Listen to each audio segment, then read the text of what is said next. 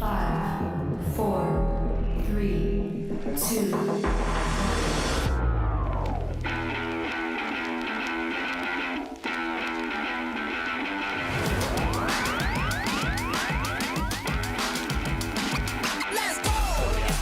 With the Intellion, she's playing quickly. I feel like she thinks she's got it. See what can happen on this turn And the for draw for Reagan. You've been patient. You've been waiting all this time, but you ready. You've been putting in that grind, so let's go. Champions are hard to find, but you know the goal when you're ready to shine. Have they heard of you? Then they know. You got your sights set on that road. If it's time to battle them, then let's go. 'Cause you'll never stop. Show them what you got. Riding through another turn. And the Palafin is going to join it. Very impressive showing and a really good understanding of how these teams work. Show 'em what you got. Yeah, they already know. You got your sights set on Victory Road. Show 'em what you got. Yeah, they already know. You got your sights set on Victory Road. Mindfield wants to go for a sweep of his own. Scrafty has already knocked out 2 Pokemon. He said this match was too hot. I need to cool things off here with an ice beam. A Bastion, it rumbles onto the field and the smackdowns are adding up.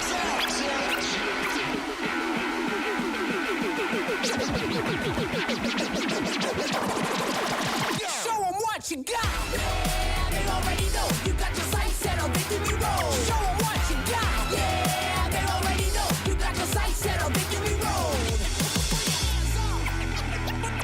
Put your hands Our European journey lands us in Gdańsk, Poland. 977 masters. We're battling it out across the weekend in 15 rounds of Swiss, leading to our top 8 and finally crowning our This Gdańsk 2024 regional champion. My name is Mike and I'm joined by my wonderful panel of Pokemon experts, Joe, Ben, Alex.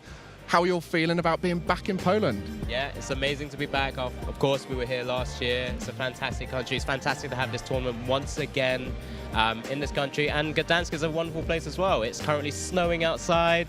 It's really topical for the season. Let's just see how this is going to really roll out for us. Had a little bit of explore around the city. It's very pretty. Yeah, it's a gorgeous city. We have the Christmas markets in town as well, so getting really festive out here. It's fantastic. Well, I've got to say, we are a packed schedule for the year. We've got a lot of amazing regionals, and we are here in Poland now. We've had 3 stops already, Ben. Yeah, of course. Yeah, fantastic. And, you know, the competition is still ramping up in this room, but, you know, the future is still wide open, still so much to play for. Yeah, lots of amazing cities there. A lot of clock towers is the highlight of our European cities here. But of course, the ICs as well.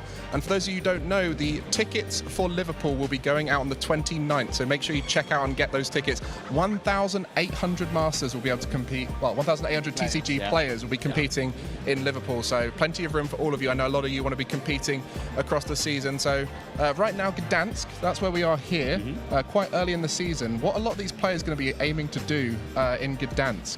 I think just get points on the board. I think that's always the objective of these tournaments, and especially early on, this is massive. You can see that there are 500 points required for our European Masters Division players, so a lot of the time players are looking to chip away at their invite. They don't have to do it all in one event, but of course this season it's possible that with a victory you grant guaranteed automatic entry into the World Championships, which is new this season.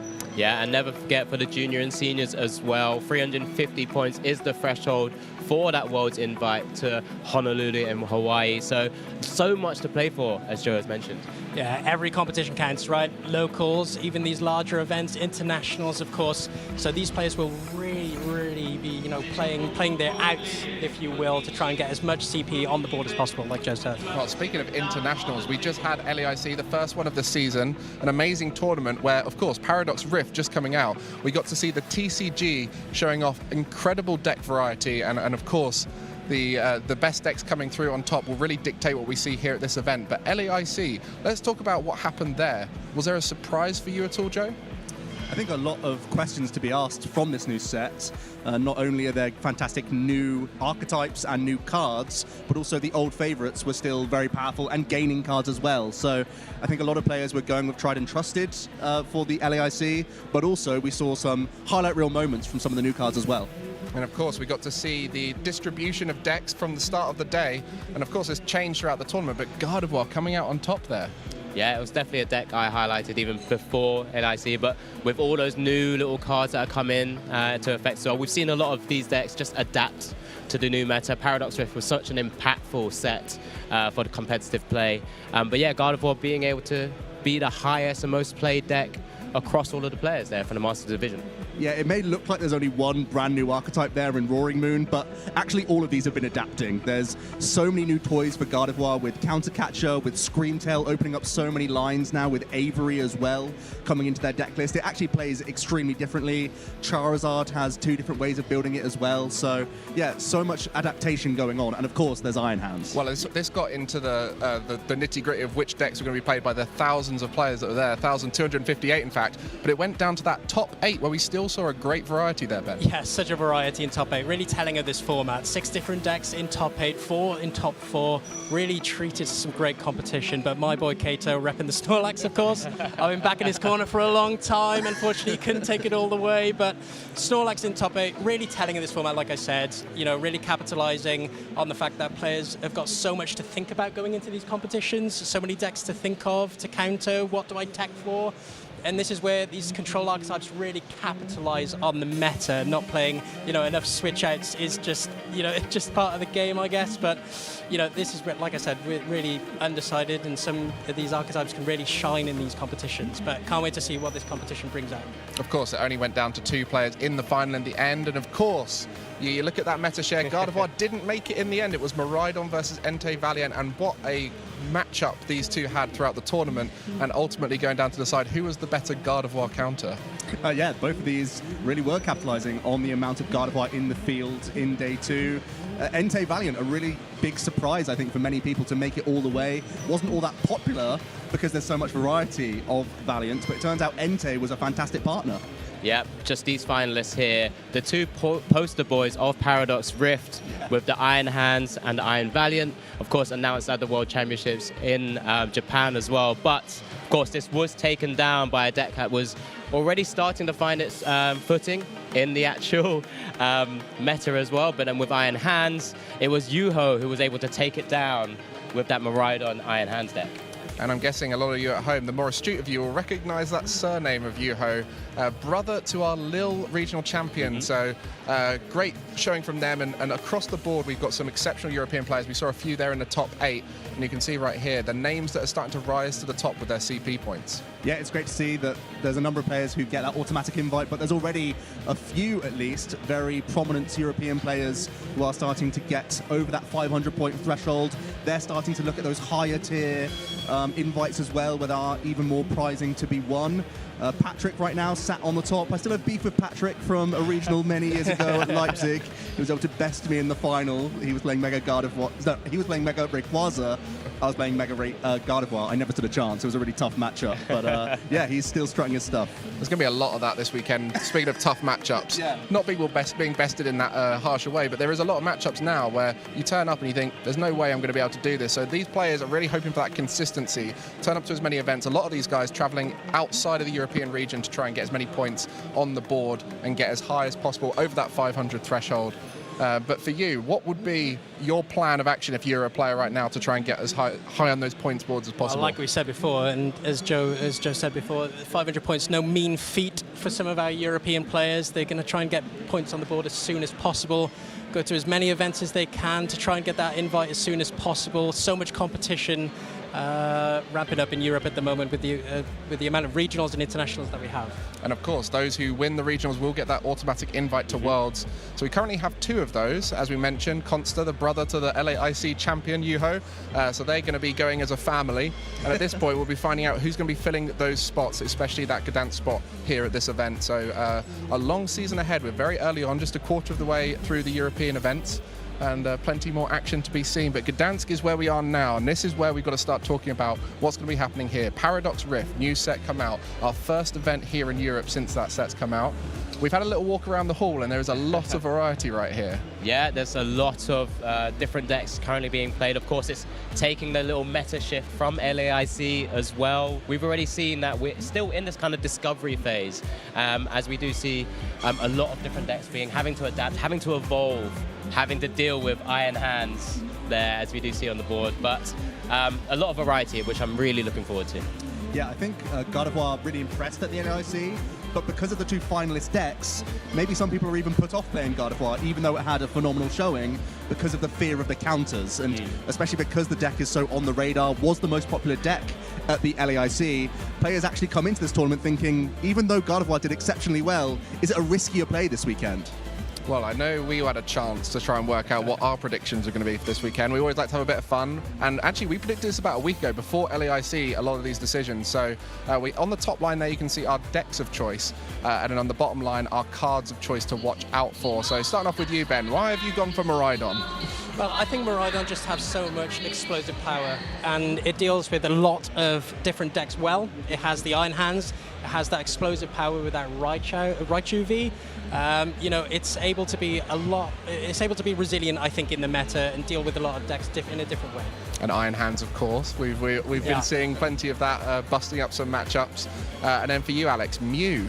In Europe, always a bit of Mew to worry about. Yeah, 100%. It's very much a deck that people in the meta, as it sort of comes back round, swings and roundabouts, it finds itself in a really good position. Often, again, having to face up against a lot of these 2 prizes. It's, you know, it's a big and bulky Pokemon. It still has that impact of that second card that I picked there with Path to the Peak in terms of the different ways you can play a Mew deck.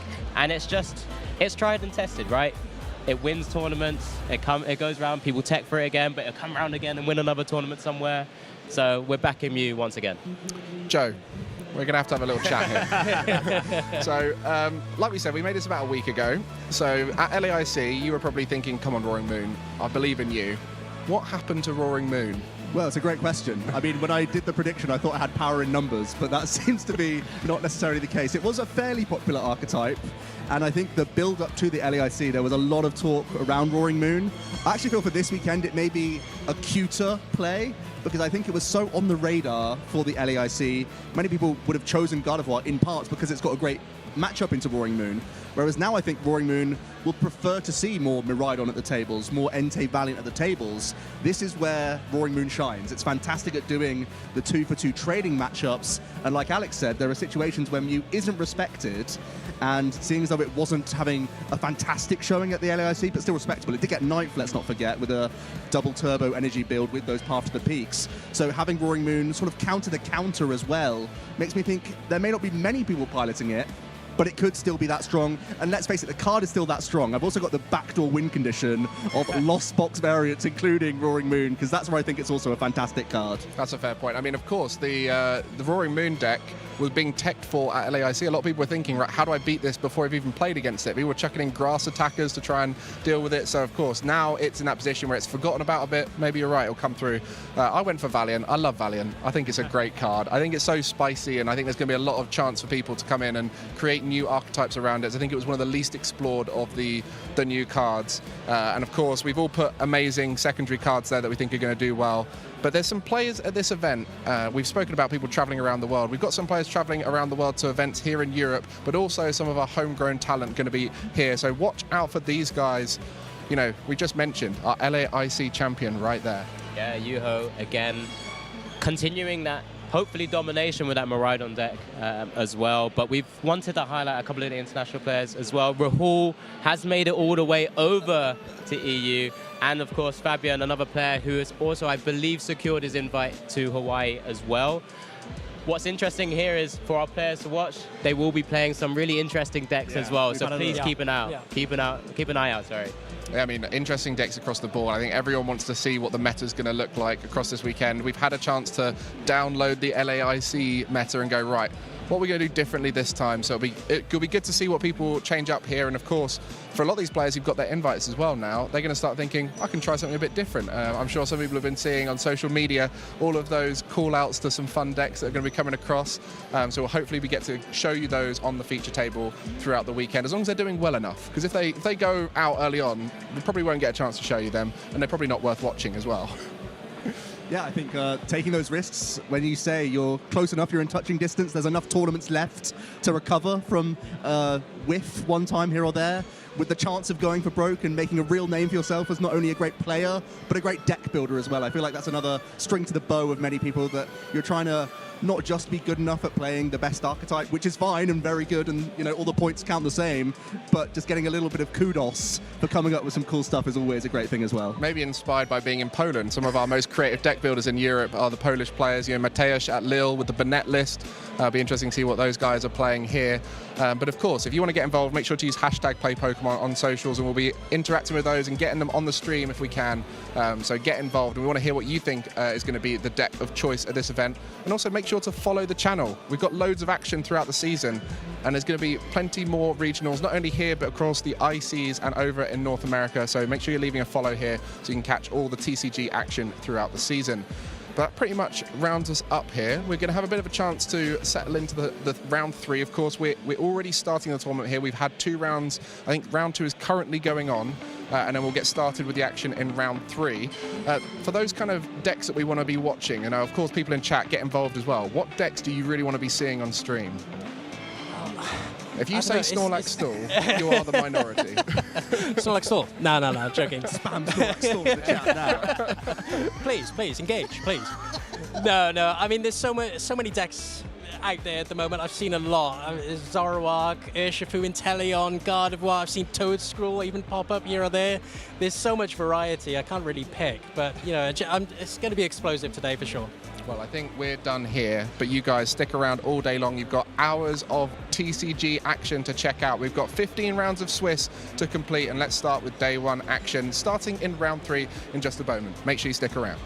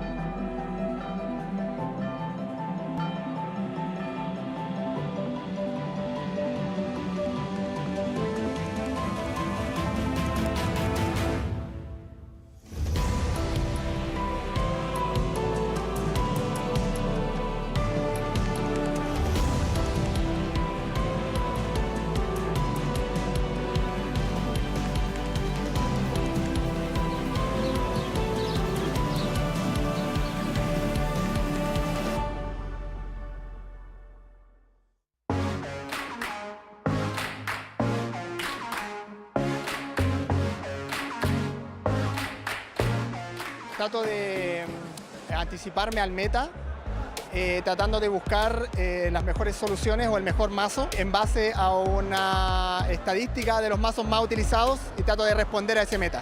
I play test with my friends, play against other decks. Look for certain matchups. Guardy, I need to look for that one. That's probably the hardest matchup for me.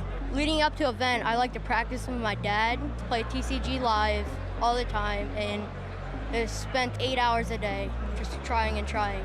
Make something work. Eu escolhi o Miraidon X para usar como deck, porque eu achei ele mais consistente, até para a questão de ataques. First I look at the meta, identify the most common threats, and then start testing the decks that are more comfortable to my gameplay. I usually try to look and ask my friends from the country which the tournament is being held, what they are playing in their locals all the time, so you can be prepared for that. Geralmente eu treino todas as semanas com os meus amigos, aí a gente vai testando todos os decks do meta e a gente vai jogando entre si para ver qual deck fica melhor com as configurações atuais. I've made many friends during all these years.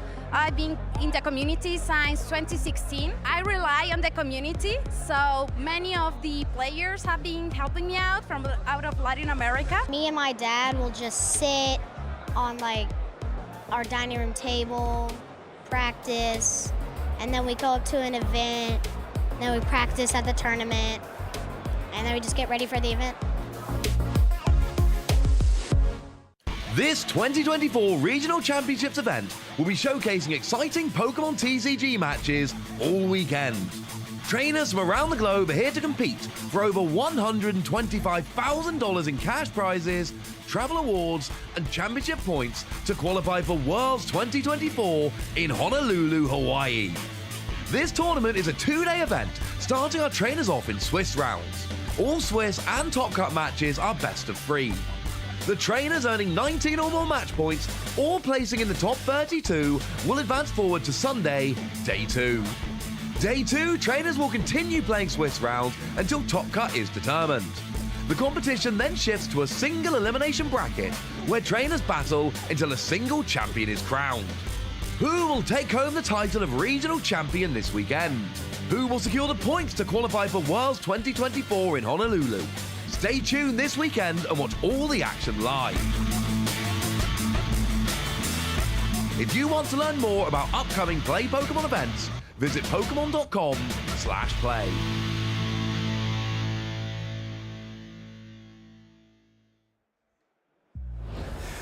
This 2024 Regional Championships event.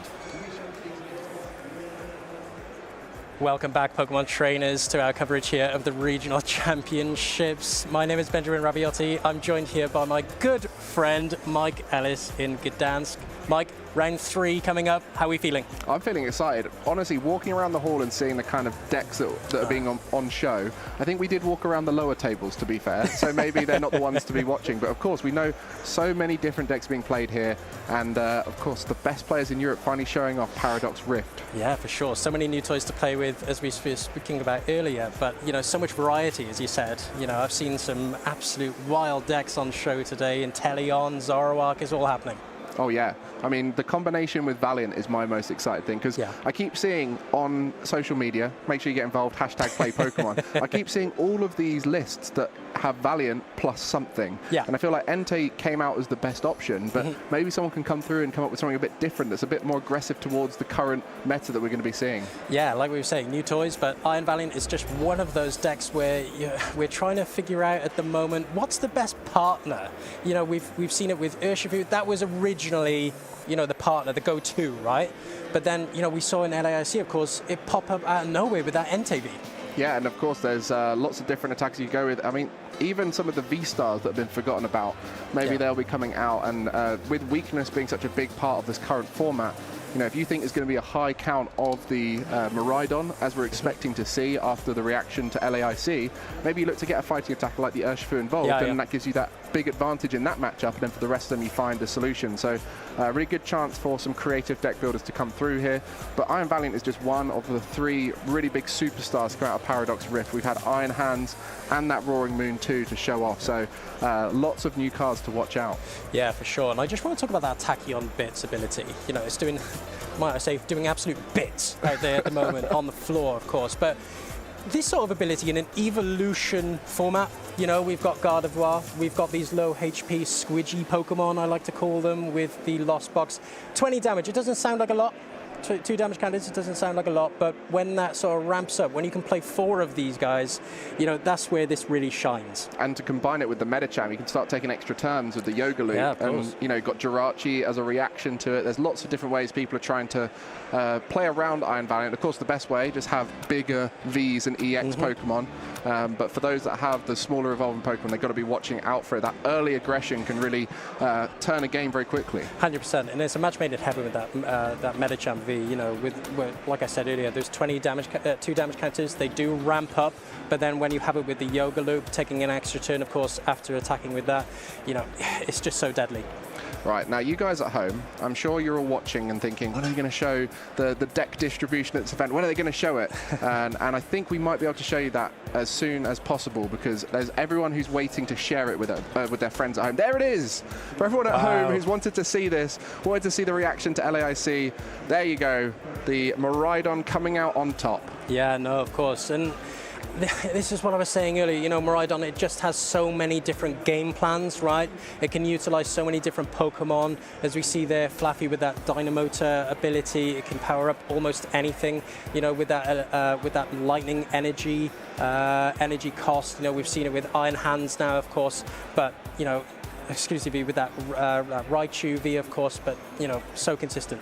And of course, it's one of those decks that across a long day at a regional, it's not as complex to play. Yeah. So it allows those players to play it optimally more often, where you've got those tougher decks like your evolving decks or the Lost Engine decks, where you have to make a lot more decisions throughout a weekend and you're more likely to make a mistake. So Miraidon is definitely a great beginner deck if you're going along to a regional. Yep. Get involved, get stuck in, and maybe you could be a LAIC champion too, because the deck is fantastic. Yeah, and let's talk about some of these other decks. It's feeling a bit chilly up in here in Gdańsk with that Qianpao EX, of course. That's quite a surprise for me. I think 9% is quite a high count, but I guess, you know, it does have that kind of versatility that Miraidon does offer, and of course it can even have one of the new Pokemon, Iron Hands EX as well.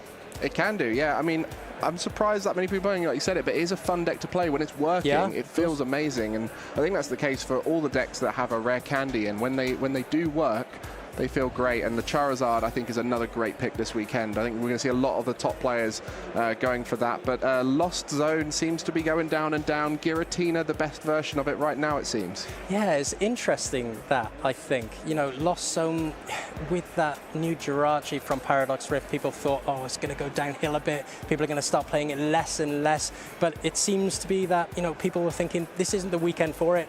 People are going to be countering it.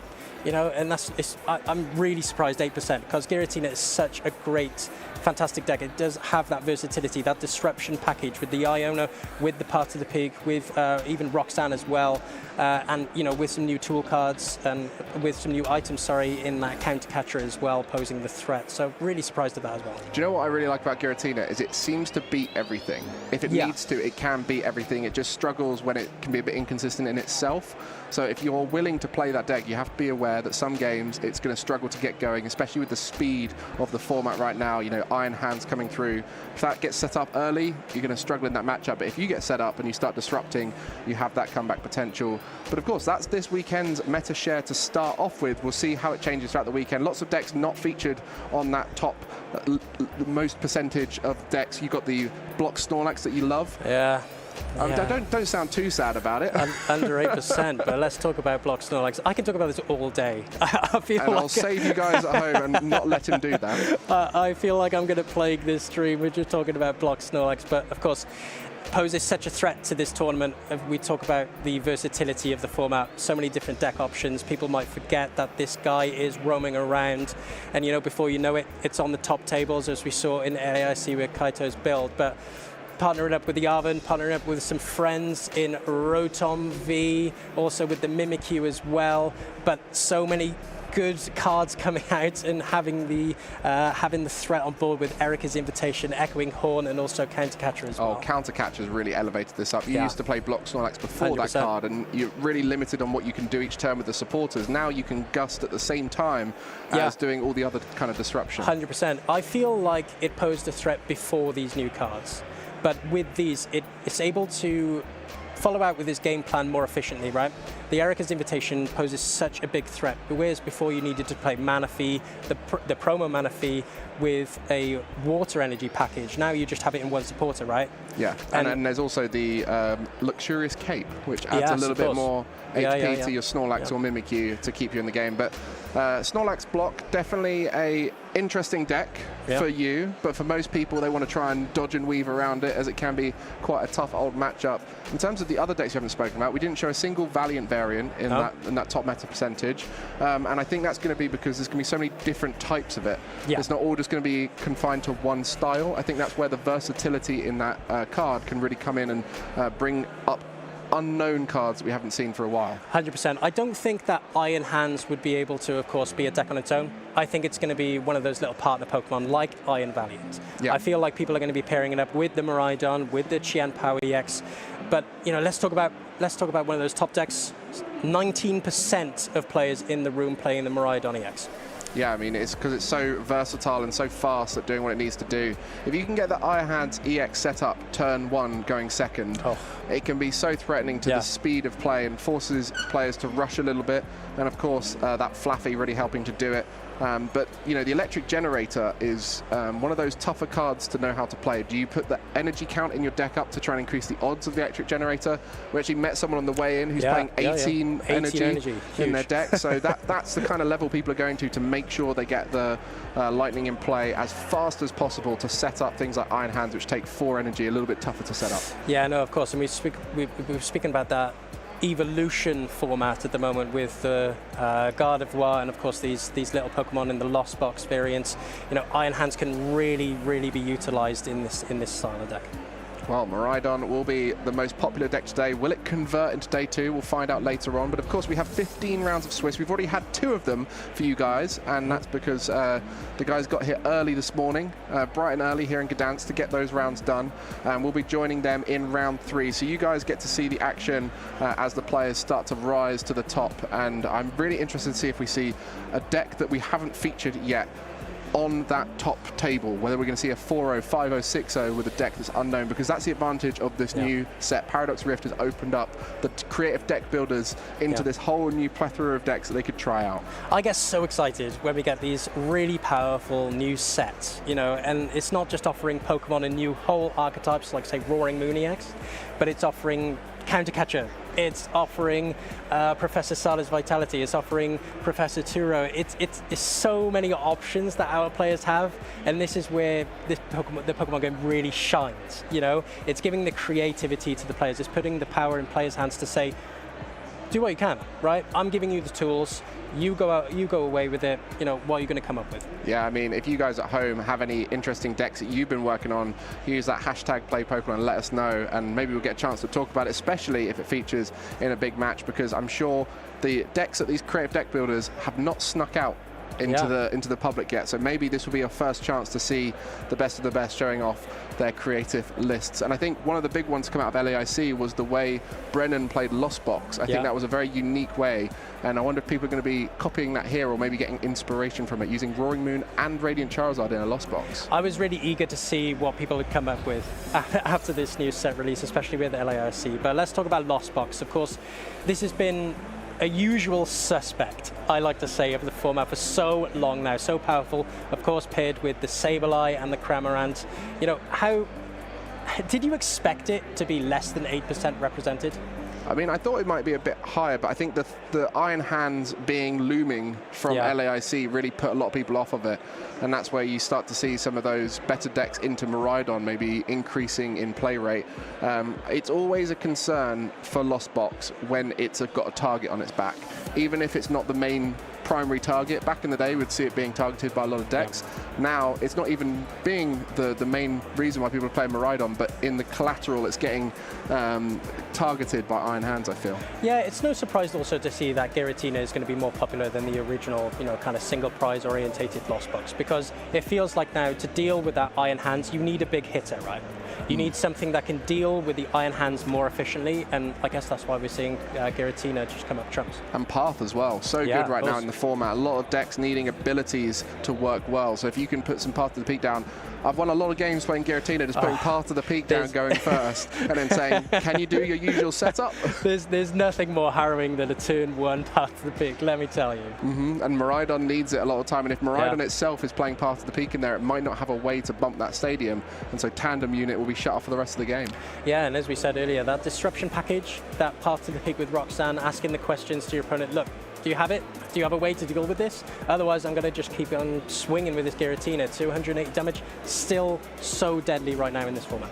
Yeah, and there's also different lists coming through. We saw the cross switches before, but I think people have gone more towards Counter Catcher route now because of the fact it likes to play from behind so much. So Counter Catcher really bringing Giratina to the forefront of the Lost Box genre. Yeah, these new toys, you know, making these strategies more efficient, right? Why play 4 Counter Catcher when you can just play? Why play 4? Cross switches when you can just play the 2 Counter Catcher, you know? Of course. Well, I'm sure you guys are wondering, where's the game? We are just waiting for them to get ready. We've got round 3 coming up shortly, and we'll get you the best matchup we can. Of course, at this stage, a lot of people will be in an exciting matchup, so we'll try and go through the pairings and find you the best matchup to show in these early stages. But of course, I mentioned earlier about decks that we want to be seeing. We want you guys in chat to be letting us know what you want to see on stream. We've got so many different archetypes we want to show off throughout the the weekend. And if we don't get a chance to show it, we'll try our best to get it on there. So make sure you're letting us know in the chat and on socials using #PlayPokemon. And if you know of anyone who's got an interesting list, let us know, because we get a chance to look through them and we do see some interesting ones, but we might miss one, especially if it's 1 or 2 cards that we hadn't thought about. Yeah, if you know a friend that's trying to put their finger on the pulse of the meta, let's say, trying up something spicy, bringing the Zoroark spice or bringing that Inteleon, Urshifu, who knows. But what do you want to see out of this tournament? What do you want to see? I want to see something interesting, I'll be honest. As a person who loves new formats with the deck building aspect of it, as some of you might know, I've come up with Palkia Valiant. I don't think it's that good, but it was a lot of fun playing it. No, I think it's good, but I don't think it's that good. I don't think anyone in the hall is going to be now playing it off the back of that. But of course, it's one of those where people turning up and having that edge where people don't know how to play against it. We saw in Lille a Polish player, Mateusz, coming through with the Bennett and made an amazing run, got 25th there with a deck that no one had ever seen before, didn't know how to play against. And of course, like, it's not as powerful as a lot of other decks in the format, but having that unknown factor really allows you to catch people off guard. You know the matchup inside out, and everyone else will not. It'll be their first experience solving it as they're playing it. Well, the competition is so vast now. You know, we have just under 1,000 players here today. That's crazy. That's so much competition, and players will be thinking, right, do I play some of the tried and tested? Or do I try to be creative? Do I try and beat the meta by playing this style of Pokemon? Do I play that Palkia Iron Valiant? You know, can I put a surprise on my opponent? Can I play something a bit spicy? But who knows? You know, who knows what comes out on top? I'm really excited. Yeah, I think there's also just going to be these 1 or 2 cards that could sneak into lists that you don't even think about, you know, especially now that people are expecting Miraidon to be here. You wonder if people are going to try and lean into the fighting package. You know, we saw some Lost Box variants with fighting attackers, knowing that Iron Hands was your toughest matchup. So there's a lot of potential here to not only be creative with the new format, but be creative with what you expect to see here in Gdańsk, which, as we saw earlier, with that percentages, Miraidon right at the top, and I'm sure everyone at home was excited to see how people would react to LAIC. I think it went about as expected. Yeah, well, like I said earlier, 6 different decks in top 8. I don't think anybody expected it, really. I mean, everybody thought, you know, Gardevoir is still going to be the king of the meta. You know, I know we saw quite a few in top 8, but, you know, it still had to struggle, right?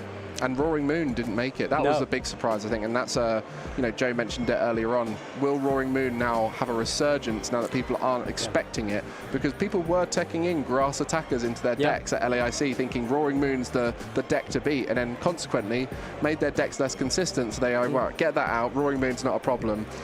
So we'll see what goes on there. But of course, you guys get to get involved in this first round on stream and decide which matchup you want to see. So make sure you get your vote in for that community choice, and we'll be finding out if we can get them on the stream. You know, this is, I don't know whether we should give them control. I do wonder sometimes, chat. Do you know what's best? Mike, don't put it down like that. Come on. No, look, some of you guys in chat are great. No, I love seeing the chat go. They're not going to pick it anyway. They're not going to pick it? No. No. Surely they pick the best matchup. Surely we can trust the group of you right now to pick the best matchup. So make sure you get a vote in. Yeah. And if your choice doesn't come up, I'm sorry. Someone else has decided against it. But of course, that's where you guys keep us updated on what you want to see throughout the weekend. Yeah, please engage. Let us know what you want to see. You know, catch us on X, Instagram, Facebook, and of course YouTube as well, and Twitch. #PlayPokemon. Honestly, one of my favorite things at events is scrolling through and seeing what people are talking about at the events. And we're here in Gdańsk, Poland. A lot of you might not know where Gdańsk is. We were here last year in Warsaw, not too far away in Poland. It's actually snowing right now. This isn't the window to outside for you guys. This is the background, but it is very Christmassy outside. Yeah, it's freezing cold, but you know, the competition is definitely heating up in here. Very good. Yeah, very good. Yeah. I mean, electrifying competition with all the Miraidon.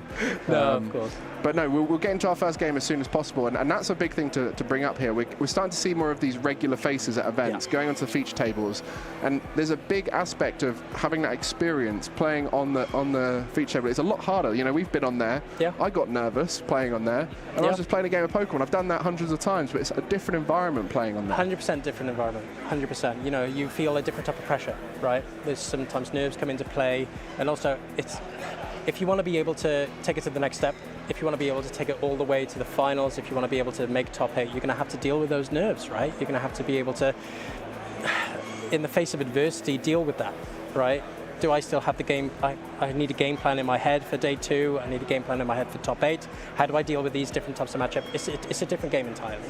Well, let me tell you right now, we've got our first matchup, and it's an exciting one. I'm excited for a different reason to everyone else. But we have Rahul Reddy, which is our internationally traveling player.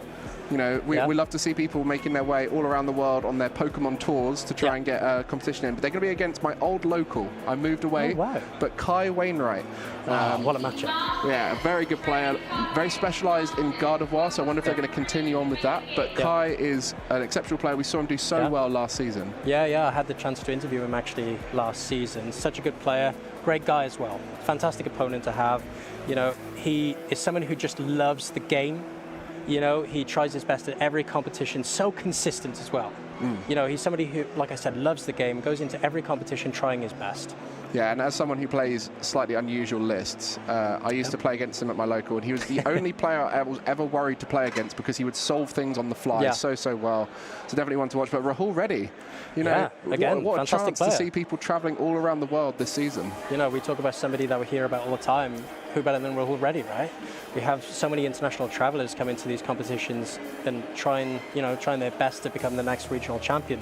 But we've got Henry Brand, we've got Rahul Reddy, we've got Zach Lesage out there as well. You know, what a treat. Yeah, and I mean, it's going to be more frequent this year. We saw Demi from Europe going over to Toronto, making it to the final. So it's going both ways, of course. We're all trying to steal those points from each other's region. But right here, Rahul Reddy will be our first game, and he was one of our players to watch at the start of the show. So hopefully we get to see what their list is looking like, because we do know there's some spicier lists in our players to watch. Yeah, of course. And like I said, putting the finger on the meta, who's going to know what they're going to come up with. Yeah, I wonder, this is more of like I don't know what the answer is, but I wonder if you travel around and do all these events, if you're coming to the end of your tour, do you start thinking, I'll have a bit of fun and play something a bit different? Or do you think, make the most of it while I'm there, play what I think is going to win, you know? And it's also thinking outside the tournament as well. You know, you're at the end of the tour, like you said, you know, I just want to have a bit of fun. Suffering from maybe jet lag or something like that, you know, let's try something fun. Like you said, who knows? Really exciting to see. Well, I'm sure you guys in chat are excited to see this one. I assume you voted for it. Yeah. So good work. I agree. Great matchup.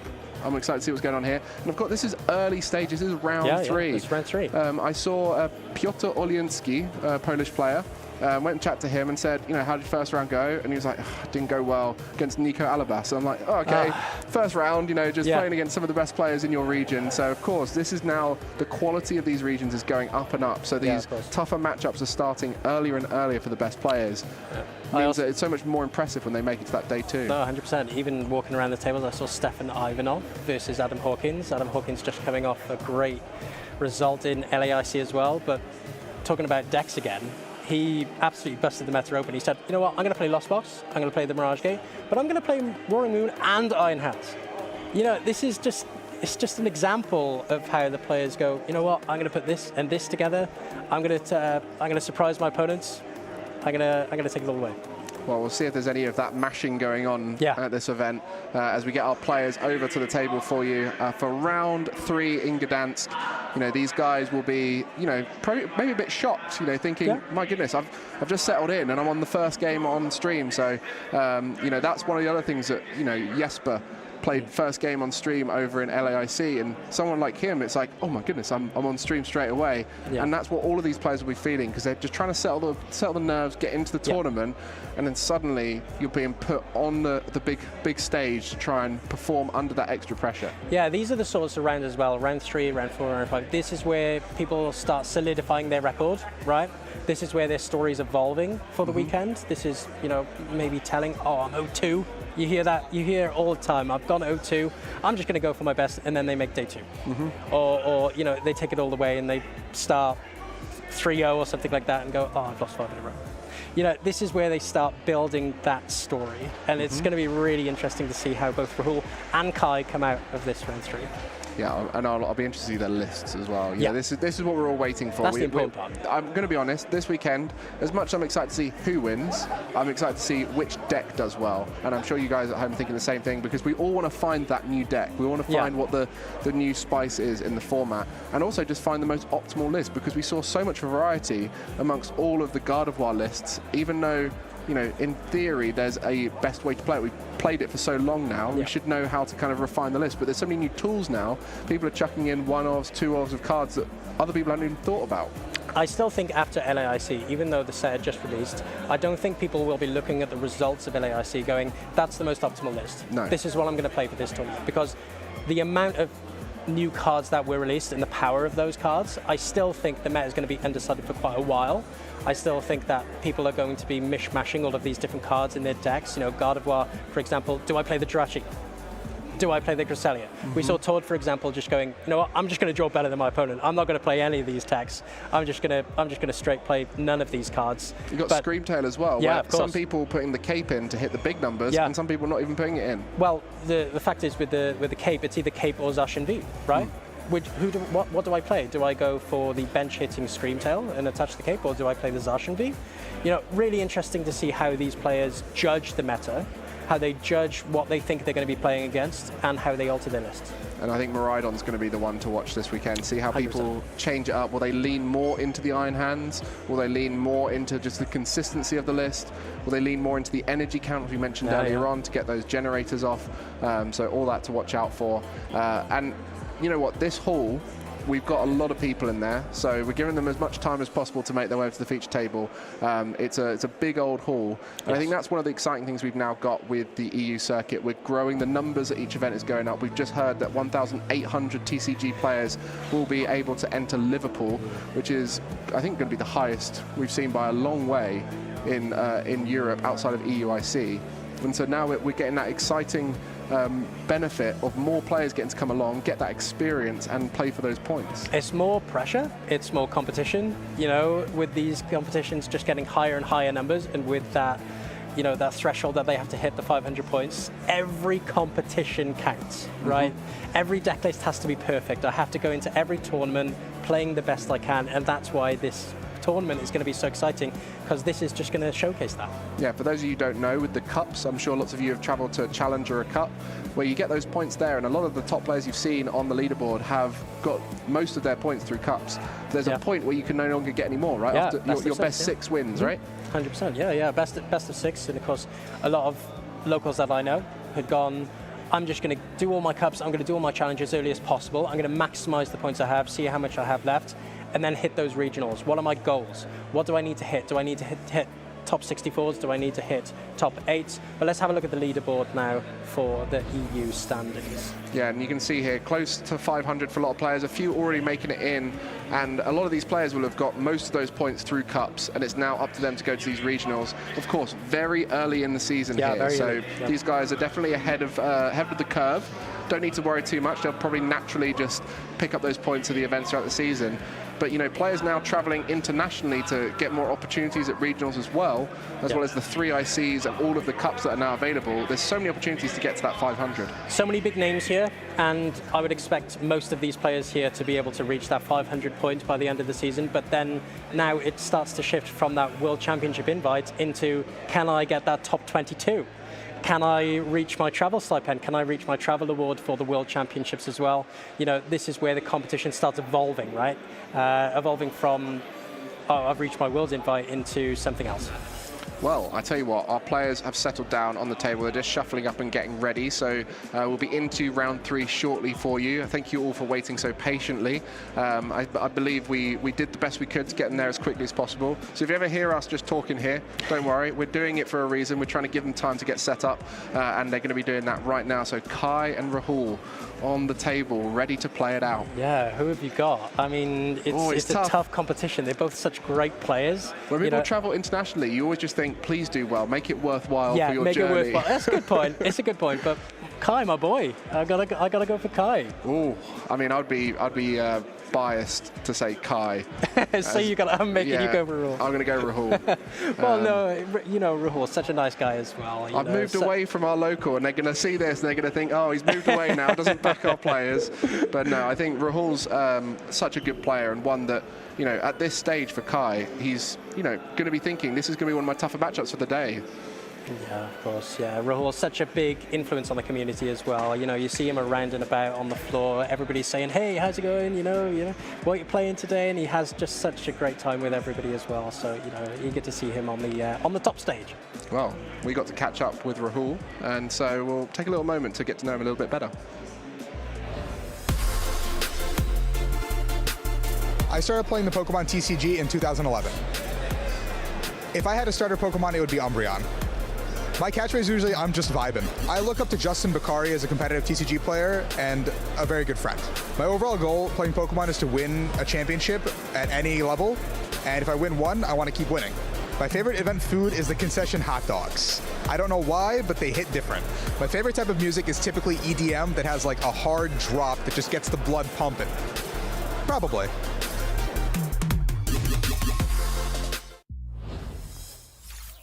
What a guy. You know, he's got that energy that you can tell why people are going up to say hi, because you'd love to get a little Rahul hello back to you, give you that energy to go into your next round. Yeah, such a friendly face, as we saw there on that video. But let's talk about Kai. Let's look at his accomplishments.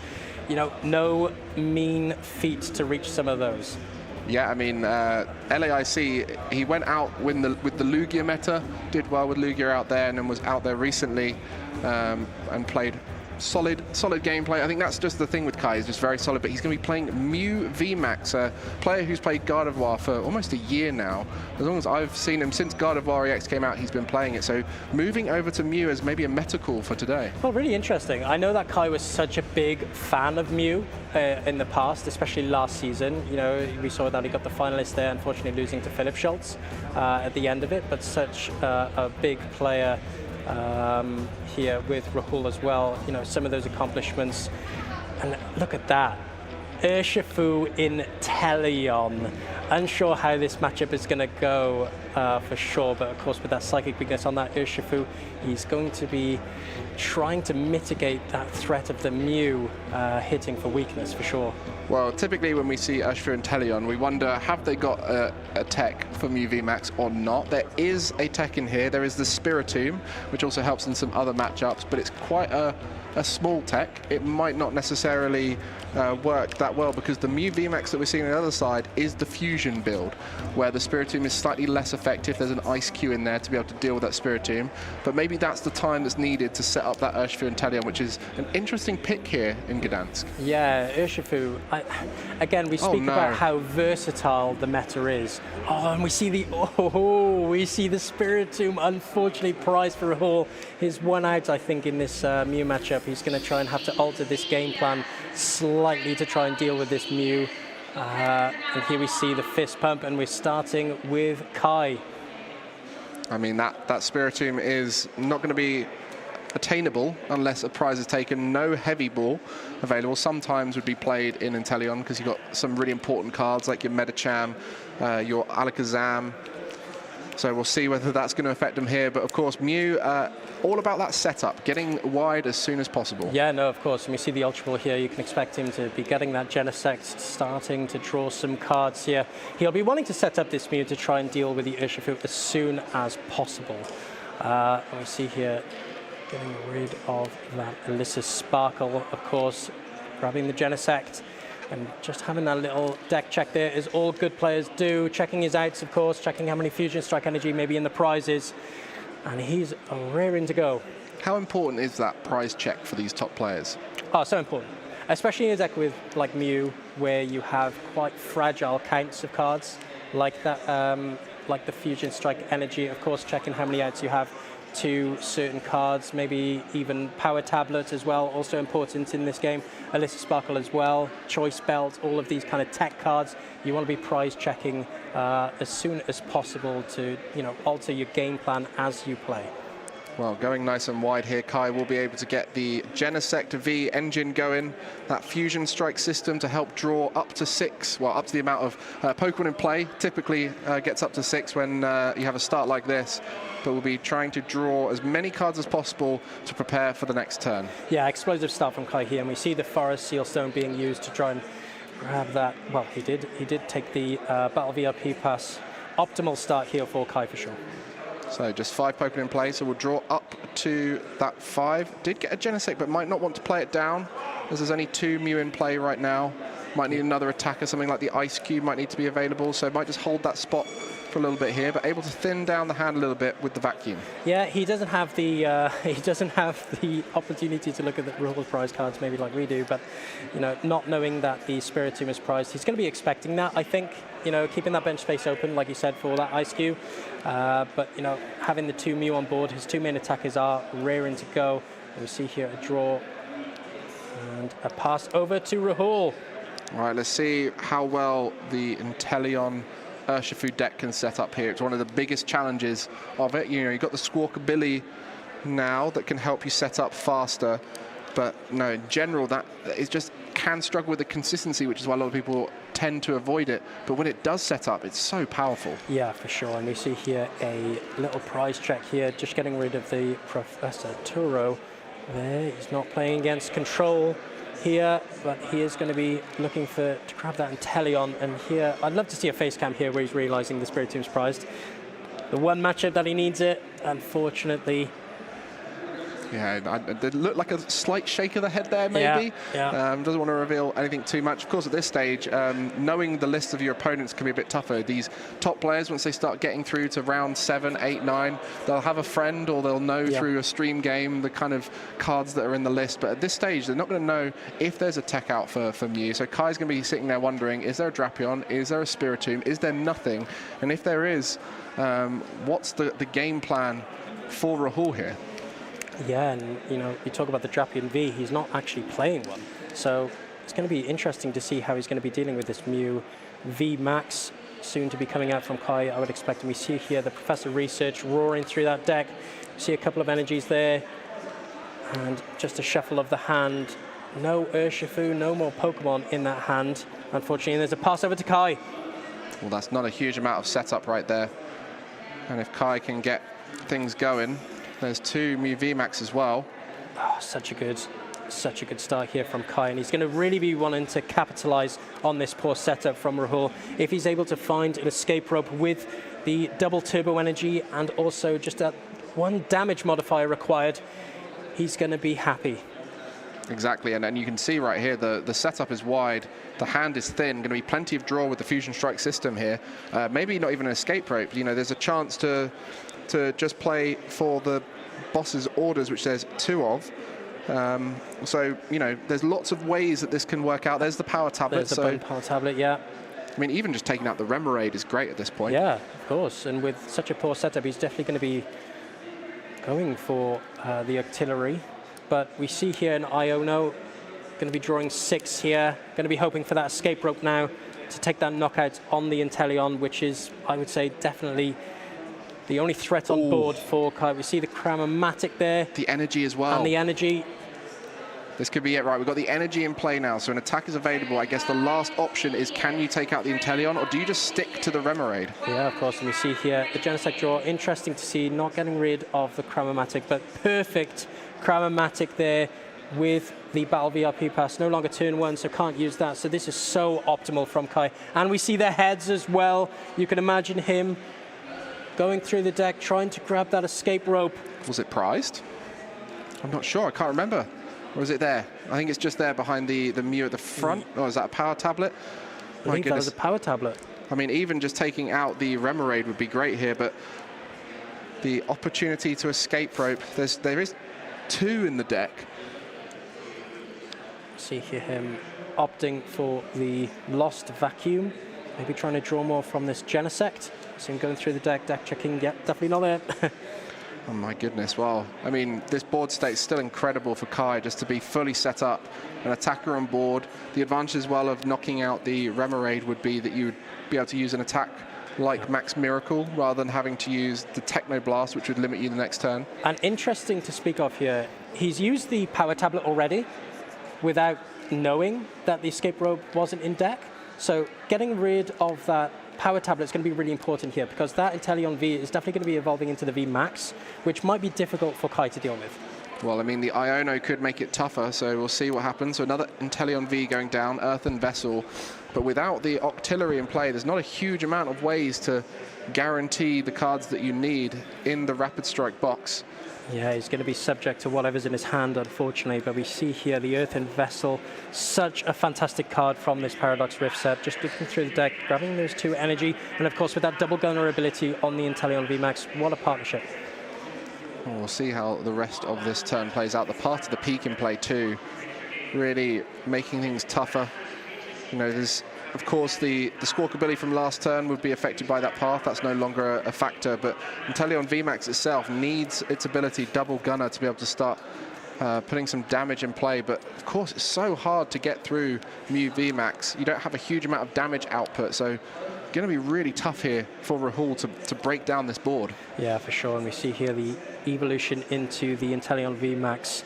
I would say quite fortunate to draw into that. I know he plays his outs with the Ultra Ball, but you know, he would have been in real trouble if he wasn't able to evolve there. You mentioned the Turo earlier. Some of these kind of decks in the past will play Cheryl as a way to heal your Pokemon. Yeah. The Turo kind of acts as that now, I guess, is more of a multifunctional tool to be able to, like you said, in control matchups, move your Alakazam out of the active. Yeah, I think originally with the Inteleon VMAX, with the G-Max Spiral, able to take an energy back into hand once you've used the attack. So it was a partnership made in heaven, really, with the Cheryl, because, of course, you weren't getting rid of any energy when you were using it. Well, let's see how this turn pans out. We see the fusion energy. I wonder if prepping up the Genesects might be a strategy here to start protecting them from if a Spiritomb does come down. But at this stage, you haven't seen it, so you'd assume it's not an option. Yeah, of course. Kai's going to be wanting to draw as many cards as possible here. He has used, as I said, the Power Tablet before he knew of the Escape Rope. So he's going to be attacking here, and of course was able to use the Psychic Leap attack on the Mew V in the previous turn, so...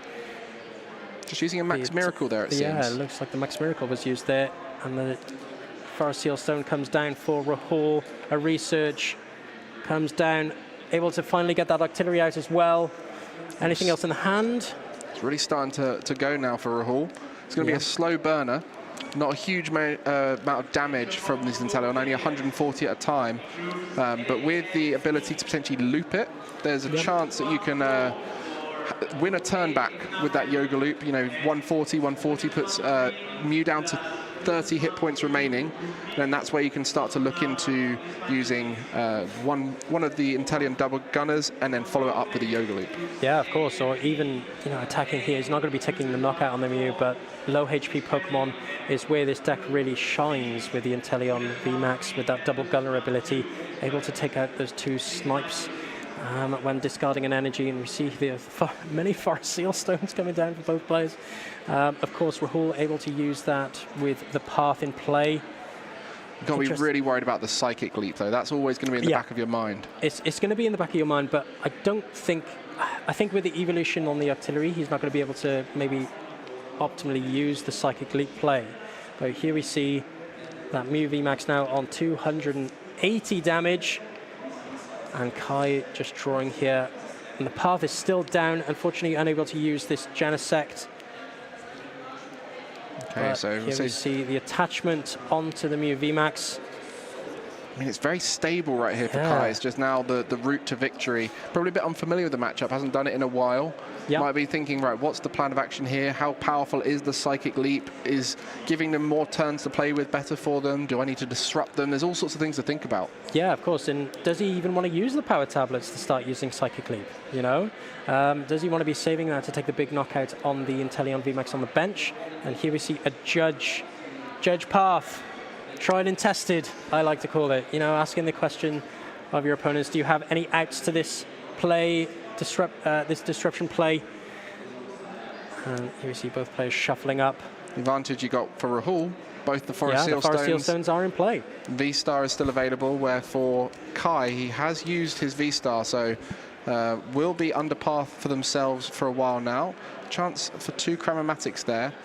But with a board like this, they don't need to worry about drawing too much for a while because they have plenty of attacks in a row. Even if they integrate a Psychic Leap in there at some point, they will be able to continue attacking. This would be just where you start to wonder, what kind of disruption could Rahul do? Maybe, is there a chance to gust up anything? I'm not quite sure if that's a possibility. I don't think it is. So they can't stall with the Genesect even, which could have been a way to play around this path situation. And with that power tablet taking the big knockout on the Inteleon VMAX, 3 prizes now for Kai, putting him down to 2 prize cards remaining. Rahul in quite a sticky situation. Doesn't have any energy in hand, no rapid strike energy. Of course, that is his one attachment to be able to use the Inteleon VMAX. I don't think there's much going on in that hand. However, is able to use the Forest Seal Stone. Very smart from Kai, the damage Mew on the bench here. Not worrying too much about it because typically the Urshifu Inteleon doesn't play too many bosses' orders. I wonder if they'd play counter catches now in some situations, but knowing that it's probably pretty safe on the bench, the only way now would be through that double gunner combination with the Medicham, which would be really tough to pull off after a judge path. Yeah, I'm sure Rahul didn't want to use that Forest Seal Stone to try and get out of this situation. But he's going to have to. He doesn't like it, but he's going to have to go along with it. The Iono here to 6, Kai to 2. And of course, oh, Kai drew the out to the path of the peak there as well. Absolutely massive. Oh, my goodness. We just have an attack here from the Inteleon VMAX, so not going to be looking to reach for that loop on this turn. No, but just taking it slow. I mean, of course, the Inteleon VMAX is big, so it's hard for a Mew VMAX to get the knockout, but Kai will next turn be able to get involved. I don't think Rahul wants to get rid of this path to the peak, of course, as well. You know, putting Kai down to 2, he is going to be at a disadvantage, but here we see the Octillery being used. Did have that energy, fortunate enough to draw into it. Wonder what Rahul's going into here. Going through a plan in his mind here. Has the Ultra Ball in hand as well. More options for him. Unable to use the double gunner, of course. Does want to keep that path to the peak. And here we see Urshifu coming out. And this is fascinating at this point. Like you said, the disruption on a Mew, it's one of the best ways to counter it. You know, you say, if you want to start taking prizes with a path in play, I'll disrupt you when I know you've got no options unless you draw into it to get back into the game. And at this stage, there is a Mew VMAX in play that can continually attack if there is, if the bench one survives. But it will be so low on hit points here. And this is where you want to see from Kai. He's going to be bumping the path of the peak straight away with the Lost City. A great opportunity now to come back into the game and start drawing some cards up here and really put that pressure back onto Rahul. Yeah, of course, and Rahul definitely going to be going for the 6 prize card play here with the 2 damage Mew VMAX. And here we see Kai, of course, like you said, getting rid of that path to the peak. Does have a switch card in hand. Wondering if he's going to use it, but he's going to manually retreat first before using it. But he's going to be drawing with that Genesect first, of course. Drawing 4 cards. Okay. Not much going on. Yeah, not much that can be thinned out of the hand there. Some energies that can be attached. I think there was a switch card in there, but you know, going into the Mew VMAX with the retreat already means that switch card can't be removed from hand. Yeah, I think a smart play to keep the switch card, in hand. I think he doesn't want to be, bossed and stalled, of course. Does retreat into the Mew. Of course, able to use. Just going to Psychic Leap there. Psychic Leap. Oh, brilliant play. Brilliant play. Didn't see that coming. And putting out the Genesect, of course, with that switch card in hand as well. Able to bring that Mew VMAX back into play for next turn. I really, really like that play. Yeah, just reset that clock. Give yourself a bit more time. And with that 5 damage, or the 50 damage on the Inteleon VMAX, will that be enough to put it in range with some power tablets? Well, he does have 2 left in deck, I believe. And a choice belt as well. And a choice belt. So that's 90 damage. He does have a Mew V with a Fusion Strike energy on it. He's going to be wanting to maximize those big attacks. So it is possible. So it is definitely possible. Kept the right amount of power tablets in deck. Rahul here just wondering, playing the Arven, of course, only support in hand, I believe, for him. Oh, and he has the Devolution Technical Machine. Oh, interesting. Opting out for an item card. And of course now, with that path to the peak out of the way, is able to use that double gunner. Yeah, the devolution, that'll be useful in some other matchups. I don't know. Yeah, of course. And maybe come into play here if that Mew is close to being knocked out by being devolved. But I don't know if this is the matchup it's for. It's more for those rare candy evolving decks. So definitely a fun win condition for the Urshifu and Teleon deck. Well, I think actually with the devolution, he is going to be able to take the knockout on the Mew on the bench, able to use the Radiant. Yes. Opting for the double gunner. Okay. So just trying to make sure they get that knockout, take away energy in play, force a lot more out, force another Mew VMAX into play. So yeah, it's not the matchup it's designed for, but more of like an unorthodox approach to try and find a win condition. Yeah, and then we talked about this evolution format. The devolution technical machine so powerful, especially against things like Gardevoir or Charizard, where they're opting to use cards like Rare Candy, of course, and with the G-Max Rapid Flow from the Urshifu, so deadly. Well, that Mew VMAX after the devolution will go into Kai's hand, so he'll have it ready to evolve the next Mew and has an energy available too. So I don't know if that's necessarily the best option, but at this stage, when you're behind this far, you have to start trying to find unorthodox win conditions, and this is where that experience from a player like Rahul will come through, but can't move it because of the Alakazam. Of course. So we see here. So the fusion energy there, stopping the Alakazam ability there, moving the damage with a painful spoon. Painful spoons. Certainly painful. Certainly painful. I mean, that's that game plan out the window. Yeah, of course. Didn't see that coming, but here we see him opting to put down the Urshifu. Rahul, just want to mention there, still on 6 prizes, but going to be wanting to take these prizes as efficiently as possible with this sort of spread archetype. And here we see the the switch card, switching out the Genesect. Yeah, good thing he held on to it. Doesn't have the VMAX in hand, but does have the power tablet. This is going to be a big play from Kai if he's able to take this knockout on the Inteleon. There's the 1 power tablet, manually attachment, able to optimize his Fusion Strike systems, drawing up to 3 here. Going to be looking for discard cards or the Mew VMAX, another power tablet as well. But that is a terrible draw there from Kai. Unfortunately, increasing the hand count that bit more, maybe forced to use the Alyssa Sparkle. I mean, if the Mew hadn't gone down, there would have been a chance to use Melodious Echo here and maybe get all 4 of the fusion energy in play. But, you know, trying to draw for those other outs didn't quite line up. You really want to see Ultra Balls at this stage or Cramomatics to try and thin down that hand. Yeah, and this, unfortunately, is the downside of Mew. If you're drawing into these cards, if you're drawing into supporters, Battle VIP passes, Nest Balls that you can't use, you see yourself with a big hand that is just X, of course. And I think we see a Fusion Strike system for 1. This is going to be big. Oh, it's an Ultra Ball as well. What a top deck there. My goodness, coming through, thinning down that hand. Yeah, getting rid of those 2 Battle VIP passes. This is huge for Kai. Grabbing that Mew VMAX, of course, able to evolve here.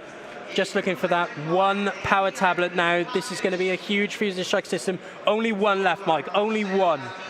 Well, 3 cards available off of this next Fusion Strike system. And it's not even the end then. There's still more time to play with for Kai. But can he win it this turn? Is overreaching the play here. Will those 3 cards have it? 1, Palpad, 2, Nest 3. Ball, Ice Cube. That's not going to be it, but he will still be able to put some damage on board and keep that tempo going. Yeah, you see here the Palpad being used. Opting for the Judge. The Alyssa Sparkle effectively useless now.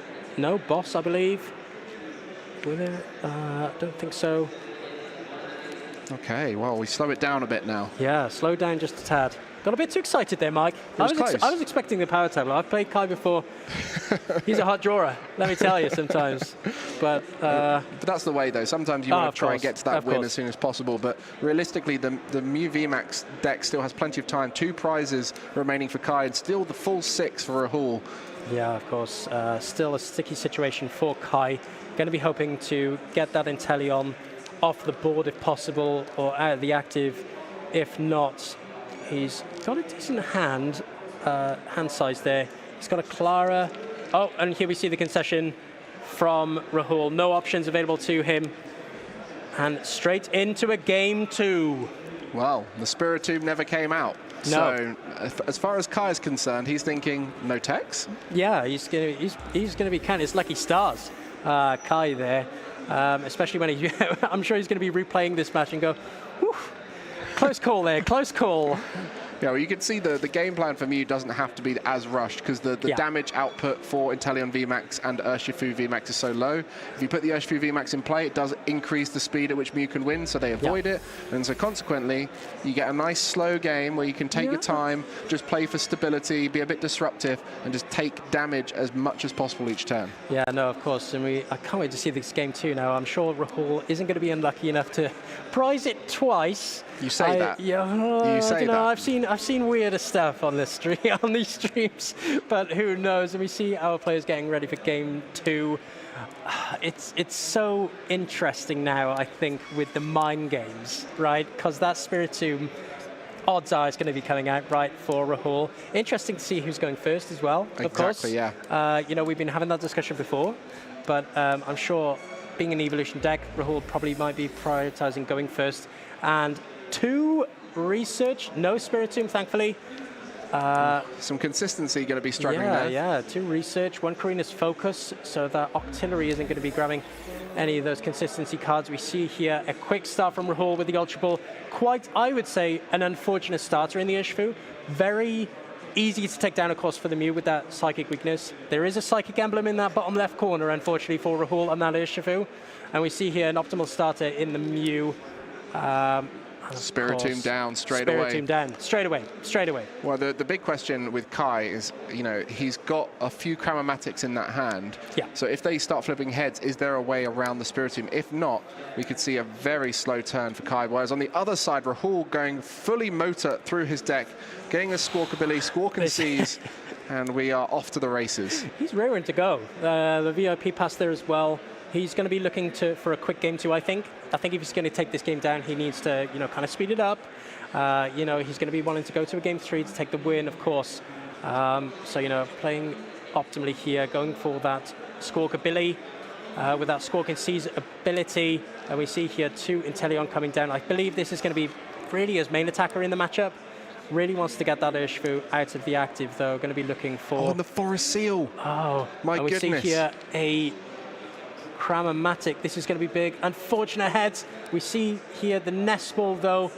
He's going to need a lot here, Kai. He's going to need quite a bit. Yeah, getting Tails in the Cramomatic. Does have the Forest Seal. But of course, that's, I mean, the Alyssa Sparkle will probably be the key card to get there off the Forest Seal. Put those Fusion Energy on the Genesect and allow you to draw. But if you can't get the board wide, it might not even be possible. Yeah, Spiritomb poses such a threat to Mew. But, you know, I've been in matchups before, especially in our local tournaments, where I put a Spiritomb down playing Palkia, playing against Mew, and I'm thinking, this is easy, right? I put this down. Spiritomb, you know, taking the mitigation out of the way with that Fettered in Misfortune ability. But, you know, sometimes Mew decks can just get out of it. And we see here the Forest Seal Stone with the Iono. You know, Rahul going to be a bit disappointed, but here we see some draws. Oh, lots of basics at least. Yeah, rough draws there. He's going to be hoping this Mew sticks around for a little while. We see here the Nest Ball. Going to be opting, hopefully, for the Ice. I would say the Ice Cube, right? He's got the Ultra Ball in hand, so the Mew VMAX can come out to play, but he's going to be opting for a Mew here. Very interesting. Yeah, I guess next turn we'll be able to potentially attack with the Ice Cube. At this stage, just trying to set up a stable board state, because even like we said before, there's a lot of time in this matchup for Mew. You do have the ability to go a bit slower, so without the draw, you do just have to kind of set up in preparation for when you can draw once those Fusion Energy come down. Yeah, Rahul's not doing huge damage straight away. I think that's what Kai's going to be hoping. You know, he can have some... oh my goodness. Oh, and of course, the Fusion Strike system to point... I didn't see that in hand. So what happened there was the Genesect, Fusion Strike system with the Fusion Energy on, 1 card, Battle VIP pass. Huge. Absolutely huge. We've all seen that before.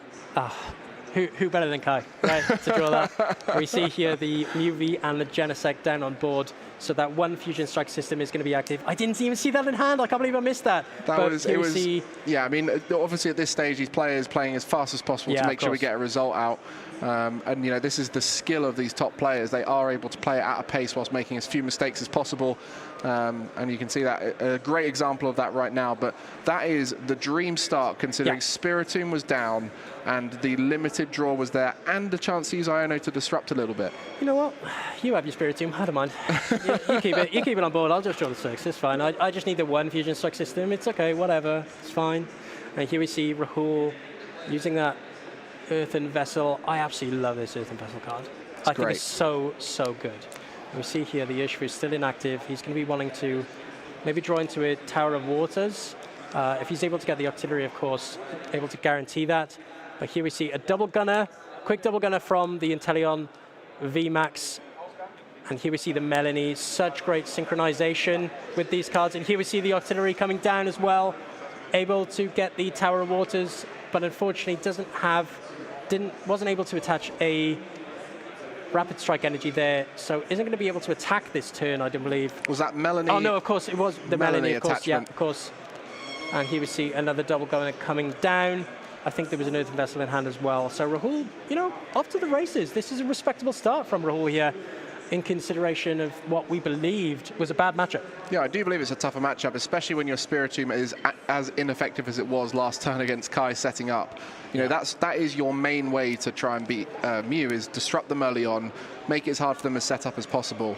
And when it's a game like this, you think, if I can't win now, then this is just a tough matchup. You know, like I've set up perfectly, I've done everything I need to do, I've got my Inteleon VMAX, I've got the Spiritomb down from the start, and if I can't win here, then it is what it is. It is what it is. And you see the Forest Seal Stone coming down, drawing up to 6 here with that one Genesect, manually attaching the double colorless energy.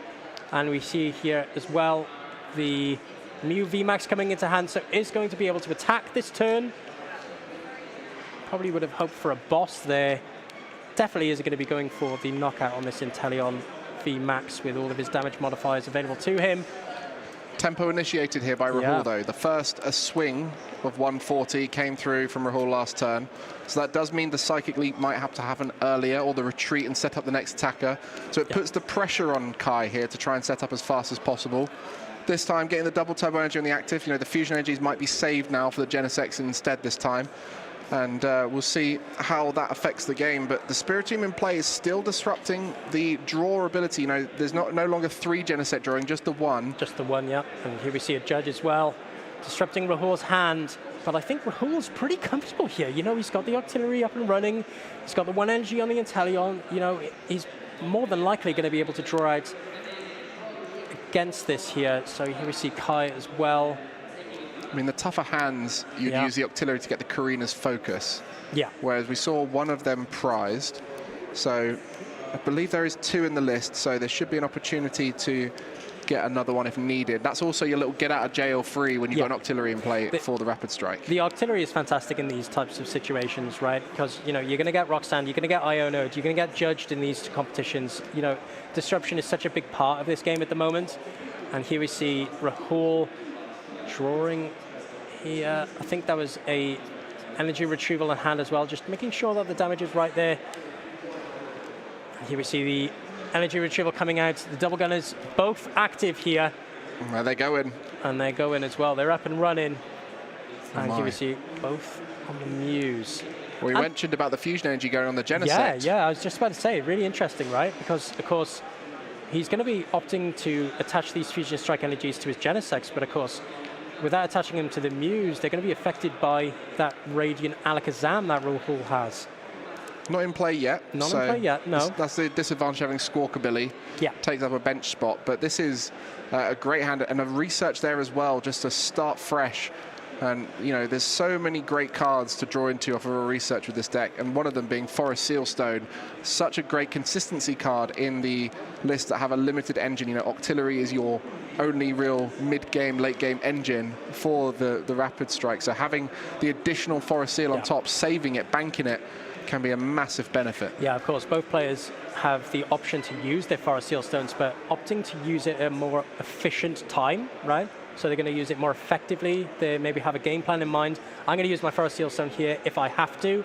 However, I'm going to be saving it for that big name play when required. And just getting the Rapid Strike energy on that Inteleon there, was able to use the artillery there for that energy. And here we see another 140 damage coming down on the Mew VMAX. That is huge. That Mew now 30 hit points remaining. Yeah, dangerous times for Kai for sure. Here we see the Pal Pad coming down. I think I saw 2 Battle VIP Pass in hand for Kai. Quite unfortunate draws there off his own judge, believe it or not. That was his judge. This is your idea, Kai. You played the judge. This was your idea. Well, Mew loves a disrupted game because they know they can draw out of it, but it does get tougher when the Spiritoon's in play. And at this stage, you are wondering, is this the game plan that Rahul has planned for? You know, Spiritoon in play, slow him down, and just keep attacking with Inteleon VMAX, making it as hard as possible. You know, you got that Turo in there to reset one of the Inteleon VMAX if you need to. So you can really delay the game. Both players having the ability to reset the damage on their VMAXs makes this an interesting matchup because it can go a lot further than you expect. Totally agree, totally agree. And we see here the 2 Power Tablet come down. Thank you, Rahul, for getting them back out of the discard pile. Didn't see, I was unsure if he played 1 or 2, but here we see the Escape Rope. Oh, this is such a easy 2 prizes here for Kai, right? The Squawkabilly, only 160 damage. And I'm expecting to see the boss here, really, from Kai on that Inteleon VMAX. I think I did see the boss in hand. Yeah, there is the boss. Love that artwork as well, the Getsis. Repping the Getsis. If you were to play boss, which boss would you play, Mark? So I'm a bit of an OG. I like Lysander. I feel like he deserves the rep. Can't go wrong with that. Can't go wrong with that. I like the Cyrus myself, but, you know, it's whatever. Big knockout there, though. The VMAX being taken out, the one with damage on. So now 3 prizes remaining for Kai. And not only was that a knockout, but it was a Psychic Leap knockout. That was big. That was big, for sure. And here we see Rahul now in front of him, really relies on having damage being spread across the board. And now with that Mew VMAX gone, this is going to be really where Rahul starts to alter his game plan. He's playing a deck where he does need to be really flexible, so it's going to be interesting to see how he comes about this now. I wonder when he told all his friends, he's like, I'm going to be traveling over to Europe. And then they're like, oh, yeah. When you go out there, just make sure you watch out for it. Do you reckon any of them said Mew VMAX? Because it's become a bit of a joke now, isn't it? The Americans find it hilarious that we have so much Mew VMAX over here. And this is the exact scenario they're all worried about. Well, it's so funny because, you know, we know Rahul's such a big fan of Regigigas. I thought he would have been repping his boy, but unfortunately not. Coming up with the Inteleon Urshifu. Funny story, actually. My first round 1 was against Venomoth. And I was like, you made Worlds and you're playing Venomoth? This is crazy. But, you know, we're having fun here. We're having fun out here. Yeah, I mean, exactly that. And I think it's a great pick into what we saw the meta share earlier on. You know, Miraidon's a strong matchup because of the Urshifu weakness. And you've also got Gardevoir being very popular, so you've got the ability to loop on those smaller evolving Pokemon. And then, of course, you've just got a solid matchup into all of the evolving meta right now. Xianpao, Charizard. You can win against all of them as long as you get set up. Yeah, we spoke about the TM Devolution, talking about evolution being a topic just coming out there for Rahul. But opting for the Medicham, interesting choice. Entei as well, my goodness. Yeah, of course. Hadn't even thought about that. Not? The two best decks from LAIC, both of them beaten by weakness from your 2 attackers. Yeah. And here we see Rahul just... You can expect him to be altering his game plan, like I said here. The Double Gunner is still active, has that 1 energy in hand. I don't think he has any energy retrievals in hand, so it's only the 1 Double Gunner is available, but opting to keep that in hand. And the 140 damage coming down on the Mew here as well. It's now on 200 damage taken, so 110 remaining, which is in range of the next Double Gunner. I'm really interested to see how Kai approaches this now in terms of prize mapping, right? Because he's got Spiritomb on his opponent's side of the field. He's taken his 3 prizes already. The Squawkabilly's on the bench. So, you know, there's 3 easy prizes there. And we see here the Ultra Ball for the Ice Cube coming down as well. I'd expect to take that knockout on the Spiritomb, like I said. So now Kai, if he's able to take that knockout, only a boss away from taking this game. Well, there is the fusion energy in hand, but I believe needs to try and power up the active. So in order to get that fusion energy in play, needs to get an Alyssa Sparkle. Yeah. Otherwise, won't be able to get the Ice Cube in range. But maybe the double turbo and just on this occasion taking the knockout on the Squawkabilly might be the correct play. But a bit of draw still as a chance now to find that optimal route. And I think, you know, playing the Professor Turo from Rahul's list as well, I think, you know, discarding it early on, this might come up trumps here. You know, he would have been able to take down a easy 2 prizes for Kai on the board, but unfortunately, with the Urshifu on the bench as well, being weak to Mew, of course, you know, this is unfortunately something he can't quite mitigate. And the second Fusion Strike Energy coming down on the Genesect, of course, so a Fusion Strike system also in the active as well, one of his active abilities. And here we see what I imagine. To put it on the active. Yeah. I mean, the Genesect allows for the more draw, which is great at this stage. That Mew in the active will likely get knocked out next turn by the Inteleon VMAX. So that Fusion Energy will be removed from play. Yeah, interesting to see how he deals with this now, I think. And the Odds Ball coming down, I'll expect another VMAX to come down maybe, or unless he wants to keep that psychically active on that Mew. But coming down with that VMAX here as well. As I said, shuffle up the deck. I'm really interested to see how this match plays out, actually. Yeah, it's fascinating now, because if this knockout comes through, it's not a guaranteed next turn knockout for Kai. No. So if there's some disruption involved, you know, there's a lot of things to think about. Yeah, big 3 cards here. If he's able to find one of the pieces to the puzzle, there's an Avery. Definitely doesn't want to be playing that, otherwise that Squawkabilly's gone. Or the Urshifu, of course. And the Vitality Band, pretty interesting choice. Extra 10 damage? Yeah, extra 10 damage. Just the one in there, so I'm guessing the 230, hitting 230 will be quite useful. Hitting the 230 against Entei, right? Entei against Iron Hands. Yeah, fantastic. Against Roaring Moon as well. Yeah, and that's a great example of what we were talking about, such a versatile meta. What do you play, what are you thinking you're playing up against? What do you prioritize in terms of tech cards? So here we see Kai choosing the Vitality Band, and here we see it passed over to Rahul. Taking the knockout on the Spiritomb, of course. Meloetta. Yeah, hit 220 if you get the first turn attack. Yeah, 220 is such a great number in this current format. A lot of these basic Vs hitting that 220, 230 mark. And here we see the knockout on the Spiritomb, putting Kai only a boss away from taking this matchup. 2 prize remaining. Similar story to the first game. 6 for Rahul to take, and just the 2 for Kai. The Spiritomb has been removed, so the draw should be available.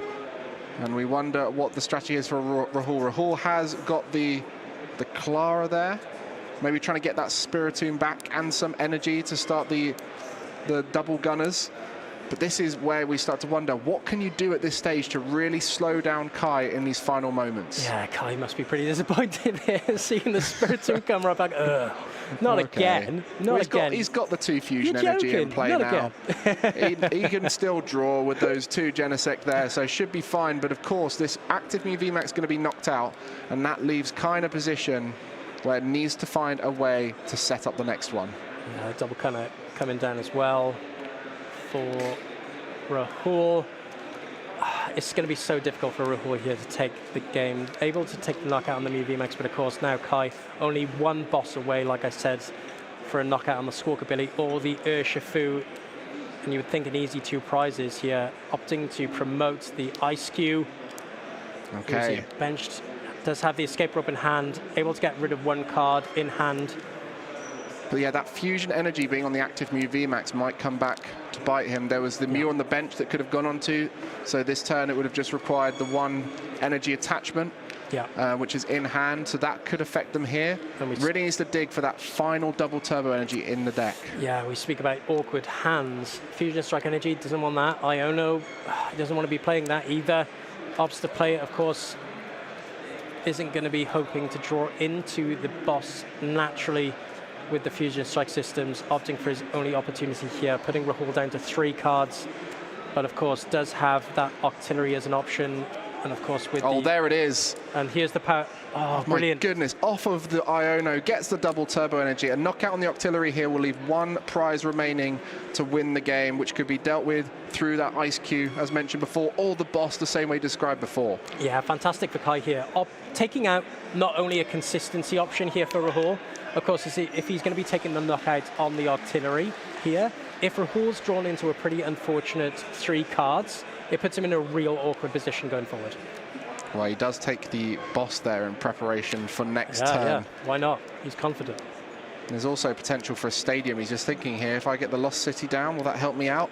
You know, perhaps the Lost City was the strategy last turn when they got the Spiritomb, but of course not too worried about that. We've seen all the draw this turn. Yep. Fusion Energy's really helping out here. So we now have the Mew VMAX, which can survive another turn.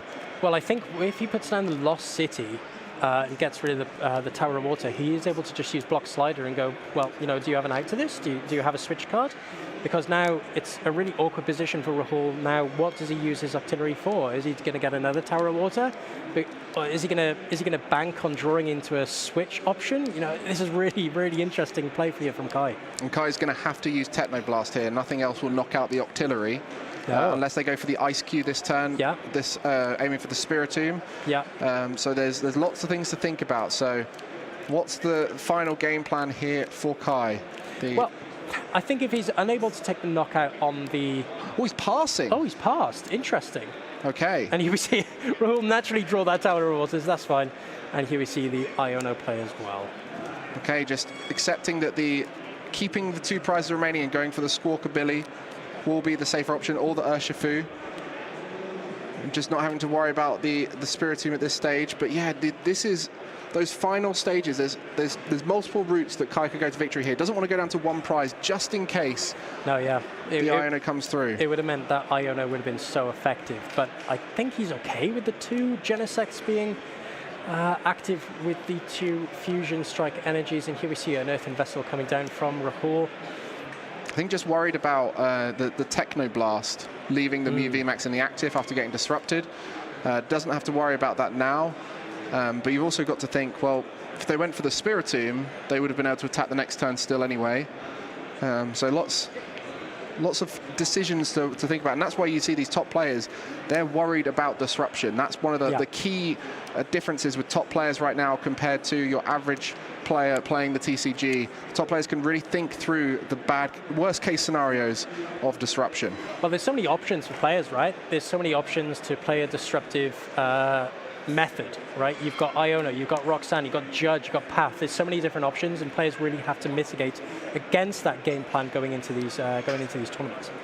Okay, so we'll have the Power Tablet, plenty of cards to play in hand. Didn't draw the Ultra Ball as well available. No, I didn't draw naturally into the boss. The Power Tablet does come down. Lost zoning that Lost City. Here we see the switch card coming down as well. Really going to be hoping to see that boss, of course, like we said earlier. Likely can draw through the whole deck here with the 3 Genesects available and the Ultra Ball still in hand to thin. Yeah, if you played me before, you know how thin your decks can get with so many cards to play. There it is. And there's the boss for game. And that's it, boss's orders easy. Onto the Squawkabilly, Technoblast for the knockout, and that will be a clean 2-0 victory for Kai into the Urshifu Inteleon of Rahul ready. Able to take that boss from this Fusion Strike system, such an easy 2 prize cards, like I said, on the Squawkabilly. Kai playing that so well. Amazing. In the face of adversity, in the face of Spiritomb just saying, you know what, you can keep that. I'm just going to draw out of this, and I'm going to take the win. We mentioned beforehand about which type of Mew VMAX we were going to see, and how the Fusion version definitely able to deal with the Spiritomb, and you saw exactly why there. Once you get those Fusion Energy onto the Genesect, it almost feels like the Spiritomb isn't even in play. And of course, at the end there, keeping those options available, keeping the boss in deck available for the final knockout. But unfortunately for Rahul, comes in with a deck targeting the meta and comes across the one deck you do not want to be seeing. Yeah, unfortunate for Rahul, of course, prizing that Spiritomb in the first game, but it came out not really that effective in the second game, you know. It's a question of whether the Drapion would have been more effective, but I guess the Spiritomb does mitigate against other matchups. You know, stops things like Rotom V, for example. And Luminion as well. And Luminion, yeah. You know, I mean, really interesting choice. Back in the first time we saw this Urshifu and Telly on deck, it sometimes played 2 Drapions. It was that worried about Mew. It was that worried, yeah. It's a tough old deck to master, and it's also one where sometimes your matchups just aren't good. And you see there on the bad matchups, Mew VMAX, but the good matchups very much targeting what we saw do well in LAIC. That Miraidon is the most popular deck here in the room at Gdansk, so able to target that down. Yeah, I think with having the fighting ability with Urshifu to be able to take out big knockouts against Miraidon, able to take full prize turns, able to take the really easy knockouts with just one attachment with the Rapid Strike Urshifu, I think he'll still have a very good day going into in the next couple of rounds. I fully expect Rahul to be able to make a great record. Let's talk about path disruption. Path plus Judge, path plus Iono. I think that's a really good combination going into a very ability-driven meta. Yeah, no, for sure. And I think, like we said before, there's so much disruption in this format. Iono, Roxanne, Judge, we keep talking about it. Players really need a way to mitigate this this method of approach. I mean, you got Bibarel, you got the Octillery, these non-rule box Pokemon with abilities can get you out of those. But of course, the Forest Sealstone came in clutch there for Rahul. And honestly, the way he played that, he played to his outs, and it was just too much to go against a Mew that was firing on all cylinders. And that's what Mew does best, right? Just adding pressure, taking Fusion those huge strike knockouts. system. Yeah, Fusion Let's strike draw system. some more cards. Oh, I drew into it. Oh, who would have thought it? To be fair, there was a few lucky moments there for Kai. Drawing one VIP pass, those kind of moments. And that turn when Iono was like so perfect for him. But let's hear from our winner over on the winner's interview on the couch with Alex. Over to you.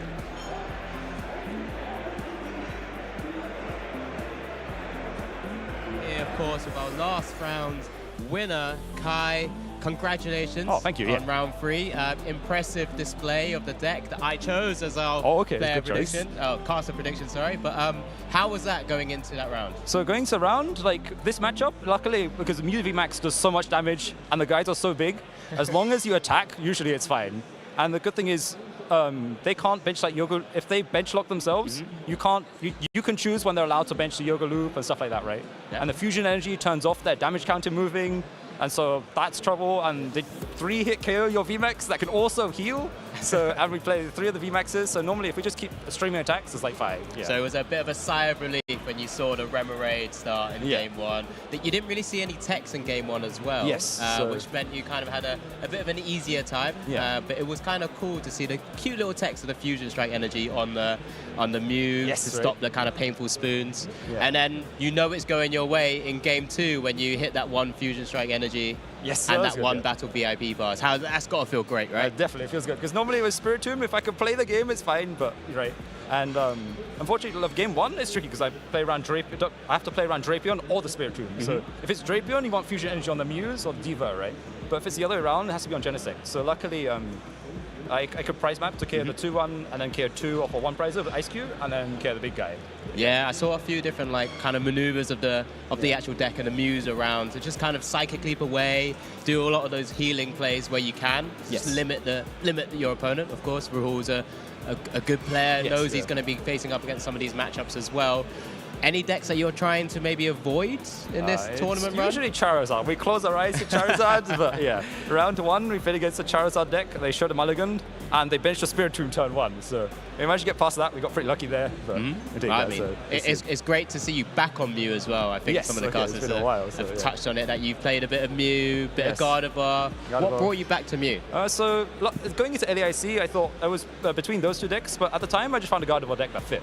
And LAIC, I saw like Shani and they used Adapt Constance deck and Julius to adapt and make it streamlined. So I was like, okay, if this guy's found the Mew deck, we'll go with that deck and then go from there. So yeah. Okay, and well, I guess one final thing from myself: why Fusion over DTE?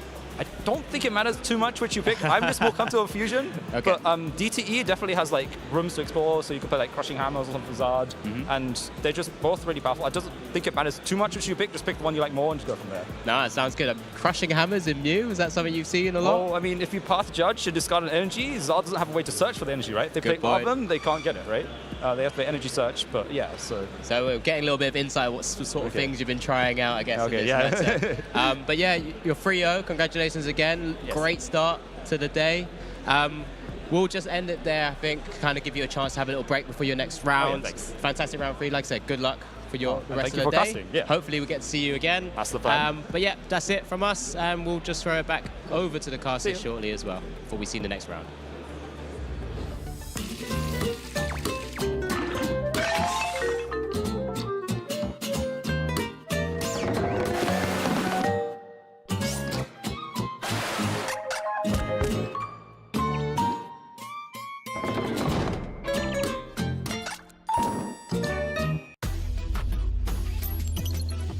My name is Andrew Estrada, and I'm from Toronto, Canada. Here, Sableye able to take enough damage to clear that Miraidon EX with the Bravery Charm, and with that, Andrew Estrada punching his ticket to Honolulu.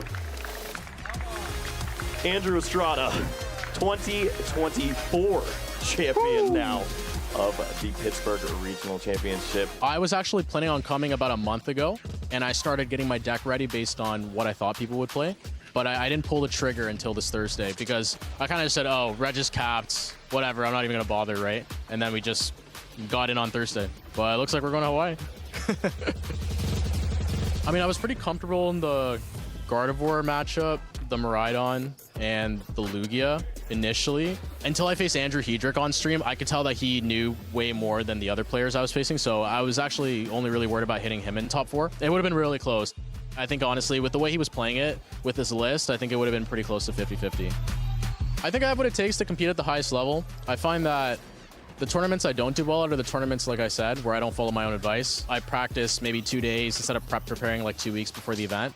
So I find that when I'm really focused and I really enjoy to play my deck, I find that I do better naturally because I play more, so I test more. If I'm in that zone, I feel like, yes, absolutely, I'm winning Worlds this year. My name is Shay Burton, and today we're going to look at the roller coaster history of Mew v Max. And Boss's orders brings up the Zacian V, and the pattern pick coming down, and that's it. What is going on? Ever since Mew v Max was released in Fusion Strike, it has been a force to be reckoned with. Out of the gates, it relied on the speed that Alyssa's Sparkle gave you when used in combination with Meloetta. This gave you an unrivaled first turn pressure that no other deck in format could match. If games weren't immediately tied up in the first turn, Mew v Max would come swinging in with a beefy 310 HP, 3 retreat cost and 2 awesome attacks to boot. Max Miracle gave you great utility by going through all effects on your opponent's Pokemon, allowing you to never have to worry about Safeguard or Duraludon v Max Skyscraper ability ever again. But Cross Fusion Strike was the star of the show, allowing you to use any Fusion Strike Pokemon's attacks as this attack. Most often we will be copying Genesect V's Techno Blast to deal a solid 210 damage, but more on that later. But it also opened the door for some sneaky Psychic Leap plays to remove damage from play and preserve your Mew v Max. Power Tablets gave you extra oomph you sometimes needed to close out games, since for each one you played, your Fusion Strike Pokemon did an extra 30 damage this turn. This meant with 3 Power Tablets, you could KO V-Star Pokemon. Something that wasn't too hard to do, since Genesect V also let you draw up to the amount of Fusion Strike Pokemon you had in play, which was often 6. And it was this straight up damage dealing variant that got a top 8 placement at the 2022 World Championships, with Andre Chierson at the helm. However, that same day, while Andre was battling in top 8, Michael Pramrot in the London Open was tinkering with the deck. And he actually removed the Fusion Strike energies, Elisa Sparkle and Meloetta, instead opting to play maximum aggression cards like Trekking Shoes, Cross Switches and Double Turbo Energy. Kristen Chiomi took it one step further in Bilbao by adding some disruption cards like Path to the Peak and Roxanne.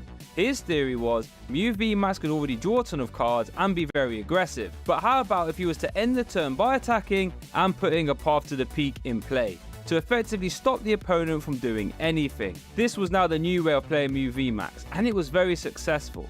And when Lost Origins released, this new version of Mew was by far the most popular, since it was able to navigate the first huge Mew counter we ever saw, Drapion V. A card which would one-hit KO a Mew v Max for 0 energy. While Mew was still getting the odd result here or there, like top 4 at EUIC, it was around this time where Mew v Max started to become less of a top tier deck, since anyone could opt to play a Sky Seal Stone and a Drapion V to make sure they would beat Mew V Max. Although there was one weekend where Fusion Energy Mew had a massive resurgence, winning Hartford, Malmo, and then the Lima regional events too.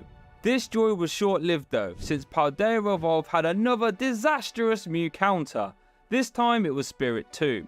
This card would aim to stop the Mew player from drawing cards, since it would stop all Genesect V's abilities, turning them all off. This saw Fusion Energies become the new way to play Mew again, since a Genesect with a Fusion Energy would still be able to draw cards. But this was another massive thorn in Mew's side, one that seemed to put the nail in the coffin for us budding Mew players around the world. Until the 2023 World Championships, that is, when Vance Kelly managed to take a Mew V Max deck all the way to the finals, where he would square off against Tord Redcliffe and his Gardevoir deck. And Vance, despite all the odds being stacked against him, with Spirit Tomb and Drapion V being in format, was able to win the 2023 World Championships with Mew V Max. What's next for Mew? Only one way to find out, and that's by watching this stream.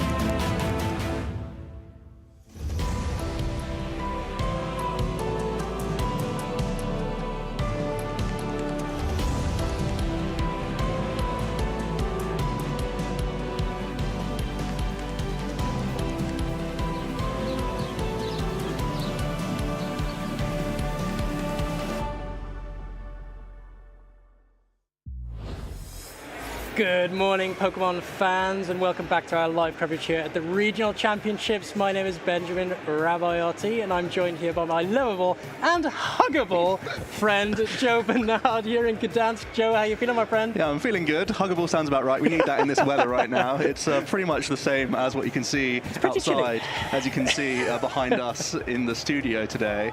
I'm loving it. I'm loving the Paradox Rift format. I was glued to the screen for the LAIC, and we're reacting to that in many ways today, this weekend, but also this is the first chance for many European players to actually play with the Paradox Rift cards. Those who didn't travel to the LAIC would have been playtesting, surely watching the LAIC, but they're bringing their first attempt to crack this format this weekend. Yeah, we've been speaking about how versatile the format is, how our players are trying to be a little bit creative, chopping and changing their lists with the new tools and the new toys, so to speak, from the Paradox Rift set, like you said. But our round 3, so explosive. We've been walking around the table, some fantastic matchups, some really odd ones as well. You know, we've been seeing Zoroark up against Gardevoir. How does that matchup play out? You know, some really interesting stuff.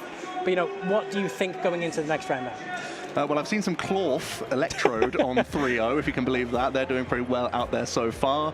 There's a smuttering of Gardevoir, smuttering of Charizard, a good amount of Mew rising to the top early on.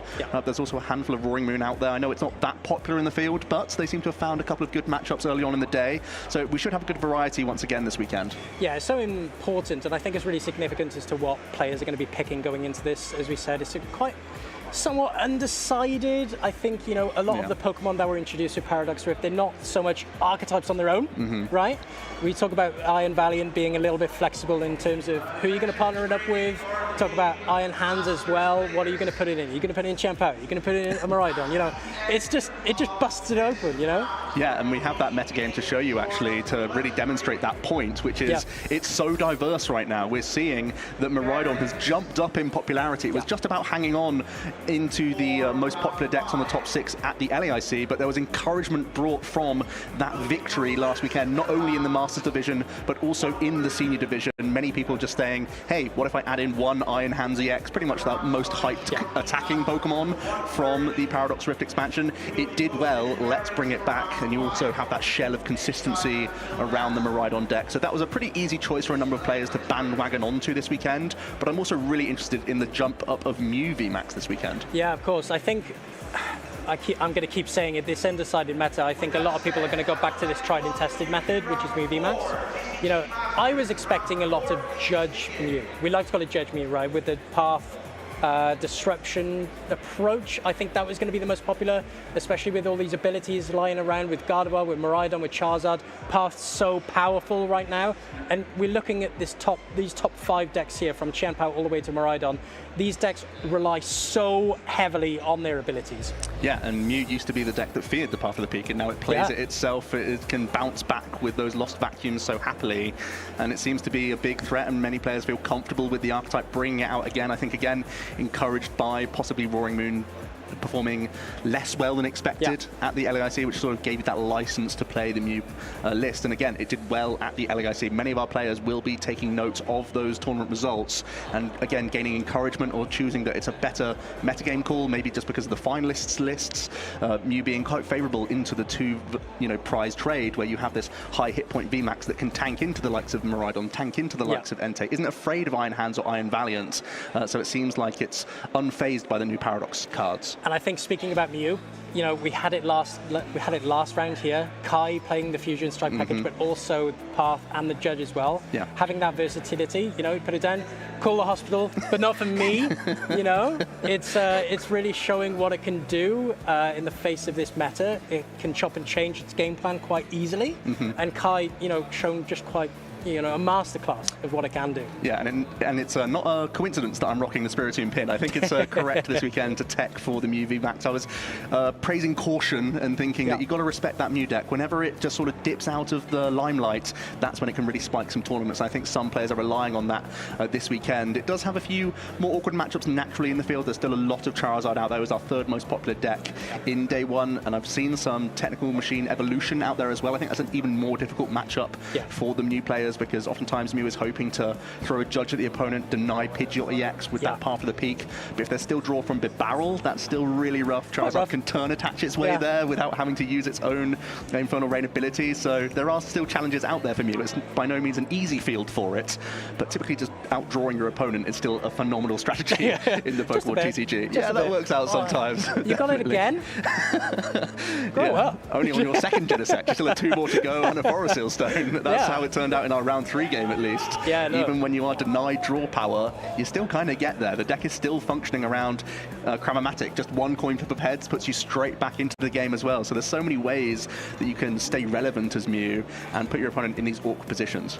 Yeah, our players are getting ready for their round 4, but we talk about tech cards. We talk about mitigation of threats. Going into this format, we've got so many of these different tech cards, like you said, the different technical machines, the different ways to mitigate threats, the Manaphy's, the Jirachis. What would you be prioritizing going into this meta? It's such a tough one. Like you said, you've got to respect a block, you've got to respect the Lost Zone engines, you've got to respect Mew.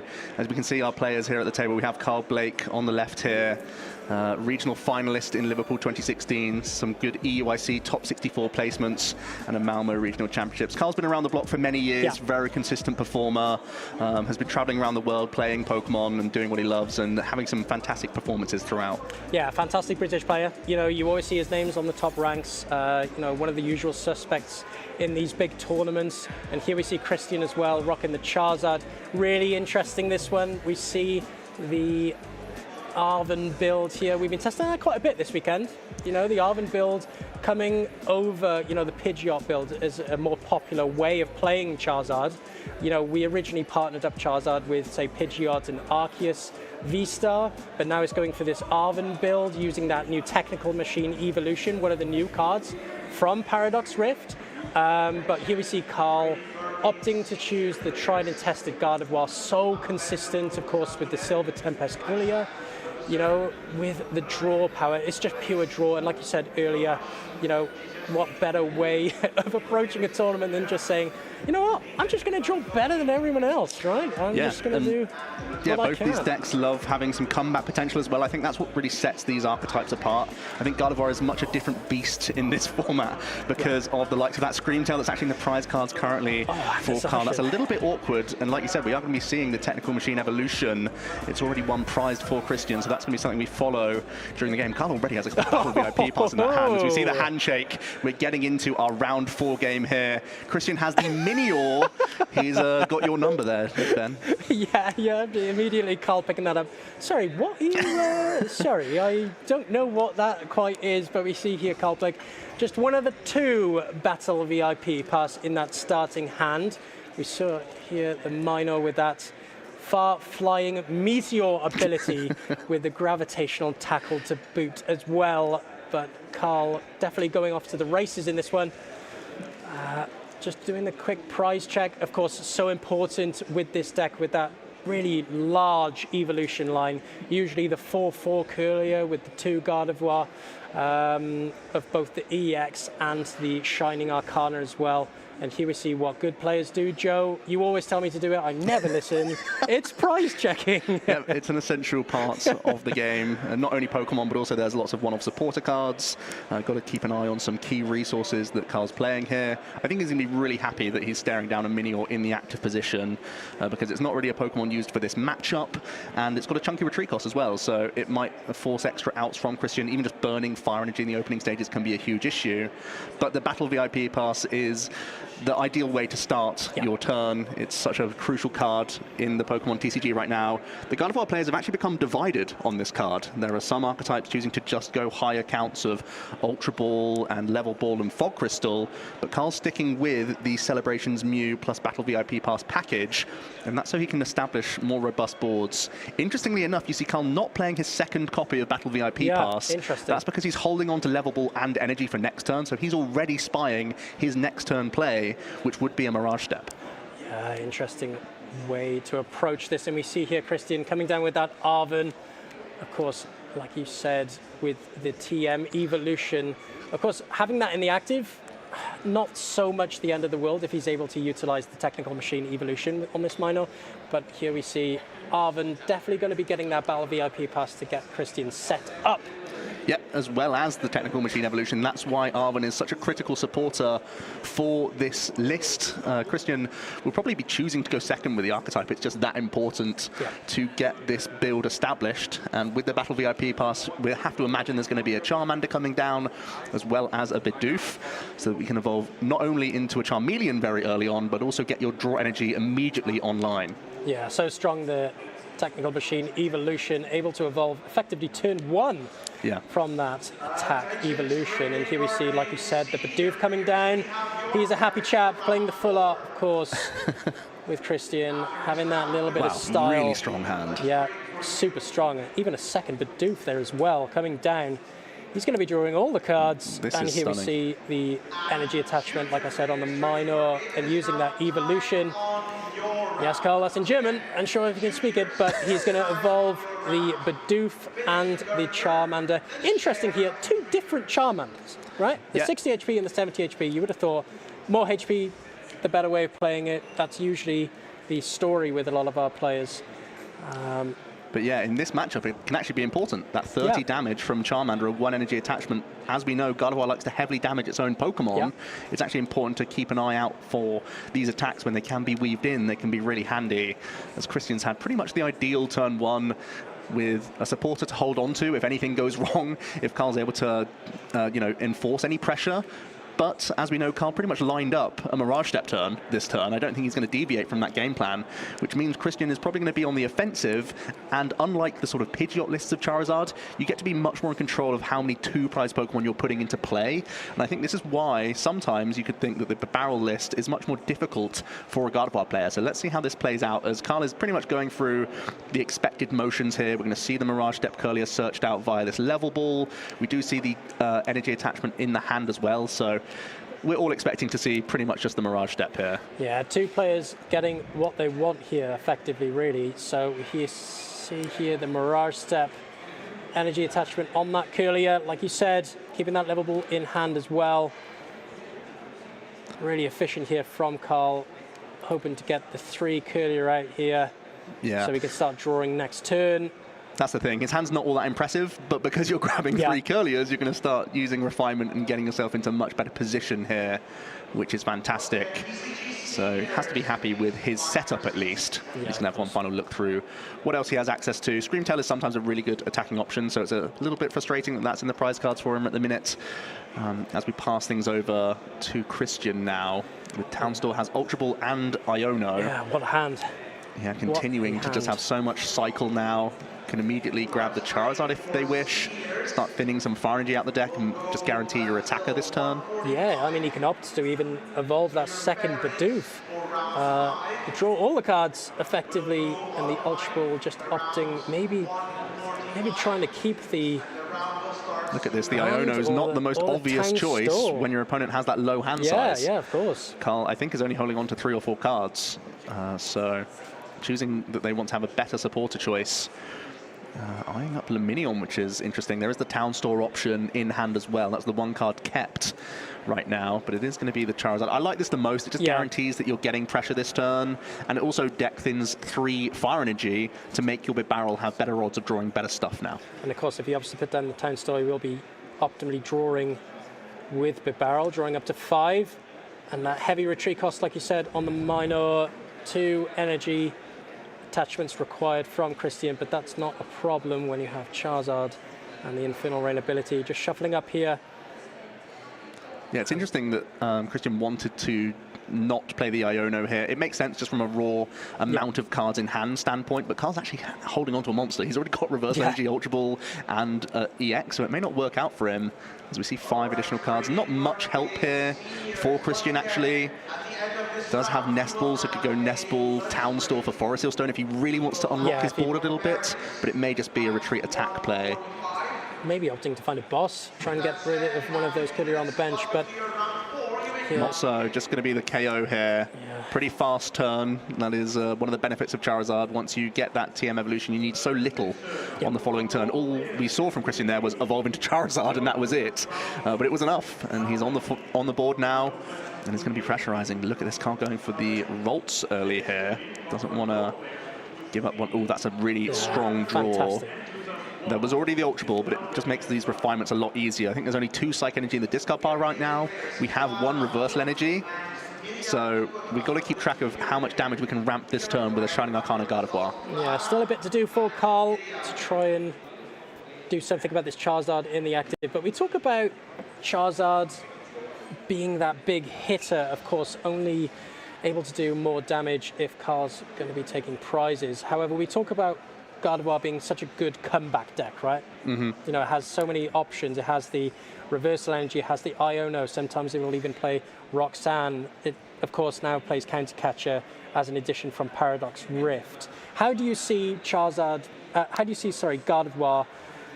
approaching this matchup with such a large Pokemon, 330 HP, so big?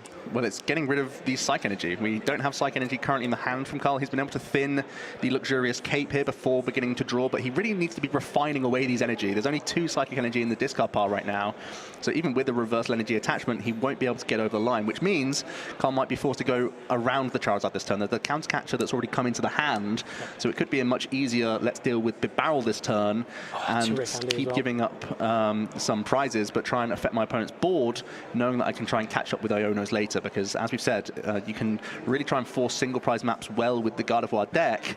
As with Double Candy, Carl has even more options and even more draw now.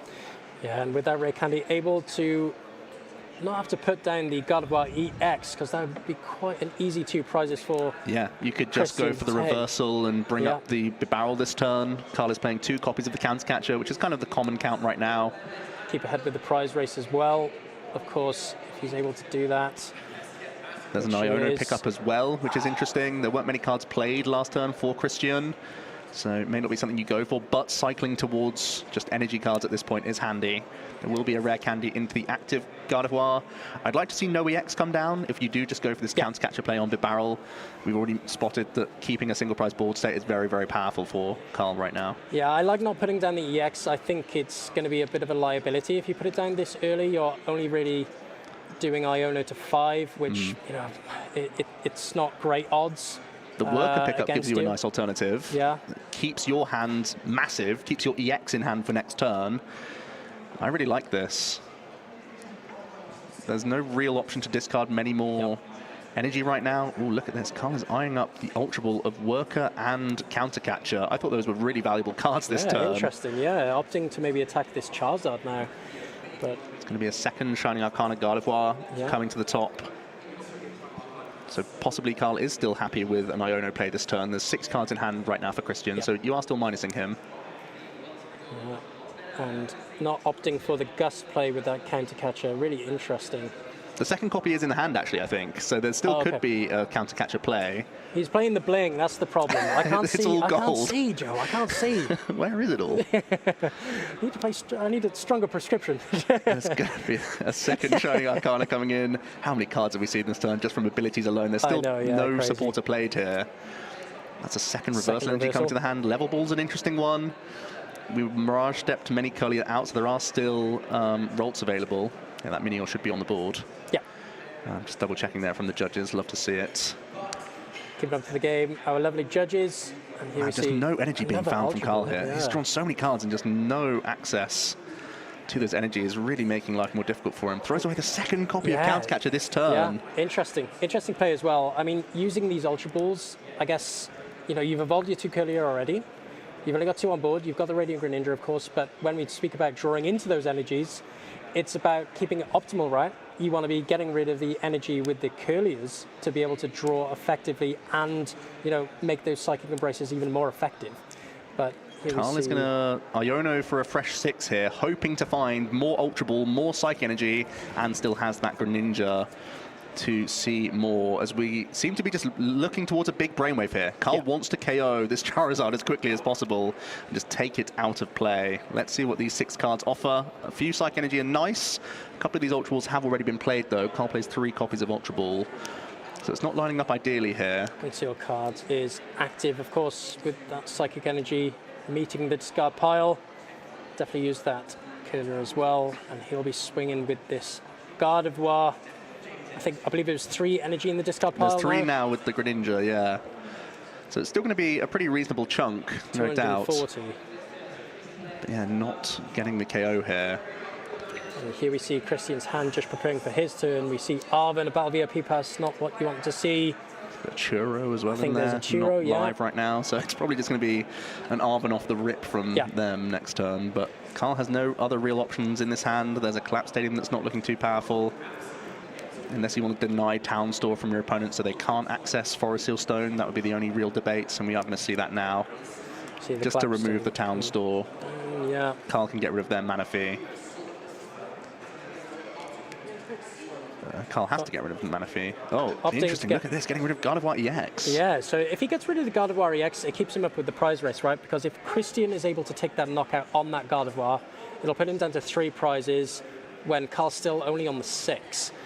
So here we see the Gardevoir hitting the discard pile. This has been played so interestingly from Carl. Very different from where I thought I saw the turn going. And even, just going to get rid of his draw power and the EX when there was a line to try and 2-hit KO this Charizard just from a reversal attachment and never even using the EX. Could have kept more Curlier on the board. But as it stands, Carl is forcing a single prize knockout from Christian and is pressurizing the Charizard right here now. We see 240 damage meet that Charizard with that Brainwave. However, it's going to be interesting to see what Christian will do in the face of this. However, not too much of a threat on board apart from that Gardevoir. He really doesn't want that Gardevoir to stick around with all that energy on it, of course. But like you said, playing Pepper, as we best know him as Arven. Going through the deck here, opting for maybe a Ultra Ball to evolve that second Bidoof. Yeah, we've already seen the Charmeleon this turn, so going to grab a second TM Evolution, just a fodder for this Ultra Ball alongside the Battle VIP pass. So he's going to declog for his current Barrel in hand, but also ideally get a second Barrel out of the deck here for more draw, as long as he has access to it. And this turn, at least, we'll be going on to an even prize race, which is really handy, because you're also taking out a ton of draw power from Carl here, so has to be pretty happy with their hand already. Isn't able to find the second Barrel, I don't believe. It might be in the prize card, so maybe even just hold a Charizard for next turn. Could also just grab a basic to the hand, but that's blocking your draw power from the Barrel. It's going to be Luminion to the hand, currently blocked, of course, by the Collapse Stadium. Yeah, interesting, the Luminion. I think easy 2 prizes for Carl, of course. I don't believe Carl plays the Echoing Horn, so if he's able to just get rid of that. So here we see Christian manually attachment to the Charmeleon, getting that ready for when it evolves into that Charizard, of course. And here we see the barrel industrious synthesizers for 2. Those are no good. Yeah, not much else going on. But 2 unplayable cards. Good news is he's going up 2 prizes. Yes. He's going to be knocking out this Gardevoir. And it's pretty much doing the Charizard thing, where you just made your first EX, it's tank to hit. Pretty much everything's going to plan with this Charizard, and you're pretty close to making your next one. And you've got some nice, robust on-board draw power as well. So I could be feeling good about this. Yeah, I'll be pretty happy with the board state right now for Christian. Only 2 Gardevoir evolutions on board for Carl. Here we see the Ralts in hand as well. You'd imagine that coming down to just keep up with the pace of this Charizard EX. He is going to have to evolve the Curlier, of course, into the Gardevoir EX if he's going to be wanting to use that Psychic Embrace. And I'm not sure if he's shuffled his deck since his Iono, but his second Reversal Energy was in the hand that then got Iono to the bottom of the deck as well. So might have to look towards getting some hand resets in here, deck resets in here as well before drawing with Iono at least. Yeah. So just using the Shining Arcana is going to reach handy. that energy. Not bad, not bad. And here we see the second Ralts coming down. There's also the argument to maybe go Cresselia this turn. Yeah. You could Cresselia to finish off the Charizard. It's got 240 damage currently on it. You could just swing with that and protect your draw power on the bench a little bit. I suppose the only issue now is that collapsed stadium, right? If he's going to be wanting to put down It's not a Ralts, yeah. Yeah, that Ralts, it's not a Ralts, no, you're right. So here we see the Super Rod. Perfect addition to the Gardevoir deck when released. Of course, all of those tiny squidgy Pokemon in your evolution line. Look, I'm going to use Squidgy, okay? Let me use Squidgy. I've never thought of Squidgy. Well, here we are. And here we see Carl just shuffling up. Yeah, there's the just indicating that the Arcana's been used. Yeah. Not poisoned right now. But we have, well, the EX is already guaranteed in the hand. Carl used the Super Rod mostly to reset that deck, like we were saying, so that they could draw now towards that Reversal Energy. I think that's a big card to find this turn, because ideally Carl doesn't want to use an EX. That's how he gets back onto that odd prize race. Yeah, 100%. Otherwise, he's going to have a big risk on board having that Gardevoir EX on the bench. And here we see... Oh, there's a Reversal Energy. That's a huge pickup for Carl. This is pretty much what he wanted to line up. That's why we saw the Collapse Stadium last turn. He wanted to remove his field of 2 prize Pokemon. It's worked out fantastically here, as he's able to hit his second copy of Reversal Energy. Puts himself in a much better position. Now able to take the knockout on the Charizard and keep up with this prize race, keep up with the momentum against Charizard.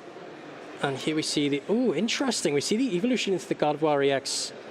I believe he is able to take the knockout with the Brainwave. Yeah, it's already there, but I think Carl wants to use Iono just to reset the hand. So that's what we're going to see now. Maybe he'll proactively use some embraces on some bench Pokemon, maybe even start setting up the active even more, so that if Christian does go for a gusting play on the EX, then the Gardevoir is already so big it can deal with a second Charizard in a row. Yeah, Christian still needs to find some pieces. He still needs to find his Charizard EX. Does need to find Boss if he does want to punish that play from Carl. However, going down to 2 prizes, this is going to... I really like preloading the active here. I think it really makes a ton of sense. It means that if Christian does go chasing the Gardevoir EX, you're then, again, remaining a single prize board state. It's so important to do this as Gardevoir, to put yourself as few attacks away from winning. Yeah, I totally agree. And not being forced into EXs every single turn. We're going to see 4 energy join the Gardevoir in the active here. Doing 300 damage at the moment. That's huge and very important, I think, you know, that just the 1 attachment required next turn, if it is to survive, to knock out a Charizard EX, and does have that energy in hand, of course. And here we see a big Brainwave attack from Carl to knock out this Charizard EX. Yep, big and 2 prizes, leveling it up, as you said. And Carl's got a pretty good board state going on here, hoping to maybe take the Screamtail out from prizes, but we know that's not been the case. Because they've really made a nice contingency here. If this Gardevoir is knocked out, it's just a single prize being taken for Christian. There would still be 2 attacks remaining, and Carl might be able to get there faster with 2 attacks on his own end, if you imagine that the Charizard EX and other 2 prizes are in use. The one thing for Carl that I'm a little bit concerned about is the lack of counter catcher. Means that as long as Christian keeps on a nice beat here and is able to possibly even get their own Radiant Charizard as a late game attacking threat, Christian will also be able to retain a nice single prize board state and still be ahead on the sort of attack race right now. Yeah, for sure. And here we see Christian just deliberating the hand here. Does have an Arven. What's interesting here is that Collapse Stadium in play, right? So, you know, he was looking at putting down that Entei with the Forest Seal Stone to try and guarantee a deck search. However, he does need a second attacker on board, right? If somehow Carl was able to knock out another Charizard EX, he needs another attacker on board to come into the face of that, and here we see the deck search as well. Ideally, you go Charizard EX here, and then you try and weave in Radiant Charizard as a backup, which could be handy. I think that's the ideal play. I actually think the Entei Forest Seal Stone is a bit of a red herring in his hand right now. That's how you put down 2 multi-prize Pokemon. That's how Carl can actually catch up. It's an easy so I think you really actually have to take those out of the hand and not utilize them. Easy 2 prizes for Carl. He'll definitely be wanting to see that Entei come down, but here we see the Ultra Ball. Wow, getting rid of the Super Rod as well. That's interesting. Thinking they have enough Fire Energy remaining here. Wanting to keep the Forest Seal Stone available. Of course, it can still be used with Luminion V later to try and close out the game. It's a great consistency card when you are getting into that final turn. Keeping it maybe for a big play next. You could in also the next couple of turns. You could turn attach now, then barrel for a couple of cards, hoping for an easier decision. You could also Super Rod now to reduce the hand size and then find targets for your Ultra Ball afterwards. There's some interesting sequencing going on here. It is going to be just shuffled up while they thought about their play, really. I actually prefer this the most because you can Super Rod back in those Fire Energy so easily, reduce that hand size. And this Charizard only needs to get 1 Fire Energy out, of course, for itself. I wouldn't mind one going on to something like a Bidoof here just to become a pivot. Yeah, just to mitigate maybe the boss stall play. Oh no, so by not grabbing this extra energy out the deck and not giving your Bidoof a pivot here, it forces you to then grab Charizard this turn. This barrel now has a lot more work to do here.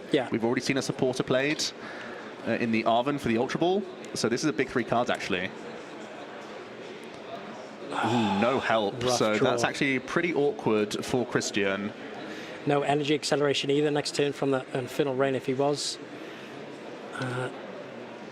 This is really awkward. The good news for Christian is that there's 2 reverse energy having been played. So the best way Carl can actually carry this Charizard would be with a 2 prize Pokemon in Zacian. So Carl probably has to get creative with his own prize map next turn. So that's at least something going for him. And there's no guarantee that this Charizard will actually get knocked out in response here, as Christian's going to go down to 3 prize cards remaining. And it's really putting the pressure on Carl now, who doesn't have much draw currently on this board, just 1 Radiant Greninja to help out. So he's going to try and construct something here. Like you said, with those 2 reversal energies gone, he's maybe going to have to utilize another attacker here. Maybe a Cresselia. He's not going to be able to use a Screamtail, of course, being in the prizes. However, is opting to... I see the Fog Crystal from Carl. I don't mind trying to weave in possibly Cresselia here, knock out the Bidoof if you can. Because there's no real easy way for you to get through this Charizard. You'd be damaging yourself so heavily with a Zacian, which might even be in the prize cards as well, actually. I'm not sure if Carl took that yet from prizes. Really awkward prize mapping now for both players, I think. I think Christian, Christian being on 3 prizes, if this Charizard manages to survive this turn, which it definitely will, it will always be an active option next turn to knock out the Gardevoir EX, putting him down to 1 prize. But Carl Blake on 4. I can't imagine Christian putting down another 2 prizes. So is going to have to, he needs 3 turns of attacking effectively, right? And one of them knocking out a Charizard, which you would imagine would be from the Zacian V. Well, Carl basically needs to try and weave into boss's orders at this stage, surely, at this point. Because you need to try and catch up. You need to try and not deal with the active Pokemon and buy a turn in the boss's orders and Cresselia. That's the combo, actually, that you could use here. You could possibly bring up Bibarel or Minior, go for a Cresselia play. Oh, but it's going to be the Zacian. It's going to be the big knockout. So with Carl's able to do this much more easily because there's no energy on the Bidoof, actually. This goes back to the last turn's Infernal Rain from Christian, where Carl's just going to say, well, I don't think you have any attackers to finish off this Zacian. Asking the questions for sure. We see here a big Sacred Sword. There's 8 energy being attached via the Psychic Embrace. It's 160 damage coming on. big knockout here for Carl, There's the putting him turn down to attachment. 2 prizes. And Christian really needed to find his Radiant Charizard this turn as an attacker, but not only that, like we said before, needs a pivot now. Could have attached with the Infernal Rain onto one of his Pokemon last turn, but opted not to. So he needs a big, big turn here. He needs to find a switch out and the Radiant Charizard. You see the nest ball there? That's a start. That's a start piece of the puzzle for sure. There's the Super Rod in hand as well, so you can reload some fire energy. You could go for... Well, the issue is that the only switch outs in Christian's list is 1 copy of Jet Energy and 1 copy of Professor Churro's Scenario. And there's no way we can lower our hand size enough to draw with the barrel to find the Churro plus Fire Energy combination. Obviously, if you're attaching a Fire Energy to Radiant Charizard, you are unable to attach the Jet Energy in the same turn. So let's see how Christian wants to try and map this out. Possibly even getting a little poke in with a Minior this turn could be your best way to try and put this Zacian even closer into range to 2-hit KO. If he's able to find the Jet Energy, be a big play here, and we see him opting to put those 3 energy back into the deck from that Super Rod. I think it's going to be an Iono from Christian. I am pretty sure Christian can't win this turn if you're playing a supporter that isn't Professor Churro's Scenario. But of course he has time. Carl has 2 prize cards to take. There's no way that he can take a 2-prize KO next turn. So you can really try and slowly get over the line here, as it is going to be the Iono. Carl going down to 2 cards and only has 1 Refinement, 1 Radiant Greninja, and no real way to win immediately next turn. Whereas Christian needs to start piecing things together. From this 3 cards, they can continue to draw with the barrel as well, let's not forget. The Minion is a handy tool for next turn. Charmander could be useful right now. You have to assume that Carl takes a 1-prize knockout, so filling your bench isn't an issue. Gonna have to put down that Charmander, try to evolve into Charizard next turn. Oh, there's the 3 energy. Rough draw. A pretty rough draw. And we see here a pass, I think, from... Is that a concession? Yeah. There's a concession here from Christian. That's really surprising. I feel like they were definitely still in the game here. I suppose without the pivot, it would have put Carl down to 1 prize, right? Yeah, just the 1 prize card remaining. That's really surprising to me, honestly. But here we are. Carl's found themselves a way to win the game in this game 1. It is a 3-game set, of course, so there's still shuffling up. There's more to be done here. But that was a puzzling game, Ben. I feel like we were both eyeing up different lines of play for both players here. And the map kind of got murky towards that mid to late game. And it feels like Carl kind of just squeaked it out towards those latter stages where just 1 per barrel wasn't really enough to cherry pick the exact cards required for Christian there. Showing the power of Gardevoir EX and his comeback potential with the reversal energies, not opting to use the counter catcher. No, you feel like that's the big new tool. Yeah, of course, in the discard pretty early, but I guess with its main threat in the active always, right? He's going to be opting to go for those big knockouts on the Charizard EX. Maybe not prioritizing those counter catcher for the Gus plays. But of course, with the reversal energy, was able to find those plays around the Charizard EX, able to take the 2-hit knockout and keep himself up, motivated with the prize race, of course. But going into this matchup now, you would have seen a good chunk of your opponent's deck, right? Yeah. I don't think Minior would have come into Carl's head with this matchup. But going into this next game for Christian, he'll be wanting to have a quick game 2 to put them into a game 3 and to be able to win this game. So what would be going through your head? Well, like you said, still 20 minutes on the clock. I feel like this list chooses to go second. I'll be interested to see if Christian wants to do that, because you're going into a fellow evolving archetype. Possibly you still want to go first, just so you can have the chance to even evolve up into the barrel earlier on. Could be big. We do see some prize cards. It's the Zacian once again for Carl. It's the Churro Scenario for Christian, which could have been a game-winning card in game 1. And it does look like Christian has forced Carl to go first, from what I can see here, as they are kicking things off with that Battle VIP Pass. Battle VIP Pass, such a strong card. Of course, if you're able to find it, and is opting to go straight for that Radiant Greninja for that additional draw. Supports, able to draw 2 with that concealed cards if he does have the energy in hand, which he does, of course. Christian, of course, with his own Battle VIP Pass in hand, just going through the game plan in his head maybe, but start here with Carl. Does have that level ball in hand, does have the second energy as well, so is able to Mirage Step next turn if not prized. Yeah, I think that's exactly what's going through Carl's head. I think there's ball search, and you just really have to debate where it goes, really. I think you still probably do get this one Greninja draw in just to start banking some Psychic Energy in the discard pile.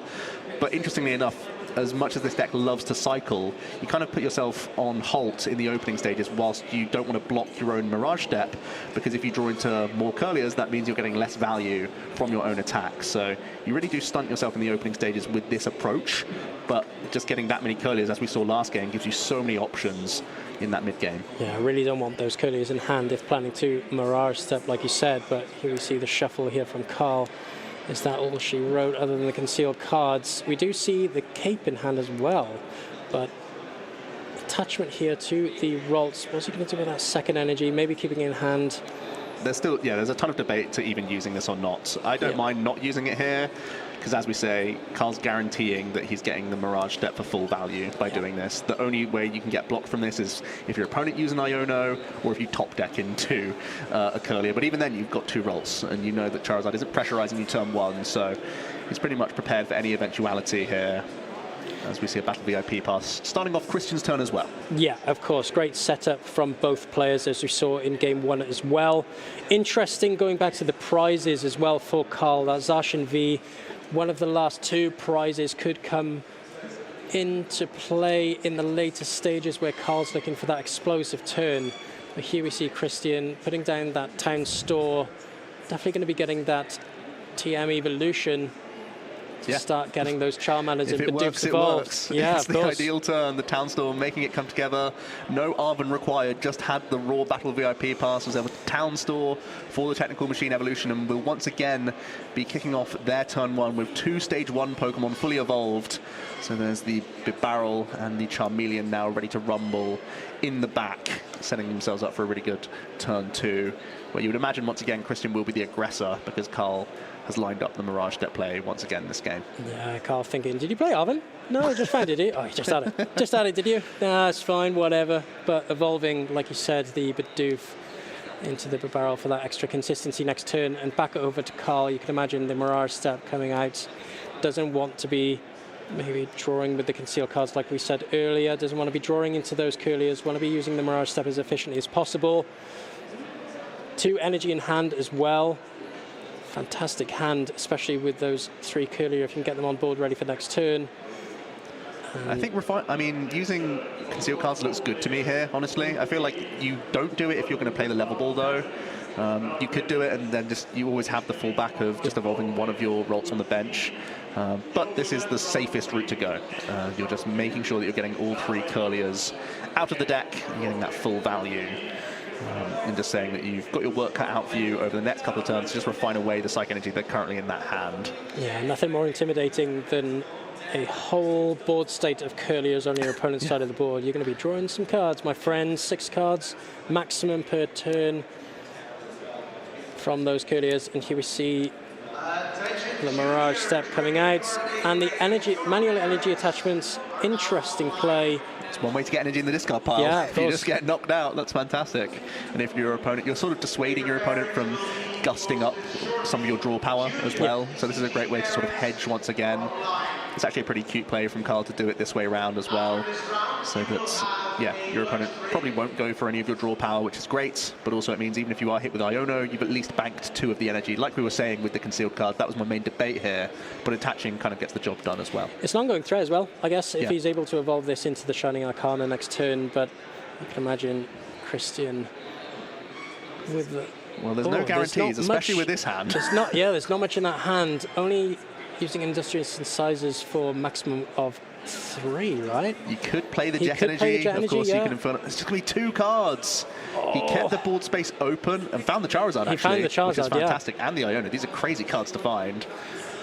Really helpful here. Yeah, definitely big 2 cards there from Christian.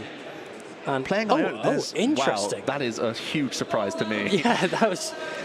It feels like Charizard was a fantastic choice there. There's a Charmeleon ready and waiting on the bench, but we're just going to put it to the bottom here. Yeah, you have all your energy still. Find other attackers, perhaps. Have all your energy still left in deck as well, but is able Found to still rare find candy it. Charizard. And Charizard. Still able to find it, though. Hey. Oh, you had it, did you? Rare it candy all along. into the Charizard is active. And here we see the Infinite Rain. Raining energy down on that board for Christian. Maximum of 3 energy across your board states. Not a bad ability at all. And here we see, I would imagine, the knockout on the Curlier this turn. Yep, has to be with the Iono having been played. There's also 2 energy coming onto a Charmeleon here. It actually can be a pretty handy backup attacker. Yep. And can be actually Christian's way of forcing a single prize knockout earlier on in the game as well. Yeah. But of course, it's most likely still going to be a Charizard swinging this turn, I would think.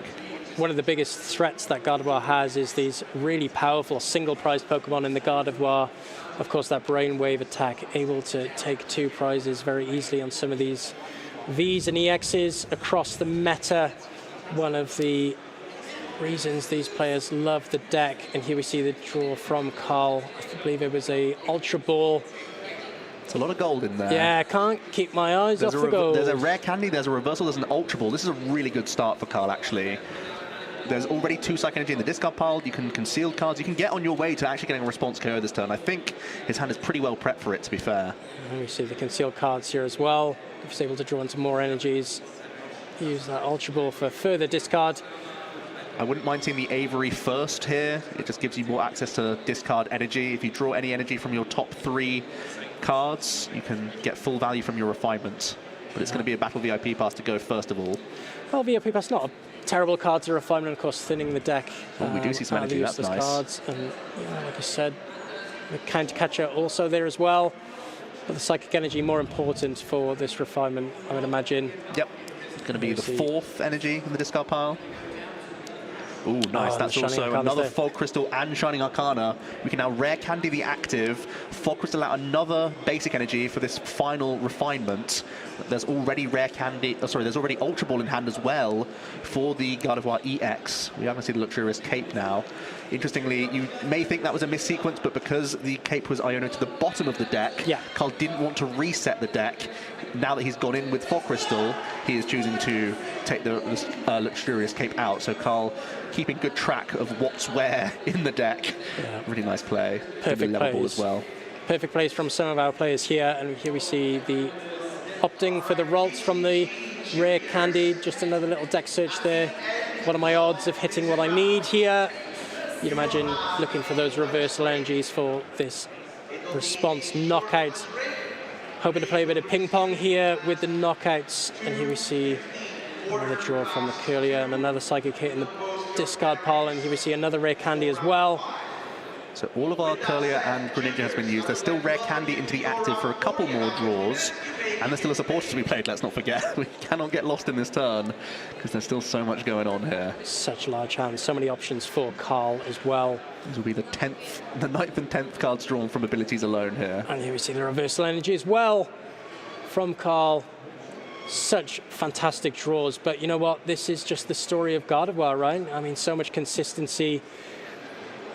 Options See if for Avery you. can help us out. I think we need one more Psych Energy to get the KO here. I can't really see Carl's discard pile too well, but I think there's currently 5 in there. He can evolve the Curlier into another Gardevoir if he opts for... I think we're only at 300 damage right now with the reversal energy turn attachment.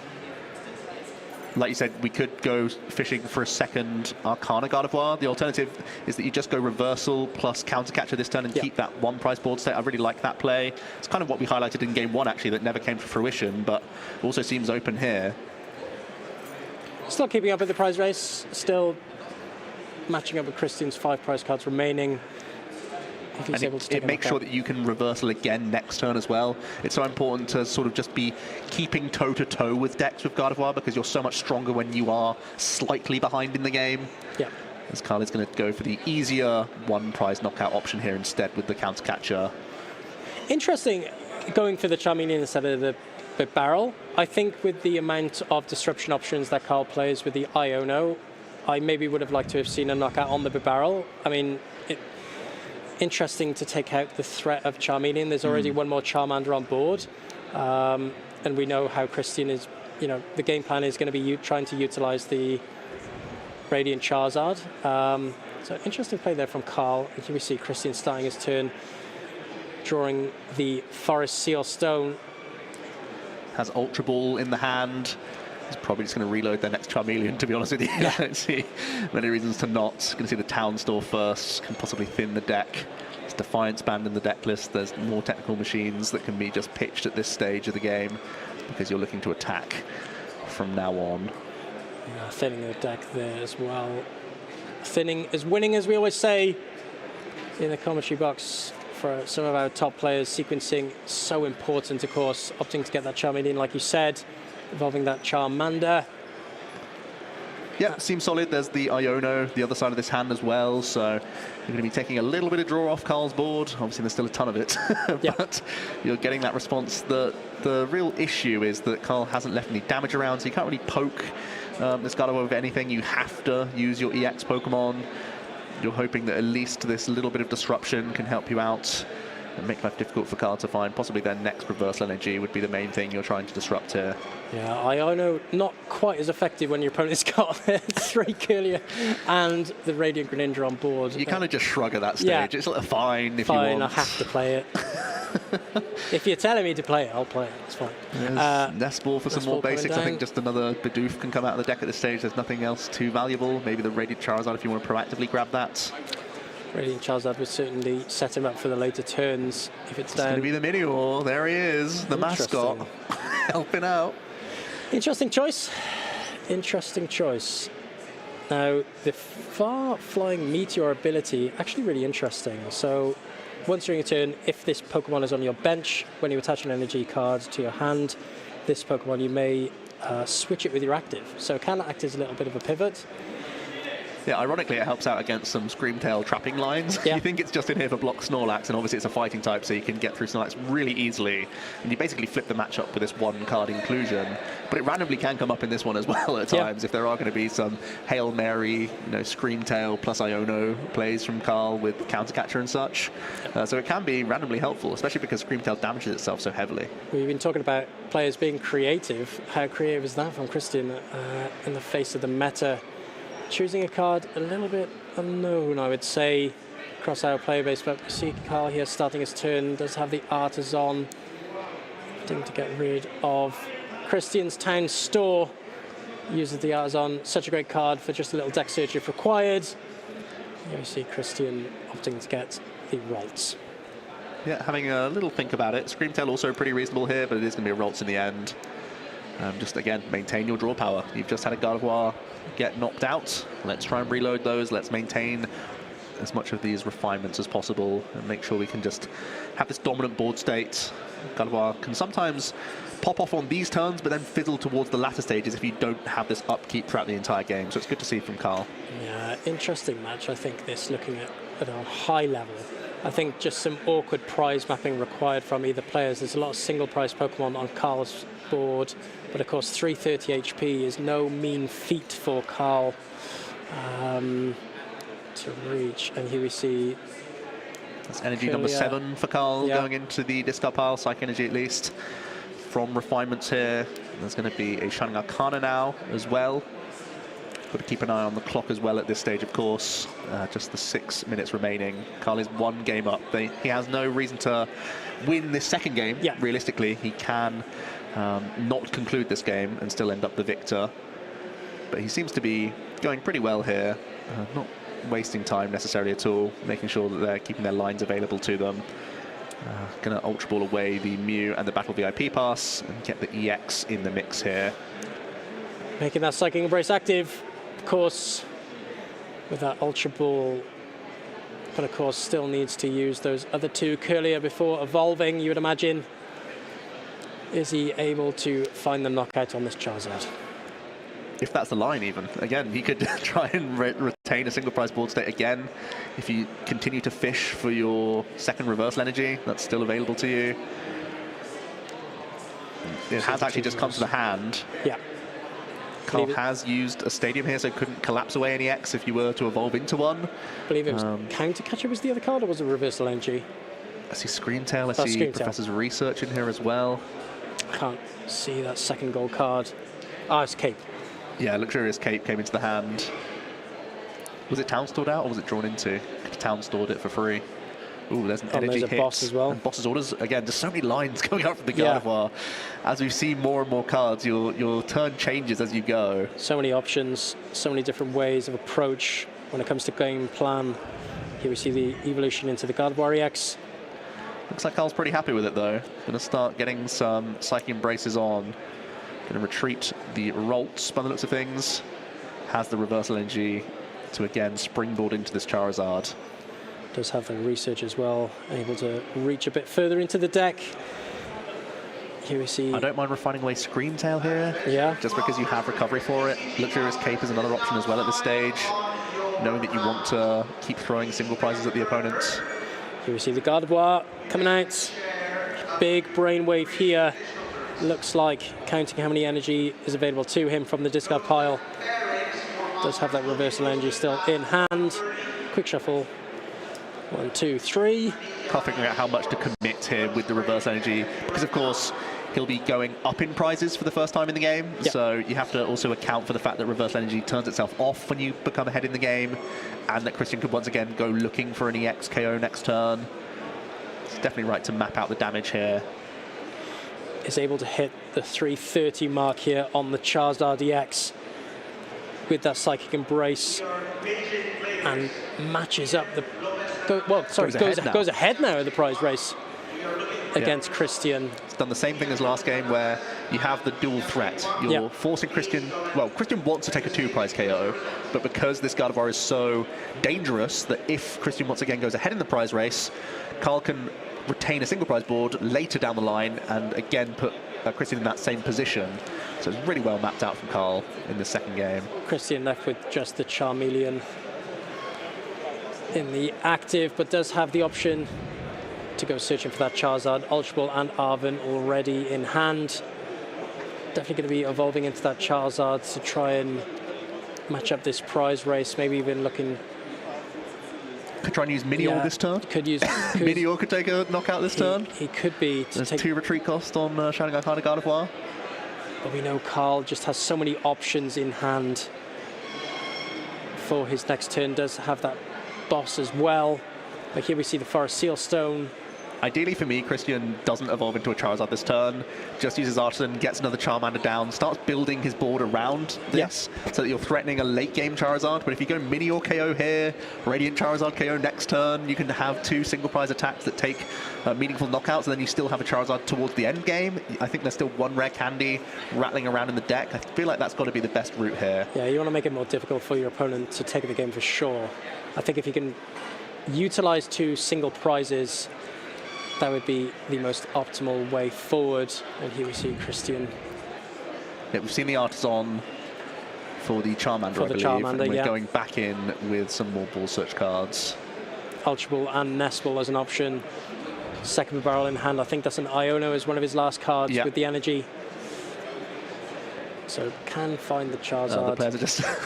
Which one's the deck? Which one's the discard pile? Yeah, the awkward thing is we've just seen a Rod, but I believe what's currently in Christian's hand is the discard pile now.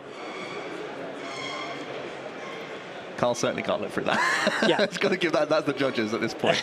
This might take a little minute just to resolve, but it looks like the Super Rod confused things a little bit with some turn face up discard pile / deck at this stage, but should be pretty okay. There was a Charmander and 2 energy were getting shuffled back in, but because we skipped a step with the Artisan immediately grabbing the Charmander, things got a little bit confused here, but shouldn't have really affected the game state and should be resolved fairly easily here. Looks like we're all on the same page now. We're all on top of it, and with only 1 minute remaining, Christian's going to have to really find a way of taking these 4 prize cards as soon as possible. It's got to be, show me the Minior. Yes. I want to see it. Come on.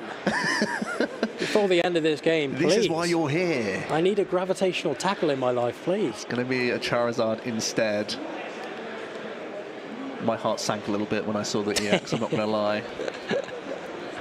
Because now, genuinely, as much as we want to see the Minior for the fun, gimmicky KO, now Christian is offering up a 2-attack prize map for Carl. with this EX being, the final 2 prizes for him, potentially, with a Zacian. It would have been nice to see a single prize into a single prize, then into Charizard EX, of course. Yeah, you could go Minior, you could try and use Radiant Charizard, and then you do a late game Charizard EX to take your final 2 prizes. And if Christian's going to be taking well, Christian's still technically on a 3-turn game, right? Yep. So sure. with only the single dual prize he's thinking about it. Show me the Minior. Come on, please, Christian. You gotta do it. It's correct as well. Oh, it's happening. Yes. The far-flying Meteor coming in and holds on to the Iono crucially as well, which is interesting. Which is certainly a good line. Guaranteeing that disruption. You want to do it along. Yeah, once you've taken out even more Gardevoir pieces, that's where it becomes even more valuable. I feel like that was the right choice. Sure, but if Carl's able to knock out this Charizard, it's not going to be looking good for Christian going into these later turns. I want to take a peek at those prize cards for Carl, because I think the Zacian was in the top. The Zacian was in the top 2, so I think the only remaining way that Carl can finish off this Charizard would be a luxurious cape combination with a Shining Arcana Gardevoir. That's a new card from Paradox Rift. You can buff your non-rule box Pokemon by 100 hit points. You then have the drawback of giving up 2 prize cards. But if you're using this hit point buff to just shove more Psychic Energy onto your Gardevoir to close the game, it's the perfect solution. It's not too much of a problem now either, being that Christian's already on the 3 prizes, so you've made it quite awkward for Christian to take the game efficiently. And here we see Carl with that large hand. The Screamtail is there as well. I'd love to see Screamtail That this is turn. an option. Screamtail, Bibarel looks like a really good play for me. The opponent didn't play a supporter last turn. They have a fairly low hand size. They have a Minior in the active position. With a 2 retreat cost as well. Yeah, true. It's even more steps for Christian. Here we see the concealed cards I believe we should have confirmation on time on the round as well here, so that could also change what Carl wants to do. Yeah, we do have confirmation that Carl is turn 0, I believe. So that could also be affecting Carl's decision-making here.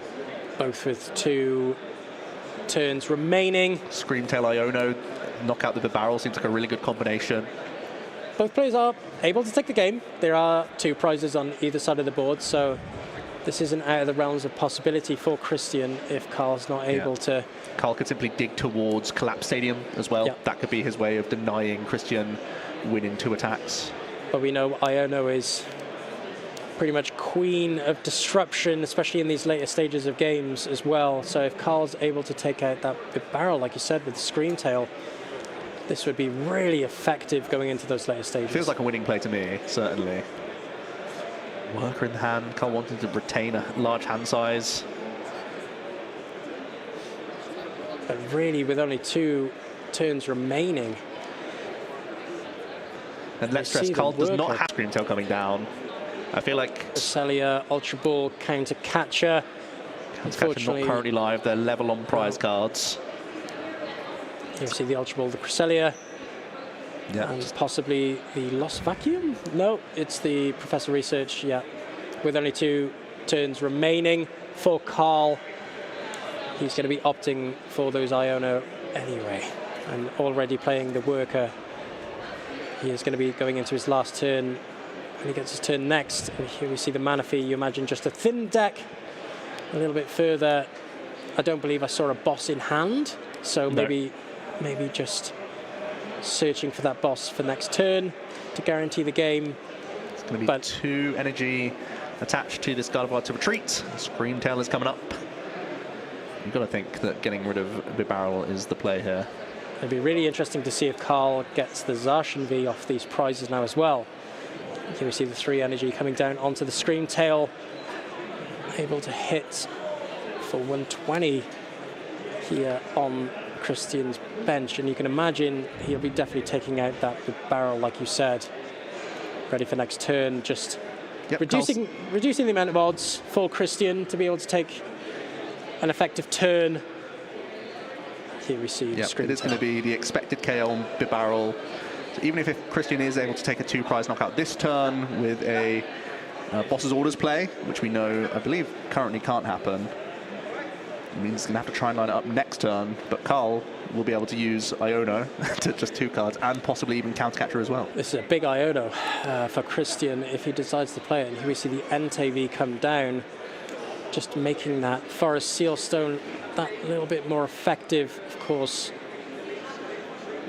Yeah, I don't think you can forest for boss's orders because you have to move this Meteor out the way, unfortunately. Have to be able to deal with that 2 energy retreat cost. Could be Forest Sealstone after the Iono here. You can take a single prize knockout this turn. That's fine. It doesn't stop your scheme. So possibly just hold the Forest Sealstone on the board for next turn. You go for the Iono now and don't actually forest for anything. I don't know if Christian used his counter catcher this game. I think that's still open, yeah. Still play as well. Iono here coming down. So has to find one of those 2 pieces. Here we see the Arven and an Ultra Ball Jirachi. Oh, it's pretty rough. Yeah. I can imagine having like you said, to use, it's a combo that he had to draw. Yeah, having to use that Forest Sealstone for a retreat. Or is able to take the knockout. No. Screamtail with just the 1 retreat cost. It's only 20 times, only it's not 20 plus. Yeah. So it is forced to use the Forest Sealstone to grab any card from the deck. And it's going to be Jet Energy. Let's get this Charizard ready to rumble. And take a single prize KO. It's not really where Christian wanted to be this turn. There were more powerful things to do if the Iono was kinder. But at this stage, that's all we can see. Christian going down to just 2 prize cards remaining. The Radiant Charizard was actually prized, so that's possibly why Christian had to go down this route instead. Would have really liked to have used. I think there's Collapse Stadium in the hand. There's Level Ball in the hand as well. So it could be as simple as Carl searching the Manaphy back out of deck and retreating this Gardevoir EX. As long as we're correct on our turn count here. This should be Carl's final turn of the game. Correct, yeah. Really, Christian would have liked to have seen, you know, using that Forest Sealstone for boss's orders for next turn. However, unable to do so. Carl still needs a lot this turn. He's still, you know, it's not the realms of possibility of missing this knockout on the Charizard. However, here just going through the deck from that Super Ros, just counting how many energy, just getting that Gardevoir back and the Curlier. Didn't see whether he was, oh no, still unable to take the Zacian, of course, so that isn't a play that's available to him. So he's going to be looking for either, well, he's going to be looking for the Luxurious Cape, right? For the Shining Iconic Gardevoir? Yeah, if he wants to win in terms of winning game 1 and game 2, that's a play. Yeah. But if you want to just collapse away this Gardevoir, that will also end the game. You see level for Ross. I think Carl's spotted that he doesn't have to win game 2. He's a game up. He can just win 1 game. And that will be how we're concluding this series by the looks of things. Collapse Stadium. Wow, yeah. 2 prize cards left for Christian. The collapse of the Gardevoir away will close out game 2. So it's a 2-0 victory for Carl Blake here in our round number 4. And a really nice display, a really interesting first game where we were both debating what the best lines of play were for both players. And yeah, similar in that second game. Both of these archetypes can draw so many cards, both have robust engines to fall back from Iono at times. So both of these players lining up different things to us possibly in the booth here, but still finding great ways to win. Yeah, I didn't know where that game was going to go, really. I think 2 players very well versed with this matchup. You know, they definitely have their game plans going forward into these different matchups, you know, and we see it there from Carl, you know, that Collapse Stadium last play, that prize, you know, prize disruption. Denial, yeah. You know, denying the 2 prizes. But yeah, really interesting to see. Yeah, and I'll be honest, I love Gardevoir EX. I think in this format, it's the coolest deck in the game right now. You just have so many plays. You have so much comeback potential. It's what we've yearned for in the TCG for years. It's been delivered in the Scarlet and Violet expansions, and we're getting even more of these cards. Countercatcher was one of my picks for the tournament in terms of a key card to watch out for. And we didn't see it too much in that game, but I think just when things line up with Iono Screamtail Countercatcher or Avery Screamtail Countercatcher, these sorts of lines can just be so detrimental for many archetypes. Gardevoir is on such high power level now that really it feels like it's only the Iron Hands and Iron Valiant that put me off that archetype. Every other time I'm up against pretty much any other deck, I feel pretty confident as Gardevoir because you have so much draw power and so many weapons in its arsenal now. I think as well with the Gardevoir, it's really able to utilize Iono more than any other deck and format, right? Yeah. With the amount of draw support that it has from the Gardevoir, from the Curlier and the Greninja, you know, going down to 4 cards in hand isn't the end of the world, right? No. If you've got 2 Curlier up, you can still draw 4 more, putting you into an 8-card hand. Oh, I've drawn into an energy. There's the concealed cards as well. You all of a sudden you go, oh, I can do everything. I've got it again. Yeah, I'm back. And yeah, impressive to see the different build of Charizard as well. I think the debate rages on. Brought to us by Paradox Rift, the technical machine evolution coming in, giving you a different ability to draw cards rather than Pidgeot cherry-picking a piece every turn. That's even more vulnerable to Path of the Peak. That requires you to have more from judge plays. You know, we've seen Mew out there happy to judge an opponent and hope they have nothing from a Path play. So you're a little bit more robust in that regard as well. And they're still on a pretty respectable record, of course. You're able to lose games earlier on in day one and still be in the tournament. You still have a few lifelines left. So I'm looking forward to see more of Christian, hopefully, as the day goes on. Yeah, of course. I'm sure we'll be able to see these 2 players battle it out in day 2. But for now, we're going to have a little break here going into round 5. So we'll see you later.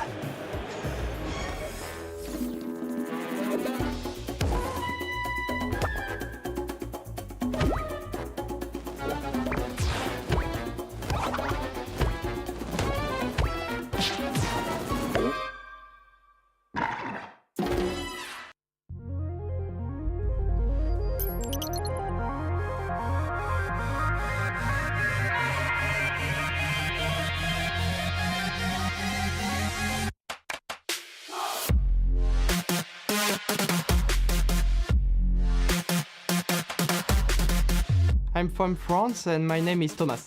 This win means a lot for me, for representing France into international, because until now there is 0 French player qualified for Worlds, so it means a lot for my community. If I won the World Champion, it's big, it's amazing. So yeah, that will mean a lot, and I know that for every player will be really proud of him because he had such a difficult tournament from the beginning to the end. I'm Alex Shransky from the United States. It feels amazing to win UIC. It's really hard to articulate what this win means to me. Since I've gotten second so many times, I've never really felt the win, and all of a sudden I finally have won after a lot of years playing Pokemon. It's surreal. I never really doubted my strategy this weekend. I just expected things to happen that happened, and it worked out for me. Winning Worlds would be incredible. I spent a lot of time playing Pokemon, and for that to pay off at a World Championship would be amazing. My name is Paul Chua, and I'm from the United States. Winning EUIC feels pretty good. It means a lot. I haven't been able to win an international ever. Like, the last time I ever made finals was in 2017, and I got second. So being able to finally get past second place feels pretty good. Winning Worlds would mean a lot. I'd be really happy. It's a dream I've been having since I ever started playing VGC. So if I ever became world champion, that would mean the world to me.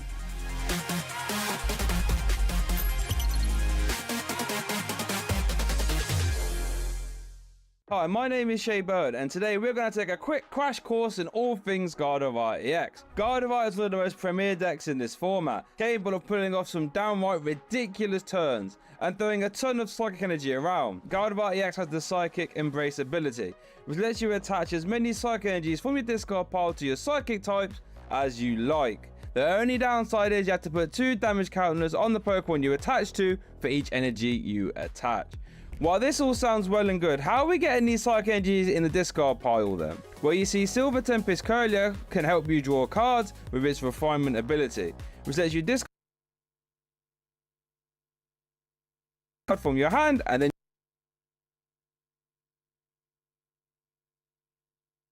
from your deck. This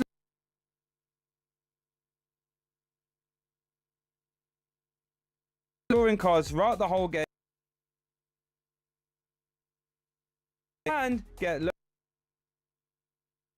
psychic energies. Hey Pokemon trainers, my name is Benjamin and I'm here to talk to you about an important TCG strategy called prize mapping. First of all, what is prize mapping? Prize mapping is the conscious act of solving your most efficient way to victory in any Pokemon TCG game. We all know that Pokemon is a game of 6 prize cards. However, the contemporary metagame will always be represented by Pokemon which, when knocked out, could provide the player with either 1, 2, or even 3 prize cards. So in light of this, it will require players to strategize their approach to taking prizes while playing. Much like prize checking or even sequencing, prize mapping and understanding your route to victory and what Pokemon you need to knock out in order to achieve your win is something that is held to the highest importance among all of our experienced players. So how does prize mapping look practically, and how can we relate this to the current metagame? Well, a deck that takes advantage of having a fantastic time prize mapping is of course Lost Box. Lost Box utilizes a plethora of powerful one-prize Pokemon, most notably in Sableye and Cramorant. So why is using one-prize Pokemon such a large advantage? Well, their opponent is only taking one prize card against a certain Pokemon. This ultimately means that the opponent will require 6 whole turns of attacking to take all of their prize cards, making it difficult to win within the same time frame that it takes for the Lost Box player to complete their strategy. Other than this fact, Lost Box is also fantastic at abusing its ability to spread damage efficiently across the board, allowing Pokemon like Sableye, Greninja, or even Kyogre to take multiple prizes in one turn, normally resulting in Lost Box taking 6 prize cards quicker than their opponent. Other than Lost Box, another deck we've also seen recently laying down the law with their opponents in its awkward prize mapping strategy is Arceus V-Star, coupled up with a few of its friends in Umbreon and Duraludon VMAX. And you guys at home may be thinking, Ben, how can a deck that only uses 2 and 3 prize Pokemon take advantage of prize mapping? This deck doesn't play any 1 prize Pokemon. And you're right to ask. Decks that possess these Pokemon can take advantage of the prize race simply by placing only 3 of its high prize value Pokemon on the field. Ordinarily, a board state for these decks will only present 1 Arceus and 2 of its powerful VMAX Pokemon, forcing the opponent into what players call an 8 prize card game, making it harder for their opponents to deal with such large Pokemon and leaving them with no other option but to try and knock out the Pokemon in front of them. Commonly, players will play certain Pokemon that can take heavy knockouts on Pokemon with very high hit points like Raichu V and its massive dynamic spark attack, or Pokemon that can take multiple knockouts by spreading their damage across multiple Pokemon, like Kyogre and its Aqua Storm attack. And it's not just Pokemon that can be used by our players, but trainer cards too. For example, cards like Echoing Horn can bring Pokemon from an opponent's discard pile, helping players that are struggling to keep up with the prize race by bringing back Pokemon from their discard pile back onto the field. And even stadiums like Collapse Stadium will help players with their board state, mitigating the risk of having vulnerable 2 or even 3 prize Pokemon on their bench, thus manipulating their opponent's prize mapping strategy. So now that we know how certain decks, Pokemon, and trainers can alter the prize mapping strategies of our trainers, let's look at an example of one of our past games. During our most recent Toronto Regional Championships in Round 9, we saw Logan McKay's Turbo Lost Box deck up against Yehoshua Tate's Chen Power EX deck. On the face of it, you'll see that the main attacker of Yehoshua's deck is of course Chen Power EX, a 2 prize Pokemon. And as we've already established, this may not fare so well against the powerful single prize Pokemon within Logan's Lost Box. So, what can Yehoshua do to help his prize mapping strategy? With a few tricks up their sleeve, they were able to take multiple prizes against their opponent by utilizing 2 plays of Trickery, using both Cancelling Cologne, negating Manaphy's bench protecting Wave Veil ability, and knocking out 2 Pokemon with a single attack, with Raging Greninja's Moonlight Shuriken.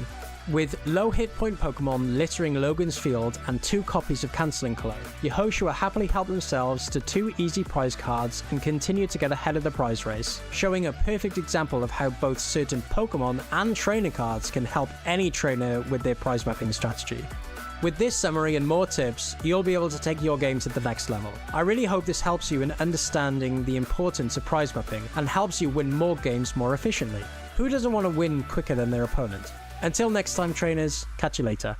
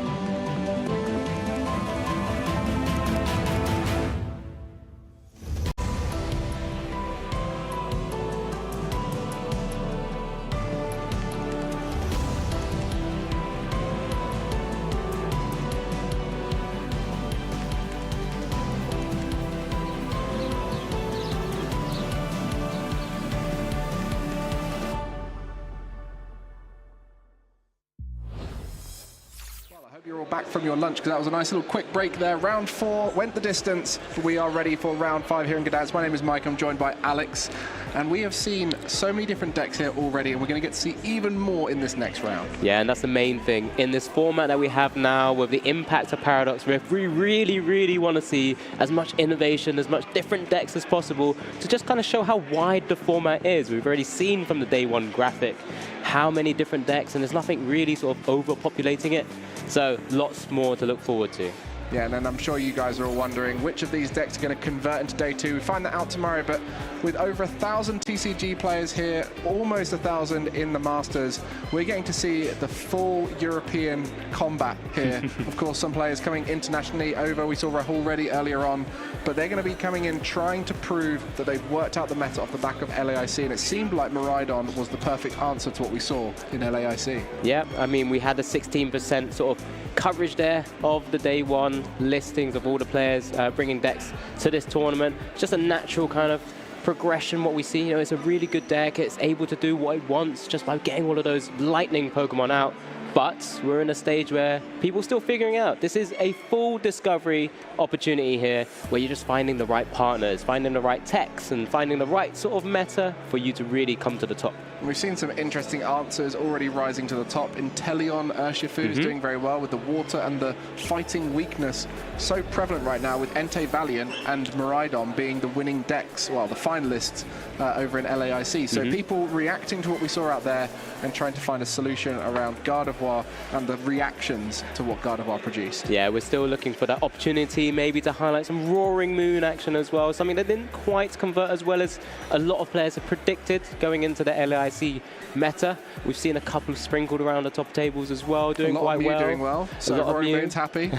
Exactly, so it's trying to figure out how this sort of cycle of the meta really comes around, because, you know, Mew typically is one of those decks which actually does come full cycle with all the different techs that it gets. I'll tell you one deck we haven't had a chance to talk much about, and I'm sure a lot of you are wondering if there's any in the hall, and that's Snorlax Stall.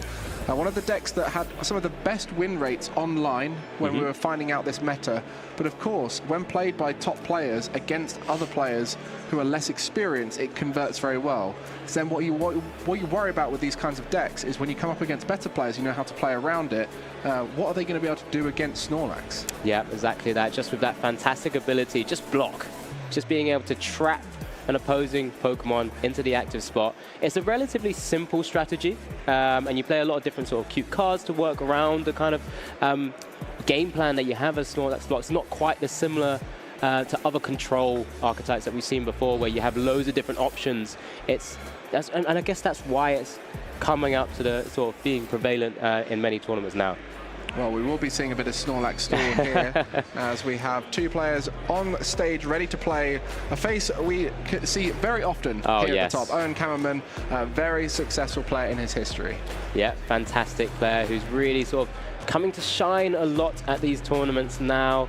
As you can see, some of his achievements there on the screen. You know, someone who's not, you know, we're used to seeing now in stream matches as well, him alongside his brother will be piloting a deck that we saw Rahul play a little bit earlier, that Inteleon VMAX, Urshifu VMAX deck.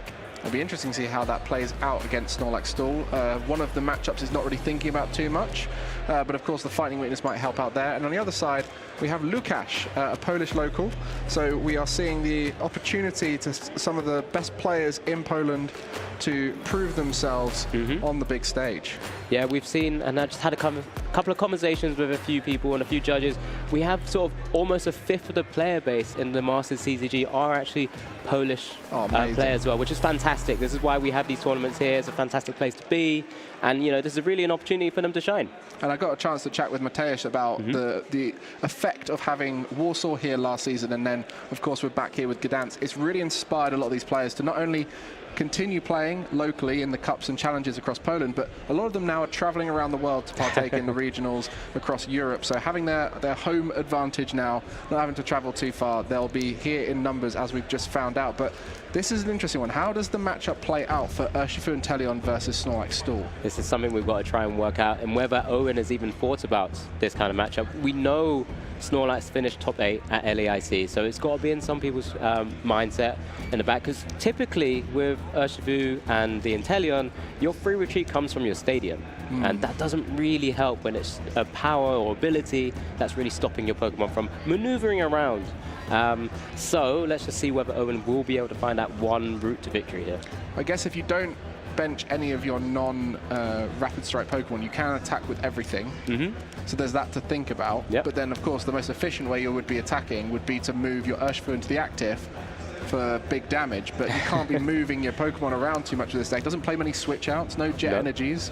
So yeah, it's quite a tough matchup, I think. Yeah, but I think, like you said, trying to utilize those sort of key core attackers with those Rapid Strike energies, you know, even the Medicham V can sort of start swinging away with its second attack, being able to deal 100. And of course, Snorlax is weak to fighting as well. So yeah, let's see how this is going to play out. Both players there setting out their prizes as we do kick off our round 5, as Lukash is the one who will be kicking things off with that Mimikyu in the active. Yeah, Mimikyu, a great card in this matchup, because the only thing that can work through it will be that Octillery, which doesn't do a huge amount of damage. It would be attacking for 50 at a time for a Water Energy and 2 colorless.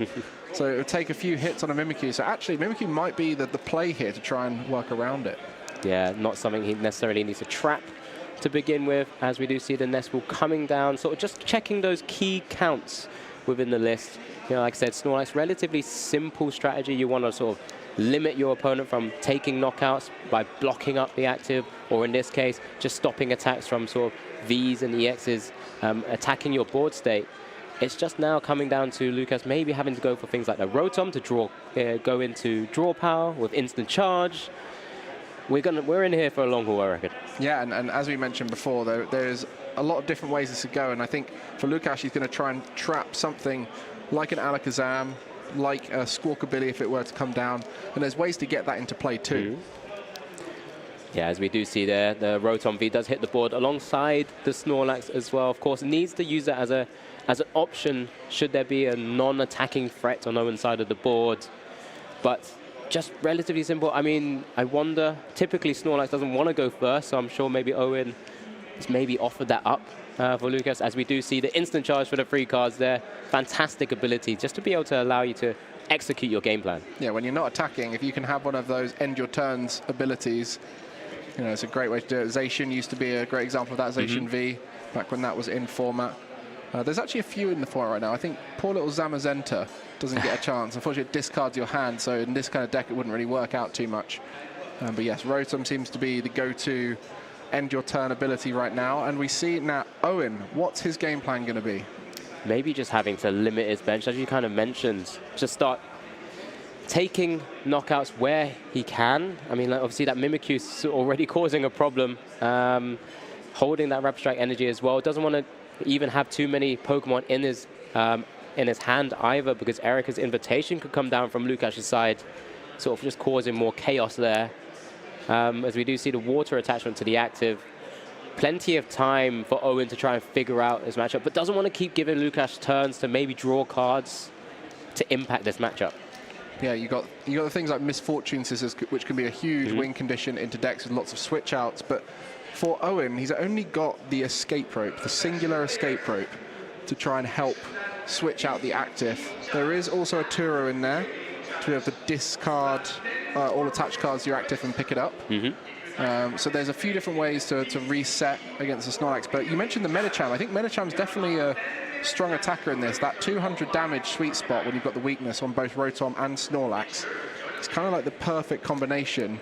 100 with weakness, 200, Snorlax with a Bravery Charm on, that kind of fits perfectly. But, you know, you don't want to start benching all your Pokemon to get through to that. You want to get there slowly and make sure you don't over use your resources early on. Yeah, it'll be quite key for Owen here to kind of utilize those Ionos at the right time as well, because of course, like I said, Lukash will be able to bring up loads of cards into his hand with that instant charge ability, as we do see the typical turn, that Arvin grabbing one of those tool cards, such a powerful card in this format now, alongside, I believe it might have been a counter catcher there, just sort of prepping for latter turns.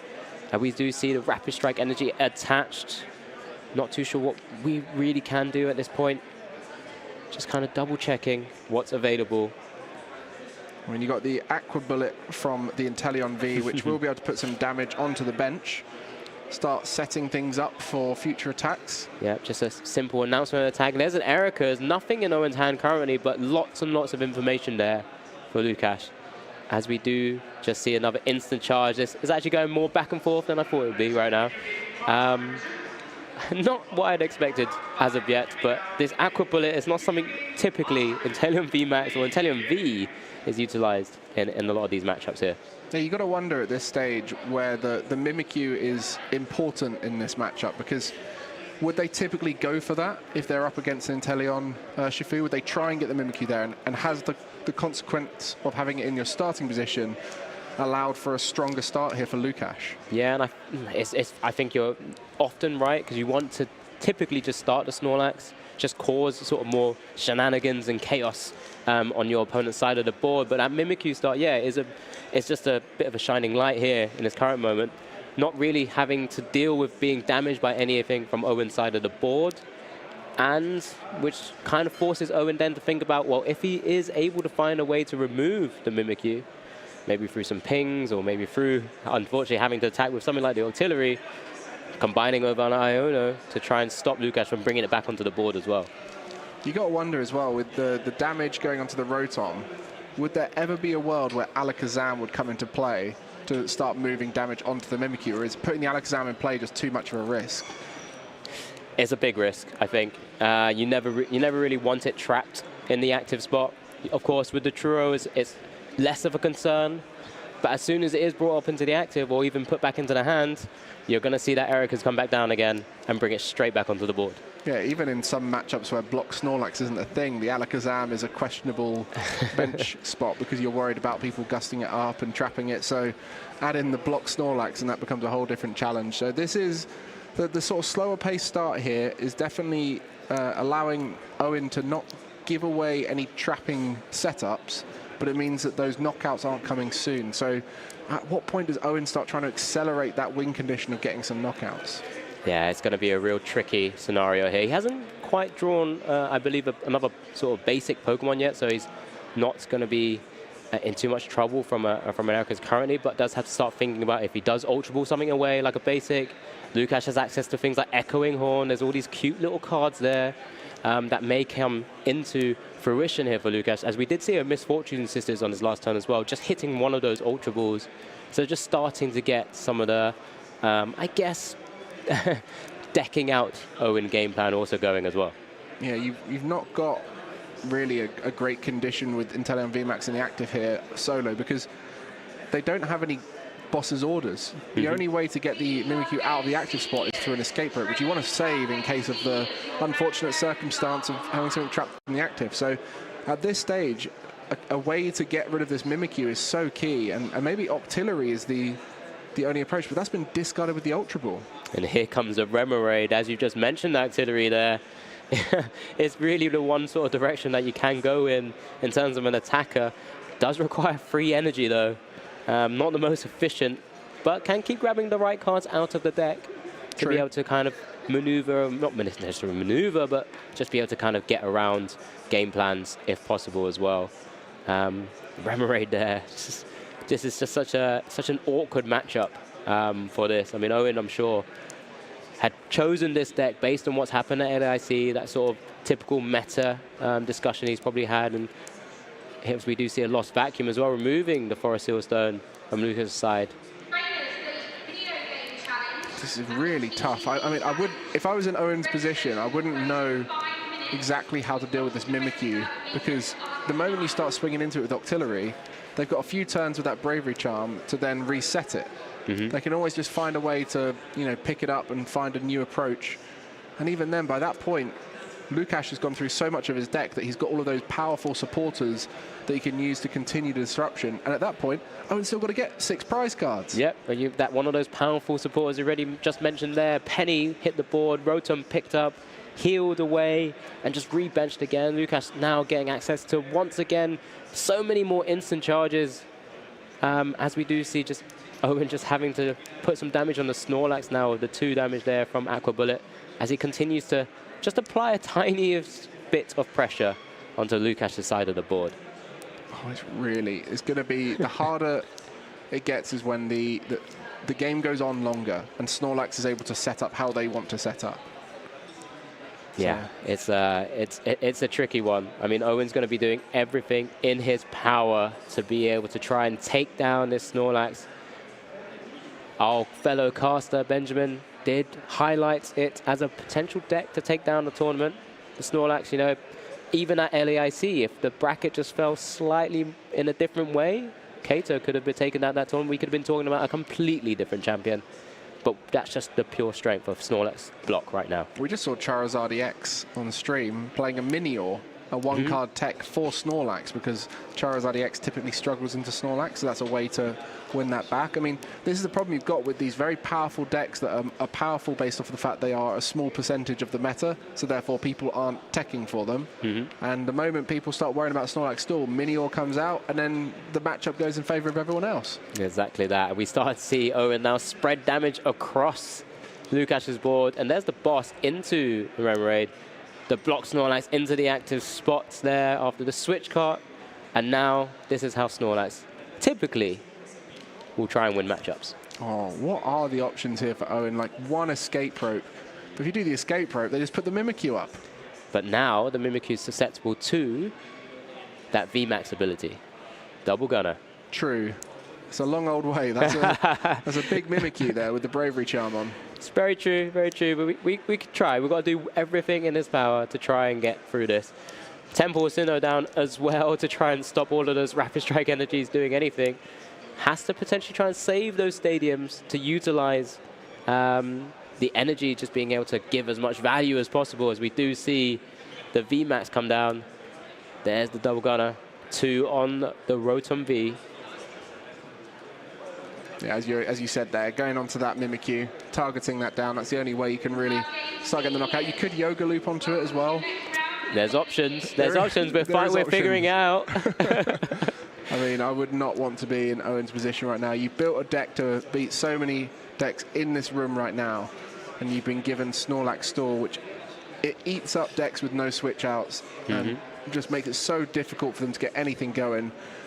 And at this stage, it's going to be a long old first game if Owen can't find a way to start taking some prizes. Yeah, Tower Waters coming down there. As we do see a research here from Owen. Doesn't want to use Octillery's fantastic ability yet. Rapid Strike Search, allowing you to search your deck for any Rapid Strike card. Few different options there available. Now having to utilize it. Start swinging away with Waterfall. Is that the game plan here? 50 damage? I mean, it's a tough one. It's definitely an option. Definitely a slog here. You got to think maybe an Iono at some point and hope that you can chain a bunch of Waterfalls together after the Snorlax stalls really struggle to find the options. I mean, that's the best bet at this stage, right? Sinnoh already coming straight back down there from Lukasz. I mean, it's typically there for the jet energy, but in this matchup also has some utility. I mean, it just works and flows so well, it seems, right? There's the Pokegear coming, grabbing the Sydney there. I mean, one of the best effects of Sydney in these kinds of matchups is the revealing of the hand, so you can see what you're working against. And if you do find any combination of Pokemon Tool cards or Special Energy or Stadium cards in their hand, you can discard it up to 2. So many options. Here's the Sydney coming down. What's available? Just double checking there. The Tool and the Stadium. That means 2 of the Tower of Waters have now left the deck or hand into the discard. And 2 Forest Seal Stone as well, so there's no more access to Forest Seal. It was a big, big Sydney there. Oh, but the card they didn't see in that hand is the one that they got off the top of the deck there, the Iono, which, I mean, the advantage you got with Snorlax Stall is you're always going to have 6 off of an Iono. So at this stage, if you do get disrupted to try and stop you from healing off that active Snorlax, it should be fairly effective Iono to try and win a knockout of some sort. But it's so hard to get a knockout here. So hard. But like I said, he's going to work through every option possible. Plays the Iono now as well, you know, not allowing Lucas to use and utilize that hand to full effect. Is only one energy attachment to actually continue swinging away with Waterfall, because of course Rapid Strike energy now becoming a colorless because of that Temple of Sinnoh. Oh wow, having to use 2 of them. I mean, it's not going down anytime soon, I suppose. Yeah, I mean, there we go. 120 damage onto that Snorlax. Needs a little bit more. Just a little bit. Just that 80 more, right? With the Bravery Charm. I mean, the dream would be to be able to do some kind of Luke shenanigans, but at this stage, you don't want to overbench and start putting all these things in play. You've got the Temple of Sinnoh as well now, which is taking away options. It's a real tough scenario here, as we do see Owen just drawing for turn, just more instant charging, Avery being played, so that's already another 6 cards into Lukash's hand there. That's what I mean, it's about timing those Ionos at the right time, slowly chipping away at that Mimikyu. It's close. Is it? Halfway there. Rotom taking a lot of damage as well. I mean, there's only so many times you can use Double Gunner in this deck as well. You don't have a huge amount of water recovery. Oh, my goodness. There's another water, though. Be available for next turn. And we're swinging away. Well, that Iono is going to have to come in clutch here. What have you denied with the Iono, Owen? I mean, Lukash has seen 12 cards here, from a Iono to 6, Avery for another 3, Instant Charge for another 3. I mean, what can you do?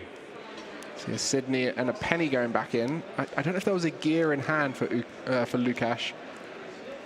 Played a couple, has played a couple already, but you know, typically that does play a couple more. Like, is it normally the full set, because you want to be hitting the right supporters. You've spoken about how powerful the supporters are in Lukash's deck right now. The Snorlax Stool.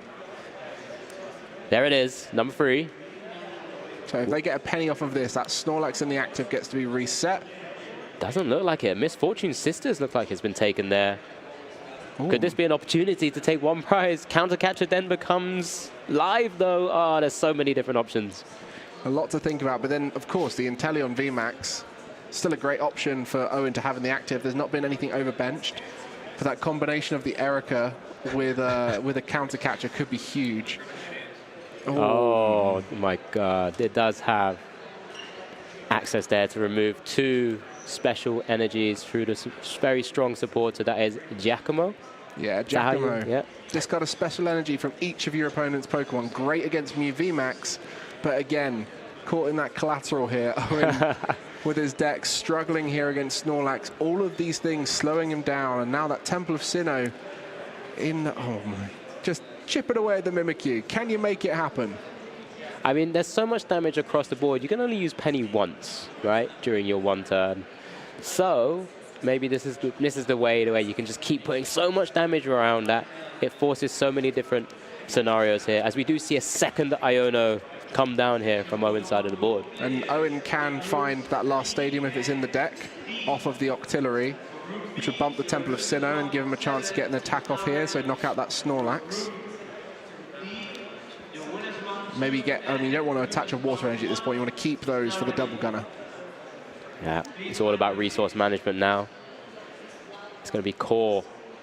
This game, man. Oh, he did announce the attack, but Temple Sinnoh is in play. Unfortunately, now not able to take the knockout here, as Lucas correctly points out the Temple Sinnoh and the Penny in the hand, protecting the Snorlax. The other Snorlax comes up, Bravery Charm back onto the active spot. 170 damage, wiped out, just like that. That's such an unfortunate miss there, not quite spotting the stadium. That Giacomo coming in so strong. Was there a stadium in play as well? Was there a stadium in deck even, to be able to have bumped the Temple of Sinnoh? Just going through his resources there again, picks nothing. Yeah, selects nothing from the Rapid Strike search. Oh, this is see so a Vessel. Just No more at this water. point, removing just unfortunate cards left in this hand. Is it getting to a stage where Owen has no answers? I think it might be. You know, no more water energy, so the Mimikyu is still going to be a problem. Because you need to try and find a way to get that to as low as possible. You've had 2 of your Rapid Strike energy removed by the Giacomo, so they've been discarded. You've only got the 1 escape rope, and it seems like...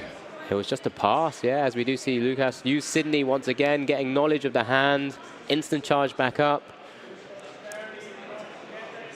Well, there's still plenty of time, so Owen is gaining some information out of Snorlax Store. You know, there is somewhat known lists out there of what kind of supporters are in there, but not everyone has optimized their Snorlax Store list, and there's some variation in the support accounts, what tools are used and everything like that. So you definitely have to find out that information, and often against a controlling deck, that's the best way to play out game 1. Go a little bit longer just to try and find out all that info. Yeah, 100%. I mean, Lucas himself is even teching for kind of the mirror match with that Crabominable V as well, with the water energy in his list, being able to kind of force the mill of your opponent.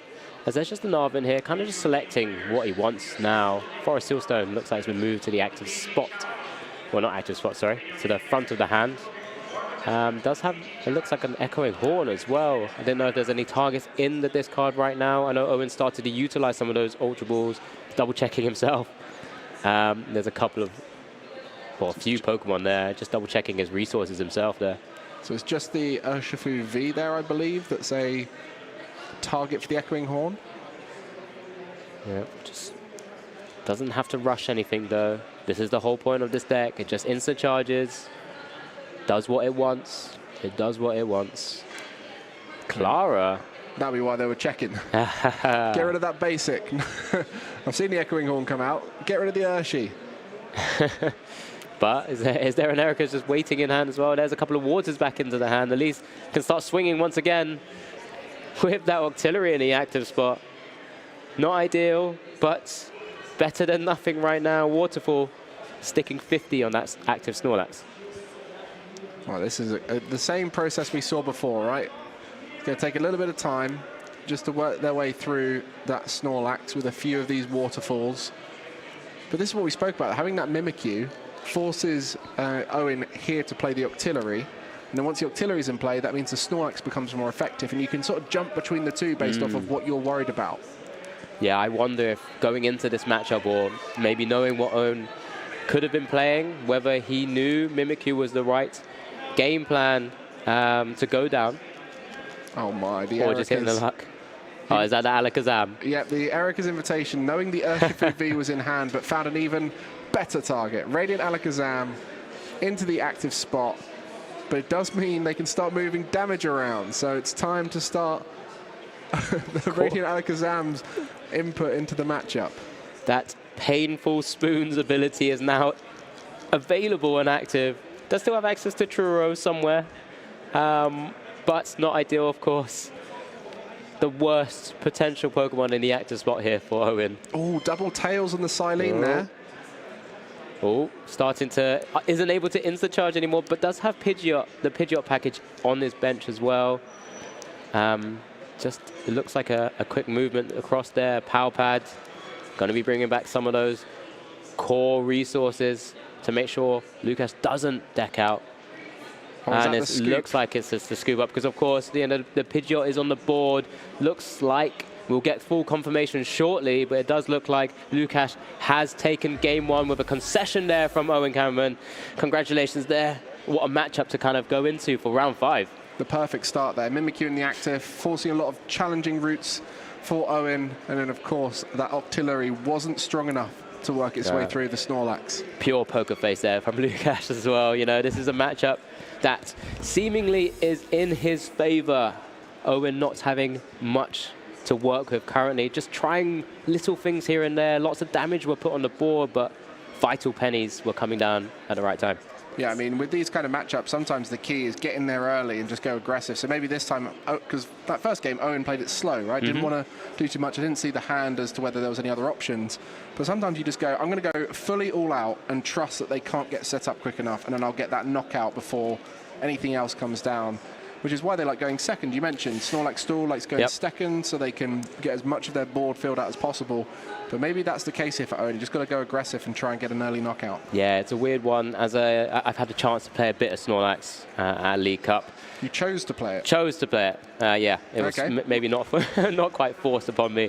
But just wanting to go second, utilize those poker gears into an Arven, that's all you want to see, right? You play with this one Battle VIP pass to be able to go second and hit it through an Arven. And then you just, I'm going to say rolling, but you're not really rolling. You're just charging up and just drawing loads of cards and letting your opponent seeing a way out if possible. I've got a question I've always wanted to ask a Snorlax Stool player.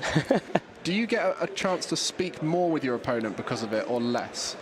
Because you're doing less. It's a slower game, right? Do you then get to have a sort of chatter with them, or does no one want to talk to you after they've seen you playing Snorlax Stool? I'm generally quite apologetic when I'm having to just play Snorlax, but we do see an interesting prize there. The Rotom V is currently in the prizes. The Rotom V, yeah, the only one. Oh, and it's fine. You know, you let Lucas go first, but he hits Battle VIP pass anyway. But the Medicham start this time could be the difference maker. Could start swinging nice and early with some of those special attacks from Smash Uppercut with that Rapid Strike energy as well. Just a fighting and double colorless required for 100 damage. Same attachment cost that it took for the Octillery, but this time you're getting a one-hit knockout on that Snorlax. And of course you have the Yoga Loop, which could work synergistically with those Rapid Strike pings that we saw from the double gunner.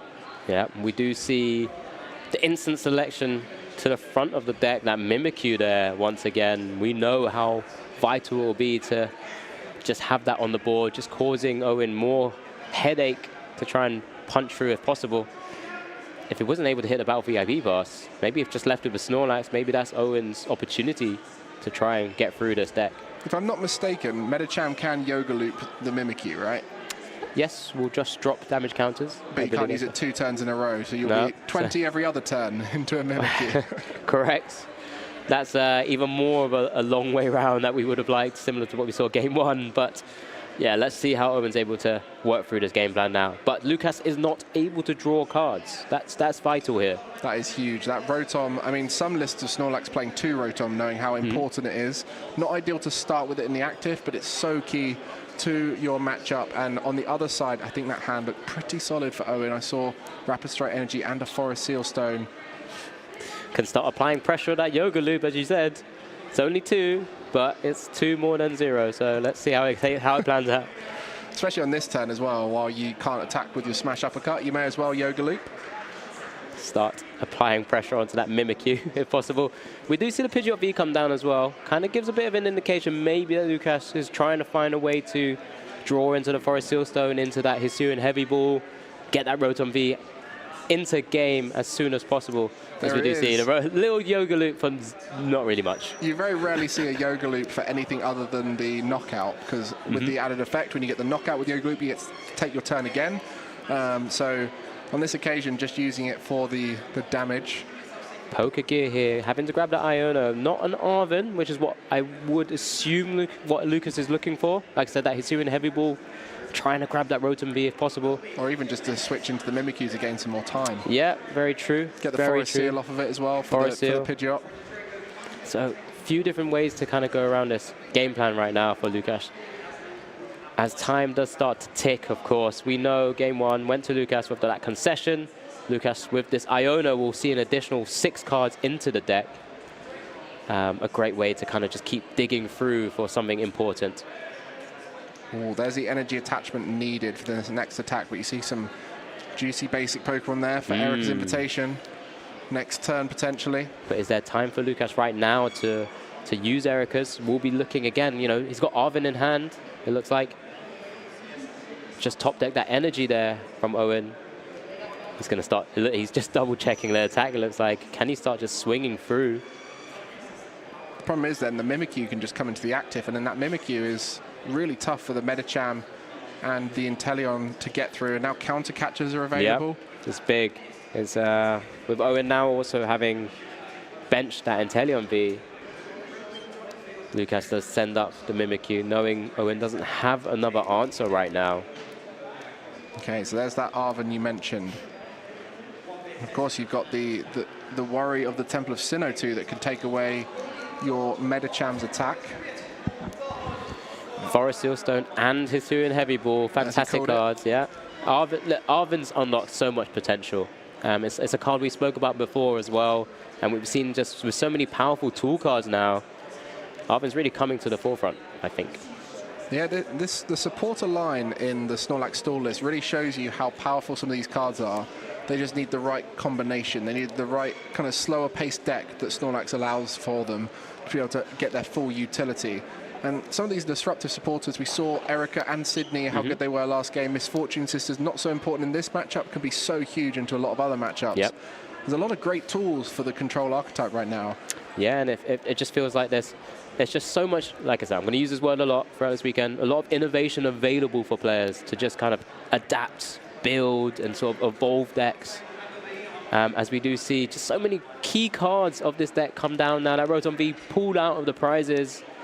Insta charge, drawing free cards, ending your turn, but you know what else you want to do with Snorlax? Oh my goodness, the Inteleon VMAX off the top there, huge, because then they can start those double gunners. Just to the bench, right, if I'm not mistaken? Yeah, just to the bench. But we'll apply some pressure here, there, and everywhere. Maybe start the Alakazam later on, if you're willing to put that into play. There might have to be a turn at some stage. But we will see likely a Yoga Loop just keep kind of applying pressure himself as well. Exactly. Well, now the Urshifu V has been discarded. That is an Echoing Horn target. But honestly, it could come down to a point where there's enough damage in play from the Inteleon VMAX's double gunners. Maybe Urshifu V attack onto a Rotom and something else on the bench could really disrupt the whole game plan here for Lukash. Combine it with an Iono or something like that. And it can really just kind of cause so much clogging of the deck, which is sometimes what happens. Because obviously when you play cards like Arven, you're selecting the cards that you want. You've got a Forest Sealstone. Maybe you don't want to utilize that too early sometimes, unless you're really sort of targeting. We know that Urshifu V's in the discard now. We need this Echoing Horn this turn. But here we go. We do see just a quick double gunner on that Rotom. Putting on a Pidgeot V wouldn't be ideal. No, can just disappear. Vanishing Wings. That's right. Straight back into the deck. Fantastic card. Great combo card. Love it. You love a bit of Vanishing Wings in your Lost Box, don't you? Oh, we do see an Erica's instantly target that Alakazam as well. It's here. As we do see block Snorlax move to the active with the switch card healing on the Mimikyu as well. It's all going wrong. Insta charge, more cards, so many options. Not many damage counters to move around for Painful Spoons either yet. What do you do here? You've got the escape rope, but then if you escape rope, the Mimikyu just comes up, right? Well, that makes sense. That Snorlax is getting attacked, it's getting knocked out by the Medicham most likely. If that Truro comes down at some stage, Owen could just swing away, knock out that Snorlax, forcing Lukash to have to find another Erica's once again. I mean, the advantage you've got here of knocking out that Mimikyu, then the escape rope becomes a very good live target because you're most worried about them putting the Mimikyu up off of the escape rope. Very smart play here from Lukash. Does need that second Snorlax in case one does somehow go down. Just being able to still utilize that block ability.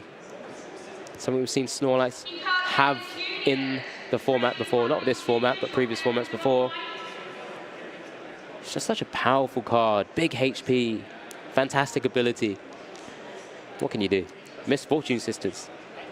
Well, for those of you who are just tuning in, we are in round 5 in Gdańsk. We've currently got Snorlax Stall versus Urshifu and Inteleon. You might be wondering why Urshifu and Inteleon here, but a lot of top players have gone for the deck thinking it's a great pick into what we saw at LAIC and how people would react to it. So consequently, a lot of them right now are 4-0. Yep. And of course, in Poland, we have a lot of great Polish players, and you can see there on the right, Lukash piloting the Snorlax Stall. A lot of top Polish players are on EXO records, 4-0. And of course, the hall is full of them as we've managed to get so many of the local community to come along to the event, which is why we love traveling all over Europe and getting to see all these new faces. Yeah, it's incredible to have so many different players sort of dominating with different decks as well. It's been fantastic to be able to showcase so many different decks on the stream so far. You know, we're only in round 5. There's so much more to come. Round 6, round 7, round 8, round 9. And that's just day one. Don't even think about day two yet. Every one of these players will be looking at some of these decks they're seeing around the hall and thinking, I do not want to play against that. And Snorlax Stall is definitely one of those decks that they would be thinking about that. Did they just double gunner to the same Pokemon? No, he put it onto the Pidgeot and then Painful Spoons onto the Mimikyu. That makes sense. I was going to say, why have they put it on the Pidgeot V? But it didn't really matter where it was. No, it's going to be moved away. 90 damage now on that Mimikyu. Is that 30 left? 30 left, yeah. The Bravery Charm 50 on top of the 70 of Mimikyu already. There's the Penny protecting the Mimikyu once again, and all that effort in vain. So close. It's always so close. One more double gunner and a Painful Spoon movement. That would have been it. That would have been it, yeah. It just, it's so unfortunate. But that's what Snorlax is here for. This is what it does. This is all it needs to do. It's just going to sit there and let you waste your time putting damage counters around. The unsung hero of the deck, that Mimikyu. It really is. It just shifts a few matchups back into your favor. And they're going to try again. Just going to keep doing it. One day the Mimikyu will be knocked out through Painful Spoons and double gunner, but it does not seem like today is that day. So much work to be done. As we see another Inteleon V coming down, doubling the potential for double gunners. Free Waters in the discard, though, as we've already mentioned, does have a finite amount of energy use. We do see the Sydney, lots of information there for Lukash. Nothing to target. Owen sort of playing his hand out as he needs to right now. More insta charging. We really should have an instant charge counter. How many times have we seen that? I mean, look, again, the double gunner coming through, but doing it at this speed is so slow against Snorlax. They have so much time to then get the penny, reset the damage, whatever it is. And on this occasion, that damage is being moved over to the Mimikyu. It's then big close again. Couple of big pickups from that Karina's Focus. That escape rope now into hand can't be targeted from the Misfortune Sisters. With the Stadium also there, Penny again resetting the board. That Mimikyu once again will just be able to just keep taking damage counters. And Owen's game plan just keeps going out the window. I was well excited for the escape rope into Yoga Loop and then see what happens, but no, just reset it one more time. Yeah, in Owen's mind, his game plan has to be is either utilizing Yoga Loop to try and get 2 turns, because he will want to Iono and Churro potentially, or use Escape Rope to get that Alakazam out of the active spot. Not very easy to do when you only have one supporter to be able to use per turn. And at the same time, Lukash is just pennying that Mimikyu every time he wants to. Another instant charge there. And we see the Clara, that's going to get 2 energy back. So now we see the first movement, and there's 2 water available across the next few turns. Just got to keep trying to knock out that Mimikyu, and at that point, try and find a way to get the Medicham into the active and keep swinging through the easier targets for Medicham. Silene. One head. Just the one heads this time. Power pad straight back to the top of the deck. That will be instant charged. Yep. Alongside 2 more. Wow, you know, those pennies already back in the deck. There's one in hand again. What can Owen muster up here? Already 4-0. I mean, if you move across, you do have the potential for 2 use of the double gunner. So you could, in theory, get the Mimikyu this turn. It is possible. It's a lot to ask for. There's the Escape Rope moved, but he needs one more turn. He didn't have the water energy. There's the Penny again. How much damage have we seen just wiped off the board already? Always sort of hits the 80-90 mark. That's at least 3 pennies used on the Mimikyu. Over 250 damage likely just removed from the board just like that. Yeah, it would have been a very big reach to try and go for the knockout there, because if you escape rope into the Medicham, you've committed that escape rope then. Just hoping that Penny wasn't found again, but of course that instant charge, you keep mentioning it, it does get you through to those resources you need very quickly, and with the 4 poker gear as well, there's just so much reach for the supporters you need at any given moment. And this kind of war of attrition from Owen's side of the board, because he is just running out of the resources he would need. There's the Nest Ball now. We soon do see another Painful Spoons movement as a pass as well. Remoraid onto the board. What are the options here? Another Silene, heads, double heads, any 2 cards he wants from the discard to be instant charge to the hand. Well, you can see there, knew what one of them was going to be, and now he's got to work out the other one. Power Pad was the instant decision. Sometimes just too many options when you hit 2. You just want the 1, really. Yeah, and you get to choose which order they go back in, right? So you do. Won't really matter. Instant charge will get them both, but... And there it is. Oh, shock. Oh, those are the cards I needed. Ultra Ball, double VIP. Oh, sorry, VIP. Battle VIP pass, I should say. Just kind of removing it. 4-day auxiliary. So we do see the Tower of Waters come down now. What's the game plan here? Is it time to do something? I mean, like we said before, I think in this matchup, maybe you do have to just go full aggression mode and try and get an early knockout. But with that Mimikyu coming down so soon, it's made it so tough to be aggressive in this matchup. And that Alakazam in the active. Octillery grabbing the Rapid Strike energy, but Towers of War is being played, even though... Oh, there's a... That's just having every answer. When your deck is that size, you have every answer to anything Owen's going to be trying. Forest Seal Stone has been vacuumed away as well. And there's the Temple, again replacing and removing the Tower of Waters. It's just a rather unfortunate scenario that Owen finds himself in. I mean, we said how popular Urshifu Inteleon is today. And for Lukash, he probably wasn't thinking, do you know what? I think Snorlax Storm's a great pick into this matchup. He'll be happy to see so many people playing it. Chance them to really punish all those meta picks. That's what Snorlax Storm does so well. It punishes decks that just have a non-switch based game plan. Yeah, so really struggle to deal with that block Snorlax. I think Owen's now just kind of playing out.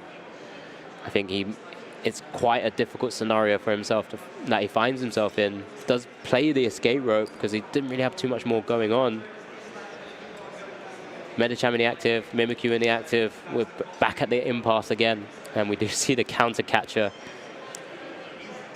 It's just so, like, every single turn, it feels like Lukash has what he needs because that hand is so big.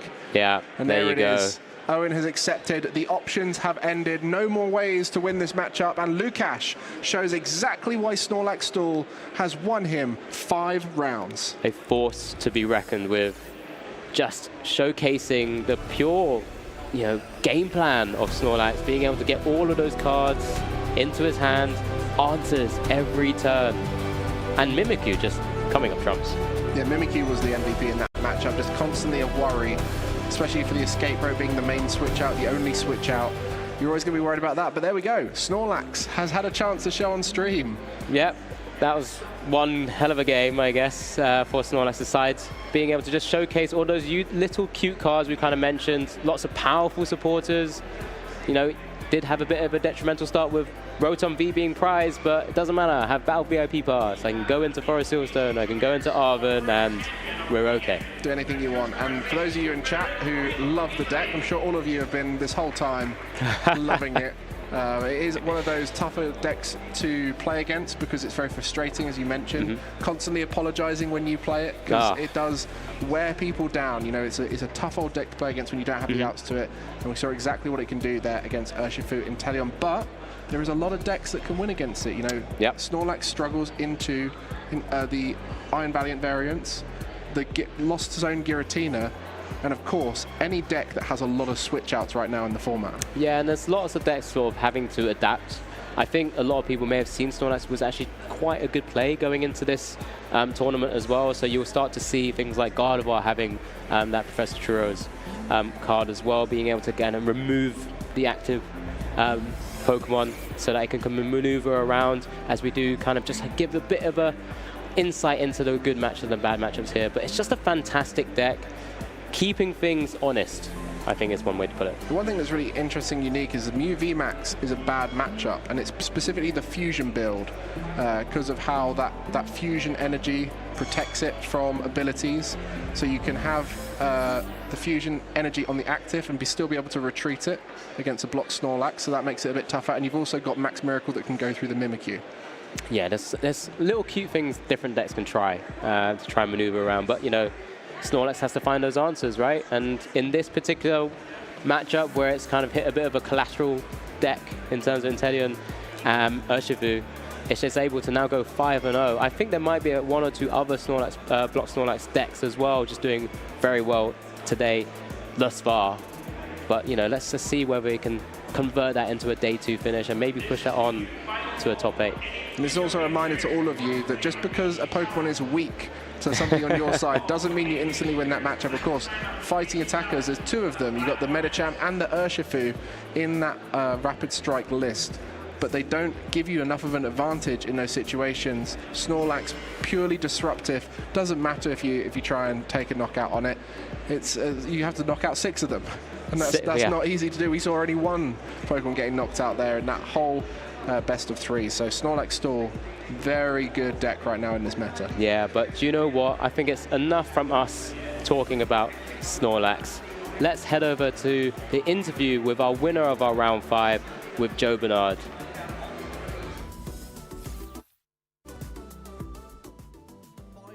Perfect record right now from Lukasz with the Snorlax control. Not thrilling gameplay, but very effective gameplay. So far, 5 victories. Not much jeopardy in that one as well. You seem pretty in control of that matchup.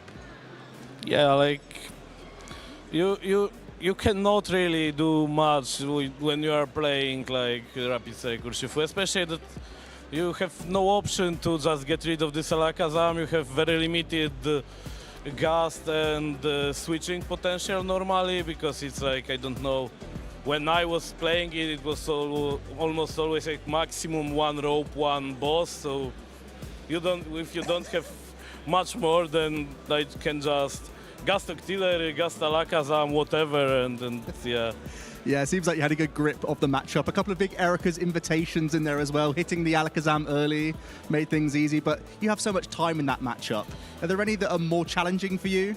Yeah, so I had like round 1 was especially challenging because like I was playing against Gardevoir player, and he was like, and I had to hit Erika when he was on the last prize, and I had 2 options. Like I could either Silene last, because I used all counter catchers already, so I had to Silene counter catcher, then bump out Collapsed, echoing current counter catcher Zacian, but I'm not sure whether I will hit Silene heads.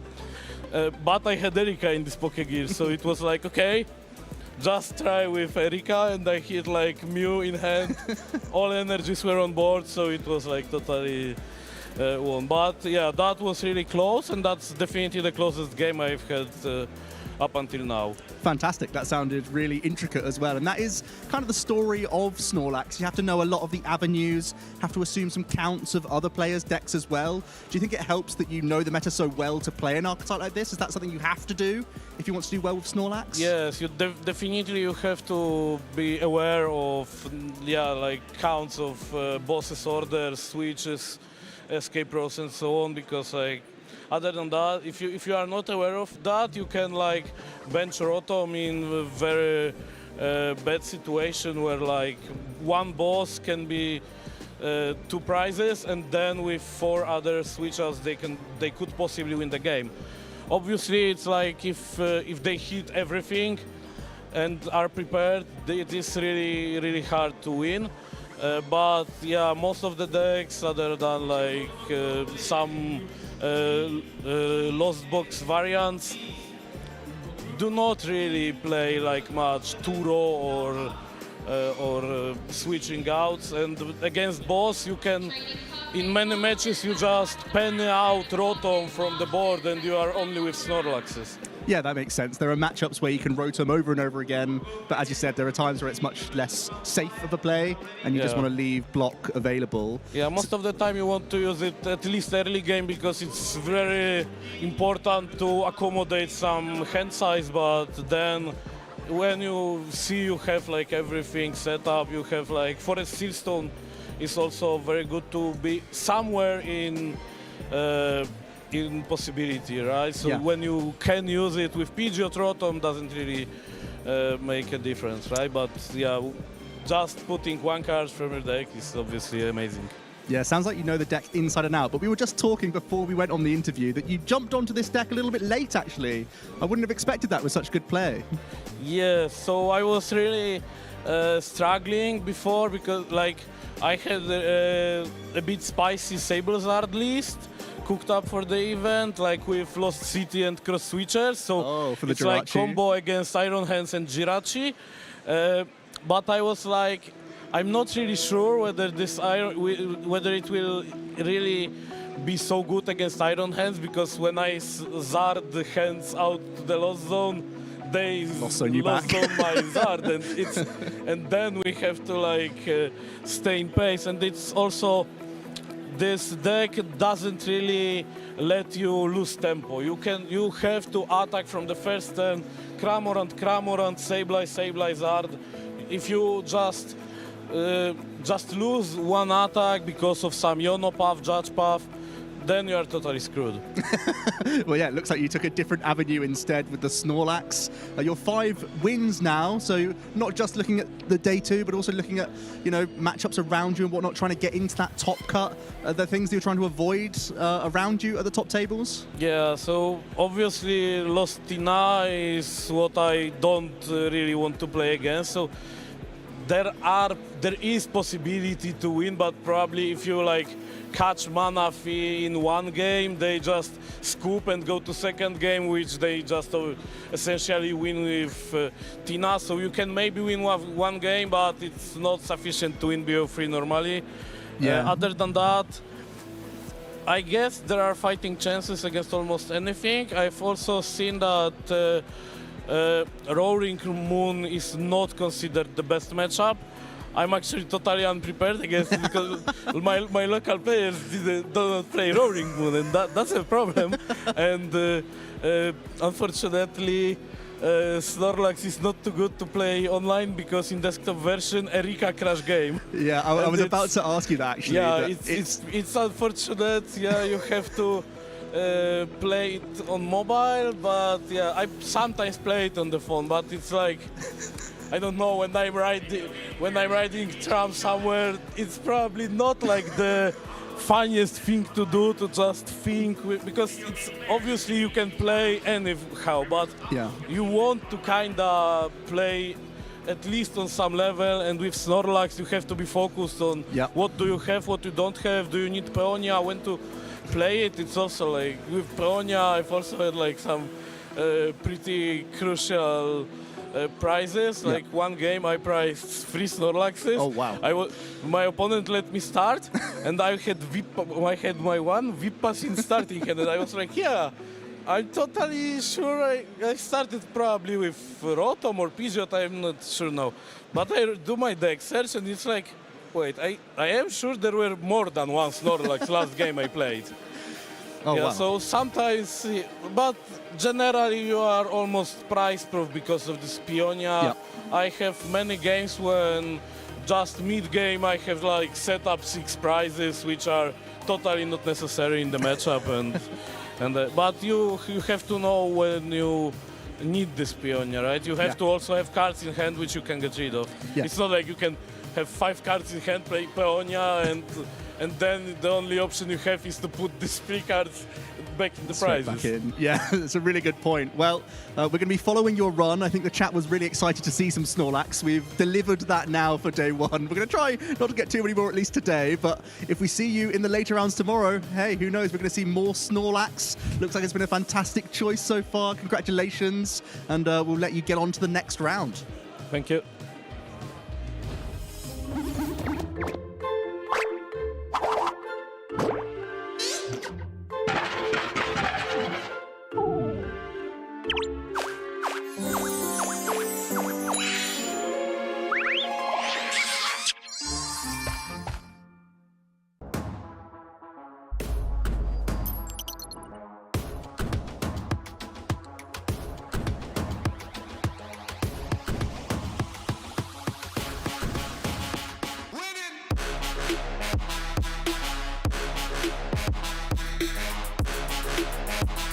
My name is Andrew Ford and I'm from Raleigh, North Carolina. When I was on stage and I won, I was just like really hyped up because it was like a super close game and I didn't think I was gonna win. I've always wanted to show that I'm one of the best, if not the best player in North America.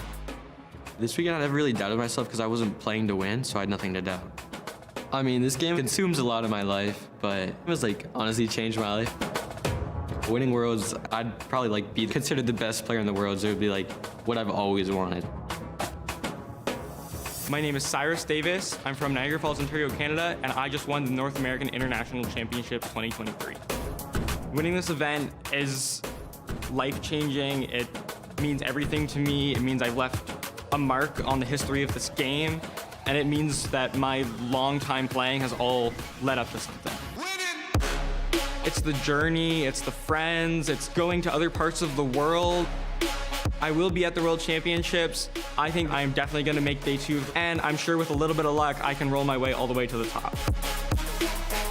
My name is Alex Gomez. I'm from Spain, and I'm the new North American International Champion. It feels great to win a tournament again. I actually cried. I was really emotional. I was happy, of course, but so long since I won an event. I thought I couldn't do it anymore. My advice to other trainers is keep trying, never give up. You gotta trust yourself and believe that you can do it. If a tournament goes badly, you can still try. You're gonna bounce back. Then I'm gonna try to win at Worlds.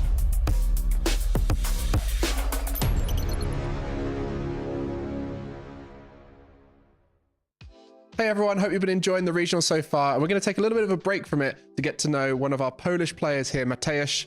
It's good to have you here. How you doing? Pretty nice. Just get back from the exam, so... Yeah, I mean, you've got a lot to balance right now around your Pokemon play. As someone who's quite a creative deck builder in Pokemon, I've got to ask you, where do you find the time to fit all of that cooking up of your decks around your life?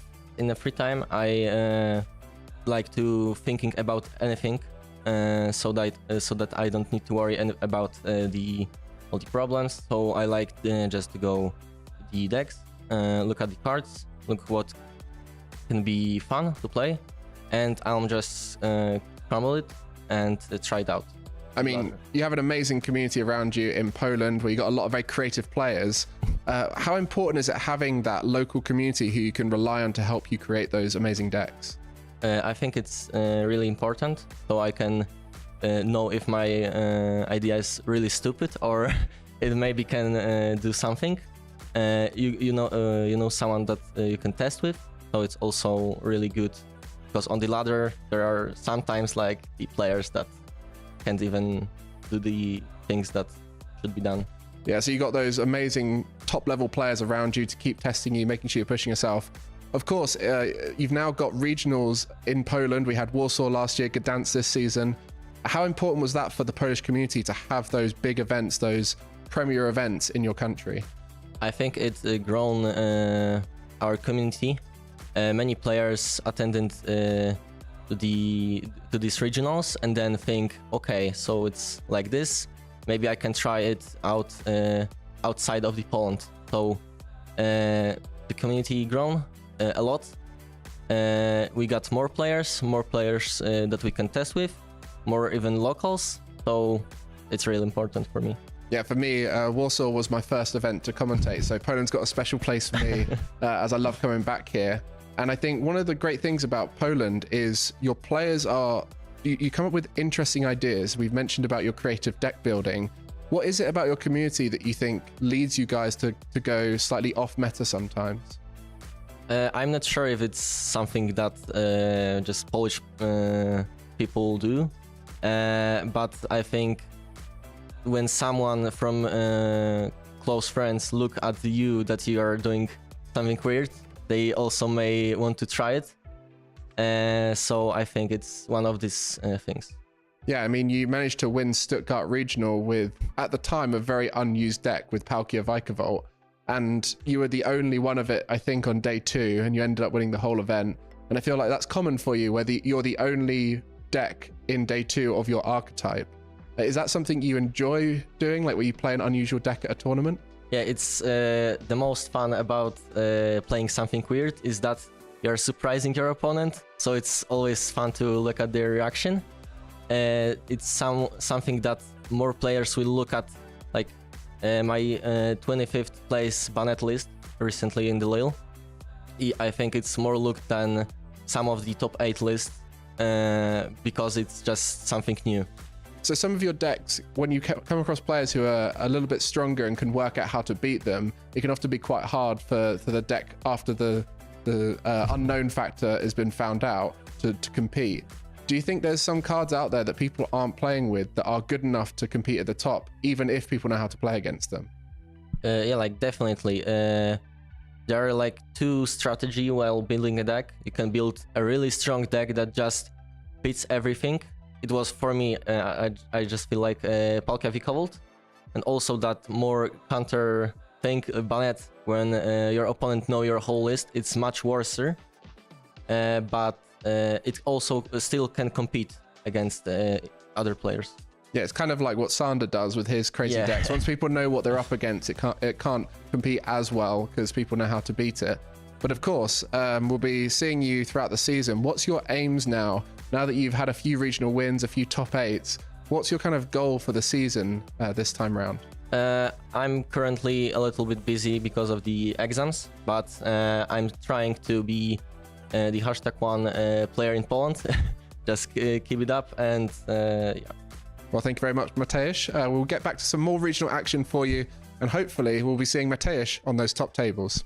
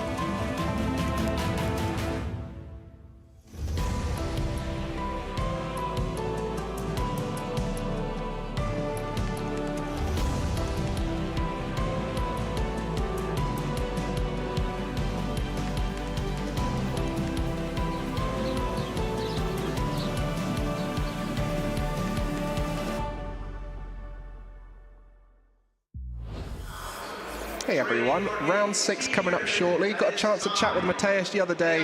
What an amazing player, such a creative player. You got a chance to play against him at Lille with that Bannet list. How was that, Joe? I wouldn't say it was a pleasure. It was terrifying, actually, because as you said in the interview, you're figuring out what's going on the spot, and trying to win a game whilst also figuring out how they're trying to beat you isn't the easiest. I ended up squeaking out a tie, and I was actually quite happy with that, to be honest, because my first game was just exploring what was going wrong, and it turned out it was a calamitous wasteland that stopped me checkmating Mateusz, which meant that they were a turn ahead of me to win a prize race. I was playing Maridon at the time, and yeah, I think I was just pretty happy to take the tie, and that's just a fantastic way that the deck was built. And even though it's not necessarily the most powerful strategy, the fact that your opponent has to play differently against you and doesn't know where their pitfalls are coming from gives you so many extra percentage points, I feel. Yeah, well, we'll hopefully get the chance to see Mateusz. I know he's doing quite well here. Was 4-0. We'll see how he does in round 5. As that's finishing up right now. We'll have round 6 coming on later.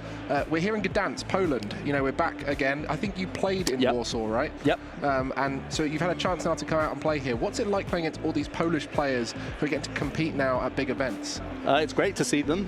You know, they've come out in their force this time around and last time in Warsaw, the different city. I've enjoyed coming back to Poland, exploring a new city. We saw some of the shots there overhead. It's a fantastic old town, great to be here. And I feel like the players are very creative and also some really high-level competitors. So it was a difficult one every time you come to Poland, but it's a fantastic experience as well. I've been really enjoying seeing everyone at home and those who are competing here talking about the event. Of course, loads of people have been taking pictures in front of all the amazing places in Gdańsk, but we've had a chance to have a look at some of you guys' posts from home. And of course, you guys loving the loving the Bidoof there. and that's the Gdańsk Regional Update is happening here. And yes, Bidoof is watching us just to be safe. It's the perfect mascot there, the Bidoof, everyone's favourite. It's a world's winner, Bidoof. It's a fantastic Pokemon in the TCG. I mean, when you thought Bidoof plus Arceus, you know, one of the most powerful Pokemon in the universe, and Bidoof known for being one of Equally the powerful, I think you'll equally find. powerful. Sorry, I apologise. Yeah, so Bidoof there overlooking. Have you ever been a plushie on the desk kind of player? I need to find an Empoleon that's small enough that works. That's the problem. There's small Empoleons, they're a bit bitty here and there, so I need to find a plushie that fits my style, to be honest, to make it work. But I do love seeing other people use plushies, interesting V-Star markers as well. It's a great way to accessorize the Pokemon TCG. I'd love to see you with a giant Empoleon plushie and just There's always the meme, isn't there? Yeah. Take up the whole table. Yeah. I remember seeing a junior once where they had 5 plushies, and it was just like creating a wall between the 2 playmats. You could barely see what each other was playing. And yeah, some people can take it all the way with their entire 6 favorite Pokemon. Amazing. And then Hope Garchomp EX appears in Gdańsk. He's a very cool guy. #PlayPokemon. Make sure you're using #PlayPokemon at home if you want to get involved in these. But Garchomp EX, not quite the power level needed in the current format. Yeah, if you want to see Garchomp, I've got some bad news for you. I don't think I've seen many around the tables. It's amazing to see a card like this where it has fantastic one-turn attachment, energy acceleration, has spread damage potential, has really high hit points, is a Terrastal so it can't be hit on the bench, is a water type, even with fighting type coverage, so you can have, you know, different ways to protect yourself from your own lightning weakness. You would think this card would be a no-brainer, a really powerful card, but that's just the level at Pokemon that we're at right now, where Stage 2s have to be incredible. You know, when you look at your Charizard, you look at your Gardevoir, they are just such unfair cards. The reason why they are fair in the game is because you have to jump through so many hoops to get your Stage 2s online and maintain them and commit deck space, that even though Garchomp looks incredible on paper, it's struggling right now in the competitive environment. I'd love to say Rare Candy's the problem, but Rare Candy featuring in some of our best decks right now, it is just that lack of ability on Garchomp or on the Pokemon that evolve into Garchomp. You haven't got a spicy Gabite that can come in. You need the wow factor. When you're evolving into a Stage 2, you need to know it, you need to feel it, you need the table to rumble, and that doesn't quite happen with Garchomp. It does a lot, it can help out powering up all sorts of other attackers, but it's not really stealing the show on its own. Well, I apologise for taking your Garchomp off the screen there, but it had its little moment on stream, so hopefully that's good enough for you. But of course, our lovely Shay is watching from home right now. Can't beat watching some regional action on my birthday, cheering on the Fusion Gang back from the UK. Happy birthday, Shay. Yeah, massive happy birthday, Shay. Love to see that you're following the stream, catching some rest after the LAIC. If your voice is still there, I'd be surprised because you were bringing the noise and were fantastic last week. Really enjoyed listening to you. So have a nice break and enjoy the show. I mean, he loves Mew. He's loved it for so long. This is a great stream for Shay. He's loving it right now. Yeah, and then we've got a last one here, I think. Hope there will be at least some Serena EX. Such an interesting deck, in my opinion. Yeah, I think this is sort of in the same Garchomp category where you're jumping through some hoops to make it work, but it's a powerful EX Pokemon. There's Panic Mask you can have in combination with the Serena to try and create some really strange board states where you lock your opponent out from attacking from all sorts of Pokemon. You can use Hisuian Braviary to take multiple prizes in one turn if you really want to. That's how we've seen it played in Japan at times. So I feel like you're far too excited at the prospect of these decks. It's so cool. Look, but they just don't quite match the power level of all the decks that are doing so well here in Gdańsk. I get tarnished with the boring tier 1 brush, and that's because they do the best. But let me tell you, I'm putting the work into the crazy archetypes as well, and I'm really trying to vote for them and make them strong to the best of my ability, but they just don't get it done often enough. When it comes off, you feel great. It's one of the best wins you can ever have, and you're buzzing, but it's just not happening game by game. Yeah, and that's the consistency is key right now. Yeah. Being able to play 9 rounds out on day 1 and then of course through day 2 into that top 8. You need to be able to follow your game plan as often as possible, and that's why we're seeing the most consistent decks come through. For players at home who might be thinking, well, you know, I really want to try this card, I want to try this. What would be your advice to try and make their deck as viable as possible? Well, draw power is normally the main one. You need to draw a ton of cards. Oftentimes it's not good enough to just have your supporters drawing you cards. You also want abilities. This format is really centered around the Iono supporter. Fantastic destruction, especially as you get towards the latter game stages. So making sure you safeguard yourself for when you are potentially losing a lot of resources in your hand all in one go. That's the key to success, so you can just get over the line when your opponent puts you in those awkward situations where you need to find that boss's orders, power up a new attacker all in one turn, because we're really getting down to a point where it's between, you know, like 3 and 5 turn games. Ignore what we saw last game on stream, because Snorlax is a completely different animal altogether. But most of the time you're having 3 to 5 turn games, so if it doesn't happen happen on, you know, like turn 4 or 5 for you, you'll be the one losing those last few prize cards to your opponent. So you need to make sure that not only are you focusing and functioning on the first opening turns, you're saving something behind so that you can keep up once your hand is disrupted in the late game. I really like Mateusz. We did another interview, hopefully you'll get a chance to see that, where we spoke about deck building and what he does to have a creative deck. And one thing he mentioned that was amazing was thinking of 3 different stages of the game. You've got your early game, can you set up how you want to as well as possible? You have your mid game, can you continually do what you're trying to do as often as possible? And you got your end game, which really at the moment is, can I deal with being disrupted? Can I deal with those final few knockouts to get me over the line? And he says if he struggles at any part of that process, he has to start adding in consistency cards to help it. So if the early game's struggling, more nest balls, more outs to finding your energy, maybe more draw supporters to get into the game. And then obviously mid and late game, you have to focus on Iono-proofing yourself or something else. So it's a really clever way to think about your list. If you're struggling at any point in those phases, maybe you have to start leaning those consistency cards to counteract that instability in that stage of the game. You would think 60 cards does it all. You'd have enough room, but it's a constant tug of war of how powerful you can make your deck, how much it can work in the opening stages, but then having alternate game plans if things don't come together at times, and just having backdoor win conditions, always to stop the opponent winning, is just as important as trying to create your own win condition as well. It's so important to focus on what other decks are in the metagame as well. It's all good trying to make your deck very consistent at what it's doing, but it also has to function against the other decks in the room, and that's why it's such a challenge every single time. And that's why from tournament to tournament, it can be very correct to change 2 or 3 cards, even of the same deck list. We're never in the same environment. The mentality around archetypes change. People have put in tech inclusions for the LAIC in response. You know, what's popular this week may not be as popular next week. We always see these jumps in percentages. You can really get into the weeds of those and start looking around what that perfect 60 is. But it feels like it's a perfect 60 for a day. And then as soon as that happens, as soon as it's out there to the world, things change again, and we're ever moving. That's what's so incredibly amazing about the Pokemon trading card game. Well, right now, they're currently finishing off round 5, I believe. So we've got a chance to have a look at where players are currently sitting, and you might be able to see some of your favorite player names on the standings here. As we can see, some of them finishing up 5-0s, and it looks like we're pretty much ready through round 5 going into round 6. And you can see there, the 5-0s, some big names up there. Yep, straight away, Magnus Pedersen sticks out. Fantastic player, obviously a world champion in the lower age divisions and is doing well once again. Plenty of good talent up there. Eric Dahl as well in number 12 position right now. Definitely a player that stands out to me. There's a lot of variety at the top tables as well. We've only been able to show a couple of archetypes so far for our first few rounds. So I'm hoping that we can get some more variety because they're all rising to the top right now.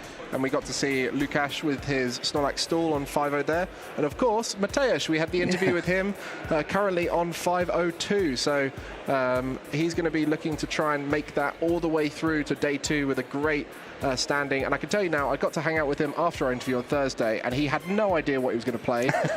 Worked it out last minute yesterday.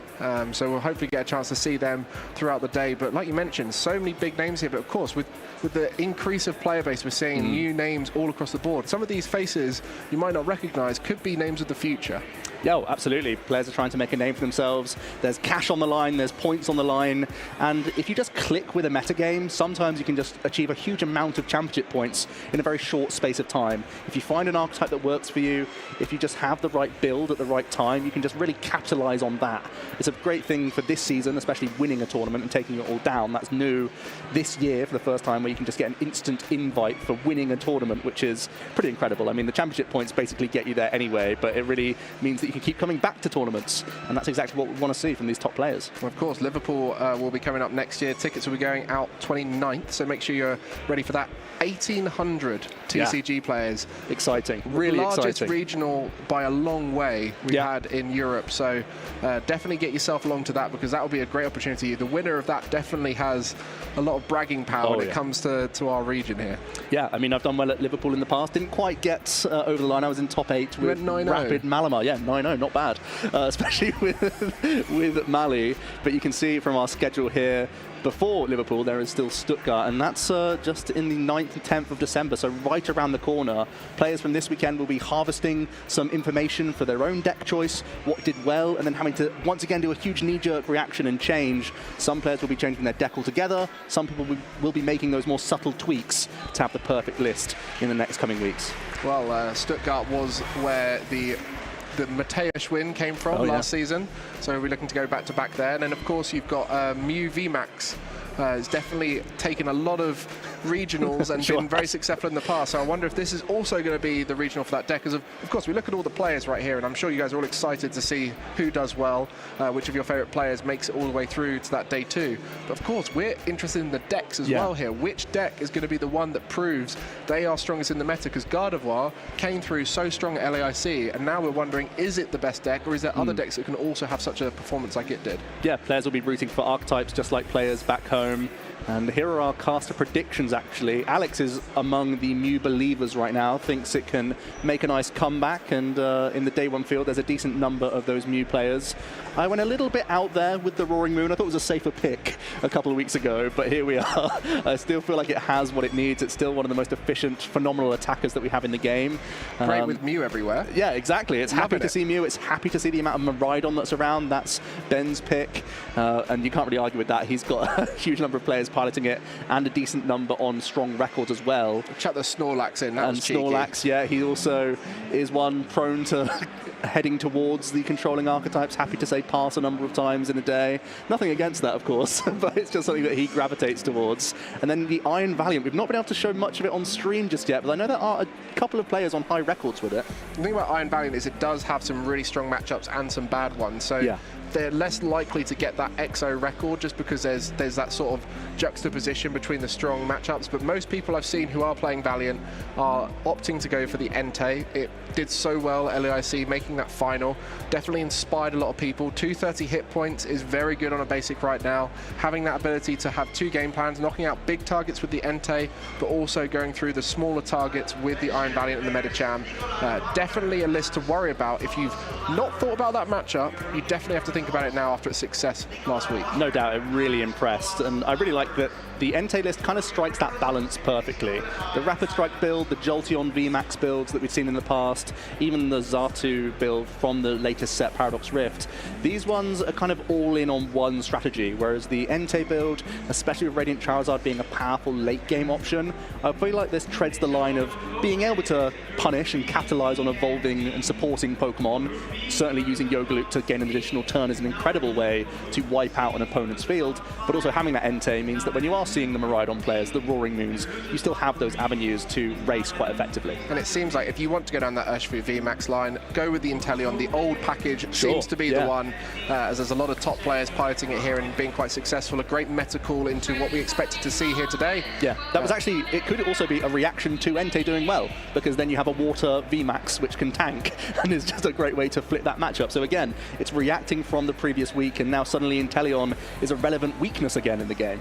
I mean, that's the case right now. So many different archetypes across the board, and all of them have strong and weak matchups. So you have to really think about, not only can I beat most of the decks, but you got to think about, can I beat most of the popular decks at the next event? And of course, Miraidon, the most popular deck here in Gdańsk. So a lot of people knew that was coming based off of Gardevoir doing well, and so are now playing around the idea of Miraidon. But it's only 16% still. The most popular deck only at 16%. It's still such a wide meta right here. Yeah, we saw it in the 151 meta where it almost came down to that point where sort of 3 or 4 of the top decks were all around that like 13 to 14% mark. I think we'll have more spikes in this format because there seems to be more hard target cards, the likes of Iron Hands being a really powerful check to Gardevoir, same for the Iron Valiant. So I feel like we'll see tournaments where these decks really jump up in popularity and then go away back into the bind for a week. But then there's all these other players who are trying to play that 4D chess of saying, well, if everyone's jumping to this, maybe I go for this other deck over here, like the Rapid Strike variants that we've seen.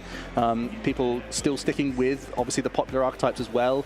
I'm still hoping that there's a Roaring Moon out in the field trying to harvest on not only the Mew players, but also the Miraidon players that's picked up. There's so much going on, and there's so many ways you can interpret the same data. That's what's so incredible. With almost 1,000 players out there, there's so many different minds at work. They would have already put a lot of time into these archetypes. So they'll always have different ideas around matchups, tech cards that we haven't always seen as well. So there's just so much to think about that there's never a completely correct pick. Everyone's doing this guesswork and hoping that they've come to the right conclusion in the end. Well, I'm going to put your mind to work throughout this match because I love asking you questions. It's one of my favorite things to do when we're not on camera, just question Joe on everything he knows. But of course, we have Charizard. We haven't mentioned much about Charizard, but that, in terms of like picks for the format right now, it goes well into the most likely pick of Miraidon and all the decks that people would be thinking to play into Miraidon, like your Muse and other archetypes that Charizard is so big can deal with. This feels like God of War Light to me in many ways, in that instead of having as amazing draw power as God of War, you still have that one-hit KO potential, you have that type coverage. You don't have quite as much draw power, but you're still worried about Valiant, but not quite as much as God of War. You're still worried about Iron Hands, but not quite as much as God of War. So you're not really dominating those good matchups, but you're also still capable of fighting against the new threats in Paradox Rift as well. Well, as we go through the day, we're starting to see those final few players who are still unbeaten. 5-0 record for a lot of these players. We saw on that board before, I think it was about 13 players, was it, left on 5-0? So the numbers are dwindling. But of course, this is our matchup on the stage here. Talk us through what we're seeing here, Joe. I believe we're looking at table 1 here, and it could be the perfect tee-up for the Charizard versus Iron Valiant. Yes, it exactly is. Production doing the work for us right now, talking us through the decks that we're about to see, which is fantastic. Caroline on the right with the second place LAIC list, the Entei Iron Valiant combination. We're going to see Tachyon Bits trying to set up lots of evolving Pokemon on Tobias's side. Well, I mean, we haven't seen Entei Iron Valiant on stream yet today, and I'm excited to see the... You get the Valiant, of course. Yeah, the Tachyon Bits going crazy and accumulating damage. And it can be so threatening early on against Charizard. Before it evolves, you're always worried about that potential for a full board wipe. With the Iron Valiant, even with the potential of a Yoga Loop.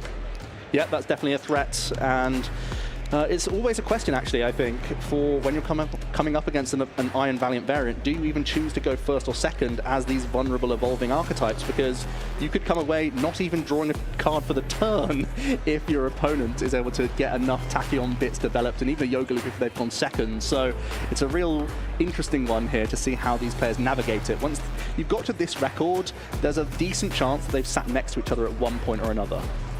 Well, we'll see how that goes, and look at those prizes there. In the prizes. And the Squawkabilly as well. So the Squawkabilly is an interesting one because they have 2 in the list, and it's for this exact scenario why you do it, because it's so key in those early turns to get that early Tachyon Bits accumulated.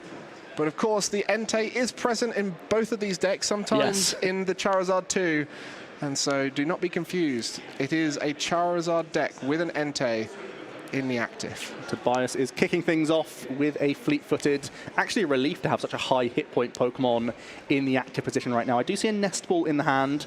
Not sure how much else ball search wise, so it's going to be down to Tobias to try and develop the Charmander, obviously eyeing up a 70 hit pointer, give yourself a little bit more defense. But Caroline started with the Iron Valiant, so Tobias already knows what he's in for here.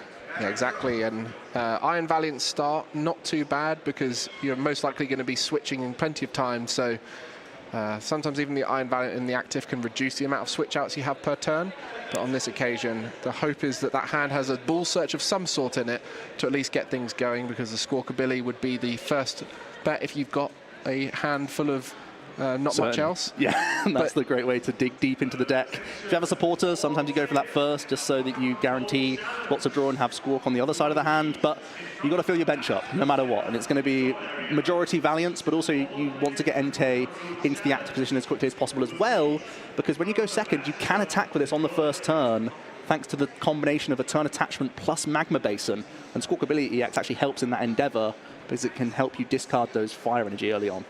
So we've spoken a bit about Charizard here and you know where it is right now in the format, but there's sort of 2 distinct variants of it. You've got this variant here with the Entei, where you have access to the Forest Seal Stone, but there's also the Evolution version. Explain the difference between those 2 Charizard EX decks. So this is a Pidgeot EX build, as we are seeing an attachment from Tobias, and that's going to be the last action of their turn.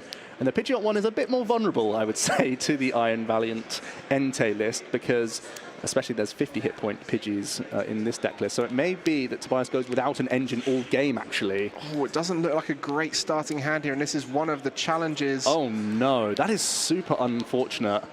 There's the Future Boost Energy Capsule to free retreat, and there's going to be a Tachyon Bits here, but I believe Caroline just has Fire Energy, Basin, and Super Rod in hand. This is not what you want to see. And that can be the real challenge with the Valiant list, is there is a lot of cards you do not want to see in that first hand. You know, there's so many switch outs, which if you don't have the Bull Search as well, can be quite tough. And Magma Basin is only activated once you had a bit of a turn going. Right. So there's a lot of cards that in that first hand will really throw you off. Yeah, missing a lot of your turbo cards. There's Battle VIP Pass, there's Trekking Shoes, there's Nest Balls, there's all your supporters available. Missing all of them. The deck doesn't even play that many energy, so to have all of these is a real headache. Tobias did have Iono in hand, but when your opponent just does nothing, it's better to fish out, literally, with Luminion here, a better supporter choice. And in this case, it's going to be the Forest Seal Stone plus Ultra Ball combo. So we could start to see Entei attacking this turn via a Rare Candy Charizard play, and we start accelerating these energies from the deck. I mean, that's it. Once you get that Charizard in play, it suddenly swings heavily in favor of the Charizard EX. Yeah. That early pressure disrupting the build of the deck, getting the small evolving Pokemon. Unfortunately, that has not been available here for Caroline, even though they were going second as well, which is typically favored to help you set up more. You would think that really improves your odds. So many more supporters that you could see. As Tobias is going through the motions, we've already seen the search for the Charizard. No surprises here that it's going to be a Rare Candy. Following up, it's going to go onto the damaged Charmander. I would think this makes the most sense. So it just forces even more from Caroline if she is going to bounce back here. And you've got to think that Entei is going to get into the mix and get a little swing going here with Burning Rondo. Only be doing, I mean, at this point, 100 just 100 damage. Yeah. And with the potential of going up to 140 with 2 more bench Pokemon for Tobias. But yeah, the start is the key. And we spoke about it before, about deck building. And with the Iron Valiant Entei list, its start can be either incredible or awful. And it sits in that weird realm where if you get going, you're getting going really well. And the top deck is a switch. That is not what we're looking for. And Caroline has to be thinking at this stage, can I bring this back from this stage? We are going to see the switch, so we can get a Tachyon Bits down. There's no guaranteed KO, as we are debating where this damage is going to fly from the newly promoted Iron Valiant EX. It is going to go onto the lower hit point Charmander. There's really still not much going on at all here.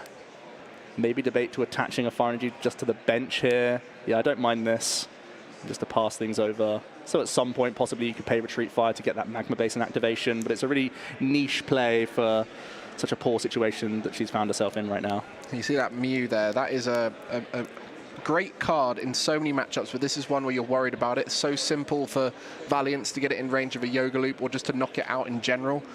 So tend to avoid putting it down in a matchup like this. You want as few of those low HP Pokemon in play as possible. Yeah, that's how Caroline gets back into the game. If you are feeding these Yoga Loop targets, so it's not going to show up in this occasion. Tobias has a really nice discard of double Battle VIP Pass with Ultra Ball here. Got to feel like it's either Charmeleon or just the Charizard if we have access to Rare Candy here, because you're pretty happy just smacking with Charizard, honestly, in this matchup. It doesn't get too tricky. As long as you get to this stage, you're just too meaty for the opponent. Yeah, and then you don't need to bench much more. Once you've got Charizards in play, you might go wide early on just to have as many options to evolve. But at this stage, one Charizard, and it's only 2 prizes as well when they get that knockout, so they have to go through so many more. And the Entei works as a great early attacker in this matchup just to keep the pressure on. And the Jirachi there as well to deny the Yoga Loops. Doesn't deny the Iron Valiant Tachyon Bits ability because it's only attacks. But of course, we'll stop those Yoga Loops. Tobias with the escape rope, so we'll be able to finish off this damaged Iron Valiant and really put the pressure on Caroline here. Obviously 100 damage previously from the Entei, so we are going to initiate this prize race. And I believe we're going to be in that space where we're looking for a top deck, and if it's nothing, oh my goodness. Not what you want to see. The odds of that are phenomenally low. Caroline's going to scoop things up. That was a rough one. We didn't really get to see the fireworks. We didn't get to see any highlights of Entei Valiant there at all. But we can only hope that it gets better in the next game. You're not going to have an easier win than that, 5-0. I mean, for all of you in chat who are going, I want to see Entei Valiant. Unfortunately, that's not what you wanted to see if you're a big believer in the deck. But that is the case for any deck. You know, we spoke about you being in Warsaw. I believe you were on stream and you had a Bidoof in the active attach pass. Oh, you had to remind me of that, did you? Yeah. And, you know, you had a very consistent deck, and that can happen.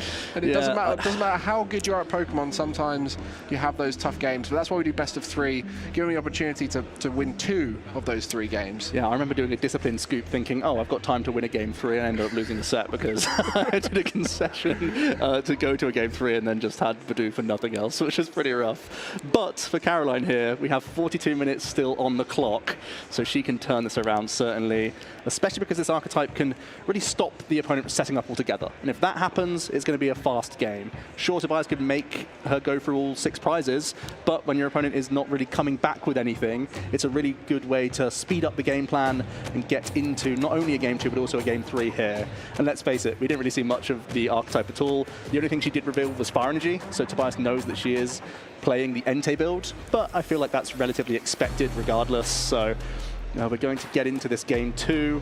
It's the Radiant Charizard prized for Tobias, which is a little bit frustrating. Not too much awkward for Caroline here. And let's see, first of all, it's the double Entei lead, and Caroline is forcing Tobias to go first. I really like this choice. Yeah, and of course the Entei and the active gives you even more draw, so that helps. The fleet-footed per turn will help the consistency of the deck, but Entei lead for Tobias is definitely probably the dream start. Yeah. In this matchup, so to have it in both games, great for them. Yeah, there's nothing more terrifying than just having a Pidgey or just having a Charmander, especially a 60 hit pointer would be really awkward. So having the Entei to kick things off is phenomenal, and also has Nest Ball, I believe also Ultra Ball in the hand as well, so can get multiple basics developed here, which is the best way to protect yourself, not only from Iron Valiant EX, but also from Escape Rope, because as we've mentioned, that when Caroline does go second and fires on all cylinders, she can launch attacks with Burning Rondo from the first turn of the game. I mean, Caroline is going to ignore this Entei. If there's anything on the bench that they can target, 100%. They would love to loop that or completely knock out all the Charmanders before they can even evolve. And so we'll see how the rest of this turn pans out. So like you said, the Ultra Ball available, the Mew, like we said before, not a great one to put down because it can't evolve out of range of those loops. Yep, shows Tobias has good grip of the matchup.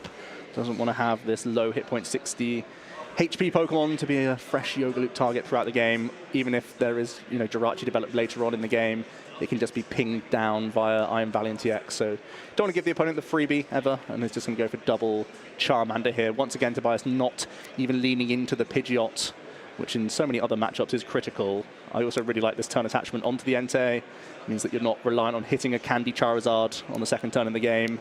There's also thinking ahead right now. Well, we're going to have a better start here.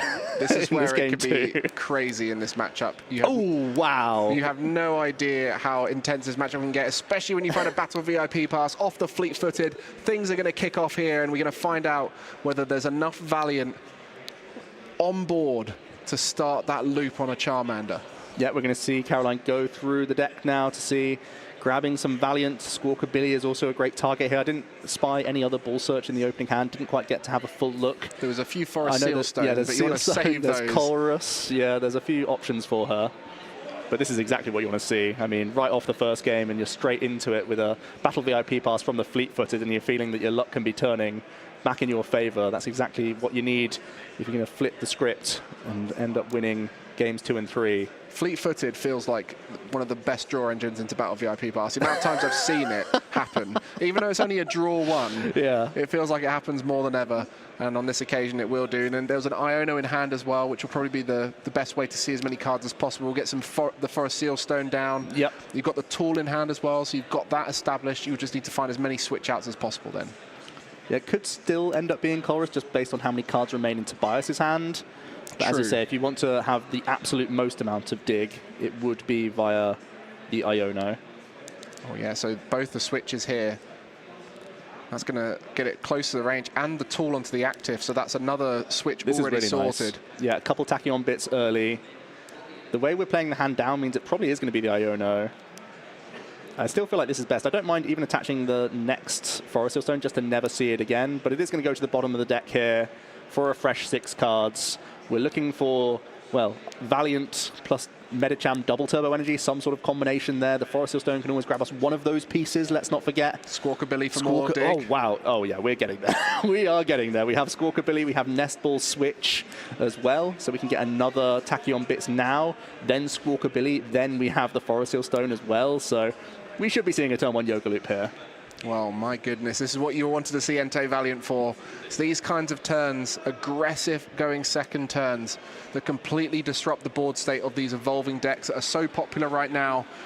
That Charmander on the bench just needs one more Tachyon Bits and a Yoga Loop to start Caroline's second turn straight away. Sheesh, here we go.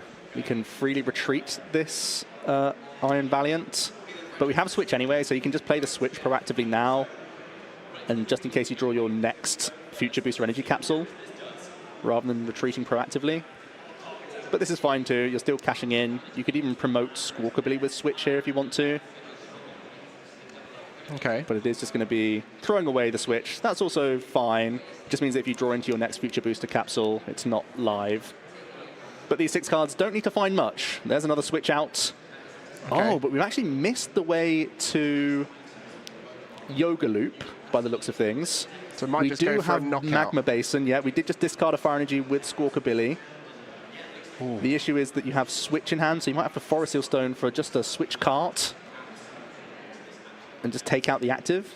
Yeah, I guess so. I mean, if it wasn't an escape rope that came off there and it was just a switch, or 2 switches or something like that, you might have been able to just naturally through Tachyon Bits the other Charmander and get the knockout on the one that's in the active here. Yeah, you do not want to play this rope because you've just essentially lost your 60 damage that you've just worked so hard for. And even if we see Tobias evolve, we know that Caroline is playing the Technical Machine Devolution, so that damage is really important to keep around, and that's why we're seeing Caroline reaching for the V-Star marker here with Forest Seal Stone. Is that just to get that final knockout? It's got to be a switch, I believe, because you want to keep that damage around for the Charmander. It's going to be... Is it a supporter for next turn, possibly? I think it was a switch. There's a Colress in hand. So I see, I see. I think you were right there calling out the switch on this occasion. So it's like a little more sense to me. Powerful first turn here, but not quite the full reach to board wipe the Charmanders. It's a surprise. I thought we were at the dream state, but the 6 cards from Squawkabilly weren't ideal. But it's still going to be a phenomenal turn. We're still taking a prize. We've still set up this Charmander really nicely. This was a bad turn. And she passes. Interesting. Okay. So I think it was a potential supporter for next turn. Okay. Yeah, I mean, honestly, the pace at this point, you do have the ability to knock out... it was a switch, but not used. Interesting. You do have the ability to knock out the big things. You've got the Radiant Charizard at the end as well. So a Charizard EX with, 8 damage on from Tachyon Bits would be in range of a Radiant Charizard. So that's a way to knock out the bigger Pokemon where Entei might struggle to reach that high. Yeah, but 8 is a key threshold as well for that TM Devolution. So True. It would just be one more Tachyon Bits to be pretty happy about the situation. And it also puts Tobias in that strange position of having to possibly evolve their benched Charizard, and then they essentially lose energy to having to pay retreat as well. That can be a pain. You know, it might even bait the opponent to use the Magma Basin to put damage on their other Pokemon, which is kind of still playing into Caroline's hands. So we are seeing the Ultra Ball now. The TM Devolution is a great little backup plan. Yeah. If you can't disrupt completely at the start, you have that sort of mid-game or late-game board wipe that you can also bring out. And that's where we spoke about the different strategies that you can use. I'm sure a lot of people with the Entei Valiant list were thinking, how do I deal with Charizard if they set up? And they went, well, I'll completely destroy the whole setup with that Devolution. Yeah, we've seen the fizzle. So having that comeback mechanic card, even though it's not really a comeback card, it's sort of giving you time in the matchup to still make your damage counters relevant. So we are seeing Tobias Arven for the Rare Candy Forest Seals combination. We've already seen the Charizard picked up via Ultra Ball. So we are going to see the Charizard EX hitting the field now. And it is going to be the active position, having the highest hit points, just being a huge hurdle for Caroline to get through here. And the advantage as well with the Devolution strategy is you don't ramp up the power of that Charizard EX. Sure. You know, every single knockout you take, Charizard EX will gain 30 more damage with Burning Darkness, 180 plus 30 for each prize card taken. Yeah, so keeping off that map until you can take everything out of play at once could be fantastic. Tobias also is trying to ignore their Pidgeot at all costs because they don't want to get that into play, but it means that if there is a devolution combo happening, you just have to naturally have rare candies available, and that's also a real headache. So Tobias really wants to work towards also getting Charmeleon in the mix here, I think. So there we go, there's that Forest Seal. There's another rare candy in hand, though, so could go Forest Seal Stone for another Charizard, honestly. Maybe that's what we'll be seeing here. Looks like it's going to be, definitely makes sense. Not every list is playing that Technical Machine Devolution. Even if they do, it's a 1 copy. So we are going to cash in on the second Charizard here and just have as much bulk as possible. That's something you mentioned about, these two have probably seen each other's lists from being on the top tables for the last few rounds. The archetype at least, but yeah, not the actual 60 cards, exactly. Yeah, you won't know exactly what text they've got here and there. And TM we have Cast Division. Yeah, definitely one of those cards that they're not going to be sure of. You can assume, you can play around it, but you can never know for sure. So it looks like we're just going to be dealing the 180 here with Burning Darkness. 2 rare candies used as well. Could be huge at the end game if the devolution comes through.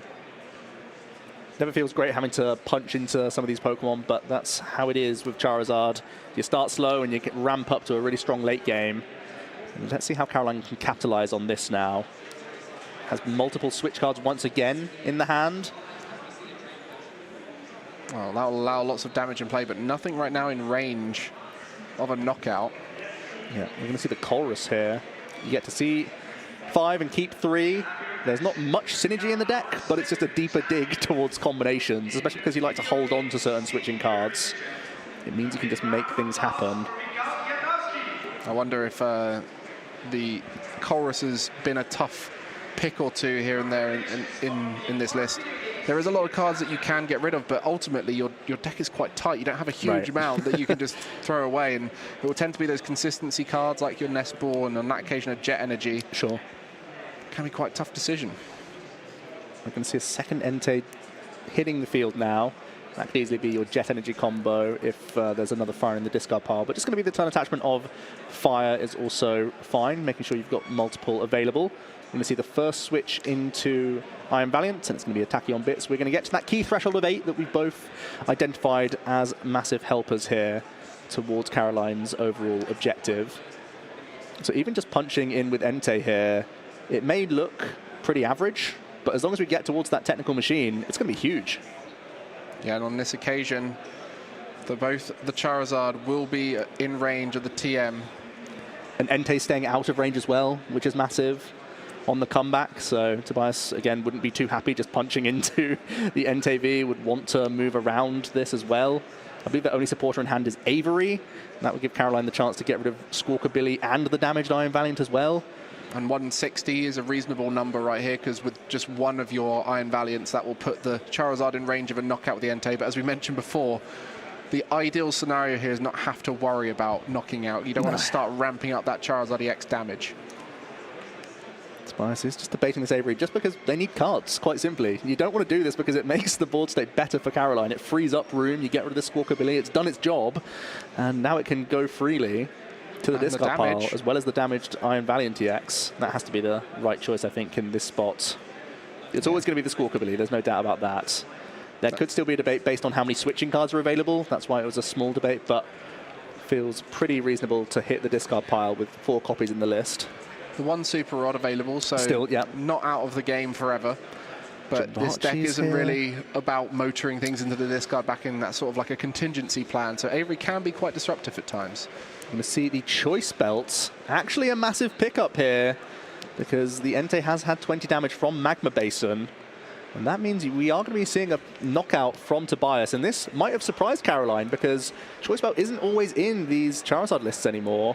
Oftentimes it's been subbed out for the likes of Defiance Band or even Justified Gloves. So that's a huge pickup from the Avery. Huge. And I mean, Arvanzard has the ability to find all of these different tools that are so useful at the right moment. So Choice Belt definitely suited to the Arvan version of Charizard EX here. No, that is huge there. What other matchups would that Choice Belt be used for? Well, great question. Getting that 280 threshold is important on V star Pokemon sometimes, and even just regular V Pokemon. But as we're seeing more and more EXs into the format, I feel like it's still, you know, more people are leading towards the Vitality ban, which is still played by Tobias, but also the Defiance ban. So surprised me to see it, honestly. Maybe for a first knockout on a Raiko. Yeah, it can be important for Raiko possibly, but you're not that afraid of Raiko, honestly, in the matchup. You're quite happy to see your opponent take one prize card with a Raiko and then you just swing anyway. So yeah, it's a surprising spot, but it's working out nicely for Tobias now. As Caroline is going to get some switching done with these Tachyon bits spreading now onto an Entei V. And I think we have a big research here to see if we can find, if we can see a Devolution this turn, it would be monstrous. Well, there we go. There's the vacuum. And that will be able to get rid of the choice belt, I guess. Yeah, certainly targeting choice belt. Don't want to see that again. No, that's done its job. Let's see the big 7 cards here. Will both these Charizard be picked up and leave Tobias with just an Entei remaining? Huge opportunity here. Is it in the hand? It's not in the hand there. It's just the one copy. It's always tough when you haven't got an easy way to search for it. Yeah, it's in the deck. And we are quite far through the deck, in fairness. But now Caroline might be having to have the contingency of actually having to knock out the Charizards the old-fashioned way with damage. Well, if they get close enough to knockout, there might be a Yoga Loop opportunity. True, that's also an option. And you could just board wipe them through hitting them twice. It's that easy. Makes it sound so simple. You see the Nest Ball for another Entei V now. I feel like you want to hold off the Magma Basin just in case your opponent has any more damage modification. Yeah, the switch cards can help put your Enteis back to that 230 hit points, but I guess you wouldn't even think to play around choice belt in this matchup. No, I wouldn't have thought of it, to be fair. You're normally thinking of the switch card to help out against, for example, Roaring Moon. Forcing them to Frenzied Gouge would be huge, but yeah, I think everyone's surprised by the choice of the choice belt there, and it was really handy. So 120 damage there from the Burning Rondo. So that's going to put that Charizard on 200 down, so 130 remaining. Yeah, this isn't ideal because, you know, you basically spent a turn when you could have found Devolution and just wiped the opponent's board pretty cleanly, but you're still being patient. You're still not taking prize cards, and you're still making these Charizards pretty wimpy right now. I mean, the ideal scenario here would be to knock out the Entei before you board wipe, so there's more Pokemon in play. Sure. But that is still quite a tough target. That Entei has got 190 remaining. You have to really fill out the board or get lots of Tachyon bits involved. Yeah, there are a couple of switch cards in Caroline's hand. And Tobias still not really with many options, to be honest with you. This is what happens when you don't establish your Pidgeot. You can see why they haven't, of course, because the matchup kind of demands that you don't. It's too fragile, too simple for Caroline to take easy prize cards on it. But it does mean that Caroline can have this slower approach. And it's going to work out here. She's taken 180 to the dome with this Entei, and the Devolution comes to the top. This is going to be massive. Like I said, though, if you do that, the Entei from the bench can come into the active, and they can maybe start trying to set up more Charizards. So you could go, I think, using the fresh Entei on the bench is your best strategy here. Whilst trying to get the Entei in range of the Charizard deck. Yeah. Tobias's Entei there, not quite in range of... Going to be a quick Magma Basin coming in. So this Entei is also powered up to attack with Burning Rondo after you've used Devolution. Do need to put a couple counters on. We're all following along. There's also the chorus as well. I mean, the Devolution seems like an incredible play here. Really game-changing. And you get too fleet-footed in the process too. Pretty cheeky. Keeping up on those draws. We're not even going for any Valiant shenanigans. We're keeping these switch cards available because we've already identified that the best play here is going to be devolving 2 Charizard EXs and wiping out basically everything on Tobias's field in one turn. Let's see the facial reaction from Tobias here as we see the Devolution come down. It really is a game changer. Well, we've seen that in lots of the list. You wonder what it does, and this is exactly what it does. That's a huge play. So the Charizard's EX to hand, but everything else is gone. And it's a big 2 prize knockout for Caroline. But bigger than that, really. It's not just 2 prize cards being taken. It's leaving Tobias with just an Entei V remaining. And that Entei V, the advantage of it is it's not got many bench Pokemon to power up the opponent's attack, but it needs its own bench Pokemon to power up its own attack. So this is now heavily back in favor of Caroline here. What an incredible swing turn. The Technical Machine Devolution. Everyone feared this card because we've seen it's basically a spiritual reprint of back in the day. Technical Machine Rock, I think it was, where it picked up some Pokemon. And yeah, it's still proving that even in today's formats, even with so many large basics, that it can be devastating. How long ago was that? We're talking the EX era. We're talking 2007 or so. 2006. 2007. Yeah. My goodness, I'm sure lots of people watching weren't even born then. We're going to see a boss's orders, though. So Tobias is going to be able to go down to 2 prize cards, I believe, here with the damage. So keeping up in the race, at least. And let's not forget that they also play Radiant Charizard. So with this boss's orders, they're still right in the mix and still could bounce back. It was prize for Tobias, Yeah. but probably will get it off of this knockout, which is probably why they're comfortable taking the knockout. Definitely seems like the right way to keep up in a race here. Okay, so 100 damage. Okay, We've got they're just 150 working on something us. out. Pretty sure we're there. Yeah. There's 150 already on. Maybe So- they're asking about something else, just checking in on something. This is one of the key parts of competing. You've got to make sure you're very clear to each other. You know, these players have been using their ability markers to help each other understand what's going on, but communication is so key in these big, important moments to make sure everyone is clear on what's going on. I believe Caroline also picked up a really important card in their own Radiant Charizard. So I feel like weaving that in is your best defensive play this turn. Oh, yes. Tobias is down to 2 prize cards remaining, so using your own Radiant Charizard, getting your Entei out of the line of fire, forcing a single prize Pokemon into the active position seems like a massive play here. Well, there's a Battle VIP pass there. That's the easy one. It seems like 2 pretty good candidates. The double turbo also can hit the lost zone fairly comfortably. There's a Jirachi in play, so we're not worried about Yoga Loop shenanigans so much. Yeah, like you mentioned, the Charizard now powered up for free with the Magma Basin. That was not a concern. Didn't need to find the energy that was already in play. And now that Charizard will, like you said, for the prize map, will be key because that'll allow them to get, you know, 1 prize Pokemon in the active, getting a knockout. And it'll also mean that Entei, which we said was so out of range, is now back in range. So Radiant Charizard into the active. Caroline will be taking a big knockout here and asking the question of Tobias, how do you respond to this? Yeah, and is holding on to switching outs, so the Radiant Charizard could move in and out quite happily. And let's see what Tobias can construct here. It's going to be their own Radiant Charizard. Do they have the escape rope combination here? Is it there? It's a large hand size. It is. There it The is. escape rope actually means that Tobias is going to get the 2-0 victory. Incredible scenes. The 2 Charizard EX were wiped off the board, but no matter. Entei boss's orders into the Radiant Charizard from the prize cards, let's not forget, with the escape rope combination.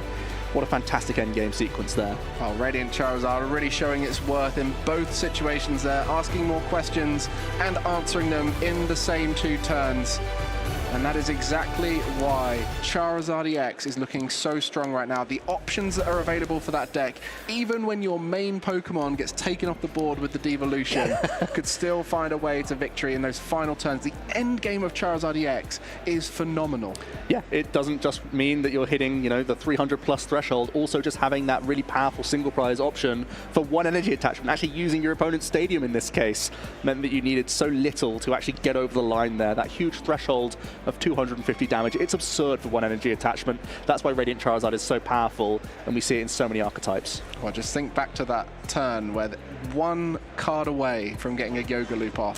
Yeah. And if you get that Yoga Loop onto the first Charmander, knock out the other one, suddenly that game is going completely differently. Even finding the devolution a few turns earlier, something like that. Oh yeah, definitely. The whole game completely switched up just based off of the Entei Valiant not quite hitting the high heights that it can do in those early turns. Yeah, you thought when we're seeing that many cards and had the fallback of Forest Seal Stone, it was inevitable that was going to be a Yoga Loop, but the Squawkabilly didn't really give us much, and that meant that the window was open for a double Candy Charizard in 1 turn, and even though they weren't taking knockouts, they were setting up enough damage so that even Entei itself could come in and get a revenge KO on the opposing Entei from Caroline there. And you know what, when there's this many just low hit point 2 prizes around, you can have a pretty routine map actually.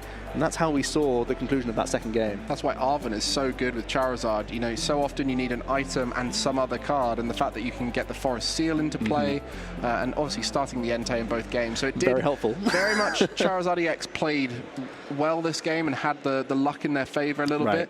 And unfortunately, Entei Valiant didn't quite reach the heights it can do. But that's the difference with some of these decks right now. Iron Valiant lists can be a bit inconsistent because they don't have a draw engine built into them. They don't have the sort of the constant flow of cards coming in like a lot of other decks do, where Charizard EX, you've got such good tutor to find exactly what you need at any given moment. You don't need to draw as many cards because you find it when you need it. Yeah, it didn't even put the engine into play. The Pidgeot that you're using to cherry pick throughout the game, you just forego it that whole time and say that you can do enough with your bulky Charizard, and in that case, it did work out. You do sometimes associate the Valiant variants with having like stuttering at times, like we've mentioned, but you normally expect it in the late game. It's normally you get your early board pressure, you take some single prize knockouts, you disrupt the opponent, but sometimes Iono puts you in that tough position where you don't have enough to close. You very rarely expect that with a supporter to play and a Squawkabilly available, that you just drew 4 of your 5 Fire Energy that you have in your deck in the opening stage, as well as a Super Rod. Like, those are the only late game cards that you really own in your list.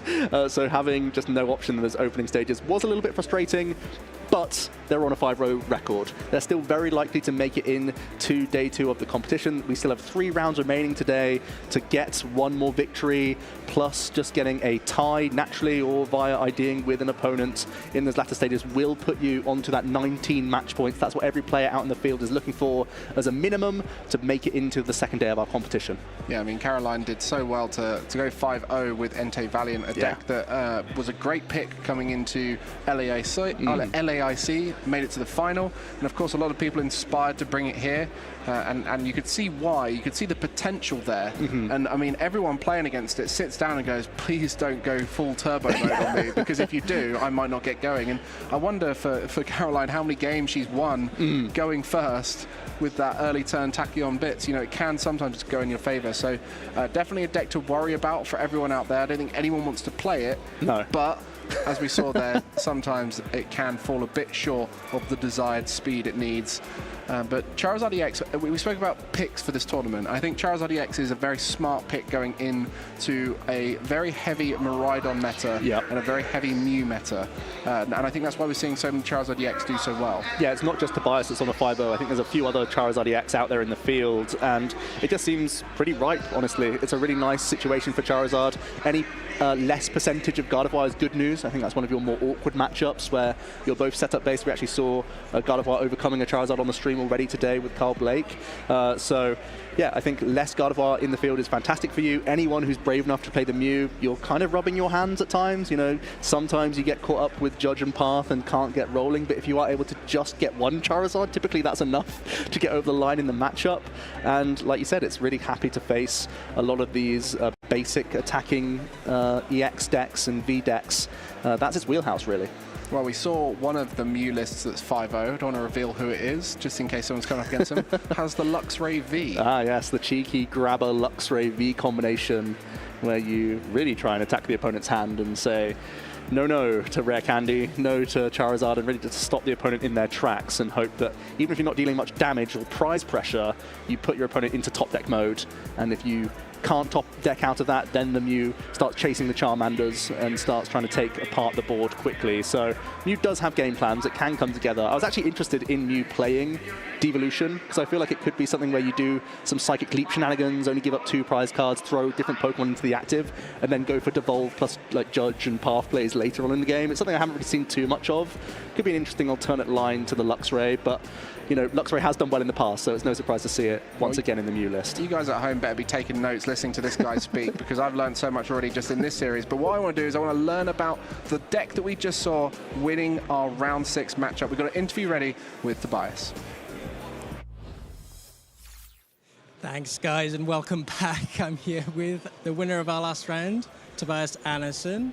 Tobias, pretty hairy game going into the game 2. Game 1, pretty fortunate, of course, but that game 2, it got a bit spicy towards the end. How are you feeling? Well, nervous because stream is always kind of nerve-wracking to be on. And yeah, game 2 was too close to comfort. Yeah, sure. I mean, you had to draw out of it. You had to draw out your prizes as well. You know, were you a bit nervous going into the last few turns, or did you have a game plan in mind? I would have been more comfortable if the devolution had happened a turn later. The turn she did it, well, if I had managed to take 2 more prizes, I would have a pretty decent chance of being able to take 2 prizes with Entei. But the timing was rough, but I was fortunate enough to draw it from the prizes. No, yeah, sure. I mean, we had a chance to speak just a bit before, actually. I mean, going into that matchup specifically, the Iron Valiant one, you're restricted in somewhat with your consistency because you're not going to get the Pidgeot EX out, right? Because it's so easy to knock out the Pidgey early on. Well, yeah, it's well, you can put down the Jirachi and pray they don't KO it, but the risk of them just putting 60 damage with Iron Valiant on is not quite worth it in my opinion, because it's also easy to devolution and you're just wasting rare candies, and like if you can, you just want as many swords in play, or at least being able to set up multiple swords, like have 2, and then if you're fortunate enough to have a Charmander on the bench that doesn't get killed, then maybe save the rare candies for that. Was it a matchup you tested going into this tournament? I actually barely played this deck. Oh wow. So it got second at NAIC and you just thought, yeah, it's fine, it'll be okay. Well, I just looked at what did well, and then I figured that Mew and Miraidon was going to be prevalent because, well, Mew is good against the deck I just played against, Valiant, and it's very good against Miraidon, so I figured that's going to be there, and then those 2 decks are going to be there. So what is decent against those? And I figured Charizard, it has decent matchup spread all across as well. It's really interesting you say that, because of course we've got such a versatile meta at the moment. You know, there's deck choices just flying everywhere, really.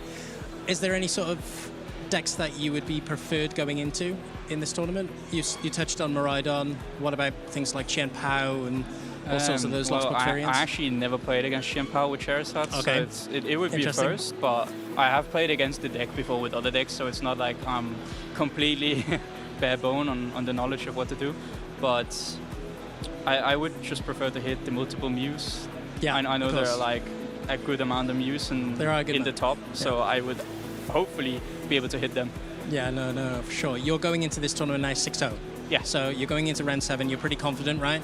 So are there any sort of decks that you've seen around the top tables that you're thinking, I'll have a bit of that? Well, the Mew, of course. The Mew, yeah, sure. I think it's more decks I don't want to play against.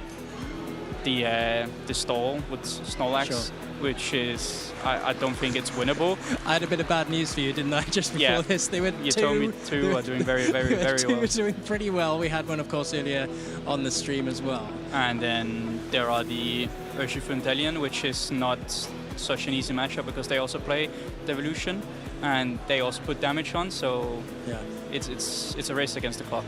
No, sure. And tell us a bit about the background before the tournament. Did you do any testing beforehand? Well, I've really only been playing Gardevoir. Okay. But it's a bit different. I did decently well with Gardevoir, but it just too many ties, and I was too scared to play it at this because I figured I'm gonna tie because there's so many Gardevoirs. Yeah. So it's just win one game and hopefully win the second or tie. So let's talk about your list. A couple of the casters were pretty surprised around the choice band. Instead of, you know, the more normal Defiance band or Vitality band. Why choice band specifically? Well, I sat yesterday at like 10 o'clock and I was deciding whether to like play Charizard because obviously I'm not like that experienced with it. Like it's not the hardest deck to play, but you still want to be comfortable while you're playing. And I just checked what people played, and then I figured what do I think I want to play in the deck, and then I was like, the Defiance Band is good, and then I checked and I didn't have it, and I was too lazy to ask if anybody could borrow me one, so I just put in Choice Belt because I figured, well, it hits V Pokemons anyways. It's interesting you say, you know, I've been playing exclusively Gardevoir. What made you change, really? Well, the ties and my horrible records in Cups with Gardevoir. You touch on Cups. I was going to touch upon your background other than the big regionals. So why don't you take us through your local community? Well, Denmark has quite a huge community. Yeah. But it's like spread across the 3 main islands we have. The one I'm in, it's pretty competitive. I mean, we of course have Magnus Petersen, who was a senior world champion, and he also got top 6. He got 60th place at the LAIC. So when he shows up, of course. Yeah, no, for and sure. then there are multiple other people who has had day 2s and stuff. Let's look at the bigger picture then. So you're going into this tournament 6-0. What are your other goals or objectives for the rest of your tournament? Well, for the rest of the season, sorry. Well, for the rest of the season, well, for this tournament, like first was just try to make day 2. Yeah, no. Because and have fun, of course. Overall, Well, I was interested in trying to qualify for Worlds until they announced it was Hawaii, because Hawaii is not exactly the cheapest place to go to. And it's, yeah. Well, thank you so much, Tobias, for joining us. Stick around, everyone. We'll be ready for the next round after the break. And it's live.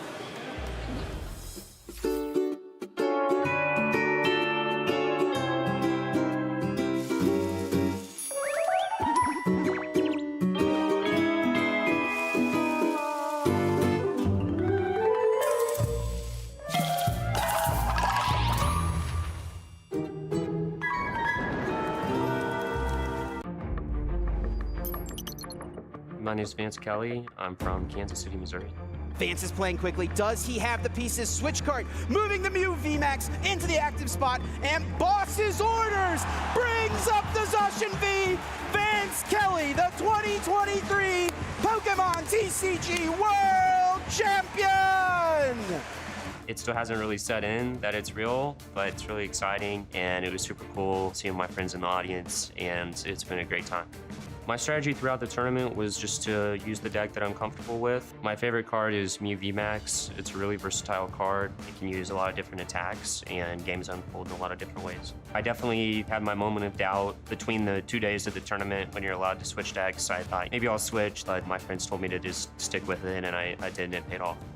Going into the match, I did realize that the first 2 games went really long. You know, maybe like game 3, I could kind of eke out a win on prizes or something like that. I would have loved to play the full game out against Tord, but that's just kind of how it goes sometimes. Next year, I'd definitely be worried to play Tord again. I think he's the best of all time. I've played against people from maybe 3 or 4 different continents this weekend. It's a lot of fun to play against people from different countries, and it's really cool to kind of have something in common with people from all over the world that you can talk about and bond over. My advice to anybody who's playing is find a good group of people to bounce ideas off of and play games with, and just practice a lot and go from there. Winning Worlds still feels just absolutely unreal. It's something that I aspire to, but it's really a dream.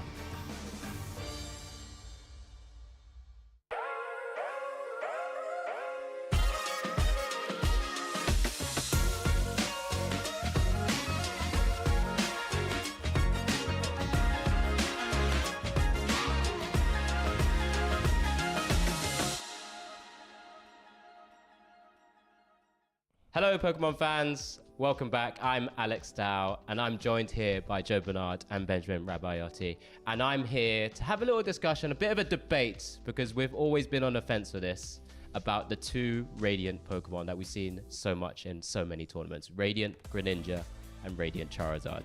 We'll go over to you, Ben, first. Radiant Greninja. Tell me why it's better than Radiant Charizard. Well, I feel like where Radiant Charizard is more utilized for its attack, Radiant Greninja is a bit of a double-edged sword with both Moonlight Shuriken and, of course, Concealed Cards. It can be added to almost any deck, right? So with Concealed Cards, discarding an energy, drawing 2, who doesn't like more draw power, but also the threat of that Moonlight Shuriken. In a format where we have a lot of low HP Pokemon, we have a bit of an evolution format at the moment, there's nothing really Radiant Greninja can't do wrong. No, exactly that. And I think it's really interesting there that you touched on, being able to snipe 2 more squishier Pokemon in the current format. But what's the deck that you've seen it most well played in? Well, I think it just goes naturally in Lost Box and a lot of water decks, of course, because, we see it in Chien-Pao, Baxcalibur, of course. That deck is utilized Greninja quite a lot in the current format, but of course, taking out the threat of Manaphy as well with those cross switches and canceling clones that we see all too much, but also, of course, Lost Box. Who doesn't like more draw power, as I said earlier, but discarding an energy, drawing 2, and having that threat of the Moonlight Shuriken, who doesn't love that? Okay, thank you very much. Very measured and very bit tame there for Radiant Greninja. Let's go over to the passion of Radiant Charizard. On you, Joe. Yeah, I mean, Radiant Charizard, it's a phenomenal attacker. It's one of the best attackers in the game. It feels like a cheat code at times. 250 damage for 1 energy when you get towards the late game, and it's got his ability online. It's going to be that game changer card, you know? There are many archetypes like Charizard EX gets to have this late game single prize option. It can win the game on the spot. 250 damage into the active, throw an Iona at the opponent, make them have a boss's orders. It's a phenomenal comeback card. Entei Iron Valiant EX, who knew that was going to be an archetype? And Radiant Charizard makes that happen. It makes it work. It's a fantastic late game option. Again, that damage is just absurd. 250 for 1 attachment is the most efficient attacker I think we've ever seen in the TCG. Ever since it came out, it was partnered with Inteleon, and it was just in its entire deck. It's been working in Sablezard, the Lost Zone box, where the card is so good, you just spam it. You just use Clara, get it back, use it again, and carry on. You don't see that with Greninja. It's a bit part player. It's helping out, it's drawing cards. There's nothing wrong with drawing cards, but Charizard's the real game changer. I've seen some incredible energy I've never seen before there from Joe Bernard.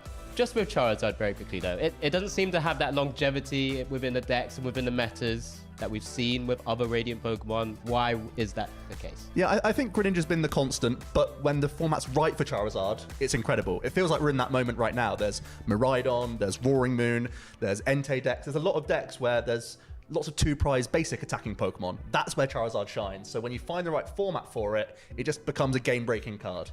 Yeah, fantastic. Thank you very much for really exuberantly showing how much you love Radiant Charizard. I do love it. Benjamin, I'm going to give you one more chance to show me the passion of Radiant Greninja. I feel like Joe loves Radiant Charizard way more than I love Greninja. I don't feel like I'm doing Greninja some justice here, but what I will say about Radiant Greninja, of course, is it goes into a little bit, well, it goes into more of the meta, right?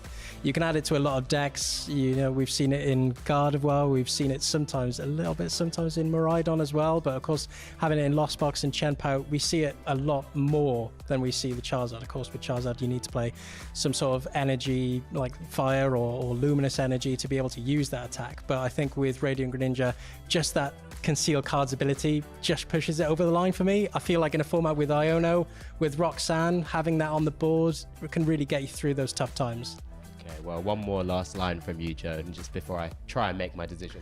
I mean, Greninja's great and all, but you can just put down a mana fee and then it's just like a draw engine. That's fine. Whereas Charizard, it's always going to get in that late game. I feel like it always gets its value. And like I said, it asks the question of the opponent in those latter stages, where if you're the one using Hand Disruption, it's just going to force the opponent down a really awkward avenue, a massive combination of cards. So I feel like it's the biggest swing card in the game right now. As long as your opponent's drawing well and can get a mana fee down, Greninja's handy, but it's not really going to be that game changer card. Right, well, thank you very much both.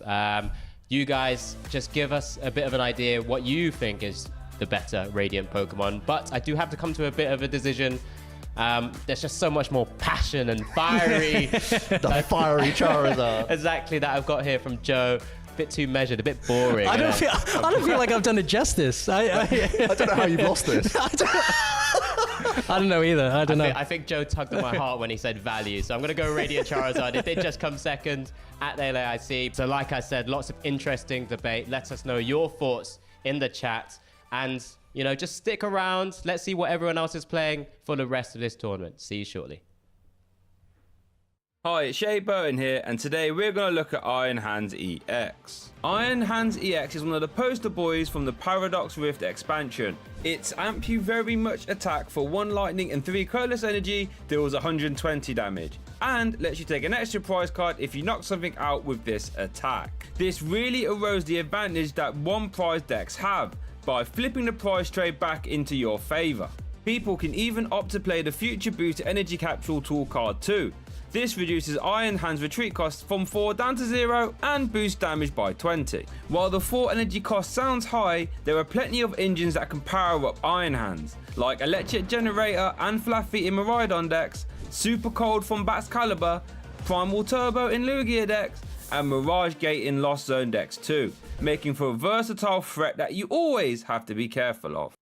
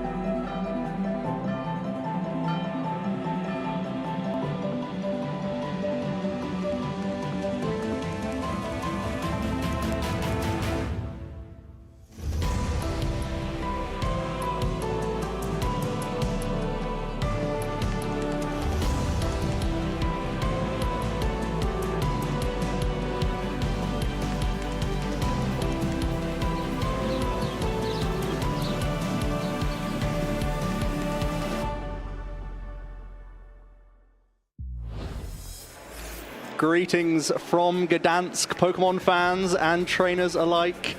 We have just concluded our round 6, and we've booked in our first few players into the day 2 already with their 6 victories. They should be able to get into that 19th match point pretty happily in the next 3 rounds. So their goalposts are shifting. They're looking towards that day 2 of competition and working towards the top cut as well. It's myself, Joe Bernard, alongside Alex Dow, who's been watching along all day as well and had some good casting. This is our first time on the desk today together. Yes, What it have is. you enjoyed most so far today, Alex? Just the fact that we've had so many different decks showcasing. I think I mentioned it when I was on a little bit earlier. That's because of the new sets and the impact of Paradox Rift. We're having so much fun just seeing so many different decks and how little iterations are really coming to the fore now as we go into those final rounds of the day, where we're going to start to see some of our players make it into the day 2 positions. Yeah, definitely the business end of the day. It's fantastic to get yourself on that path with the early wins, but this is where you face other players on those high records. We see fierce competitors who have made the right deck choice and are playing well in the zone, in the mood, and this is where it gets really difficult to claim those last few match points. I'm really excited to see it. We've started to see a couple of Charizard already get those 6-0 records. I think Snorlax has already made it up there as well. So the meta's starting to form, but there's still so many more games to go where you can still find your way into day 2. Yeah, things are really starting to heat up now with all the need some heat in Charizard. here. We're getting there. I mean, it's cold. Haven't quite seen anything like Shen Pao yet, but No. the Charizards are fighting with plenty of fire at the moment. You know, we've got our own predictions that we made at the same time as we did have a quick little scan back again. You know, we've seen a few of our decks already, but there's a couple there we have yet to put on stream. Well, that's true, but I think you're doing really well with the Mew pick, actually. I know the Charizards are currently sweeping the tournament, but there's a lot of Mew on really promising records as well. Seems to have been a really good call for the tournament. Some playing with Fusion, some playing with Double Turbo, both finding success right now. Got to be happy with that pick. Yeah, I believe it's one of those things I mentioned already. It comes swings and roundabouts where Mew just finds itself in a really good pocket, in a really good space where it can kind of deal with the meta based on what we saw last week. And this is just how Pokemon is nowadays, because we have to constantly evolve and adapt. We have seen Valiant in some way, shape or form not quite hit the heights that we maybe would have liked to have seen so far, but it's been unique. Yeah, still not as popular, still going to stay around those fringes by the looks of things. It feels like it has some really favorable matchups and then some that it needs to avoid. So, and there's still, of course, a diversity within the Iron Valiant lists. There's going to be those Entei because they've done so well at the LAIC with a 2nd place finish from Noah Sawyer, but also there are still other builds available that you can try and make this card work in. So there's still, you know, a community divided amongst the Valiant variants as we sort of go through that discovery phase, which, as you've already mentioned, is so interesting through Paradox Rift. Then we have Ben's choice, the Miraidon. He's the people's choice. There's 16% in day 1. Miraidon with the Iron Hands, of course. We haven't actually seen any Ampu very much on the stream, but everyone goes crazy when it happens, and it's such a big swing card that I'm sure we're going to see it at some point, either today or over the weekend. Super excited to eventually see it, you know. And then there's finally your pick, Joe. Do we really have to talk about mine? Well, that means that the 3rd poster boy of Paradox Rift, I say boy, but poster card of Paradox Rift, as we do just quickly highlight some of the key things of Roaring Moon. It's just not quite maybe fleshed out yet. It's not, you know, it's still in a bit of a discovery. Which way is it to play the best? Yeah, I think that's a fair statement. You look at the card, the raw stats on it, having that 230 threshold over the 220, as we know, is huge just already. The Calamity Storm dealing 100 base, but can get to 220, which is a critical number right now. You can even buff that with the help of your Ancient Boost Energy Capsule and Brute Bonnet as a combination if required. So you can hit 230 quite happily. But then if you have bigger threats, you have the Frenzied Gouging option as well. It's a bit of a risky one because you're damaging yourself so heavily. You can allow your opponent to swing back at you with various single prize Pokemon. Really makes your work cut out for you on the following turn, as oftentimes you'll have to gust around. You want to be taking multi-prize knockouts with Roaring Moon. That's where it shines the most. You're also a little bit limited with your Professor Sada's Vitality. It's a really powerful card because it's allowing you to accelerate multiple ancient Pokemon in one turn, gives you a backup attacker ready to rumble even with your one up front ready to go.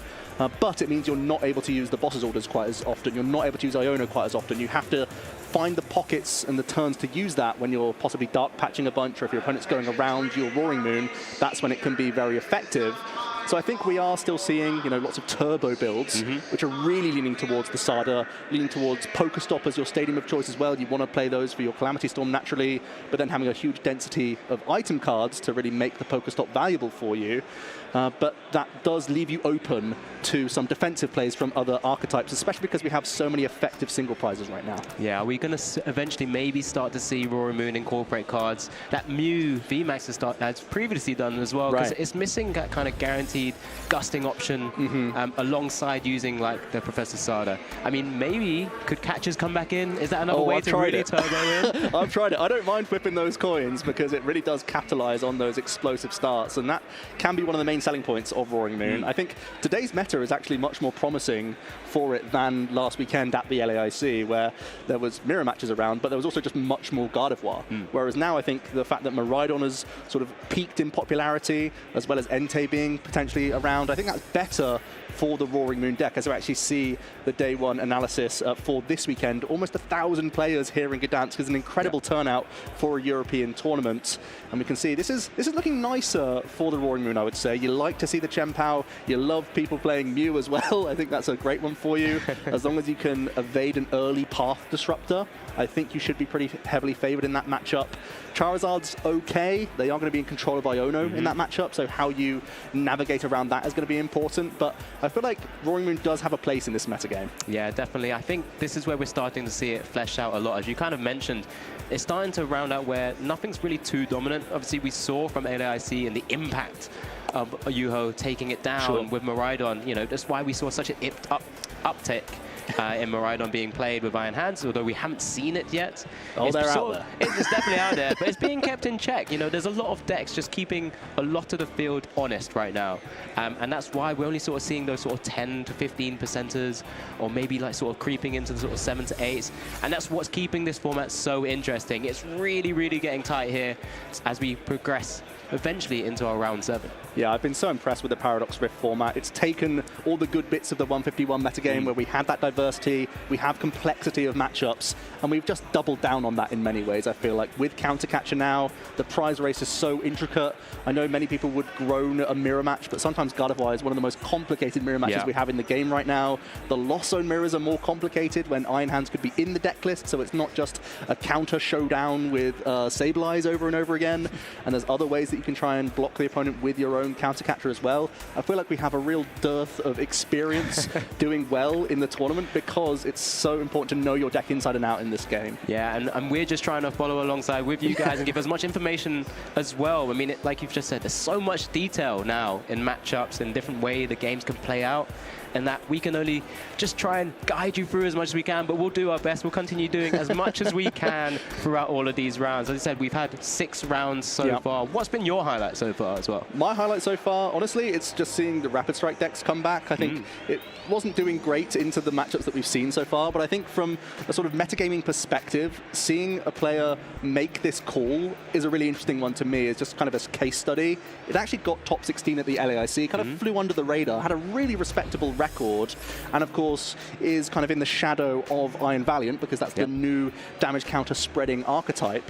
But I think Rapid Strike is pretty well placed. You have 2 really good type coverages, Fighting being relevant into the most popular deck in the room today with your Urshifu VMAX. You have Inteleon, which is handy into Entei, which is at least something for you. And of course, it's safeguarding you around your own awkward psychic weakness with the Urshifu as well. So teching in a Spiritomb gives you a fighting chance into the psychic matchups every now and again, and just having this damage counter placement with the inclusion of Devolution now as well, I think really gives this deck some more longevity and seems like an even more dangerous archetype in this format. And I think it's what's really cool with these VMAXs is that they've got the additional HP as well, so they're even tankier than what we typically tend to see, like the Mew VMAXs, the 310s. These numbers now are becoming so intricate.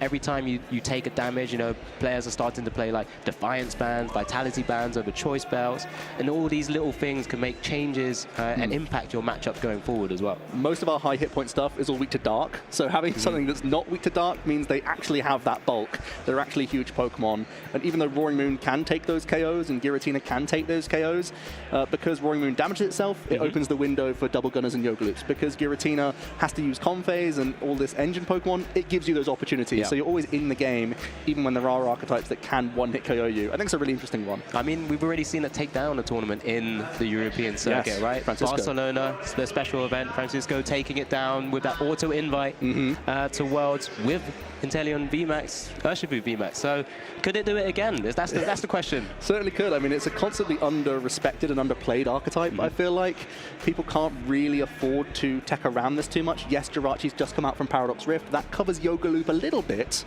but there's still ways that you can just double gunner down the Jirachi, and because you're targeting multiple low hit point Pokemon ideally, you can still enable your Yogaloop and get your plays off. Yeah, there's just so much intricate gameplays that you can make there, and it's just such an exciting little deck that you can start to see. Like I said, so many top players have decided to go down this route as well, just kind of metagaming from the 1 week that was available. Remember, this is our first tournament in EU with Paradox Rift. Yeah, and it means that players will have been watching the LAIC and adapted their deck lists, but also this is the first time they get to demonstrate their creativity, their deck list choices. So even if it's archetypes that you've heard of before, it's not necessarily lists that you've seen before, and it means that you can catch people out in these closed deck list situations and get the edge over your opponent. Yeah, there's just so much. I mean, again, there's just so much information for us to take in, us as the eye in the sky here for whilst you guys are watching the gameplays as well. We're just trying to work it out. We're working out so many little things. I mean, it was cool to see the Technical Machine Devolution just come out to play in the last round as well. Just little ways to try and bring you back into the game despite some of the slower setups that we often do see. Yeah, those tech inclusions will be the difference sometimes in these days. It's real fine margins, as you've seen, that we have these sort of turn clocks, as we like to say, just in terms of prize racing. But because we have so many viable single prize attackers, you can extend the game relatively nicely. The devolution's another way that you can sort of steal back turns and gain tempo from people. I know that you're someone that likes to main Snorlax, and we have already seen Snorlax today. That kind of is the exception to the rule of how many turns it takes to win a game of Pokemon. And it's doing well so far. I think we've already booked a couple names with Snorlax into Day 2. Lucas, who we showed on stream, among them. So what do you think of the chances of Snorlax in this tournament? I don't like the idea that I'm being pigeonholed into a Snorlax. I played a one Snorlax player, but you know, we played against each other at a tournament actually the other day. But I think it's something we highlighted previously as well. It's simple cases from LAIC. It got that top 8. Kato with the Snorlax stall deck, of course. And if it just fell slightly differently, that tournament can be completely they hit different. Giratina in top 8, which is the hardest matchup. Yeah, exactly. So it's finding itself, it's always going to keep other decks honest. You always have to keep it in the back of your mind. We saw so many online tournaments and other sort of results that people are playing Snorlax to really good placements and good finishes.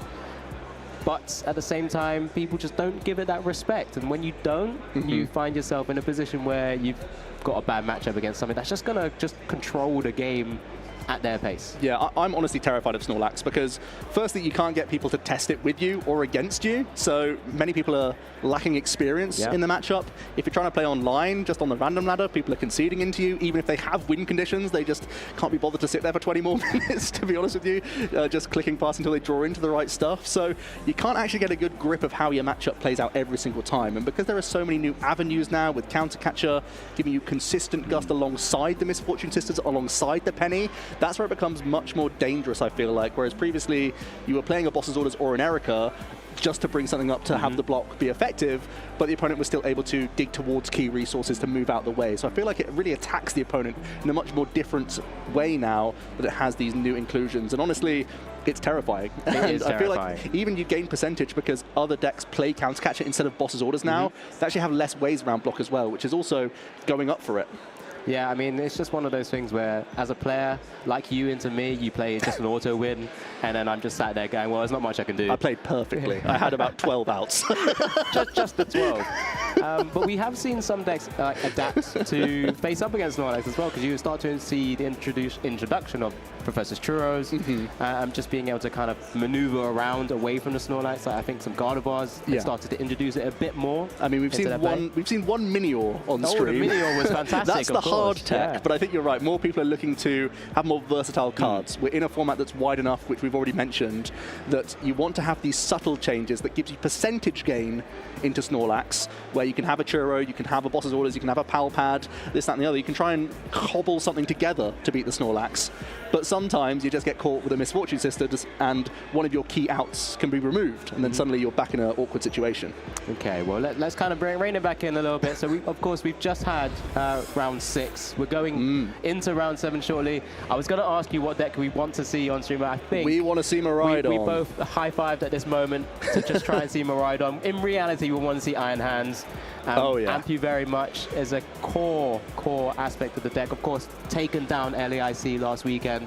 Was that on your bingo list for LAIC? I think so, honestly. I mean, the hype cycle around Iron Hands has been a real amazing social experiment, where I feel like everyone knew and accepted that taking additional prize cards on this amount of damage, 120 damage as that threshold, is so great. And having Iron Hands with just 1 lightning energy in its attack cost meant it was a potentially very versatile attacker. It's happened to land best in Miraidon, where it's already using lightning energy, sure, that's fine. But it also could have found its way into the Chen-Pao variants, which, you know, it has ended up more often than not making its way into. It can make it into some Lost Zone decks. So I think just the versatility of Iron Hands meant that there was the potential for it to overtake the game. It feels like Miraidon utilizes this best. You go first, you get an attachment, you start developing your Mareep, then suddenly on turn 2, you are threatening a very early Iron Hands, and the pleasure of the Miraidon archetype is that they also have space for Bravery Charm, and when you push that hit points up to 280, that could be really unsurmountable for so many evolving decks to get through the Iron Hands so it can accumulate a ton of value. Yeah, and I think it's something we tried and spoke about early on once Paradox Rift was sort of announced and released, and Iron Hands, the idea of Iron Hands coming to fruition we didn't think it was going to be as good in Miraidon, but then you start to include cards like double turbo energy and other ways to accelerate that energy onto the board, and you already have 18 energy lists at times. Just all in on that sort of gambit, as it were. But, you know, even just hitting the 100 of the double turbo energy, that's still plenty to kind of push you beyond the threshold of taking 2 prizes and kind of accelerating that prize race. And that's where it's just kind of come to such a good bit of fruition for the deck. Yeah, and I think it's helped that Gardevoir has shone in the last couple of weeks. I think it's one of the big winners from Paradox Rift, aside from the fact that these 2 Iron variants can try and ruin the day of Gardevoir, because sometimes people say that Iron Hands is just trading 2 for 2. But that's only if your opponent can respond on the Iron Hands. If that doesn't happen, you really get snowballed, and it really escalates and becomes out of control.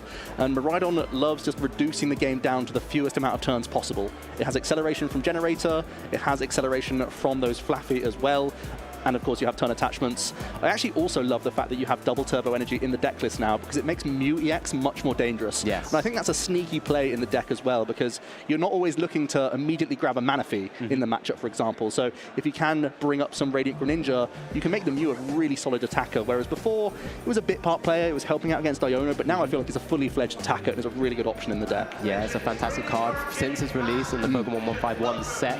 You know, it's found itself just as a bit of a tech card in a lot of different decks at the moment, but just that versatility, including the restart ability, just to kind of give that little bit of protection.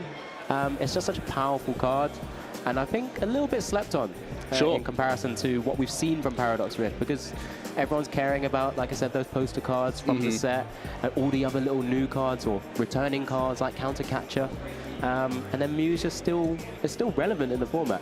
Yeah, and what's interesting about Miraidon is that it was on the uptick before Paradox Rift. We were starting to figure out more and more so that this archetype was just getting the job done because it's more consistent than most others out there. It gets on the board, it pressurizes, so you really capitalize on weaker starts from opponents, and in best of 3 50-minute situations, that's an amazing thing to have going for you, where you're just happy to shuffle up and go into the next game every time because you know that your percentages are so much higher to play the game than your opponent. Yes, there's a headache of electric generators. Sometimes they miss, and then you're turns are a lot weaker than you would like, or you're less robust, less or need more on future turns to catch up and keep up on energy for the likes of Raichu, for the likes of Iron Hands. But there's not actually that much RNG in the deck, I don't think, because you're at least thinning the Pokemon out really nicely. You play towards your ratios, you build the deck in a certain way to have a ton of lightning energy, so you're meant to be hitting these generators more often than not. Yeah, I guess my only question to you now is, obviously we've seen Miraidon previously have to play the kind of judge path build, and now there's this whole release of the 18 energies, or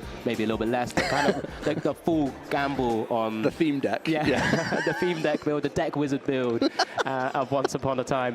But which direction would you have played if you were to kind of bring Miraidon to a tournament this weekend? It's a really tough one because we had two champions at LAIC. One was the Turbo Hands, where you got your beach courts, you got your double turbo, double Iron Hands EX, and just saying, here it is, let's get swinging, let's start initiating that prize race, and have another in the back if you need it as well.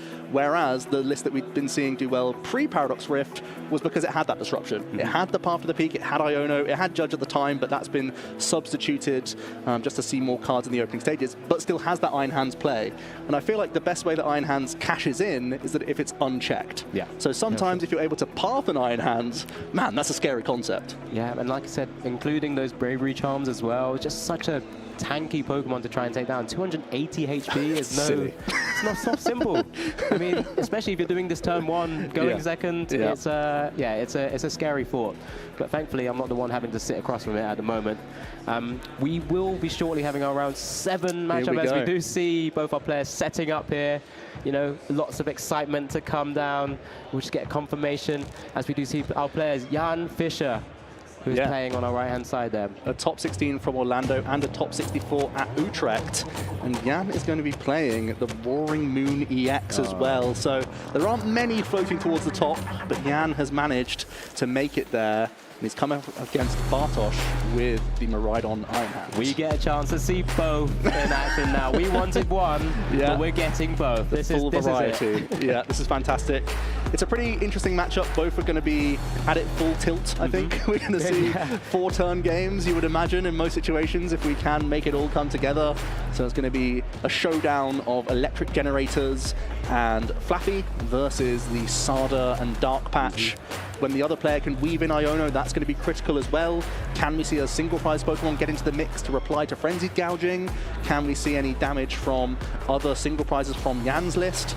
These are going to be the intricacies of this matchup, but at its core, we're going to be racing. Yeah, we're going to see so many different little, not as many intricacies, it's just going to be, can I take this knockout this turn, and can you respond? So we're in for a hell of a match here.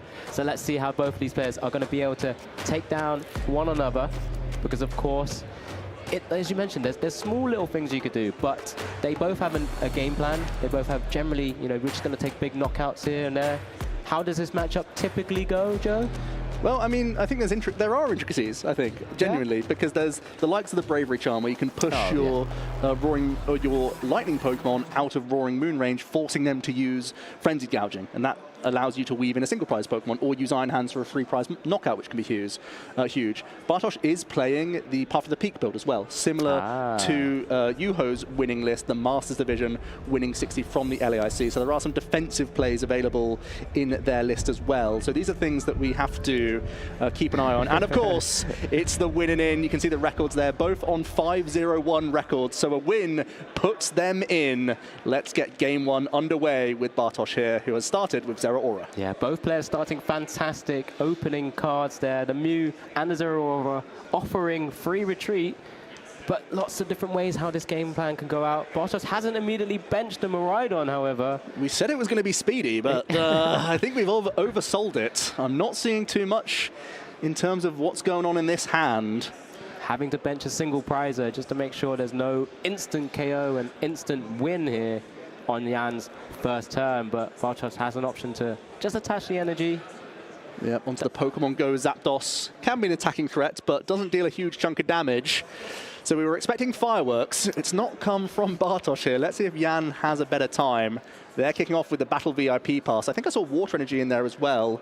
Just going to grab their deck list to see if they have the option to use Radiant Greninja. Not ideal on this board state, but it can be a great way to weave in single prizes if necessary. We did see the Radiant Greninja be prized, though, on Jan's side. So he'll be able to go through this deck from this deck search to just identify that nice and early, and then just try and identify which way and which route he will take here. It is advantage Ancient right now. Yes. As Iron Hands currently hasn't seen the light of day and is not on the board. I think we're seeing a Squawkabilly spied early, as well as a Roaring Moon. There's a couple energies in these hands, so it would be a perfect way to discard a few early, open up your Professor Sada. I think there's Ultra Ball in here as well, so this is a really good start for Jan here. Getting rid of one water. There's, of course, a colorless attack cost in Roaring Moon's Calamity Storm and Frenzied Gouging, so you're pretty happy to play these water energy. Gives you more flexible plays in the opening stages, and a second Roaring Moon getting developed early is exactly what you want to see here. You're setting your stall out and making sure that you've got these bulky Roaring Moon available and ready to go. Jan is playing the Ancient Booster Capsules as well in the deck list, so we'll be able to buff up one of these Roaring Moon before using a Squawk and Seize here. Yeah, another vital card in the Roaring Moon deck, just to kind of give additional HP, not allow it to be affected by special conditions. Really, really cool card. Kind of pushes it up to, is it 290 HP? Just the 290 there, Just yeah. the 290. That's on a basic, by the way. And that's it. I mean, it's another way to kind of try and mitigate the Frenzied Gouging. HP sort of lowering. Still not perfect, but it helps in other matchups as well. Does still have that Calamity Storm attack. Well, it's an ugly hand to draw from Squawkabilly. It's going to be a Dark Patch, but I don't think we're able to attack here. Didn't see any Sadas, so it might still end up being a pass. This might be a window for Bartosz. Second Ancient Booster Energy Capsule coming down onto the field. And it's just going to be a pass, so that's a huge sigh of relief. Let's see the top deck here. It's a Lightning Energy. It's not what we're after. Does have a Forest Sealstone in hand, but no V Pokemon available to attach it to. This hand does not look pretty at all. Just the boss as a supporter. Try and maybe slow down Jan's side of the field. You can bring up the Roaring Moon without any energy attached and hope that causes headache for Jan, but it's really not ideal here. We are going to see an Electric Generator. It's low odds because we haven't thinned the deck of many basics, and there's not a great target in Zapdos, but here we are.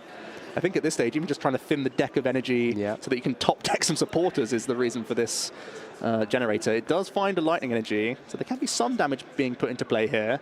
Actually, with Boss's Orders, you could turn attach and take a 2-prize KO on Squawkabilly, so even with a slow turn, you could be initiating this prize race. Yeah, that could be massive, right? Just being able to push ahead and just leave 2 single prizes down at the moment.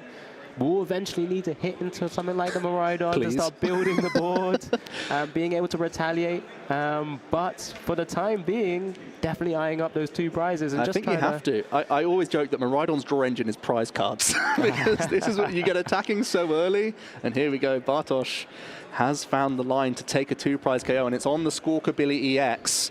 A fantastic hit from the Electric Generator, and suddenly they've initiated the prize race and forced a single prize knockout from Jan as well because of how the board has landed. First 2 prizes with that Electric Ball attack from Zapdos.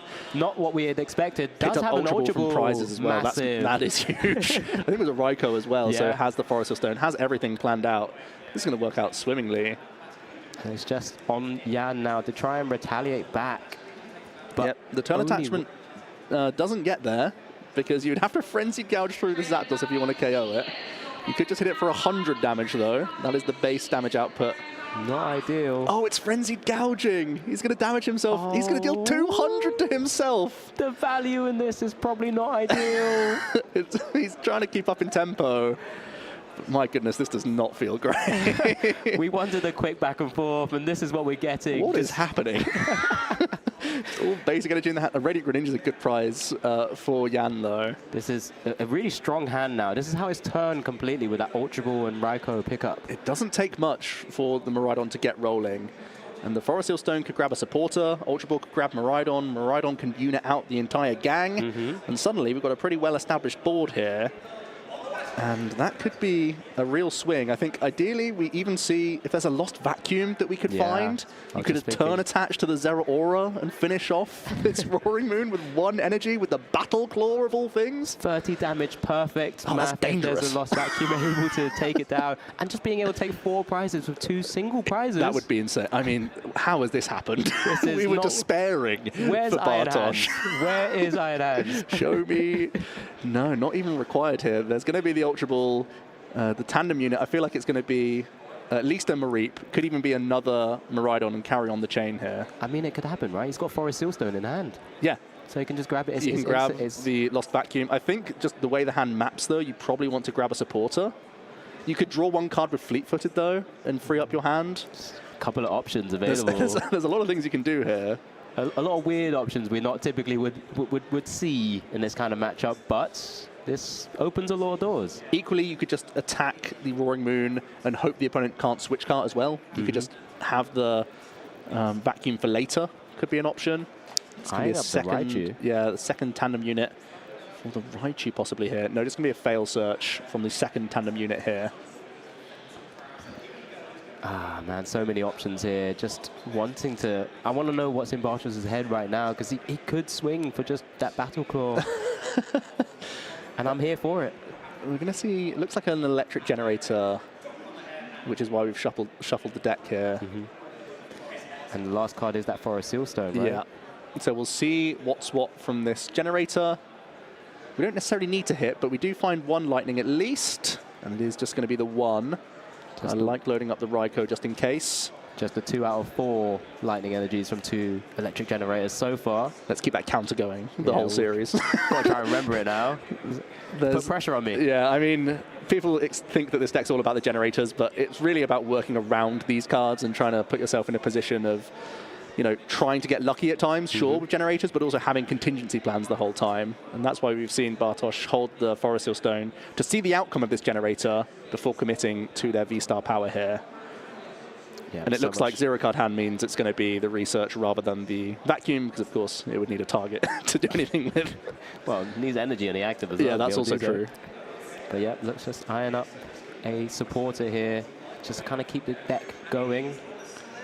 You know, I guess Arven would be interesting. You could go Mew-EX or something like that with Nest Ball, but surely research just seeing the most cards here makes the most sense. Yeah, I mean, maybe that's why they left the space available on the bench, just kind of keep those options open. But, I mean, there's so many different avenues. This is where it gets a little bit muddied.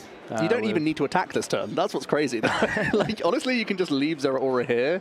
We're talking about all these incredible avenues, but, you know, you're still on the attack race looking pretty good, even if you do nothing this turn. There it is. You're right. The big Professor's Research for 7 fresh cards here. If we can see the Lightning Energy plus the Vacuum, it would be monstrous. Just one more card. Just another energy. Just another energy. More generators in the hand as well, I believe. We've got Fleet-Footed potentially, as it looks like the Raikou is getting into the mix. It makes sense if you don't have the Vacuum available to you. You want to take the guaranteed knockout, because otherwise it could get switch card and denied. Raichu coming down is also helpful, because obviously we'll have to try and take big knockouts potentially with that Ancient Booster Capsule on the bench. Roaring Moon as well. Doesn't want to, of course, play a Stadium if he did hit one. Ooh, the double hit on the third generator. I like spreading this across probably both Miraidon, honestly, at this stage. Trying to keep that Raichu available. Possibly one on Raichu, one on Miraidon solid here. You know you've got your knockout secured with Raikou already.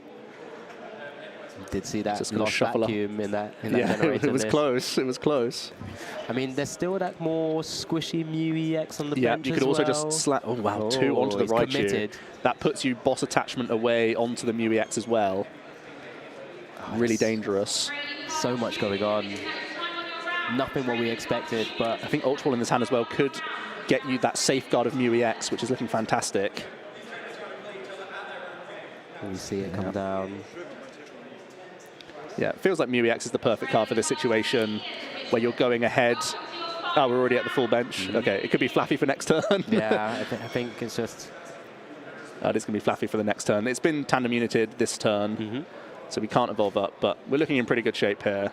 Yeah, we're I believe the last position. card in hand is Research now, so we're looking pretty happy with this. We have Fleet-Footed as well. Again, just so many little things. I gave it a disservice. Oh, hang on. That Flaffy can't be used because the Mareep was down this turn. We know that much because on the previous board, it was just Zeraora and Zapdos. So we're going to make sure that we can try and stop that from activating, because that's not a valid strategy right now. You can hold the Flaffy for next turn. Flaffy could just stay in hand. That's not a problem at all. Yep, we're all good there. There you go. We can freely retreat, get that Fleet-Footed card, and then still go up It's just, yeah, up 4 prizes with just 2 remaining. Charm. Bravery Charm could protect your Raichu as well.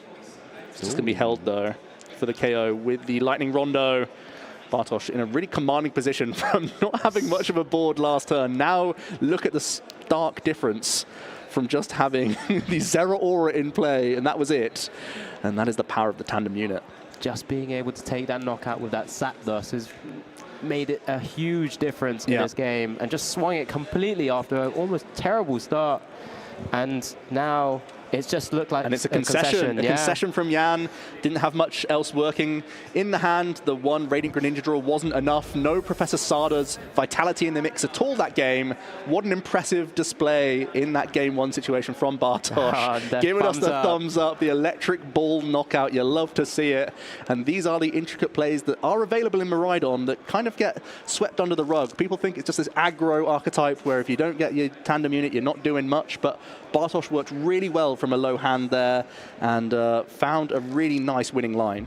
I mean, it was aggro anyway. Just being able to boss and attach twice, 1 generator, just knock out the Squawkabilly EX on the bench, and just from there snowballing his way through, just because Jan wasn't able to find those dark patches, find those Sadas, and be able to sort of retaliate in the right manner. Because frenzy gouging on a Zapdos is... This is when you love the Pokemon trading card game. How often do you see a Miraidon have a board of just Zapdos and Zera Aura and just happen to have Boss's Orders in hand to create the perfect board state when you're able to take Ultra Ball from prizes, completely change the game off of that? We love this game because every single game in the Pokemon trading card game is so unique, and what a great display of that. Even though Jan wasn't drawing on all cylinders, they had an awkward Squawkabilly draw a lot of their energy cards, which is a shame. But Bartosz was just in a really nice, favorable prize exchange just from that one use of Zapdos. Yeah, and it's now on Jan to try and level up the game where possible. We're only 13 minutes in to this That's the matchup. So this is how we saw it, but not quite the prize race that we did. It's on Jan to try and bring it up. What's Jan's position? Will he choose to go first? That's a big question. I don't think we've seen any Stadium from Bartosz either. So if you choose to go second as Jan, that would be because you're not necessarily expecting Path to the Peak, so that you can try and launch that early attack, expect your opponent to lead a 2-prize Pokemon or have a 2-prizer available, maybe even something you could rope into the active in the worst case scenario. I think that's certainly reasonable from Jan, but just due to the nature of the game and how it played out, you haven't actually seen everything in your opponent's deck yet.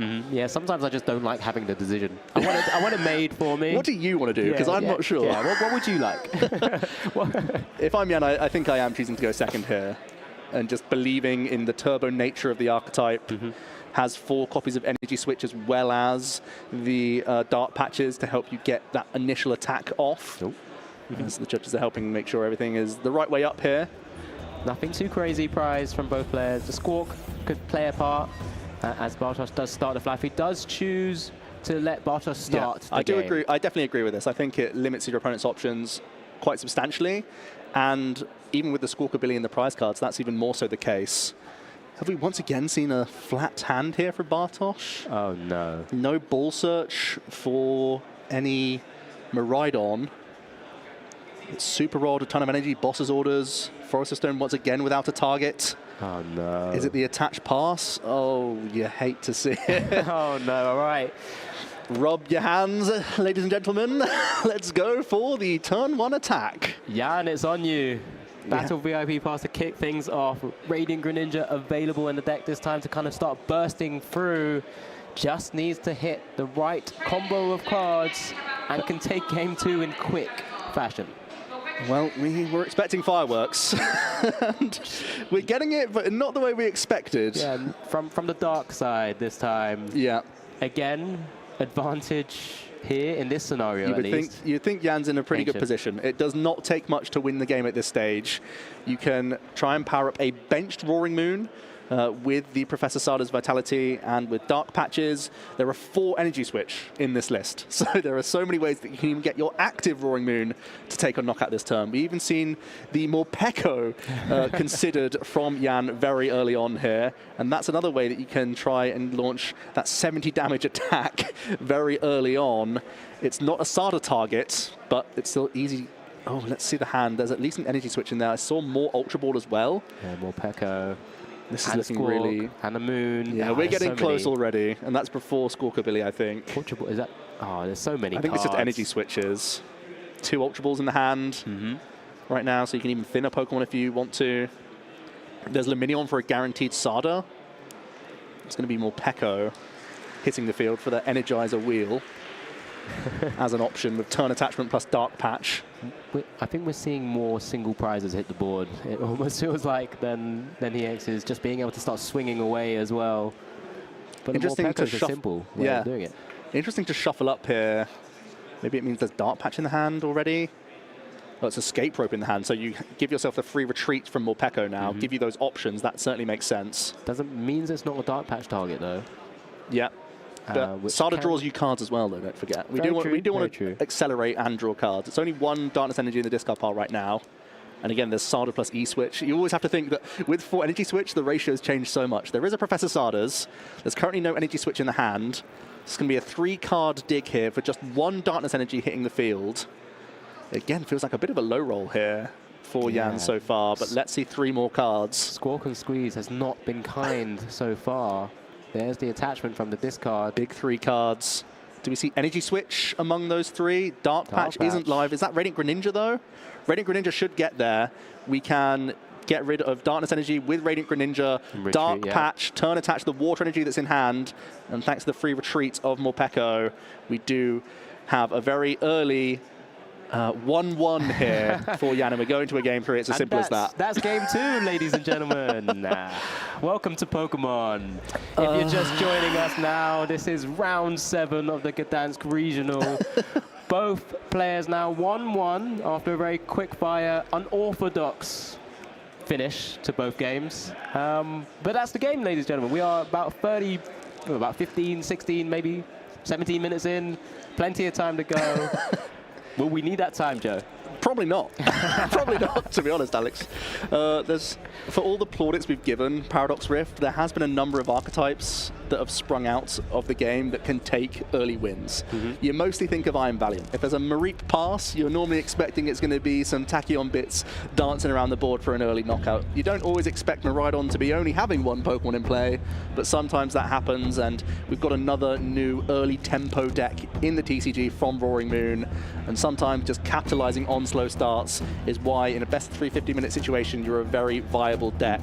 And despite Bartosz having a really clever, intricate game plan game 1 and making something come together with an awkward hand, all that work's been undone because he's led with Mareep Pass.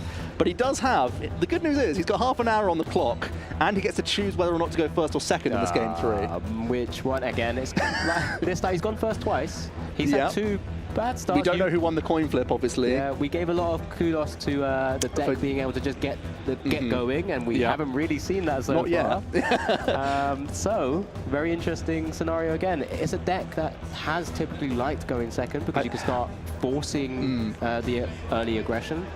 I think going second as Miraidon makes you draw well, though. I think because this deck list plays enough basic 1-prize Pokemon, it plays 4 of them. It has Zeraora, Zapdos, and 2 Mareep. I think you can create a board state with the amount of switch cards in the list as well that you can just force a single prizer into the active and on the bench, so you're playing around Escape Rope quite nicely.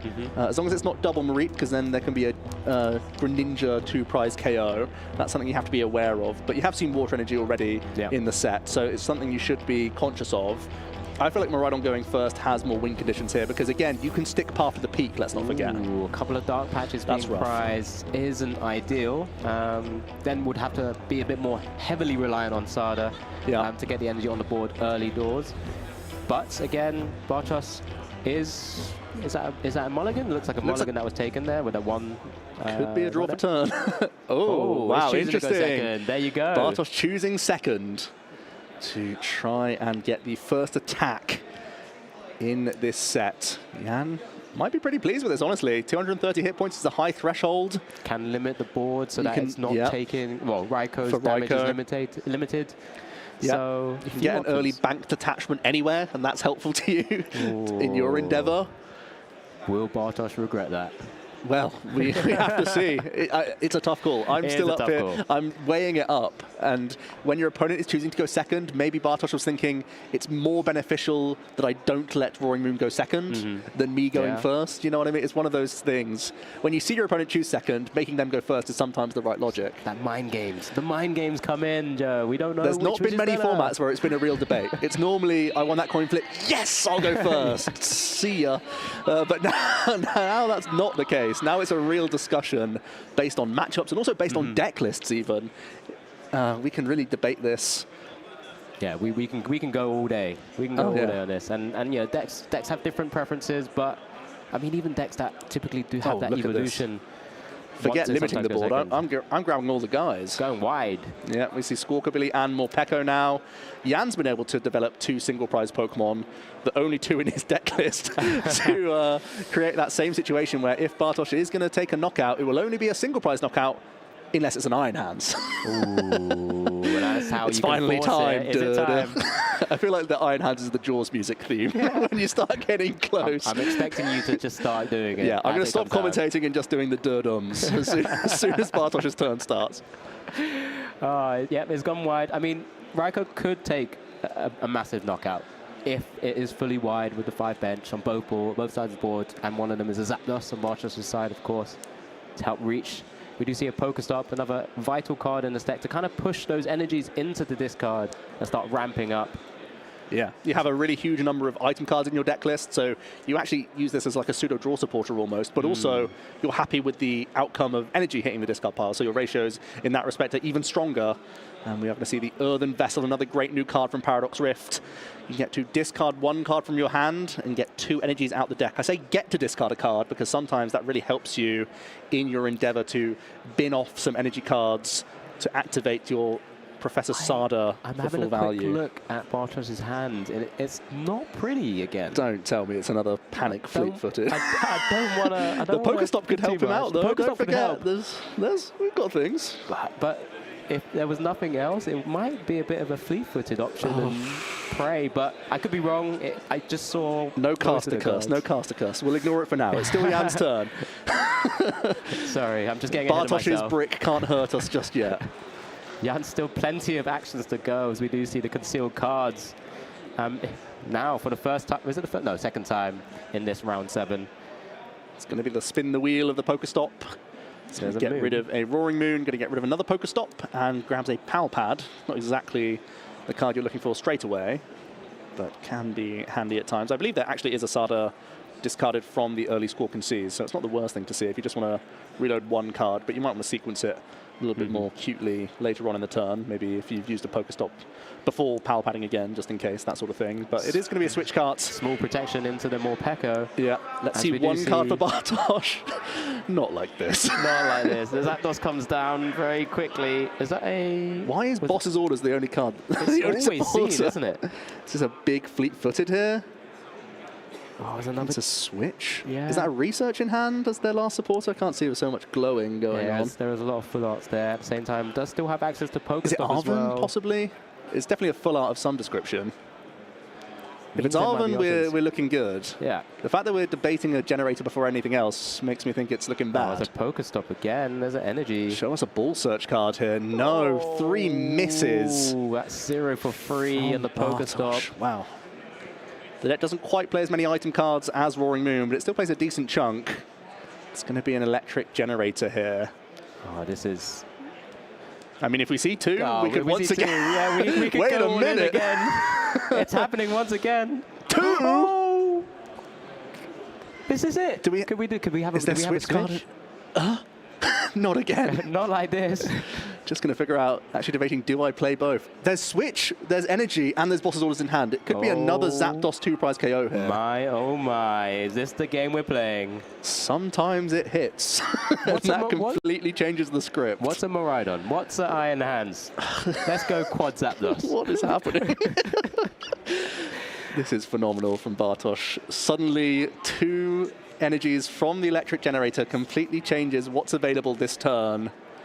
Was not an expected turn, but it's opened up for him. Switch into the active, boss in hand. It's what you got to do. These are the plays you got to make. Give me the Squawkabilly. Incredible. Wow. Zapdos has taken 4 prizes in this series. This is actually a Zapdos deck. That's what you have to remember. You normally expect this card to hit the field to help you hit 230, not to use Electric Ball for 4 prizes, but it's working out for Bartosz. Not much help from the prizes either. I don't want to spoil the party, but this is really helping him kick off the first 2 prizes of this game 3 and going up in the set. Was that? I'm still concerned about what that full art supporter was in that hand. Or full art, it is a Professor's Research. Just didn't want to play it. Went for the generator first. Went for the generator first and said that if I hit, that's a better play. Arguably. We're going to see a Professor Sada's Vitality for Jan get both Roaring Moon with a Darkness Energy, as well as 3 additional cards here. For Jan, feels like you want to go for a Raikou V. The Zapdos is something you kind of want to ignore, I would say. Even though you're taking all the energy off the board, in terms of your prize race, it's not helping out too much. Yeah, having to try and hit into another cross switcher or the S1 escape rope that Jan plays just to kind of take out the Raikou V would be ideal. Doesn't have to use Frenzy Gouging. There is a supporter in play as well. Stadium, yeah. So dealing 220 damage with the second attack there. Ooh, Luminion being targeted. V to the hand. Just could be thinned before using your Radiant Greninja as well, of course. I think there's not much jeopardy around this attack. Could also be improving your ratios for Pokestop. Still a lot of cards to see here for Jan, of course. But looking towards the likes of Escape Rope is pretty massive, I think, this turn. There's 1 cross switcher currently in the hand. Is there another way to grab out another cross switcher? We've got the Pokestop and we've got Radiant Greninja to draw a few here. This is the only energy in hand, but you do have energy switch. So if you don't draw into any more energy, you can still get something going. Couldn't quite see there, but there's another energy switch, another Sada, not helpful. Oh, just a few cards there. Energy going, no escape rope. So Jan may be forced for another single prize Pokemon here. The good news is you're a 290 hit point Roaring Moon, and you're not having to Frenzy Gouge through the Zapdos this time, which is pretty big. Very true. With Calamity Storm, can you choose not to discard the Stadium? You can choose not to, but you wouldn't be getting the KO. Yeah, that's very true. There's the E-switch. I feel like there's a lot of lost value here from some of these cards. What else can you do? If you don't hit the other cross switcher, the one that's in hand does nothing. Whiffing on the escape rope also feels pretty bad. Taking 3 energy off the board is relevant for Raichu, and taking Zapdos off the board is relevant for math fixing as well. So taking the prize isn't great in terms of the race, but it is granting you a lot of value. Yeah, there's a real back and forth here. I don't think there's much in that hand. Well, we know there's the Professor's Research. But there's a lot of pieces there. Yeah, there's a Super Rod, there's a Generator. I don't know if we have any Ball Search to actually get the board rolling. No, I don't believe so. Straight away, the Super Rod for the Zapdos. Definitely makes sense, because we've just mentioned that even its ability is really handy. Well, that's what it's in there for, yeah. right? That's normally why it's in here. Yeah. I attack with it a lot in the Gardevoir matchup to be a prize offset. Okay. But the fact that Squawkabilly is such an important card in the meta does make the Zapdos even more valuable. Oh, man, just having to think maybe that play worked so well in that game 1. To go for it again in game 3. And I mean, it's working nicely. You're 2 prizes up. As long as you can work towards another 2 prize KO. I know it's a lot harder this time around, but it's possible. Fleet-footed first. Fleet-footed before the Professor's Research is interesting. You've just put back some energy cards. Grabs the Miraidon, though. Huge. That's a monster hit. I think there's also the... Is there another Generator in this hand? No, there's not. But you can get a Bravery Charm onto one of your favorite targets here. You can start thinning the deck also. Does have the Lost Vacuum in hand as well. Another card that's quite vital for sort of being able to match what Jan is doing on his side with their sort of additional HP that Ancient Booster Capsule is providing. Yeah, I really like this choice of second Miraidon EX as well as Zeraora. It means you can get a second tandem unit this turn. I think no doubt we're going to see a Mareep come down, as long as we have access to it. I know 1 was in the prize cards, but I think we should be able to access the other here. Wasn't able to... Did he Super Rod it back? Chose 2 energy instead. Okay, so just going all in on generators here. So just a Zapdos, just the 1, keeping 1 space available. Just double checking, because this is the first deck search. Yep. Maybe 2 prizes up, but hasn't actually done much in terms of seeing cards for the deck. I'm surprised to not see that second Raikou V selected here. Yeah, just double checking those Flaffies are available.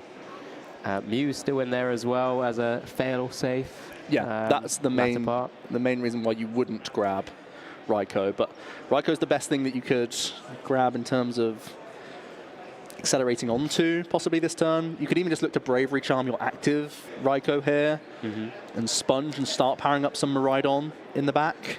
Kind of force that awkward option of Frenzy Gouging where possible as well. Exactly. If you can weave that in, it's huge.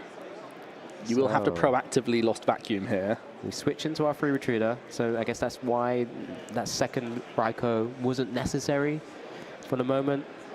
I feel like Bravery Charm a Miraidon is a really good play here, as well as turn attachment. So we see a Lightning go. Yeah.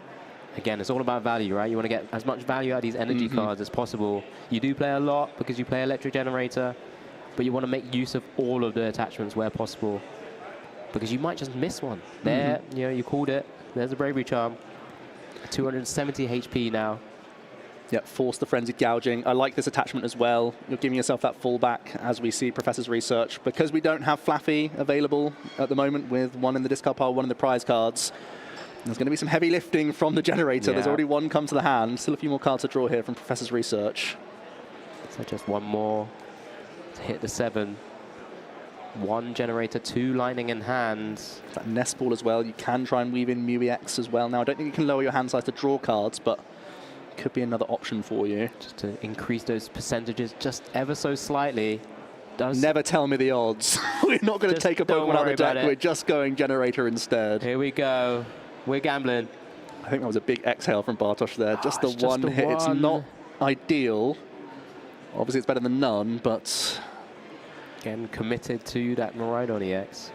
Yeah, I'm sat on a large hand size, which is why Bartosz is pausing here, whether or not to commit all to one Miraidon. But in the end, does choose to go for this. Hoping that a Frenzied Gouge would at least give him a line to attack with something cheaply next turn. Yeah, of course.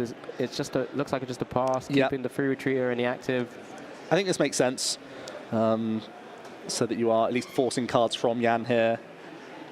Make them have the Lost Vacuum plus Cross Switcher combo. Also having the Stadium in hand. I mean, we can see that there's a lot of those pieces already developed, but it wasn't guaranteed, and Bartosz has at least got to see it to believe it. It's going to be an Ultra Ball early here, getting rid of possibly Sada and Iono. Surely there's less valuable cards in this hand, even with, well, there is the Sada and Poké the Pal Pad in hand, so you can get rid of the Sada knowing that you're going to reload with it. It's going to be Ultra Ball for Mew EX.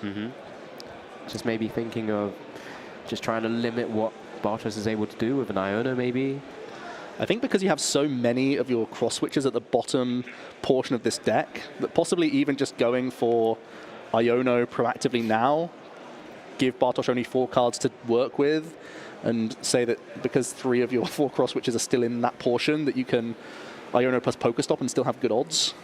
Still have Greninja as Still well. have Greninja draw also, yeah, So ton of energy still in the middle of this deck. A few different options available. Let's hit Pokestop proactively. You could also just hit Cross Switcher now. No, just a Battle VIP pass. Couple Darkness Energy. Pokestop has not been kind for either player now. Well, there was still one Sada kept, so you can continue to dig here. Again, we're still trying to work desperately towards these the second cross switcher has been so elusive right now. Does have an E-switch in hand, maybe? Yeah, so there's 4 energy on the active, but you can sort of fix that with energy switches. Didn't see it. Vessel, Dark Patch, and a Dark Energy, I believe. That's a crazy miss.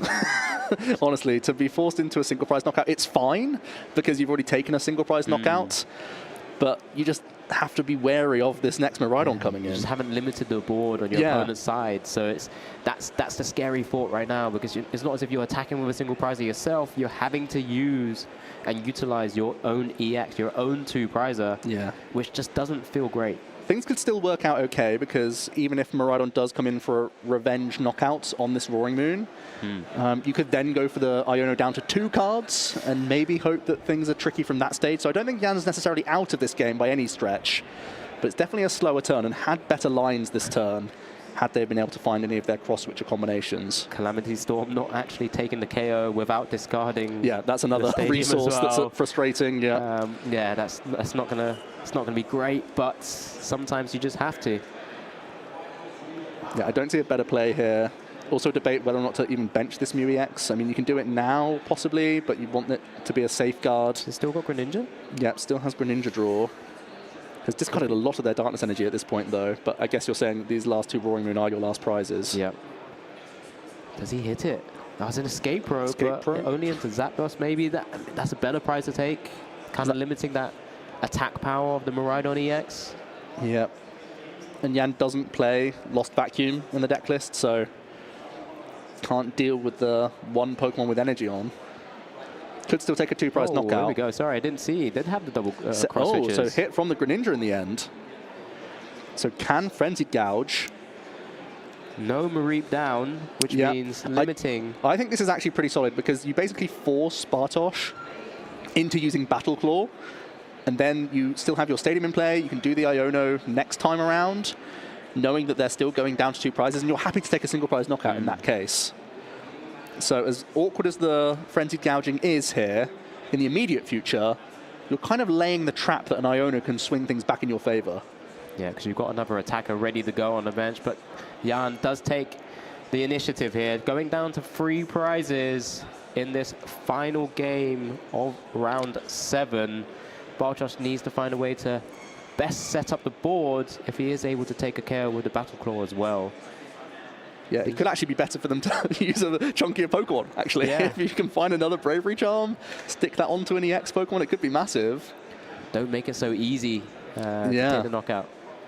But of course, the resources are stringent now. You've gone for a couple of your generators. There's no backup of Flaffy or Mareep here, which is usually so vital. So it's still going to be tough. You have these 2 laid out for you, but where do the rest of the prizes come from? It's going to have to be more generator hits in this endgame scenario. And of course, with the Pokestop still in play, not wasting any resources there. You need to keep you need to keep those lightning energy in the deck for your ratios. Anytime you miss one of those, it's really rough. Yeah, like I said, I gave it a disservice. There's more intricacies than I thought there'd be. Oh, but yeah. Just based on how the game's played Pokemon out, get scrappy, man. That's the format in a nutshell. Things really do get scrappy. Oh, my. It seems so simple. Everyone says that the game can be 3 or 4 turns, but when you're at these top tables, you don't get to these records without knowing the ins and outs of your deck and forcing the most from the opponent. So you see no target there from the tandem unit. Still has a ton of ball search if they want to actually grab things in the end. It's going to be an attachment to the Raikou V. So maybe we are hunting for the Bravery Charm. If you can do the most upfront this turn, means that you need the least amount of cards next turn. Sounds pretty obvious, but it's going to help you in your endeavor here. Does have to hit a generator to be able to swing. That is the awkward thing about this play. Looks like it's going to be a Professor's Research as well, so we'll be drawing a lot of cards. Yeah, you have Professor's Research and the Pokestop if you whiff initially from generator. So let's see 7 cards straight away here. How many energy do we see? 0 so far. Okay, these are really good for your rating. There's the Bravery Charm as well. 2 more. Oh, and the generator. No energy? 1 energy. 1 energy. Okay, I think there's still a healthy amount in the deck here to go for this line. Here we go. If you can Bravery Charm up this Raikou, it is the best thing you can do here, I feel. Yeah. Force Yan into another Frenzied Gouge, which means you're just a lightning energy away from the game. This back and forth is just not what I expected. Let's see the big 5 cards here. Hits There's 2 hits. In reality, of course, can only take the 2. Yep, swing one onto Miraidon, why not? Yeah, this is...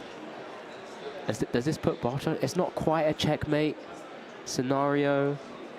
No, it definitely... we knew that Yan was going to set the Iono trap, but the fact that Bartosz is going for the Bravery Charm right now means that trap is far less powerful. This is a really great way to safeguard yourself by being proactive with the Miraidon deck. Definitely. And needing as few cards to close as possible. Really smart stuff. Can see it fleet-footed before anything else.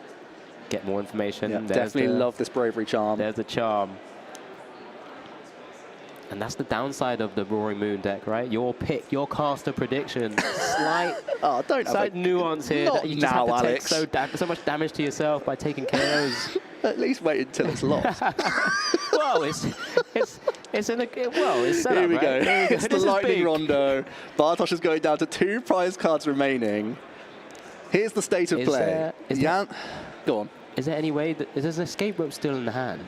Yeah, they could. So Jan could still go for a cross switcher play or an escape rope play, take one prize this turn without wasting damage. without frenzied gouging, and you still put Bartosz in a really tough position. The issue is you want to Iono. You can't draw that many cards. You can't make it all happen if you just go Iono here. There's still a number of cross switches in the deck, so you can go Iono and hope that Pokestop helps you get there. And I thought I saw the escape rope in the hand as well. Yeah, I think that was the final card from Greninja last turn. Yeah, it is in the hand. Yeah, there's a shiny escape rope there. So we want to see, let's thin out some of these dark patches, maybe even throw it on Morpeko at this point after using escape rope. You take either 1 or 2 prizes, you don't mind at that stage. Ideally, your opponent feeds you the Zapdos, then you're even safer. There's the escape rope play. I feel like you should feed Zeraora here. The Miraidon is functioning as a retreat-costing Pokemon, as is the Raikou. So I think Zeraora is the least valuable card here. Yep, seems like the more sensible decision in this scenario. Here comes Roaring Moon. It's ready to Calamity Storm for a single prize knockout. Yeah, play down your hand, go for the Iono, hope that this Roaring Moon is too large. That's the game plan for Jan at this stage. You can develop Mew EX if you want to, but that puts you in range of Boss's Orders plays. Things can get a little bit funky. So you may even hold on to that as well. It's just going to be the Iono.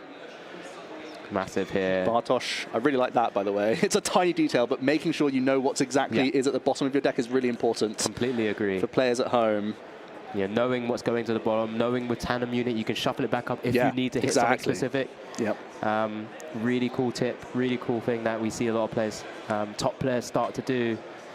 Battle VIP Bar, switch cards. It's Ultra Ball. Yeah. So that's decent for next turn. You could also Pokestop if you want to. Just try and get that last bit of value. You know your Mew EX is at the bottom of the deck. Oh, there goes the Ancient Boost. That was the safest thing you can go for there. That was. If you could have boosted, that would have been huge. In the same way that we said Bravery Charm on the Raikou would have been massive. Yeah. That capsule would have been huge. Because now a Miraidon EX with the bonus damage of Zapdos can finish off this Roaring Moon. As we see the Calamity Storm taking down the Zeraora. Jan going to 2 prize cards remaining. And we're getting to a thrilling endgame position here. It's going to be top deck plus fleet-footed for Bartosz to see if they can get their last generator. And if it hits, it will be the game. This is it. There's the Ultra Ball, Lightning Energy, double Turbo Energy, not what Bartosz is looking for. You can Fleetfoot now, turn attached to the Miraidon, then Ultra Ball for Mew EX, and draw 3 cards. Ooh, so many little things. He's gone for the attachment first as well. Which means Here's we're definitely fleet-footing. Into... Is it Arven? Is that an Arven? Looks like an Arven. It's an Arven. Arven guarantees generator. It could also give you fodder. Oh, you still have Forest Hill Stone available. So if there's Raichu in the deck, you could unit out a target for your Raichu. Sorry, you could unit out Raichu for Forest Hill Stone. But it's literally only one generator left in the deck, I believe. At a max. Yeah, and the Super Rod's played already, I believe. Is. 2 energies. Is that 2? 2 lightning energies in there? It's not a lot. We've already played the Rod. 3 energies, it looks like, maybe. It's quite a chunky deck left. Are we going to end up Forest Seal Stoning just to get rid of anything that's not an energy out of here before using a generator? So many little things. You definitely unit out 2 lightning Pokemon. That's always happening at this stage. Doesn't matter what they are. The Mareep was taken from prizes last turn, and Iono to the bottom. That's coming out. Iron Hands might be cheering us on from the sidelines here. Yeah, none of that amp you very much. Really exciting. Yeah, you always go Raichu, so you can Arven for a Forest Hill Stone. We are shuffling up, but I'm pretty sure we're going back into this deck. We'll be grabbing Forest Hill Stone and Generator. And then we'll be Forest Hill Stoning for anything that can thin the deck. Maybe you could grab access to Mew EX, but I don't think any card draw helps you at this stage. I think you're literally just setting your stall out for Generator win or go. You don't want to be drawing into those lightning energies and reducing the chances. Remember, there are only 3 there. Proactive Forest Hill Stone for Path or something along those lines, just to make it harder in case you miss, but that doesn't matter now. You would just retreat into a Mareep anyway. Here we go. 5 big cards from Electric Generator. Bartosz wins on the spot with a Lightning Energy here. Final card from the Electric Generator. We do see... Yes, it's a hit! Just a 1. It's massive.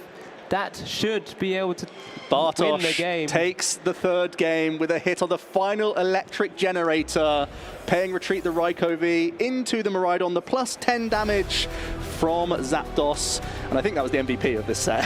Zapdos, yeah, taking 4 prizes. Yeah. Just without even needing too much as well. I mean, on game 1, just setting up with the board 2 single prizes, incredible. But Photon Blaster is able to, the game-winning or round-winning attack there, dealing 230 damage to that Roaring Moon EX. What an exciting set, and I think many people would have thought when they saw Roaring Moon come up against Miraidon, it was going to be simple. It was gonna, and I tell you what, it was nothing but.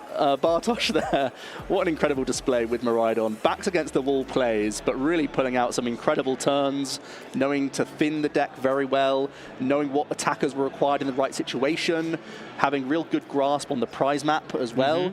And yeah, a really impressive display from Miraidon, coming out on top against Roaring Moon and going to a 6-0-1 record. Yeah, incredible. Locking himself into day 2 with 19 points already. Now, the final 2 rounds, giving himself an opportunity to try and push himself as close as possible. But, of course, Jan still in a good position, 5-1-1. Still plenty to play for with the final 2 rounds to come, but congratulations again to Bartosz in making and winning that round 7. Yeah, it was an absolute thriller. It was great to see the intricacies of this matchup. Both players have just enough single prize Pokemon to make it tricky here and there. We didn't get to play Patacake with Iron Hands, unfortunately. We've been waiting for that all day. We'll have to try and get that tomorrow, perhaps. But everything was doing its job. We got to see how Zeraora got into the mix. You know, didn't even need to attack, but the option was there. Zapdos certainly pulled its weight. Seeing the Raikou and the Raichu both being great endgame scenario cards as well. Just being a fantastic combination. We didn't really see the value of Path to the Peak. I think that is one note to take from this deck list, that when you only play 2 copies, you don't play the Judge. You're not quite as in control as you were with the previous list of Miraidon pre-Paradox Rift, because you just have to shove in so many cards for the Iron Hands to sort of accommodate it. But they were still there. They were still talking points. There were still ways to gain percentages. But in the end, it was coming down to some highlight reel moments of Electric Generator. Turns out it is all about that card. Yeah, like I said, it's a massive gamble card to be able to draw into those energies, right? You're already reducing the number of energies in the deck because you're taking more out, you're attacking energies. And there was only like 3, maybe out of sort of 15 cards that were in the deck there. But, you know, Bartosz was able to thin out the deck, take the right cards out, and just kind of make his percentages as high as possible. Hopefully you guys have enjoyed that. Make sure you guys let us know in the comments just whether maybe Miraidon could take down yet another tournament as well, just using that hashtag play Pokemon. Unfortunately for Joe, another Roaring Moon just taking a bit of a little loss, but can still make it. Can still make it. Yeah, still a great record, and I think put on a decent display. I mean, there was a really awkward Squawkabilly where you just can't really do much from that, and you kind of shake it off. I know you are playing a decent amount of cards that revolve around your energy, especially with 4 energy switch in the list. You're committing even more cards just towards the flow of energy, this, that, and the other. So that is still what we've been saying. Roaring Moon's figuring it out. It doesn't quite know the best 60 just yet. I'm sure the Water energy switch package has surprised many opponents on other rounds and been a reason why it's been getting onto this record. But in this matchup, less impressive. And even with the Iono late game, just that one panic option, it was timed well. You did pretty much everything you could. They're in a decent position, but thanks to Bartosz having a really, really solid Bravery Charm Raikou play, when we were out here saying that an easy Battle Claw was the easiest prize there, the fact that Bartosz did so much to force Jan into a really awkward position that you needed so little to actually close the game towards the end. Yeah, it was fantastic play, but you know what? Enough from us. Let's hear from the winner of round 7 with the interview over in the area. Thank you so much, Dow and Joe. Bartosz. How about that? Your first ever day 2, and you got to do it on the stream in your home country. How do you feel right now? Yeah, I feel amazing. Actually, I've been trying a lot, to be honest, and that was my goal, to make a day 2 and on the stream. And I called my wife, which I give a big shout out, and she was watching. And I believe that I can go high. We'll see. Well, I'm sure you got a lot of people supporting you now after that. It was an amazing game. Normally with the Miraidon versus Roaring Moon, it's very fast, very aggressive, but you integrated the Zapdos in so much during that. Talk us through the thought process when you were playing with the Zapdos. Well, you know what? It was not really thinking process. It was just playing your cards ahead. Actually, in the first one, I went first, and I was able to generate on Zapdos, and probably, as I remember, I didn't have nothing else. I was like Marip, Zapdos, Boss, Electric Generator, or Switch or Rope, and I was like, yeah, we can do this. He went for Squawkabilly, and which is obvious, you know, 2 free prizes, you know. And then what else?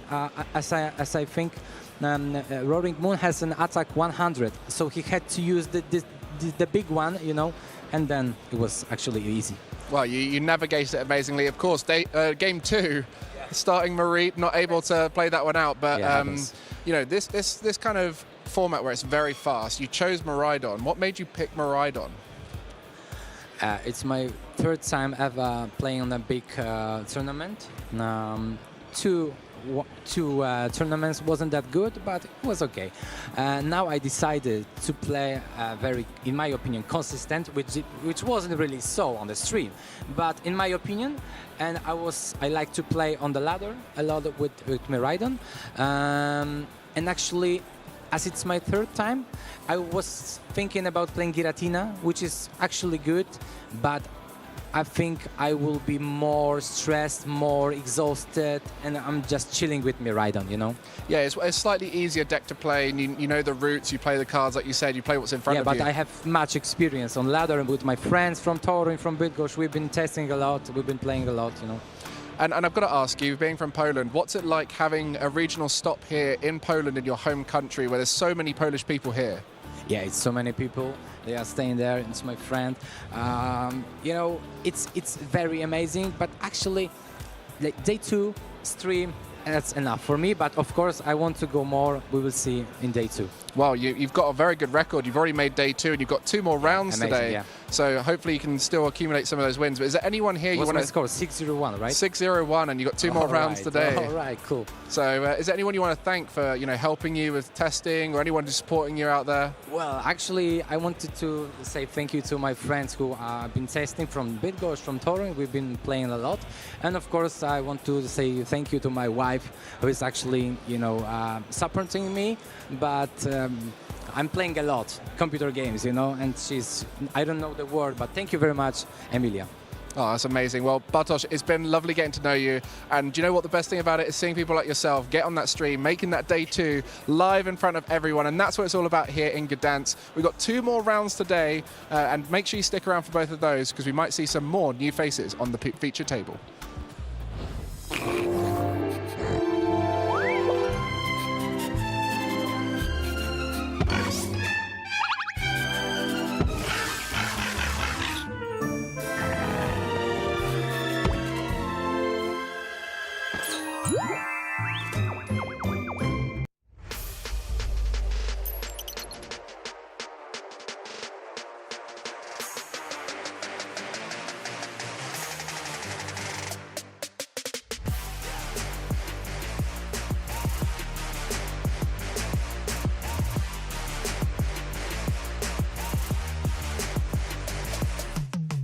My name is Jacob. I'm from here in Melbourne. Honestly, no words to describe it. This experience has just been absolutely amazing. I wasn't even expecting to get anywhere near this far.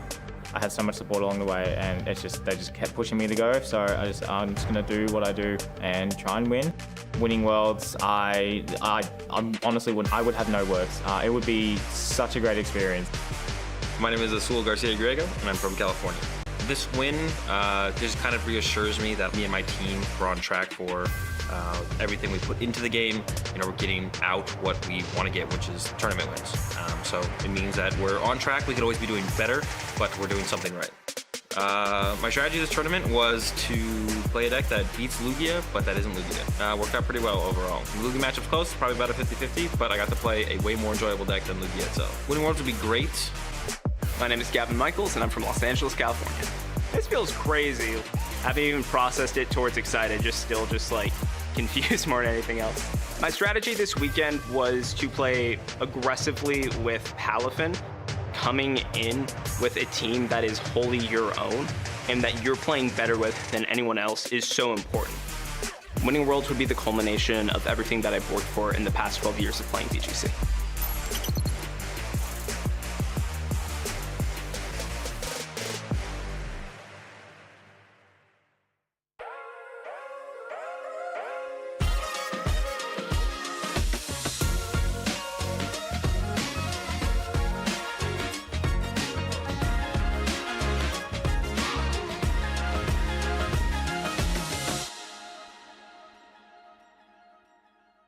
Hi, I'm Shay Burton, and today I'm going to run you through why I love the Paradox Rift expansion. First of all, Paradox Rift introduces a new future and ancient mechanic. These are new classifications of cards that also have different cards there ready to support them. Very similar to the single, rapid and fusion strike mechanics of the past. Let's start off with the new big scary future card, Iron Hands EX. Ampu very much deals 120 damage for 1 lightning and 3 colorless energy. However, if you KO something with damage from this attack, you can take 1 extra prize card. This is devastating for 1 prize attacking decks, since you can swing the prize trade back into your favor. However, one card that 1 prize decks are starting to use to combat Iron Hands is Cloth. Its unhinged scissors attack is perfect for cutting through Iron Hands like hot butter, since Unhinged Scissors does 30 plus 160 damage if Cloth is affected by a special condition. This is very easy to fulfill by playing a spicy seasoned curry. This will burn Cloth, which is now swinging for 190 damage or 170 after a double turbo energy attachment, which is fine because after applying weakness it KOs Iron Hands EX in 1 hit. Another card Cloth players can use is Luxurious Cape. This is a very fun card that when attached to a non-rule box Pokemon gives it an extra 100 HP, but they do give up an extra prize card when they get KO'd. This would give Claw from earlier 220 HP or give Snorlax 250 HP. It would also give Sableye a terrifying 180 HP, making Luxurious Cape one new tool that Lost Box decks might start to use. However, they do have to be careful of the new Jirachi card, because this prevents all damage counters placed on your Pokemon from your opponent's basic Pokemon. This makes Lost Mine useless if your opponent was to have Jirachi in play. One deck that will definitely be playing Jirachi is Gardevoir, but they also might opt to play Screamtail. Roaring Scream does 20 damage to any one of your opponent's Pokemon for each damage counter on the Screamtail. With Psychic Embrace from Gardevoir EX being absolutely perfect for getting 8 damage counters on Screamtail, Gardevoir players will have access to a very easy 160 damage, which they can also use to target the bench too. Another card Gardevoir players can now use is the Evolution TM. This is a tool card that provides a 1 energy colorless attack to the Pokemon it is attached to, and this attack will allow you to evolve any 2 of your bench Pokemon by 1 stage. This will allow Gardevoir players going second on their first turn of the game to immediately get 2 Curlier into play, all ready to draw cards later on. But they will have to be careful of the new Devolution card that allows you to de-evolve all your opponent's Pokemon by 1 stage, also for 1 colorless energy too. Iron Valiant EX has the ability Tachyon Bits, which lets you place 2 damage counters on one of your opponent's Pokemon whenever it hits the active. This allows you to get a potential 80 extra damage in a turn, as long as you have enough Iron Valiant EX in play and enough switching cards to maneuver around them. Medicham V's Yoga Loop slots perfectly into an Iron Valiant deck, since it can allow you to skip your opponent's next turn as long as the 2 damage counters that Yoga Loop places KOs one of your opponent's Pokemon. You can even use Xatu to help power up Iron Valiant so it can attack too. While its attack Laser Blade only does 200 damage, which isn't that great, it is good enough when you sprinkle in all the extra damage from Tachyon Bits. Xatu has the ability Clairvoyant Sense, which allows you to attach a Psychic Energy from your hand to one of your Pokemon.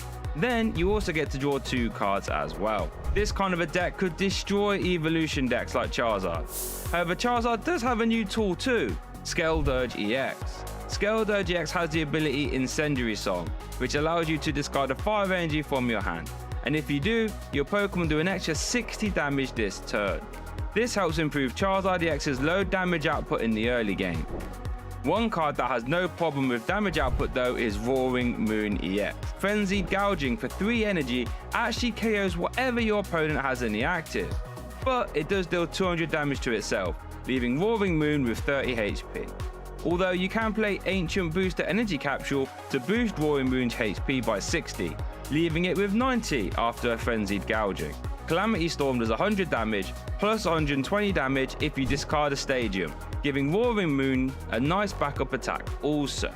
Professor Sader's Vitality will help you get energy attached to your Roaring Moon, or any ancient Pokemon, since it lets you attach 1 basic energy from your discard pile to 2 of your ancient Pokemon in play, and then draw 3 cards afterwards. This, in combination with Dark Patch, will allow Roaring Moon to attack as early as turn 1. Another card that has no problem with damage output is Golden Go EX. Its Make It Rain attack does 50 damage for each basic energy card you discard from your hand. It is very easy to get a ton of energy in your hand with cards like Superior Energy Retrieval. Golden Go's ability, Coin Bonus, also helps you draw cards, allowing you to draw 1 card or 2 cards if Golden Go is in the active. Counter Catcher is also set to return to the format. Counter Catcher is an item card that when you are behind on prize cards lets you swap your opponent's bench Pokemon with their active, allowing for combat decks like Gardevoir to have a fantastic means of swapping their opponent's active. Whew. And that rounds up some of the best cards from Paradox Rift. Will any of these cards do well here this weekend? There's only one way to find out, and that's by watching this stream.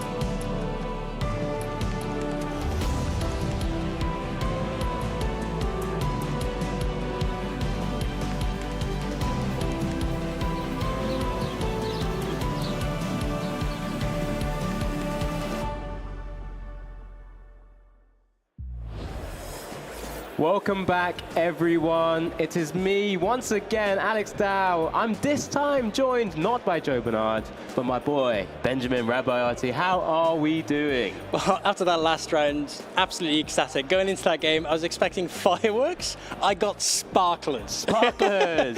Bartosz was able to come around from that really bad start, but, you know, that I was saying to him, that bad start won you the game. It was absolutely incredible. Incredible. Just Zapdos. Who would have thought it? It was more of a Zapdos deck. Zapdos probably took more prizes than most other Pokemon in that matchup, but it was incredible. From our round 7, we're now making it into round 8, where it's really getting to what then? It's crunch time. It's crunch time. I said I'm going to use that. It's crunch time for a lot of our players, but you know, it's really starting to settle their standings going into tomorrow as well, and starting setting their expectations for today. Am I making points? Am I making day 2? Am I going to have that chance at a winning it? Yes, key word there, win and in time. We had one just now basically because it's pushed Bartosz into day 2, and now he can start fighting for all of the additional points to try and push him up as high as possible into the day 2 standings. But we're getting to the stage now, players are needing that final win, that final few points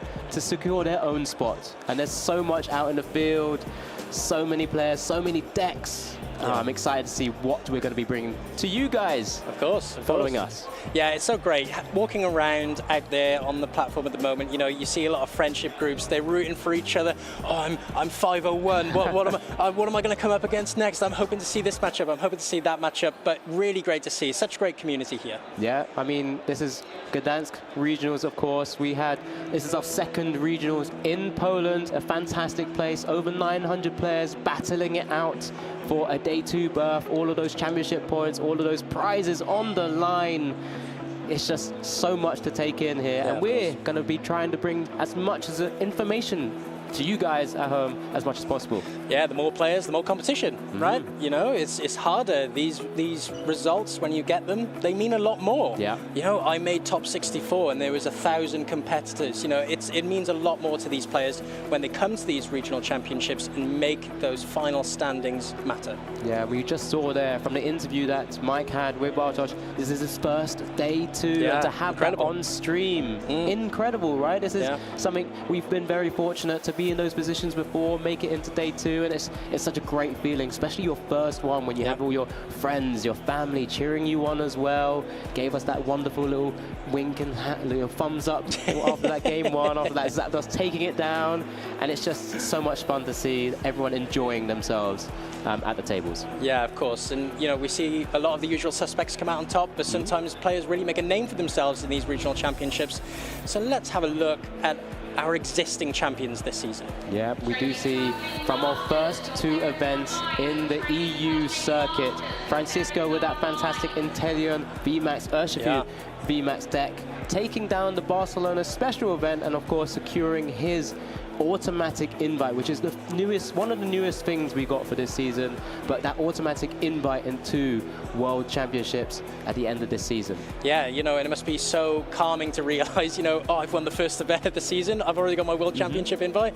You know, who doesn't want that? And of course we see Constant Calamar there taking it down in Lille. There must be something in the water in that Calamar household, because of course we know his brother Juho able to take down the win at LAIC last weekend. Yeah, incredible prizes that both of those players have been able to bring home to their family. I know, Not just their invites, all of those championship points and actual monetary prizes as well that are available. But remember, we've got plenty more champions to actually crown. So many more events coming up. Of course, we've got this one here in Poland. I can't wait to see who's going to be at the top of the tree. We're not even halfway through the timeline, Alex. You know, we've only had 2 major events. You know, I'm so excited to see what Pokemon TCG can bring to the competition moving forward into the year, like you said. Yeah, I mean, Paradox Rift, so impactful. This whole discovery, I've used that word a lot, but it's because it is so much to discover how things are going to synergize with one another and just what partners best work together. There's just so much to learn and develop and evolve and adapt, and this is how we get such a great meta in the Pokemon TCG. Well, I was talking about how much this means to the players when they come to these big events and make, you know, the top rankings, they make the top 8s, they make the, or even get the regional championship win. But in a format that's ever changing, and especially with Paradox Rift, you know, we talk about creativity in the format at the moment. Now more than ever, you know, those little calls around having the right text, having the right cards in your deck, it means so much more currently than it would in a, say, decided meta. Yeah, deck building is such a core skill that not many people really kind of put down to some of their accomplishments, but it's such a core key skill that a lot of players, sometimes when there's a new meta and new sets that come out, really rise to the top. You know, being able to utilize how things, I'm going to use it again, synergize with one another and just kind of evolve maybe existing decks or maybe create a new one. And we've seen that a couple of times, you know, Entei Valiant just being able to be one of the big decks from LAIC, of course, but we've also seen the evolution of decks like Miraidon incorporating Iron Hands. Making the right call is just so important when choosing a deck going up to these regionals. I just would not have been able to make a strong 100% pick. I'm 100% confident in that deck. It's just impossible to call. You know, if I said to you before this weekend, Miraidon would have been the most popular, well, no, let's say the top most played deck at 19%, you would have gone, oh, okay, I guess so, but maybe you would have thought it was Mew, or maybe it was Lost Box, or maybe something like I don't know, say Roaring Moon EX. You know, there's a new archetype. But you know, if somebody is able to put their finger on the pulse of what's going on and pick a deck and take it all the way, you know, it just means so much. Yeah, reading the game, reading the meta, such a core skill as well. There's so many small things you have to try and, you know, utilize to your favor or to increase your percentages to go further. Some players are wanting to play consistency engines. That's why a lot of players have picked something like Miraidon. We didn't quite see it as consistent as we would have liked in the last round. But, you know, that's what it's generally able to do well. Tandem unit, you know, it's inbuilt battle VIP pass whenever you want. Or you go for the juggler and actually go, you know, if I play enough text or the right combo of cards, maybe I might make it all the way and actually win and take down a regional. Well, we spoke about Miraidon EX being quite versatile. You know, it has multiple game plans. It has that single. It really struggled into single prizes originally. Yeah. But you know, with the addition of Iron Hands EX, it now has a game plan, right? I'm going to take down these lost boxes more efficiently. I'm going to be able to take 2 prizes instead of 1. You know, it's able to get into that more efficient game plan. And with already those big hitters with the Raichu and the Miraidon itself, you know, it can take almost anything on in the meta. Yeah, I think it's something you kind of touched on a little bit there. You just mentioned Lost Box. Not something we've really seen so far. Not seen too much of. Obviously a deck that's, I wouldn't say necessarily dominated, but was one of the top tier decks in the previous format. How do you feel about it now, Ben? I mean, it's had so many cards that have come in and impacted it really positively, but also badly at the same time. I like to call it the thinking deck, the thinking man's deck, you know. I like to say, you know, there's so many things you can do with it, and that's maybe a bit of its downfall. You know, you have the Mirage Gate item card, of course, to be able to give you a more versatile game plan going into a format. But, you know, it's with the new cards like Jirachi and, of course, Iron Hands EX, people may not be too confident taking this into such a large competition like the regional championships. Yes, those sort of cards are sort of keeping it in check, and it has to evolve itself. It's, you know, we've seen more maybe Lost Box Charizard, sort of Radiant Lost Box Radiant Charizard decks, because it's having easier to utilize that kind of big attacker when it needs to, rather than kind of maneuvering around with the turbo Lost Box decks that we've seen before, where it's utilizing things like Dragonite V or Raikou V. But at the same time, we saw it also top 8 in the LIC as well, with a different variant. Again, because it's got so many different cards, like you mentioned Mirage Gate, you can partner up with so many different things. You know, I was meeting up with a few people out on the floor today, and they said, "Oh, I brought Lost Box." I shook their hand and said, "Good luck, sir." You know, good luck. Because at the moment, it's just, it has to do a lot more than it used to. And as we saw there, one of the bad matchups being Entei Iron Valiant, and everybody's buzzing about that deck at the moment. Of course, got the second at LAIC, so everybody wants to at least try it out. Yeah. So, you know, going into maybe this competition with that bad matchup may not be the right idea. It may not be a great idea. But it'll be interesting to see, because what we'll just quickly wanting to try and find out now is which players are potentially trying to stretch into the day 2 positions, as we try and get some of the data around the day 1 standings. As we currently see, we have some familiar names we've seen on stream already. Mateus is someone we've seen on streams before at the 7-0 record, alongside your favorite deck, Snorlax. Yeah, like I said earlier, you know, Snorlax really taking advantage of the meta. A lot of people worrying about, say, Iron Valiant. Oh, I'm worried about Miraidon, I'm worried about Lost Box, and putting in all of these texts, but they're forgetting that Snorlax is around, it's here to stay. And, you know, Lucas taking it all the way with 7-0. Really fantastic record going into the end of day 1. Yeah, a lot of these players have secured their day 2, you know, all the way down to number 8 there, Lars Anderson. Already we've seen the number of players there. A couple of world champions sprinkling in the sort of top 16 there. We have Robin Schultz at 6-0-1 playing a Charizard EX deck. Magnus Pedersen there at 6-1 as well, and also a seniors world champion, being able to continue his domination and continue just playing so well in the Masters division as well. But, you know, it's fantastic to see so many additional names here, just really kind of coming up to the fore. Yeah, like I said, a lot of familiar names, but, you know, players who are really starting to make a name for themselves from this tournament. You know, we saw Kai Wainwright earlier with that Mew VMAX deck, of course. We've got Luke Doran, quite a well-established UK player as well. And of course, we already mentioned Tobias Anderson as well with his Charizard EX deck as well. You know, really going to be interesting to see what comes out on top with these 6-1 records specifically. 100%. And, you know, there's a lot more as we go down the list of players and standings as well. There's a lot of players still in that position to be in that win and in position to try and make it into day 2 and just push themselves that little bit further to try and take down one of the largest EU tournaments we've had ever Yeah, no, for sure. Winning ins, you mentioned that word, you mentioned that phrase, sorry, and it makes me a bit queasy. Winning ins, I can't deal with them that well. My nerves get the better of me, but some of these players, well established, they know what they need to do. They're going into this, going into the next game with the uttermost confidence. You know, 6-1 is such a fantastic record, and so it'll be really interesting to see what comes out on top and who will be the best from the rest, let's say. The best from the rest. That is what we're trying to crown here in this day one. Like I said, 2 more rounds to come, so much more exciting things to happen for the rest of today before we even think about day 2. Remember, round 8 coming up shortly. Remember, stay in the chat, keep letting us know what you guys want to try and see as well. We're happy to try and take your information as much as we can with that hashtag #PlayPokemon. Let us know how you're feeling, what you think is going to take down this Gdańsk regional tournament as well. But like I said, we're happy to see anything. There's such a wide field that I'm excited for any matchup that comes up. Looking at the top table, it's still varied, and that's what makes it so interesting going into the final few rounds. But let us know who you're rooting for as well. You know, one of your friends might be 6-1 or even 7-0. Give them a congratulations. Keep engaging. Yeah, exactly. Like I said, those players are going to be pushing for even more points to make their lives even easier for day 2 as well.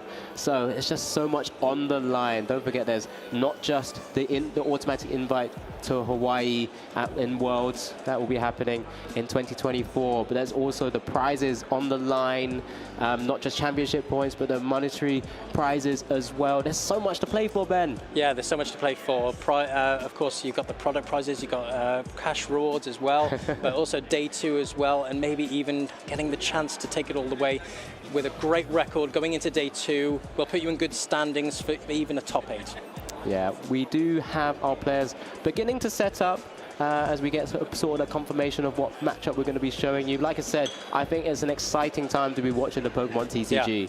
There's so many decks and so much variation involved, so many different intricacies. And as we do just see our players just setting up here, a well-known figure on the left-hand side. Who's that? Yeah, who's that? Who's that? One of our very own best EU players, maybe one of the world's best players. Our very own Tord Reckliffe, who was a world's finalist in 2023. Yeah, of course, no stranger to the top tables, of course, Tord. But funny about Tord going into this tournament, we saw a little post on X, of course, had a little sneak peek of his deck. He's bringing the spice for sure to this tournament.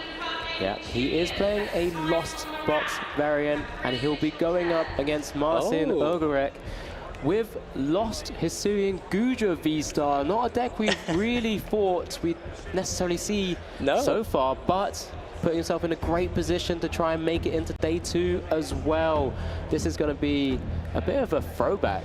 Yeah. We're just talking about the initial archetypes anyway. Yeah, of course. We talk about variants, but I didn't put Hisuian Gudra in that mix initially. But yeah, Marcin able to take it all the way into round 8 and especially into a winning as well.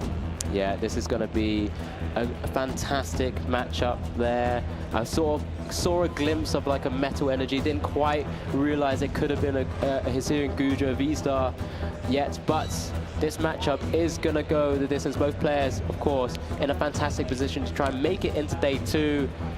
Tord, no stranger to it. Marcin as well, just put himself in such a great position. Yeah. So let's just see how this matchup's going to play. I can't wait to see what fireworks Tord's bring into this. Forget about Miraidon, but you know, he had all sorts of spice. He had, I think he had the Kyogre and also the Iron Hands as well. Giving it all away, Ben. I know. Can't wait to see what's up and coming. I'm sure the guys back home will be able to know what I'm talking about. But of course, we see here Tord up against the Gudra. Now, this is a matchup I don't think he would have been expecting necessarily coming into this tournament. So really interesting to see how he alters this game plan with this unique deck. Let's see the prizes for both our players. There's the Roaring Moon EX. Hits the prizes there. And Hisuian Gudra as well. Just kind of sat there. Nothing too crazy from both sides of the board. So that Gudra, that Roaring Moon EX could have played a massive part. It's pretty useful in this matchup for sure. And here we see the winning in, of course. Winning in, it's winning in. Come on, it's winning in. Come on. Get the excitement up and coming. Come on. Let us know in chat who you think is going to take this down. You've seen kind of a bit of a sneak peek of the matchup already, but Marcin is kicking us off with that Artisan and that Comfy in the active spot, towards starting that Radiant Greninja that we all know and love. Yeah, we all love it. But who Yeah, you do got we? for this matchup? Bagsy Tord. Bagsy Tord. Bagsy Tord. I'm happy to back Gudra. Yeah? I've got Okay. a lot of time for Gudra. Yeah, of course. Yeah, if anyone's seen any of the pre-production and the videos that we've done before, Ben, you were a massive champion for Radiant Greninja as well. Yeah, of course. Yeah, Radiant Greninja, such a fantastic consistency card in this meta. Being so versatile, able to add it to all sorts of decks, but most importantly with that Lost Zone deck as well. Really good synergy with this archetype, with the Mirage Gate, and also able to utilize that Moonlight Shuriken most importantly.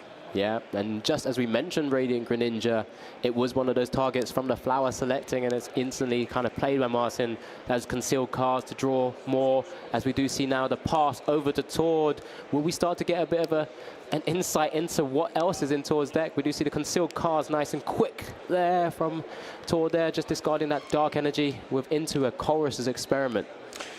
Yeah, eager to see what he's got cooking in this deck for sure. And here we see the first Colress come down for Tord, picking up those 5 cards.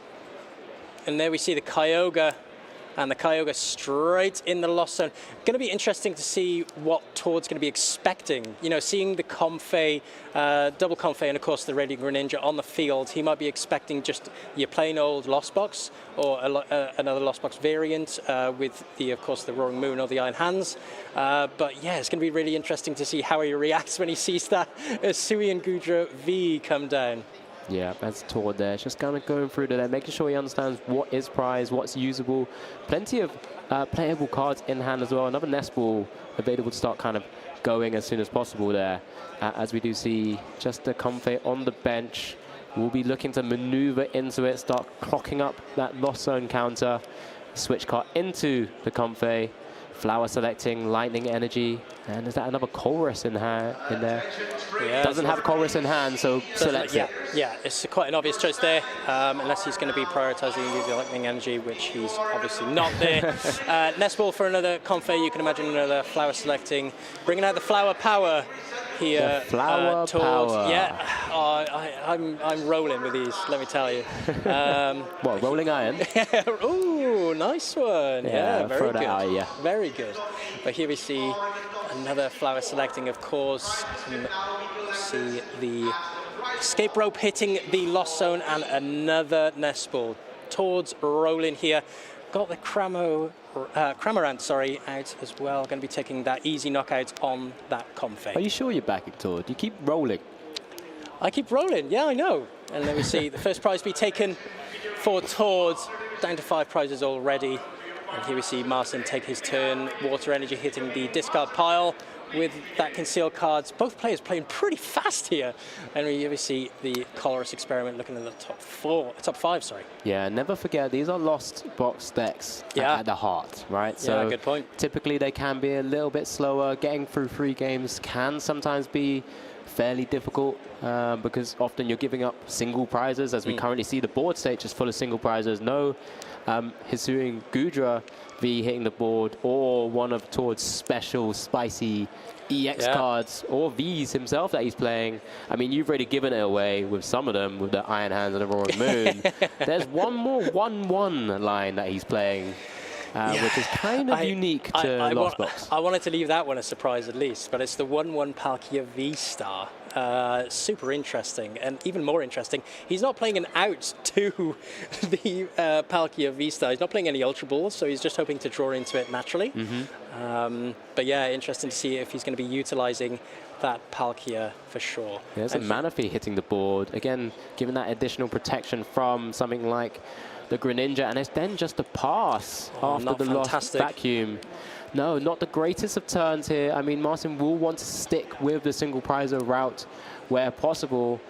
But the Chorus Experiment, this does give sort of advantage towards Tord. If we do see some of the water and psychic energies, multiple escape ropes there as well. One easy choice at least with that Battle VIP pass hitting the Lost Zone. Yeah, for sure. Let's strategize here, okay? Alex, Strategize. let's strategize, okay? He's got multiple options here, Tord. He's got the Iron Hands. Of course, there are a lot of small HP Pokemon on Marcin's side of the board. He's got the Comfey. He's got the Manaphy. I guess the Radiant Greninja doesn't even matter for the Iron Hands, the Ampu, very much, because, of course, it hits for weakness. So Tord's theoretically already got game on board if he's able to utilize that Iron Hands. Game on board. It's got game on board. Game on board. It's a massive Absolutely claim. love But that it is phrase. It's great. Game on board. But it is, I mean, he does grab the Roaring Moon. I mean, it's better than leaving it in the actual prizes itself. So, but, you know, if suddenly the Gudra does suddenly hit the board, it's an easy sort of instant knockout. Yeah, he hasn't seen the Gudra yet, but I'm sure if he does, he's going to be slapping down that Roaring Moon pretty fast. Of course, with that. Oh, there's a Lightning Energy, not revealing too much, I don't believe. Oh no, the Lightning Energy, one Lightning Energy. One Lightning's already hit in the loss discard. zone. Yeah, so yeah. In the loss tells zone. all, as Here we we do are. see Iron Hands EX hit the bench. Mirage Gate. Here we are, yeah, the Mirage Gate coming down pretty fast here for Tord. He's going to be putting those energies straight onto the Iron Hands, you would imagine. I've already seen Joe in the background just back and forth with the hand motions. He's all for it. He is all for it, everyone. Yeah. Double Mirage Gate here. Of course, did he have the Lightning Energy in hand? So the energy attachment, there's the extra. Yeah, he already has the Lightning in hand. The of retreat. Course, yeah, of course, he's going to be using that energy for a pivot from the Comfey. Going to be opting for the double Darkness Energy on that Iron Hands EX. I think this is actually the first time we've seen Iron Hands on stream today, which is crazy. Nah, we've seen it. We've seen it. No, We've seen it. we've seen it. We've seen it. We haven't seen it attack. I've witnessed it. I haven't seen an Ampu very much yet. Oh boy, are we in for a treat? Yeah, here we are. Here we are. Come on. Come on. Amp you. Amp you very much. Two prizes, incredible. sir. Thank you very much. Thank you very much. We'll just Amp go you with very that, much. shall we? This is it. 3 prizes up now against Lost Box Hisuian Gudra V-Star.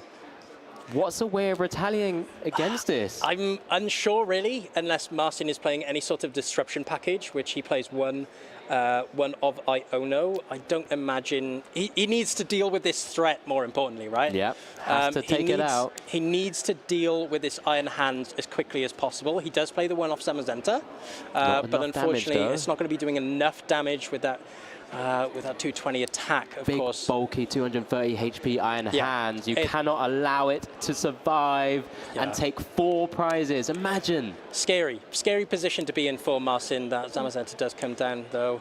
There I guess it is. It's going to be the only threat on board for Marcin to pose to Tord. And you see there the energy coming down, of course, on that Zamazenta. But like you said, Tord now down to 3 prizes. Such a dominant position for him. Yeah, Zamazenta is out of range from an Ampu very much, only dealing 120 damage. Yep. Would leave 10 on it, but isn't ideal because, you know, you can still sweep and clean up with things like Sableye or anything else as well. You can Tord can gust around it. It's such a big issue for Marcin now, this Iron Hands, because, of course, being a Lost Box, naturally, Tord will be playing things like Escape Rope, of course, for that sort of gust effect, so he is still able to pose a threat against these Comfeys, Manaphy, and the Radiant Greninja. Yeah, because typically in this matchup, when you're a Lost Box Hisuian Gudra V-Star deck, you want to be going down this single prize route. Yes. But when you're matched up against something which can now jump over your just single prize attackers and single prize Pokemon, you have to try and think about playing it a little bit differently. And it then just opens up a different avenue for other players to go down. So this is really, really big. 220 damage from that Retaliate attack. If a Pokemon was knocked out on your opponent's turn, this does 120 more. So 220 on the Iron Hands now, 10 HP left. Unfortunately, I don't think it's enough for Marcin really here. You know, Tord's got so many options available to him. He's still got the Cramorant as well. But like we said before, Marcin has to be able to deal with the Iron Hands. There's no, there's 2 Sableye in the deck for Marcin. Of course, putting it down to 10 HP even is still going to be quite a threat for Tord. But I can imagine here just one Escape Rope will be all she wrote, really. So Tord has to take a knockout here. If Tord was unable to take a knockout, that could actually leave quite an awkward scenario. Yeah. Because it's a bit of a wasted attack from the Iron Hands itself. If Tord is able to use one of those escape rows, I believe one was actually went to hand from a Chorus experiment on his previous turn. He can take another 2 prizes from Iron Hands. Marcin could retaliate with like an Iono and a Sableye, but would kind of set up a checkmate with that Cramorant on the bench. Yeah, I mean, we know he has Roaring Moon in the hand as well. So if needs be, he can use the Roaring Moon as an attacker, and then we see coming down. Let me tell you. Let me tell you. And that's a full retreat. That's a heavy boy. Full retreat cost. But of course, with Energy Recycler, he's going to be able to put those energies straight back in the deck and be able to utilize, of course, Mirage Gate once more. Yeah, 2 already used. We'll have to try and use, I guess, at least 1. And then a hand attachment as well to be able to attack. Use Calamity Storm, take out the Pokestop, take out the Zamazenta. Yeah. And I can't imagine he'll be using Frenzy Gouging. But you never who knows? know. Who knows? You never know. Who knows? If he has to, if the cards are played in that direction, he's going to have to. But like we said, such a dominant position to be in, of course. He doesn't want to put 200 damage on himself because, of course, Sableye would clean up. It would clean up for sure. And, of course, Tord would only be on the 2 prizes. It is. And there we see Dark Energy the attached. manual attachment. And there we see Calamity the Storm. For 220 back on you, Zamazenta. Yeah, of course, yeah. Have a bit of that. And Tord's scenario here has 2 attackers to go. Still needs to take 2 prizes, of course, but this is a scenario where Iron Hands, you've done your job. Back to the bench now. You can rest. You can relax. I tell you what, looking at this board state, somebody give Marcin a hug, because he's not going to be. He's just not dealing with this very well. He's got the 6 prize cards still remaining. And of course, a variety of attackers on Tord's field to be able to use. In the scenario, Tord still needs to announce 2 attacks, of course. That Roaring Moon EX is another card that's just not easy for Marcin to take out in this scenario. We'll need to start utilizing things like the Sableye. But at this point, is it enough to be able to do so? As he does target the Sableye from the Ultra Ball, now has 11 in the Lost Zone, so we'll be able to utilize Lost Mine as well. Yeah. Attachment of the Psychic Energy. It's live. Yeah, it's live. It's certainly live. I mean, this does put Tord in a bit of a tricky situation. I guess he will need 2 attacks, like you said, to take the game now. But I imagine being so far in the prize race, that may not be a problem for him. Yeah, you could see the Zamazenta's just been super rodded back in as well, because he wants to be able to retaliate on this Roaring Moon. At the same time, you also want to try and remove that Cramorant, because it's just an easy attacker. Yeah. So efficient when you're with 4 in the Lost Zone. Yeah. I mean, theoretically, Marcin could take a double knockout here with Iron Hands with just 10 HP left, and the Cramorant with 110. Is that the direction to go in? Let's see how Marcin takes this. Yeah, I'm interested to see what he knocks out here, because I guess taking out a Comfey will make that Iono more effective for next turn. Knowing that he at least survives another turn is going to be great for him. However, just targets the active. Targets the active. Interesting. 1 on the active so far. 1 on the active. Many more damage counters to drop around. And then he's going to be knocking out the pivot, yeah. So this makes Iono a more effective play, I guess, next turn. Taking out an extra consistency Pokemon on Tord's field. But still has to do something about that Roaring Moon EX in the active. I think it has to do something about the Cramorant, in all honesty.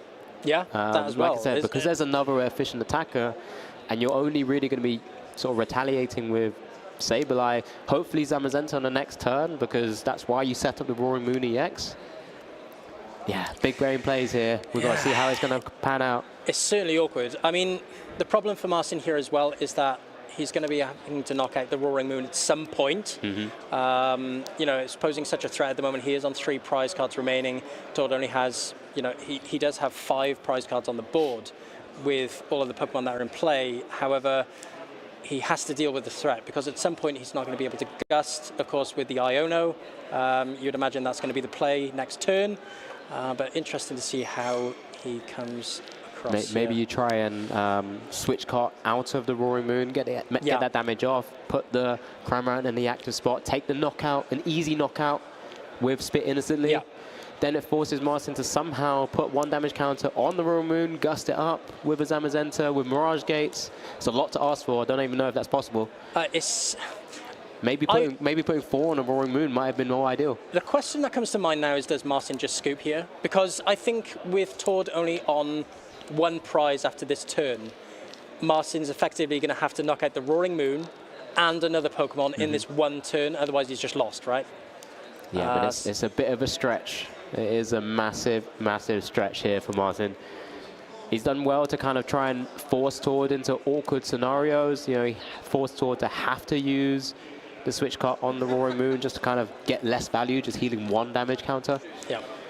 But at the same time, Tord's board state is he has 2 attackers ready to go. Yeah. Just will need to take 1 more prize, and Sableye just kind of sat there waiting. Well, I'm also here too. Don't forget about me. It's all there for him. Of course, putting that Sableye onto the bench is another attacker, like you said. Comfy down as well. Yeah, Comfy down as well. Another consistency Pokemon. And then here we see... And then, like I said, with the second attacker now on board, the Calamitous Storm, of course, only doing 100 if there's no Stadium in play, which may not knock out, Pokemon like Zamazenta. So he's just mitigating that threat if that does come out on the board. Yes, it's Tord playing his very unique take on Lost Box right now. Yeah. We've seen some lists before with Lost Box Roaring Moon and Lost Box Iron Hands. I think Adam Hawkins was a player who played at LAIC and maybe even this weekend with both of those, but not the Kyogre type version. I think the last time I seen Tord play Lost Box was the original list. I say the original list with the Radiant Charizard, the super consistent multiple Clara, and there we see the scoop from Marcin. We do see the concession. Tord will be taking this game 1 of round 8. Yeah, too many threats for Marcin. Couldn't keep up with the pressure, couldn't keep up with the momentum from Tord's that little Lost wry Box. smile there, little uptick on one side as he's just kind of taking this binder drop of Lost Box Kyogre. He's having a little evil giggle. He's like, no one expected this. No one expected this. I've shown everyone. But here we see Tord just shuffling up and looking like... I can play other decks. Yeah. I can play anything. Yeah, and guess what, everyone? I can play something else. So but, that. you know, Hisuian Gudra is still a threat. You know, will Marcin go down a different route this time? Now that he knows Zamazenta's not able to stretch that far. Of course, Roaring Moon EX is an annoyance to deal with. And you don't really want to accelerate their prize taking, but they're going to try to anyway with the Iron Hands. I mean, going into a game 2, it's always more of an open book, right? You get to see what your opponent's playing, you get to see what their game plan is, you get to see what they're playing, so, you know, you may be altering your game plan a little bit, like you said, maybe utilizing a bit more of that Hisuian Gudra V-Star. However, with Tord's ability to play just that use the frenzied gouging with Roaring Moon, it'll be interesting to see what Marcin prioritizes in terms of game plan. Just so many options here. We do see the Radiant Greninja prize on Tord's side and the Cramorant prize on Marcin's side. So let's see how this is going to work out. Unfortunately, Marcin starts off with that Drapion V. Not for this matchup. Not fantastic. Not now, please. Not like this. Please. This will be a story that I'll tell his mates. Started Drapion, didn't I? Yeah. My one chance. I wanted to try and take this game back in. I'm 5-1-1 right now, and this is not the time to be starting you. Not ideal at all, but here we see the Battle VIP pass. Optimal, of course, having that in that starting hand, but getting the Comfey down, getting the Radiant Greninja, he's going to be wanting to draw pretty fast with this poor start. Got the jet energy. Got the jet energy. Maneuver around, which is good. Flower Plower, here we go, Flower selecting. Power, I love it. Just a VIP, I think that was a VIP pass. It looked like one. I don't know if that was. There it is. And there it is, yes. I don't know what he lost zone there. It may have been an energy card.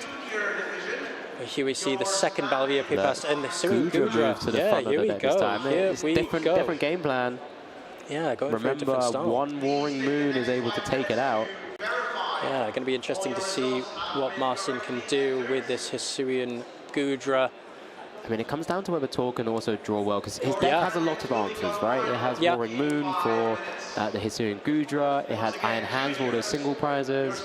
But Marcin's got to ask those questions of Tord. So as we do see a Manaphy coming, is that That's a Manaphy. That is a Manaphy. That was the wonderful character art there. Yeah, of course. Yeah, you've got to play it. If you can, play it. Yeah. But the, I guess naturally when you see a deck like Tord's being played right now, playing so many answers, you always ask yourself, how is he playing this many answers? This must be inconsistent. You're playing too much power. Exactly. However, Tord in that first game shown us how it's done, of course. Demonstrating exactly why there's certain cards in his list.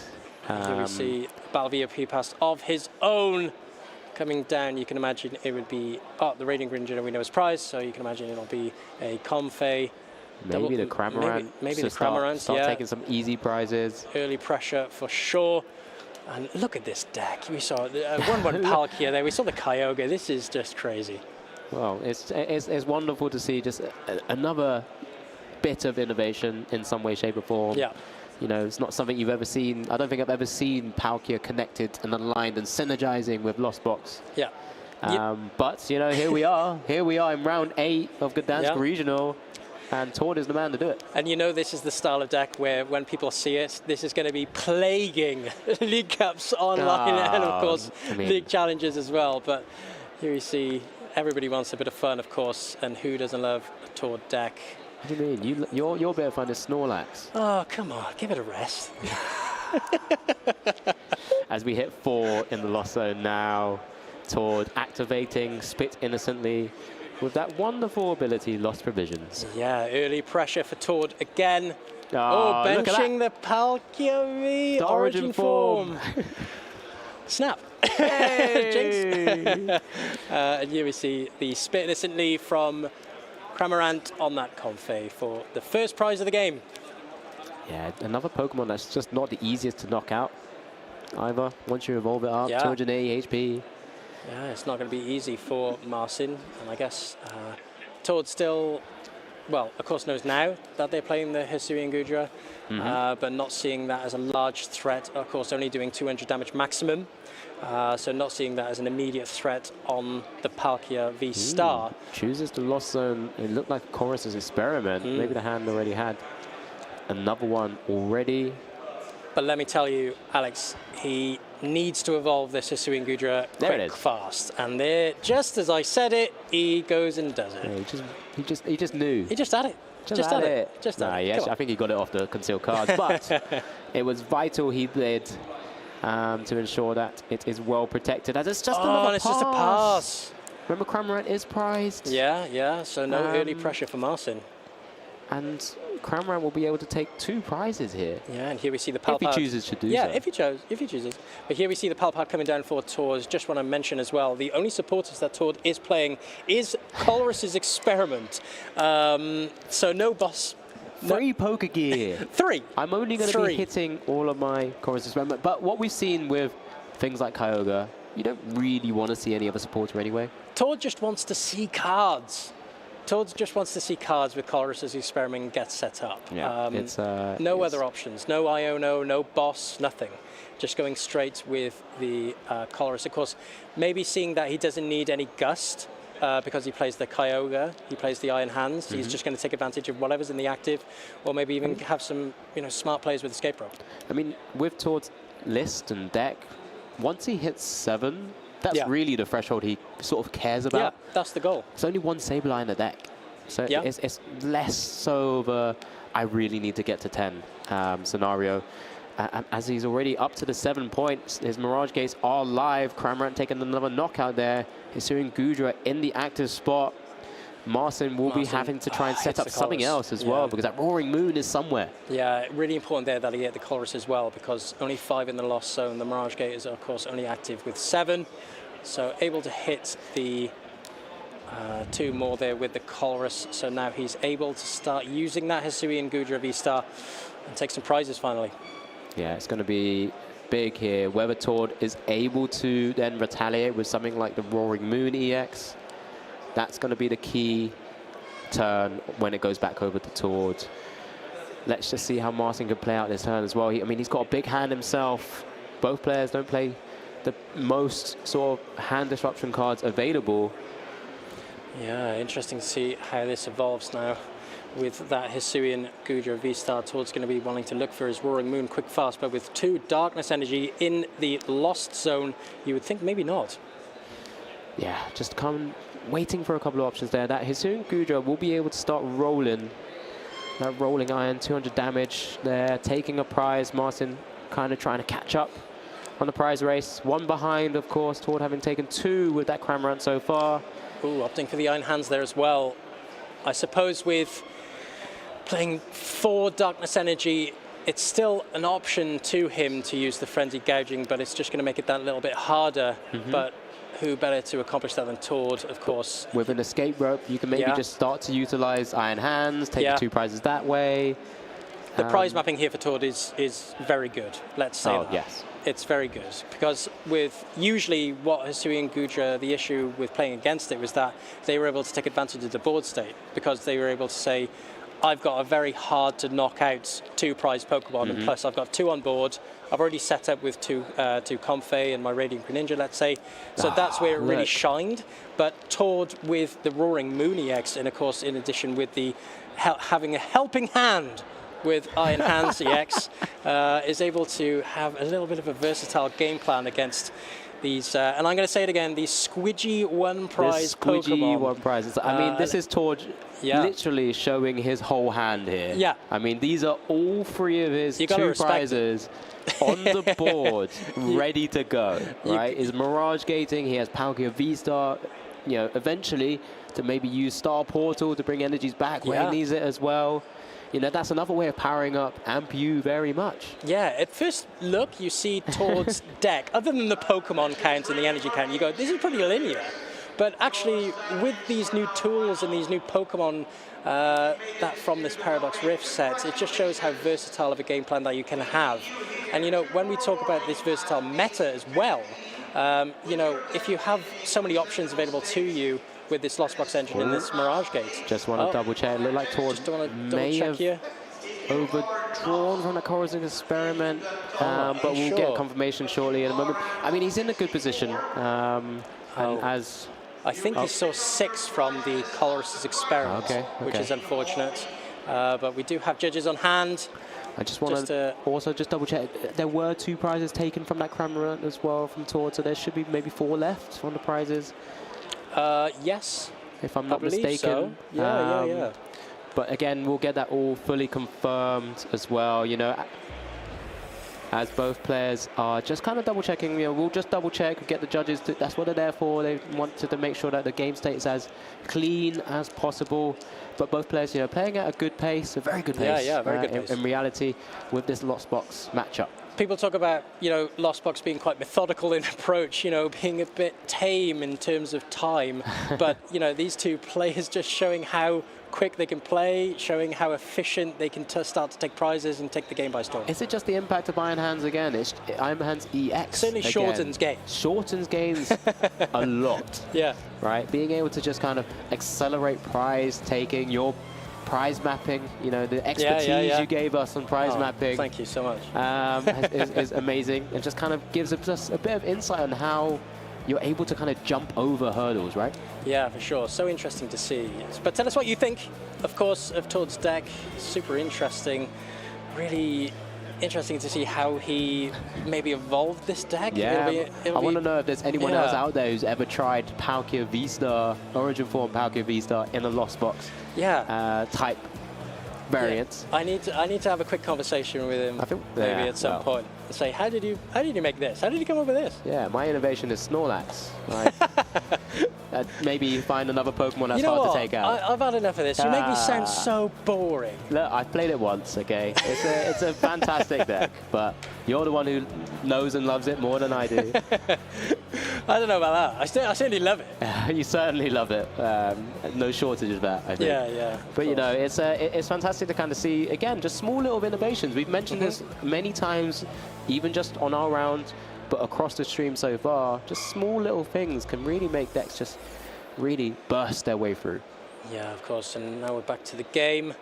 Double prize penalty, I believe, for Todd by the looks of it. Just getting that confirmation, and here we see it, of course. But we're back to the game. Colorist being played, looking at the top 5, and we're back in the action. Looks like, yeah, there we go, just confirmation there.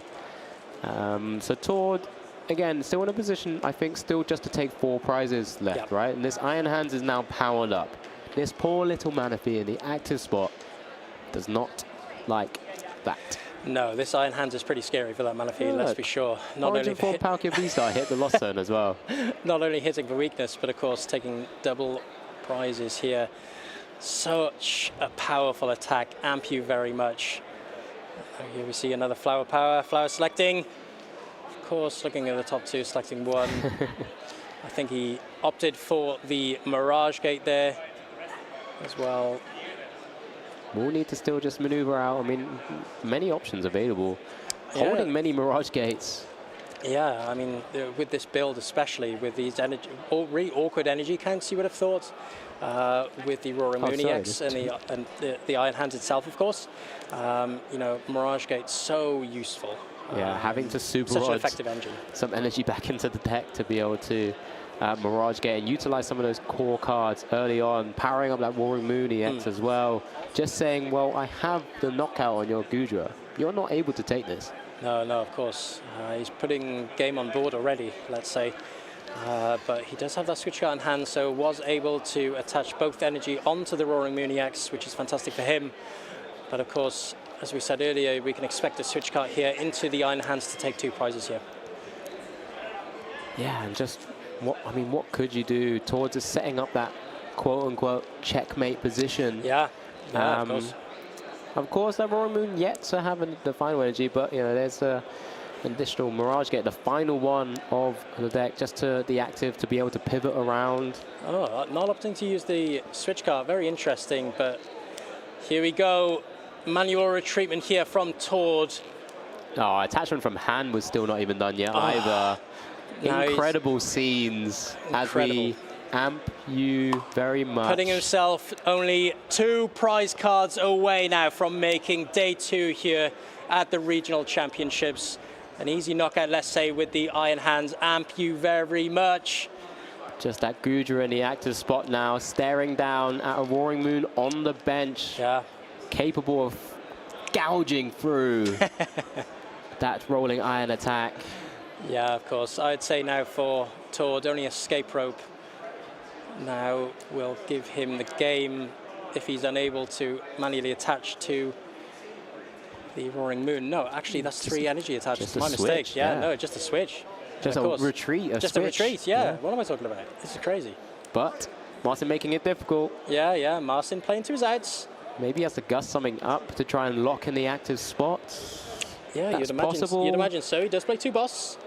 However, in this situation, you know, you usually see an Iona, right, to try and disrupt your opponent, trying to make it hard for them to get their outs. And here we see an escape rope. I imagine Tord will probably be going into a Comfey, perhaps. Now, this is really awkward on Martin's side because, of course, if he's not dealing with any of these big threats on board, you know, it's going to make it very difficult for him.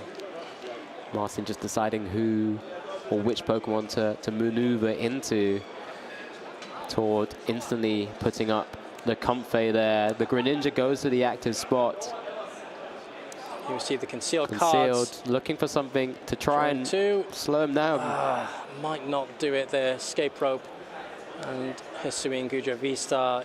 You'd imagine he was probably trying to find the boss for maybe a stall play. Cole's experiment, but at the same time now, Tord, remember you did mention already holding that switch card. Yeah, only escape rope as well if he's... So it doesn't matter what comes up. There's so many options. He's just got so many options here towards to be able to take the game. I can't imagine it'll go any other way. Yes, Martin's just kind of eyeing up every one of his last cards available to him. And there's nothing more depressing here for Martin, but having a hand of that size and just not being able to do much in the face of the Roaring Moon and the Iron Hands. You see here a second escape rope into coming the down, Convey straight once into another again. Convey. Tord happy to just say, Remember, yeah, Martin just- was only on 9 and lost on that Sableye, not able to do much anyway. Tord, Yeah, and I here we think see- the writing is on the wall. Tord Recklef has taken game 2 of round 8 and therefore the series and locks his position in day 2. He's into day 2, Tord, in what fashion of doing so with that deck as well. But really showing the power of creativity here. The Iron Hands, the Roaring Moon, what a pairing. Everyone interested in finding out what Tord was playing. That's why we have so many people watching in the area, in the arena as well, as Tord gives off a bit of a chuckle there. You know, this is not the deck we've known Tord to play in recent times. He's picked up Lost Box once again with his own little bit of innovation. I'm so excited to hear what his thought process was. You usually see Tord playing maximum consistency, right? You usually see him playing these decks that draw as many cards as possible. He's the 4 research guy, you know. He's usually 4 research, 4 Tapulele once upon a time. Yeah, the of course. But you know, bringing this deck is very unusual of him. I'm really looking forward to hearing out from him. But you know what? Still, Martin still in a good position. Oh, fantastic. 5-2-1 Still. right now. So still with another winning in available for Martin for the final round of round 9, because this was just a recap. This was round 8. We had Tord Recklef besting Martin there. That Lost Box variant that Tord was able to bring to this tournament, taking down Lost Box, Hisuian Gudra V-Star. Yeah, an unfortunate matchup for Martin, I would say. Definitely going into this one. You know, like we said, Tord had just so many answers. It was a lot of answers. A lot of answers, and was unfortunately not able to, you know, keep up with the momentum, keep up with the Ampy very much, keep up with the frenzied gouging. Yep. And unfortunately had to take the loss. But you know, like you said, in a great position going into the next round. Yeah, still everything to play for, right? It's 19 points you require for day 2. Tord's obviously made it through already with that 6-0-2 record now. He's currently unbeaten with this deck. But of course, Martin's still in a fantastic position to still lock up a day 2's berth and maybe take it even further. So wish him the best of luck as well, but congratulations so far. Still even to get to this position. Yeah. Even to get here into a winning position is an accomplishment in itself. Yeah, 100%. And you should definitely be proud of doing that. Over 900 players in Gdańsk Regionals. Yeah. Fantastic. It's not an easy feat, for sure. Not an easy feat. All. We've both been there. You know, it's a lot of pressure. A long time ago. Oh, cheers. Yeah. For me as well. All right. But you know, that's why I'm here. That's why I'm here. But you know, like you said, Martin's still in such a good position going into the next round. Just one more win from day 2, and of course, you know, still a lot to play for. There's still championship points to play for, the day 2 invite. So you know, we wish him the best of luck. Yeah, 100%. And I can't wait to see what we've got for the final round as well. One more final winning in action, you know. But we've already mentioned it. We haven't got a clue what's happened here. I have no idea. We're going to throw it over to Joe, who's going to interview our round 8 winner, Tord Recklef. Thanks so much, Alex. Yep, we're here with the most successful player in the modern era, the king of consistency. What was that, Tord? Explain yourself. Well, you see, I put all the best attackers in the same deck, and then I go smash. Fantastic, yeah. We got to see Iron Hands, at least in that game. We saw a lot of it. And even just playing one Sableye in the Lost Zone archetype, what it typically is known for. So why have you gone down this strategy? You've got Roaring Moon, you've got Iron Hands, you've got the Palkia, you've got Kyogre. Is it as simple as just having the best acceleration and the best attackers? Started out kind of like clown deck. It wasn't meant to be, you know, like super competitive, more like fun. Just like took, you know, the new cards from the new set and like threw it in there.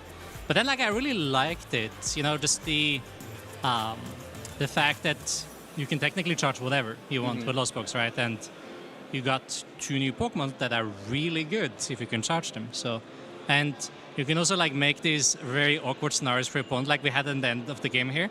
Like, what do you promote? I take 2 no matter what. Yeah, you were checkmating there. The Mirage Gates all came to the hand. You were playing a pretty turbo engine, actually. Not having Roxanne, no boss's orders, just Colrus, just Pokegear, just trying to get to 7 as soon as possible. Is that the crucial threshold for the deck now?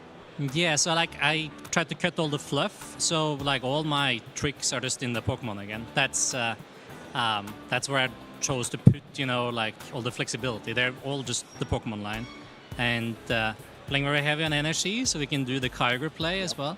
Like, I really like the engine because you have so many energies. You can just, you know, use Greninja every turn. You can hand attach and retreat around your Confis every turn, and like if you have to loss on a couple, it doesn't mess up your Kyogre either. Like, it feels really good to just have a lot of energies, and then obviously, you know, Kyogre is a really easy tech when you already have that. And even Palkia helps out sometimes as well. Yeah, Palkia is also kind of crazy.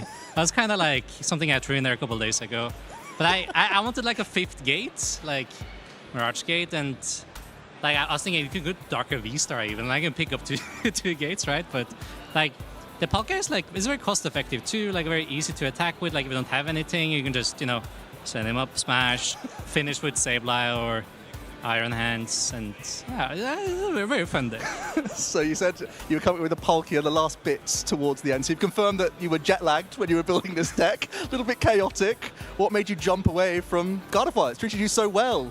Second at the World Championships, so many other great placements for the archetype. What's made you move on? That's true. I still really like the deck, but today I just wanted to go really, really fast. So today we're playing this concoction. Yeah, and I think really the only jeopardy in that whole game was that cold sweat moment with the chorus. Seeing a few extra cards, you threw your hands up straight away, you knew what was going on. Fortunately, we were able to get over that. I think other than that, it was a pretty flawless execution of the matchup. Are you happy into the Gudra? Have you, with this combination of attackers, do you just find a way to make it work on the fly?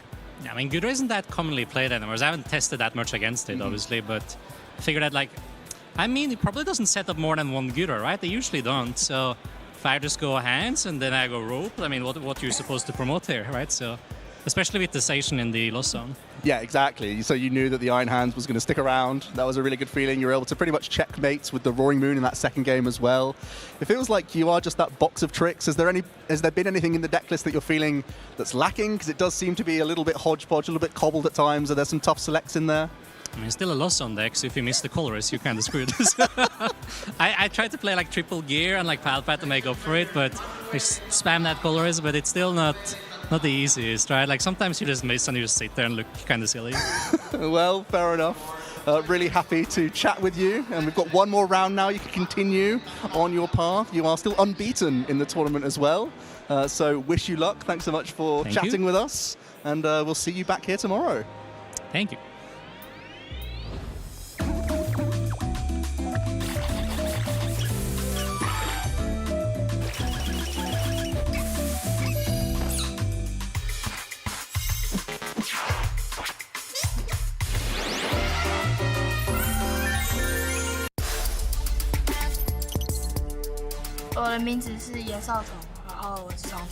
There's a second energy cycle we're waiting for. Now we can attack with the Kyogre. Aqua Storm is going to do so much damage. It's going to take out those bench Pokemon. And Xiao Tong'en is your Junior Division World Champion. 我赢下世界锦标赛后，我非常兴奋，也觉得不可思议，也很感谢所有支持我的人。我赢了后，对我的意义是我平常练习的努力没有白费，因为花廖花环陪我赢下非常多的比赛，我也喜欢放逐这个体系。我的策略是我全部会选择后攻。 但我也有想过是否可以选择先攻，但后来选择后攻的原因是后攻可以使用支援者，这样我会变得比较顺畅。我建议他们每天都要练习，且在想好自己要玩什么牌组时后的Can I go again？ 我会建议他们要练习，要多多练习。可是，在想好自己要玩什么牌组后。 也要构筑好你的牌组。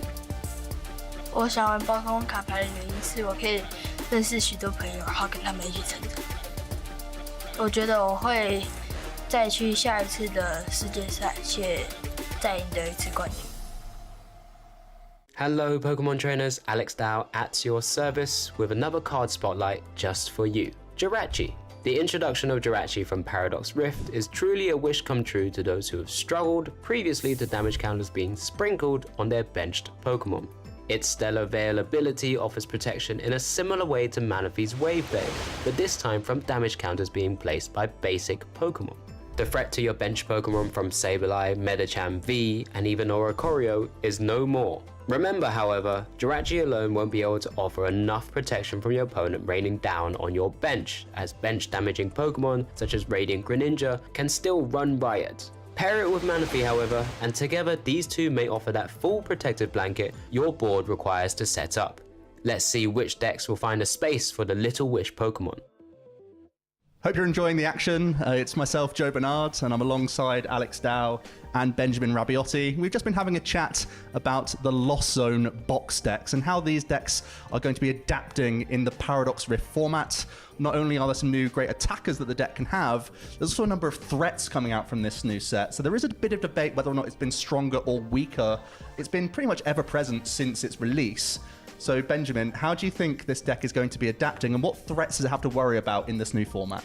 Well, I think there's threats on two different fronts, right? So we have an ability threat in Jirachi, of course, stopping the damage sprinkle from Sableye's Lost Mine. But then, of course, we have threats in attackers like Iron Hands EX, you know, taking that additional prize on those kind of squidgy little single prize Pokemon in Sableye and Comfey. So it'll be really interesting to see how these Lost Box players adapt to these new threats. Yeah, there's no doubt the deck likes to be single prize based, so when Iron Hands is taking multiple prize knockouts and basically commanding respect and being instantly knocked out, kind of changes how the deck has to perform.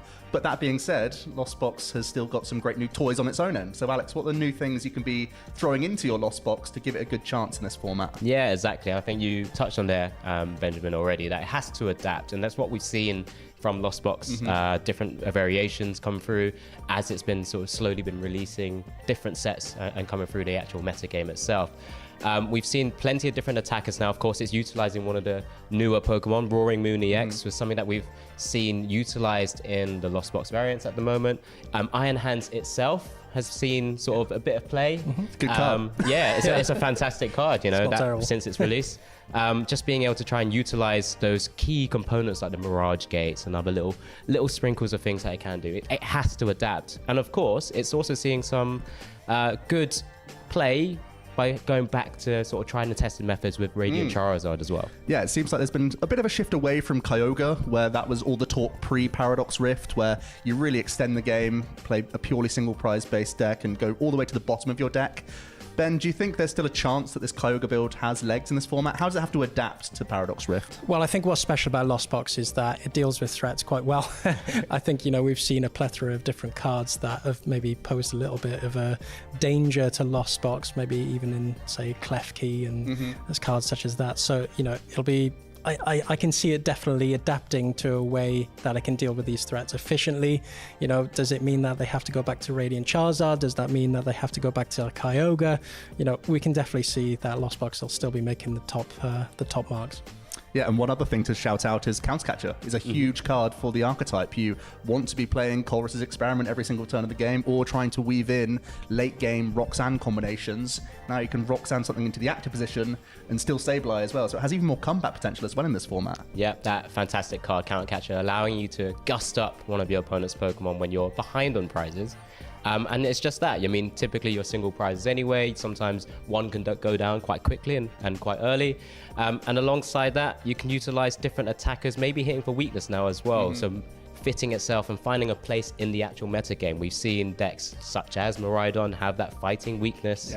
So you can start trying to utilize maybe a fighting package into Lost Box or going down a different route. So it's really, really interesting to see how Lost Box will be able to adapt to the actual metas as well. Yeah, that's one of the big benefits of Mirage Gate. Still the biggest boast that the Lost Zone variants have. One of the main reasons why you play this engine in the first place. You thin the deck naturally with Colress and Comfey, but you open up some incredible energy acceleration. So, Benjamin, has there been any other great attackers that you've seen splashed in for a great effect? Well, you know, if there's going to be a Lost Box being played, there's going to be some creative outlets being utilized. You know, we've been talking about Koraidon.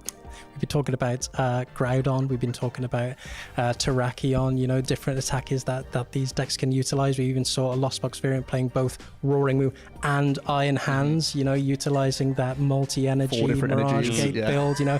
It's going to be really exciting to see how players get creative. Yeah, I think it's fair to say that Lost Zone Box is going to continue to be a threat in the metagame, and I think it's going to be able to adjust its game plan. That seems to be what it's done in pretty much the last year of play since the Lost Origin expansion came out. So I do still expect Lost Zone Box to be prevalent over the next few months, and it's going to be interesting to see how these builds adapt. So thanks so much for joining me, chaps, on the sofa for this discussion about the Lost Zone decks. I think it's fair to say we're all really excited to see how they get on in the next few tournaments. Hello, Pokemon fans. Welcome back. I'm Alex Dow, and I'm joined here by Joe Bernard and Benjamin Rabaiotti. And I'm here to have a little discussion, a bit of a debate, because we've always been on the fence for this, about the two Radiant Pokemon that we've seen so much in so many tournaments, Radiant Greninja and Radiant Charizard. We'll go over to you, Ben, first. Radiant Greninja. Tell me why it's better than Radiant Charizard. Well, I feel like where Radiant Charizard is more utilized for its attack, Radiant Greninja is a bit of a double-edged sword with both Moonlight Shuriken and, of course, Concealed Cards. It can be added to almost any deck, right? So with Concealed Cards, discarding an energy, drawing 2, who doesn't like more draw power, but also the threat of that Moonlight Shuriken in a format where we have a lot of low HP Pokemon. We have a bit of an evolution format at the moment. There's nothing really Radiant Greninja can't do wrong. No, exactly that. And I think it's really interesting there that you touched on, you know, being able to snipe two more squishier Pokemon in the current format. But what's the deck that you've seen it most well played in? Well, I think with it just goes naturally in Lost Box and a lot of water decks, of course, because, you know, we see it in Chien-Pao, Baxcalibur, of course. That deck is utilized Greninja quite a lot in the current format, but of course taking out the threat of Manaphy as well with those cross switches and cancelling clones that we see all too much. But also, of course, Lost Box. You know, who doesn't like more draw power, as I said earlier, but discarding an energy, drawing 2, and having that threat of the Moonlight Shuriken, you know, who doesn't love that? Okay, thank you very much. Very measured and very bit tame there for Radiant Greninja. Let's go over to the passion of Radiant Charizard. On you, Joe. Yeah, I mean, Radiant Charizard, it's a phenomenal attacker. It's one of the best attackers in the game. It feels like a cheat code at times. 250 damage for 1 energy when you get towards the late game. It's got his ability online. It's gonna... Good afternoon, Pokemon fans, and welcome back to our live coverage at the Regional Championships. I'm joined here by my fellow casters at the Gdańsk Regional Championships. But in the downtime before round 9, we're going to play a little bit of a game as casters. We've been split into teams. We're quite nervous for this one because it's going to go into our artistic skills. We're going to play a game of Pictionary. So without further ado, Joe, why don't you go first? You reveal your card. Have been realized. Reveal your destiny, my friend. Okay. So this should be fine. It's going to be. Don't speak too much, Joe. Yeah, it's a 2 versus 2. So Mike is showing me what we're doing, and we're going to guess. And then these two are going to guess, and then vice versa. So I'm going to put the mic down and show off my artistic flair. Well, the thing I'm a little bit worried about here for you, Joe, is we haven't got a time frame on this. Yeah. So. Hang on, I can see. Wait, what? Right, we're supposed to see. We're supposed to guess. No. What am I talking about? Yeah, we're supposed to. Are we good? Yeah, we're good. We're good. I hope you guys at home can see on the whiteboard. Iron hands. Yes. It was, in fact, iron hands. Yeah, big hands. Fantastic. We're doing the hands. Genius. Are you leaving me out of this? Oh, guys. Come on. Yeah, thank you. Stick with the key features. That's always the play. We're doing this, aren't we? Come on. Right. Okay, right. Up to you guys. Who's going to be drawing? Me? You're drawing first. Okay. I'm not drawing first. Yeah, we're going to play. Is that what you drew? I knew immediately. I couldn't see it. What's wrong with that? I mean, you got the hands in. It's like, you know, it's just a hand, isn't it? It's just the hands. You ready? No, I have a pen. There's one pen, okay. Yeah, he needs a pen. Right, we've got to focus up. Okay, sorry, we're guessing now. Yeah. 1 point to this Head in the team. game. Come on. Okay. This is going to be challenging because Alex isn't the best artist. That face does not give me confidence. The face. And we're off. The nervousness. Right. Well, he's drawing a circle. Voltorb. Cleffa. Clefairy. It's cat-like, perhaps. Big tail. Spriggan. Thin tail, though. It's also got a body of some sort. Yep. We're still going. Oh, we've got a great angle now. Look at this. Okay. Is it... I mean, draw some more. Come on. All it's got is one... There's a lot of things with tails, Alex. You guys in chat better be getting involved here and trying to have a guess at this because we have no idea. Is it Mew? It's Mew. It's Mew! It's Mew, Fantastic. of course. It's Mew, obviously. That was my guess about 20 seconds ago, but I just wanted to see more. You're so cruel. Well done, Alex. You're well so done. cruel. Very impressive. Fantastic. Right, You back knew that was over. Mew for a while. Yeah. As soon as the tail was done. Oh, well, hopefully you guys in chat got that straight away because it took me a Wipe the moment. sweat off Alex's brow. This is our worst nightmare. This is not what I was built for. So it's me to draw now, right? It's my Okay. turn now. Yeah. Yeah, use the other side of the... Just use the other side. It's fine. Yeah, that's fine. We've got to see Mike furiously wiping his whiteboard. I feel like you've been stitched up. Come on. I'm looking forward to this one. Yeah, he's whimpering right now. I'm looking forward to this one. Oh, man. Take it home for the team. Come on. Come on. Yeah. He's using his left hand as well. He's ready. He's ready. Yeah, he's in trouble here. Okay. It's a bold start. I can't quite As tell. a teammate, I'm nervous. I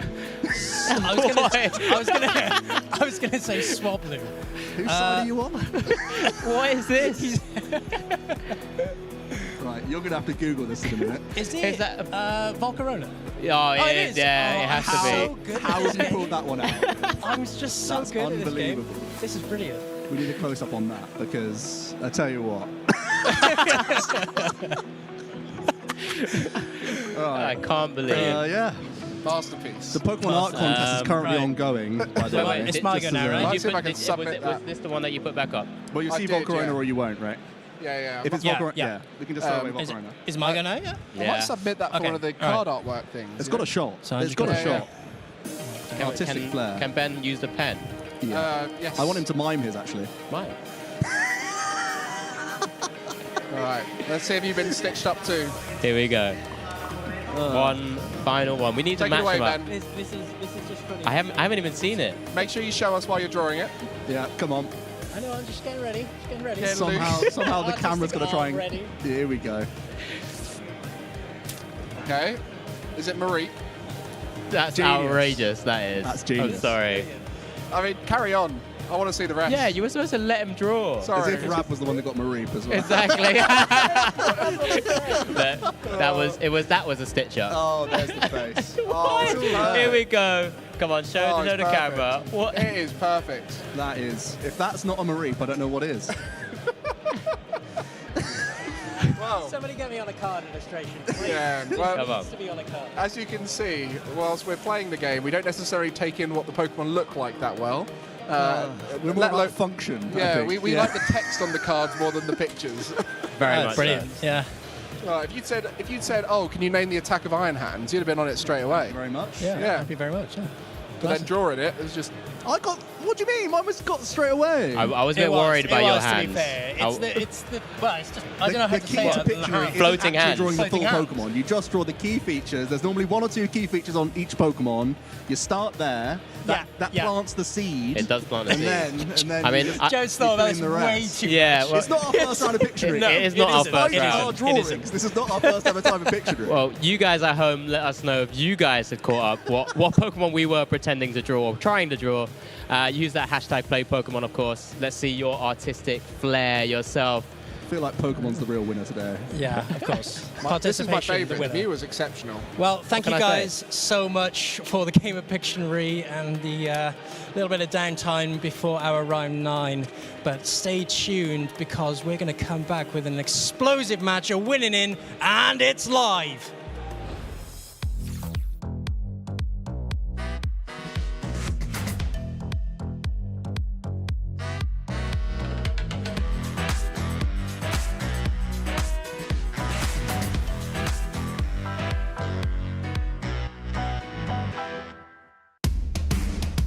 Hey trainers, Chip Ritchie here, and today I'm going to talk about metagaming in the Pokemon trading card game.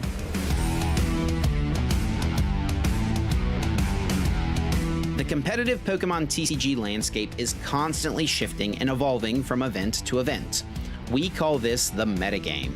Basically, what decks are popular and what decks are most successful. Let's discuss how you can use this information when preparing for a Pokemon TCG tournament.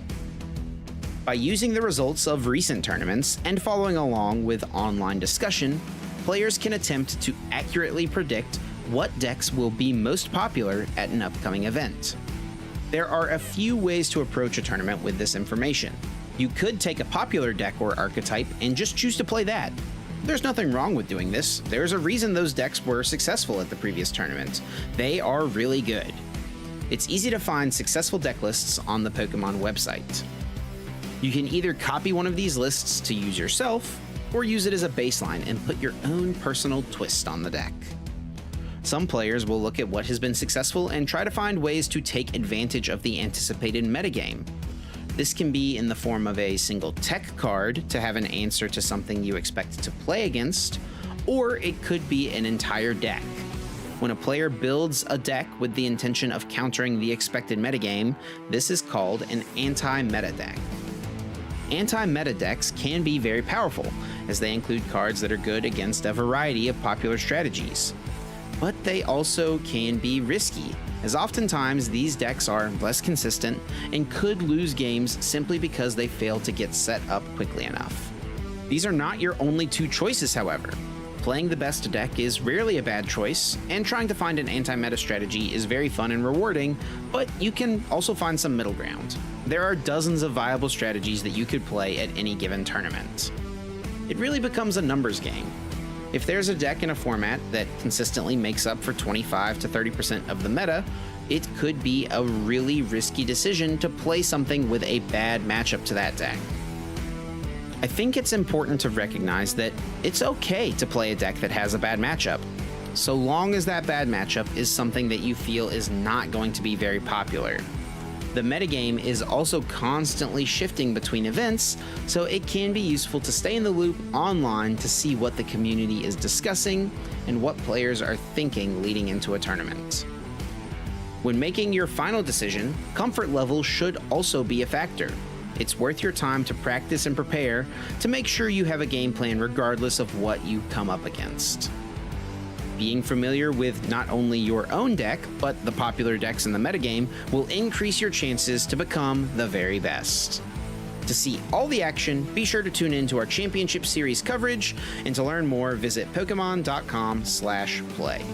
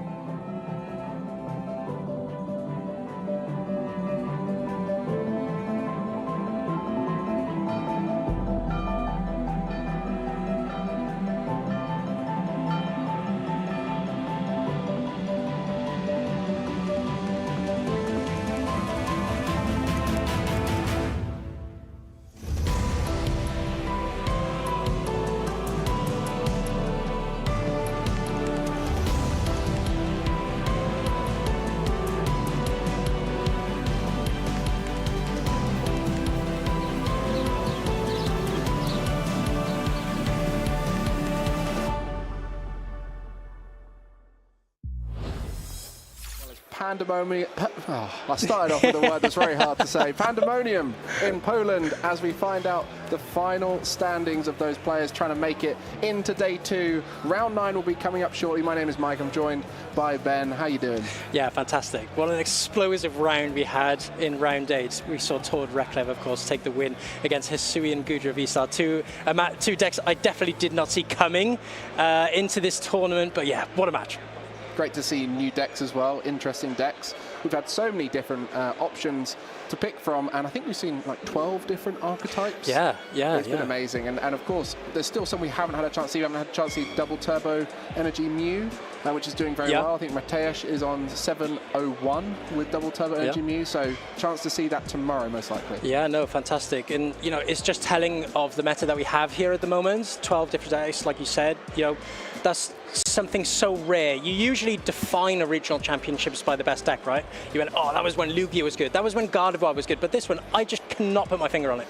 I mean, Miraidon was the most popular coming into today. Yeah. But of course, lots of other decks were coming into this tournament knowing Miraidon was going to be here and have chosen decks wisely accordingly. And you guys at home have been getting involved with that hashtag Play Pokemon, letting us know what you've been thinking. I know a lot of you really enjoyed seeing Tord on stream in that last game, especially when he's playing a deck we haven't seen him play in a while.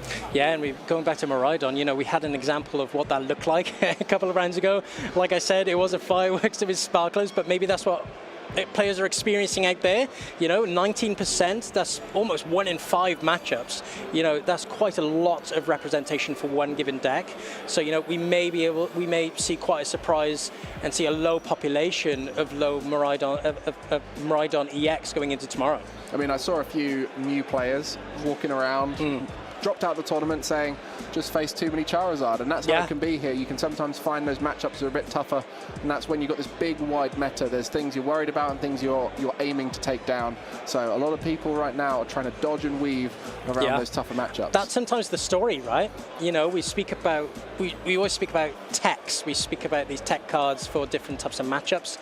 You know, what do you respect going into this tournament? Oh, I really want to dodge that Mew matchup. I'm not expecting it. You know, do we want to counter the counter? Do we want to play the best deck in format? But let's have a look at the standings going into our last round here at the Regional Championships. You know, who are you expecting to see here? I mean, there's going to be a few Polish faces, a lot of top Polish players doing well. And I think that's the exciting thing when you have these events in countries like Poland, where before Warsaw, the community wasn't as big as it is now. And because they've had 2 regionals here now, this one being the second, they've really elevated up. And you can see there, Bartosz, my boy, first ever day 2 here in his home country, has gone up to the top of that leaderboard. Talking about representation, I believe 3 Polish players in the top 4. That's absolutely massive there. And of course, we see some of the usual suspects. We see some of the people that we were seeing on the standings from our last round. We see Robin, we see Luke, we see Eric as well, and of course Kai, who we saw earlier in round 3, and of course Tord Reklev from that last round. And our Lille champion there as well, Consta. I saw the Finnish guys earlier, had a little chat to them, and they were all, you know, chilling out at this event, and they said to me, we haven't lost an event where all of us have come along in the last 3 events they've been to. So they didn't manage to make it to Barcelona, so it was Lille, LAIC, and then they're hoping to make this one the 4th in a row. I think the last one before that would have been in last season. So, you know, I think with Malmo, right? Or correct. So, you know, these guys are on a tear as a community, and a lot of the people coming to these events are worried about playing this Finnish community because so many of them are so good, and you can see there Hermione and Consta on that list. But of course, Polish players, you said top 3 there. So lots of people to watch out for. Yeah, of course. We see the Kalmar brothers there as well. Like I said earlier, there must be something in the water in that household for sure. But, you know, we do have the community choice available on our social. So what do you want to see going into the last round here of our day 1? What do you want to see going into day 2 as well? You know, let us know. I mean, hopefully tomorrow we see some more interesting decks, but of course, a lot of players you haven't had a chance to feature. You know, there's so many players in this hall, we only get to show a few of them. So hopefully tomorrow we'll get a chance to show you some of those higher records who made it past the winning stage of the broadcast. So players like the 3 Polish names at the top there, 701, and I can't remember who the 4th one was there, but those guys should be on a tear to be trying to make that top 8 tomorrow. Yeah, and I think I just heard in my ear the community choice has been concluded. Who have they chosen? We see Teddy versus Demetrius Eaton, of course, coming from his 2nd place finish at the Toronto Regional Championships a few weeks ago. What a player and what a showcase we have for you going into our round 9. Well, this is the perfect birthday treat for Shay at home. Yeah, of course. Yeah, big fan of Shay. Hello, Shay. Yes, I hope you're enjoying your birthday, and this is the perfect treat for you. The winning in with your boy Demi. But like you said, out in Toronto, where we've got some players traveling internationally over here to Europe, some of our top players have been traveling internationally to try and win at other events, and Demi, his best finish now in Toronto. Yeah, taking some of those NA championship points from that region, of course. But, you know, 2nd place at the regional, no easy feat. And especially where the bar is so high now in this competition, you know, he must be full of confidence going into every single round, every single tournament. I mean, he's very familiar with the Gardevoir deck, which is very nicely placed in the format right now.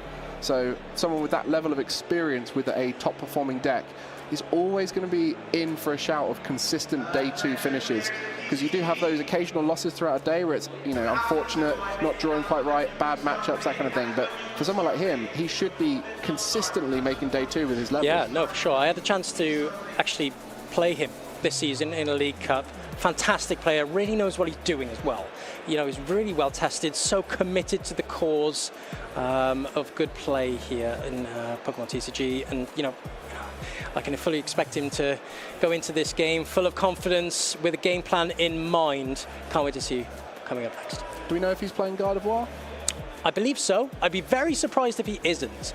I think, you know, although, you know, you have the rule of cool, playing what you think may be the most interesting, I think Demetrius is the type of player who, if he's good with the deck, if he's good with an archetype, he'll stay consistent, he'll keep on picking it, you know, and maximize his chance of getting some of those top finishes. Well, let's have a little moment to chat about the Gardevoir deck. You know, the most popular deck out in LAIC, also one of the best at converting into that day 2. Had a big target on its back at this event, a lot of Iron Hands about to try and punish it, and of course the Valiant builds and the Inteleon and Urshifu decks coming in to try and do it.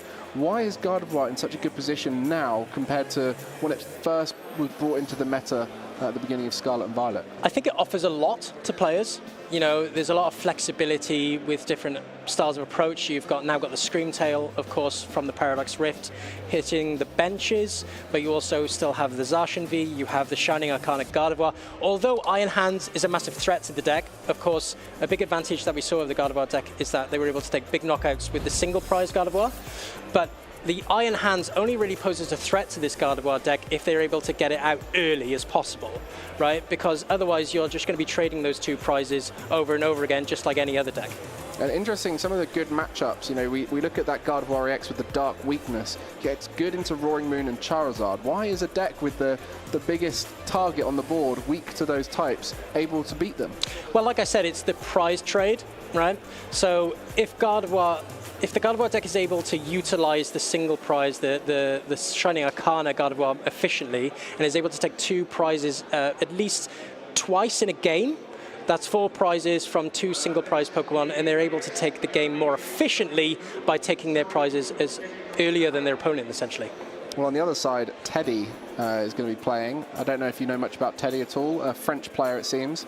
They're going to be playing Mew VMAX, the deck that is always so prevalent here in Europe, despite it being a techable matchup. You know, you can play that Spiritomb or that Drapion V and be able to win it.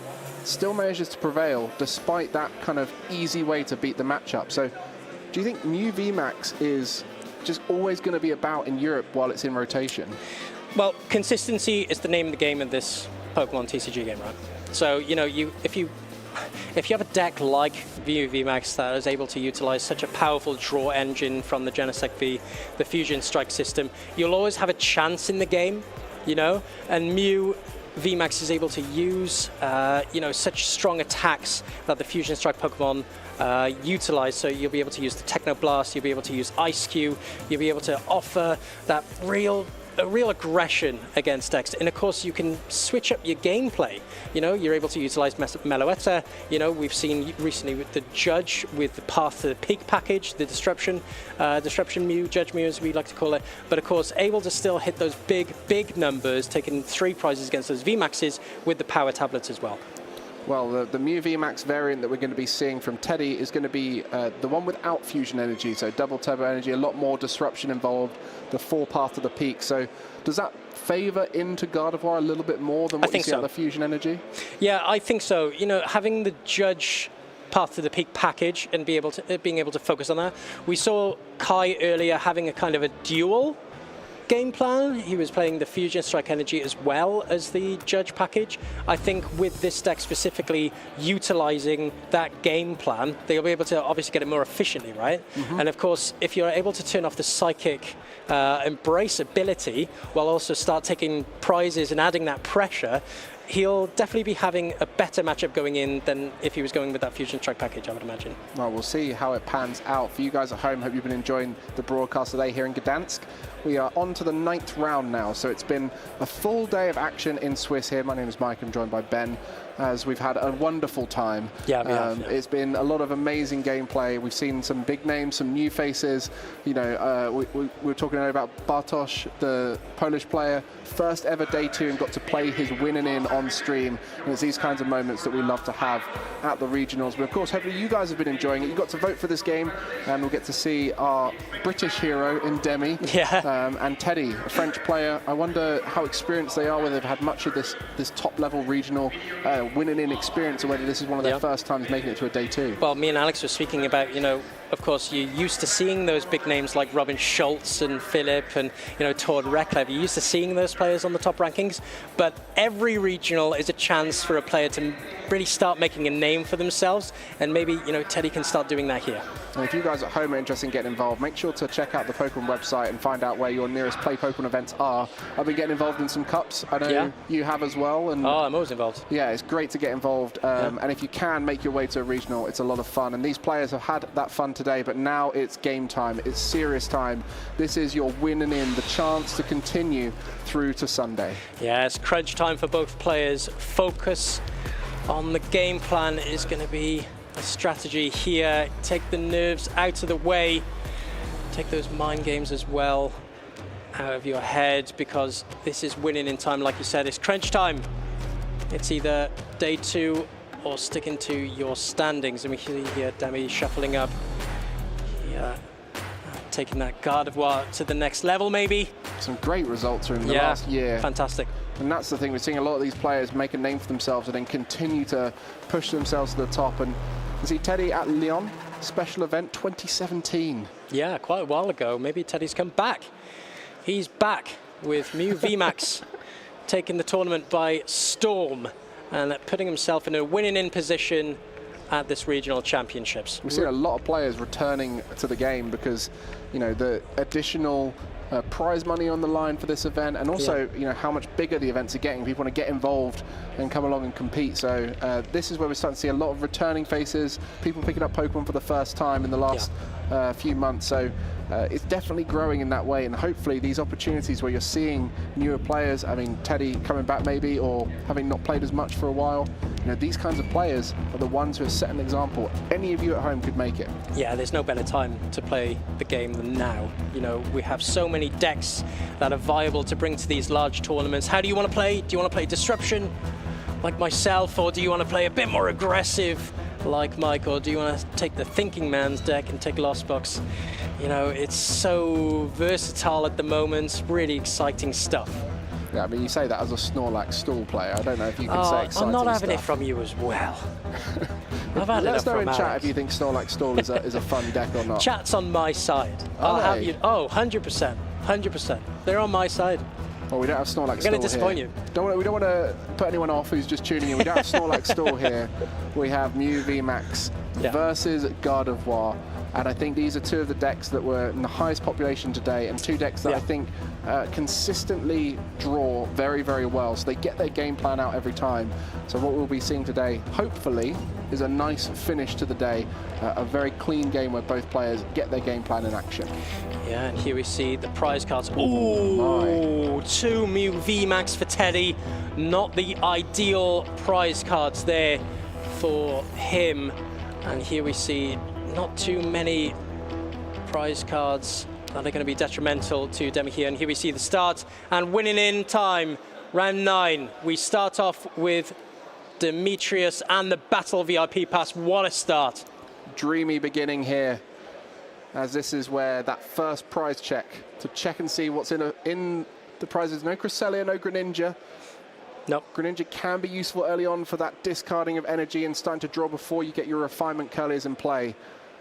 But on the other side, that first deck check revealing the 2 VMAX will be tough. You know, typically you play the 3 because you only need 2, but it's just in case one gets prized. So when 2 get prized, it really limits your game plan. The first deck check so important for a deck like Gardevoir. Like we said earlier, such a heavy evolution package. You're playing the 4/4 Ralts, you're playing for Curlier, you're playing the 2/2 Gardevoir. It's going to be so important for Demi to be keeping up with his prizes. So he, you know, does he have to alter his game plan? Have I prized that 1 Curlier? Is it going to change my approach in this game? But here we see the second VIP pass coming down for Demi, opting for that Celebrations Mew going to be trying to find more item cards to utilize here to start getting set up. I mean, it doesn't get much better than that. No. The double battle VIP pass. You know, typically a lot of people are going second to try and force some decks to be inconsistent on that first turn, but you know, only opting for one basic off the VIP pass, that just shows you how confident that setup is. Just the 3 Ralts and the Mew, happy to go into the next turn with just that board state. Meanwhile, on the other side, I do think, is there any options? There's a Genesect and an Ultra Ball, so it's going to be thin the hand down and really try and draw into your basic Pokemon. What's going to be really interesting for Teddy here is that he's not going to have any immediate pressure on Demetrius, right? So he doesn't play the Fusion Strike system, Fusion Strike energy build like we said earlier. So he's going to be wanting to get set up first and foremost here. You know, get as many of your Genesect down, get the Mew down. You know, start putting yourself towards that game plan, like we said, of Disruption, the Judge, the Mew, and here we see the prize check. Just checking. Yeah, Teddy, that is only 1 Mew VMAX. You're not. Double check. You're not is double it just looking the one? there. Unfortunately, it is just the one, and you saw the Oricorio in there. Yeah. An interesting card, but for this matchup, it doesn't really affect the numbers too much. It can come in really clutch in certain matchups. I really like the Oricorio. Sometimes it can be really annoying for your opponent to play around. Sometimes, you know, taking the game by surprise for sure. But here we see the path already in hand for Teddy. It's not going to be too powerful in the earlier turns. It's going to be more in those mid turns when the Gardevoir EX starts to get set up. But really interesting on Demetrius' side that he opts for the 3 Ralts, sorry, because we're used to seeing, if you're going to be playing the Mirage Step Curlier, that you're going to only have 2 Ralts on board, right? And then you're going to be Mirage Stepping for the 3 Ralts. But here, with only 2 bench spaces available to him, he's not going to be able to do that. So he's obviously opting to evolve the Ralts here. Yeah, interesting. And I think there was 1 Ralts prized, so if you try and go for the full board of Ralts, yeah, that's not available on this occasion. But yeah, like you said, like the Mirage, I don't know if there was a Curlier prize. If there was, then it would make sense, but you know, Demi, very familiar with the deck. Yeah, I can't imagine. I can't imagine. I'm sure he's thinking that if he's going first and he gets a nice wide board state, he might just be able to manually evolve them and not have to worry too much about it. So here we see the Fusion Strike system. A couple of cards here for Teddy and the Forest Sealstone coming down. Such an important card in this deck specifically, because of course if you're putting Path down, you are turning off your Genesect Vs. However, you are still able to use that Star Alchemy, but opts to use it immediately. And here we see just a deck check and opting to get the Judge already. Interesting. Change the game completely. Yeah. If Demi can't find what he needs off those 4 cards, that instantly puts Teddy into a position of breaking down that board. And it's so key for Gardevoir to get refinements on board without the Greninja as well, because it's prized. There's no basic draw on that bench. So the Mew will have to be clutch, potentially. And yeah, this Judge could completely change the game. This Judge is going to be really important, so it's going to be interesting to see what Demi draws here. However, it does have the insurance of that Celebrations Mew, of course, on the bench. Really important to get that down in the earlier turns, just to have it as a kind of just-in-case option if this Judge play was to arise. So just a manual retreatment, and he is going to be able to use that Mysterious Tail ability. But here we see the big 4 cards for Demetrius. Let's see what he has. He has the Iono. Okay, so there's some stuff to be done. Yeah, he can still do a lot, but here we see Teddy here. He's going to be looking, and here we see VIP pass, but it's going to be... Okay. Yeah, he's going to be... Sorry, I thought it was a second turn there. So he plays the VIP pass. Yeah, just going to be trying to fill out that bench. Does have 1 in hand as well, so we'll be able to... And that Mew VMAX. Yeah, we'll be able to get in a good position. Probably just trying to find that energy attachment just to try and get everything set up for next turn. Yeah, I am jumping ahead of myself. I thought it was the second turn, and here we see the other Battle VIP pass, of course, and like you said, better to play 2, even if you are going to fail the first one. You know, get those cards out of your deck, start thinning, of course. They're not going to be of much use to you, of course, after turn 1. And here we see a Mew and a Genesect. You'd imagine they're going to be coming down I don't know. pretty soon. Does the Oricorio come into this matchup much? Well, no. only because Demetrius is going to be hitting in 30s. So negating only 20 damage puts the Mew VMAX to 330, right? Effectively, Okay, yes. with that Oricorio. However, Demetrius still needed that additional energy to hit the 310, right? So yeah, no, not too effective in this matchup unless you're going to be using the attack, of course. And here we see Teddy drawing up to 6. I guess it's only the Mew V before it's evolved that it can be effective on, right? The 180. Yeah, that could come into play. Yeah, but you don't want to create the 1, 2, 3 prize mapping as well. No. So there's other benefits to not putting the Oricorio in play, and you know it's in the deck for certain matches. I think Giratina it's quite good for, right? It's an easy Scream Tail. Oh yeah, sorry, yeah. But talking about this matchup, it's an easy Scream Tail. Oh, of course, yeah. Victim. Let's say, right? Yeah, because we haven't seen it for a while. We haven't seen Oricorio featuring in Mew VMAX for a while. No. So it's cool to see that being successful here for Teddy. Yeah, but like you said, effective in those other matchups like the Giratina V-Star. But here we see Demi opting to Iono. Of course, this could have been a bit of a risky play if he was going to be drawing into all those Curlier, but thankfully not. Puts down the level ball there. Manually evolves here into the Curlier. So this is where those 2 bench space, you can manually evolve 1, and then the other 2 can be for refinement color. And then you've just got a Ralts there ready to rare candy into whatever you need. Yeah, such a strong setup here from Demetrius. Here we see the first refinement of the game for Dimitri, getting rid of the Battle VIP Pass and the Mirage Step coming out. And this is where the Gardevoir can play it quite slow in this matchup. They only need to take 2 knockouts effectively. Yeah. And so they don't need to rush, they just need to get a good stable board state. This is, I guess, the weakness of just playing the Judge Path variant, right? If you're not playing the Fusion Strike Energy, sorry, you're not going to be utilizing the single prize Meloetta. You're just going to be attacking with that Mew VMAX, which, of course, like you said, is a 3 prizer, right? So effectively, if Demi is able to knock out only 2 Mew VMAXs, that's only 2 turns of attacking. So you really have to hope those Path Judge turns really stick. But right now, with 3 Refinement Curlier in play and a Mew, Celebrations Mew ready, there's going to be so many opportunities to draw for Demi no matter what happens. And this is why we see Gardevoir being one of the best users of Iono. There's so much opportunity to draw out of Iono board state and really get that hand size up. Yeah, Demi's got such a strong board state right now with 3 refinements out. Going to be drawing a lot of cards next turn for sure. And having the ability to evolve, he may opt to add a little bit of pressure to Teddy by taking some easy prize cards on these 2 prizes. But here we see Teddy with the heads on a Cramomatic. Maybe opting, I think I saw a boss there opting for. Maybe taking out one of those Refinement Curlier, taking that efficiency off the board from Dimitri. I mean, that's the game plan, isn't it? Take away all the useful resources for Gardevoir whilst disrupting them as much as possible and hope you earn some turns back so that you can get yourself into a safer place. But the hardest bit now for Demi will be trying to get the Psychic Energy into the discard pile. Yeah. And really trying to build up a big attacker, because at the moment, the energy in the discard is very minimal, I believe. Well, that's the strategy, right? You're going to be discarding those Psychic Energy in order to draw 2 with the Refinement, right? That's the game plan. That's the ideal state that you want to be in. But with the lack of Psychic, and I'm guessing they're all going to be in that deck, you know, you're going to have to draw into them or unfortunately use refinements on some other resources to try and get there. Okay, there we go. Which one are you choosing? I mean, it does matter because there's the one with the routes. So if you go for the one with the routes, that would allow them to get the routes back. Yeah, of course, as well. You know, rare candy can sometimes come into play if you're going to try.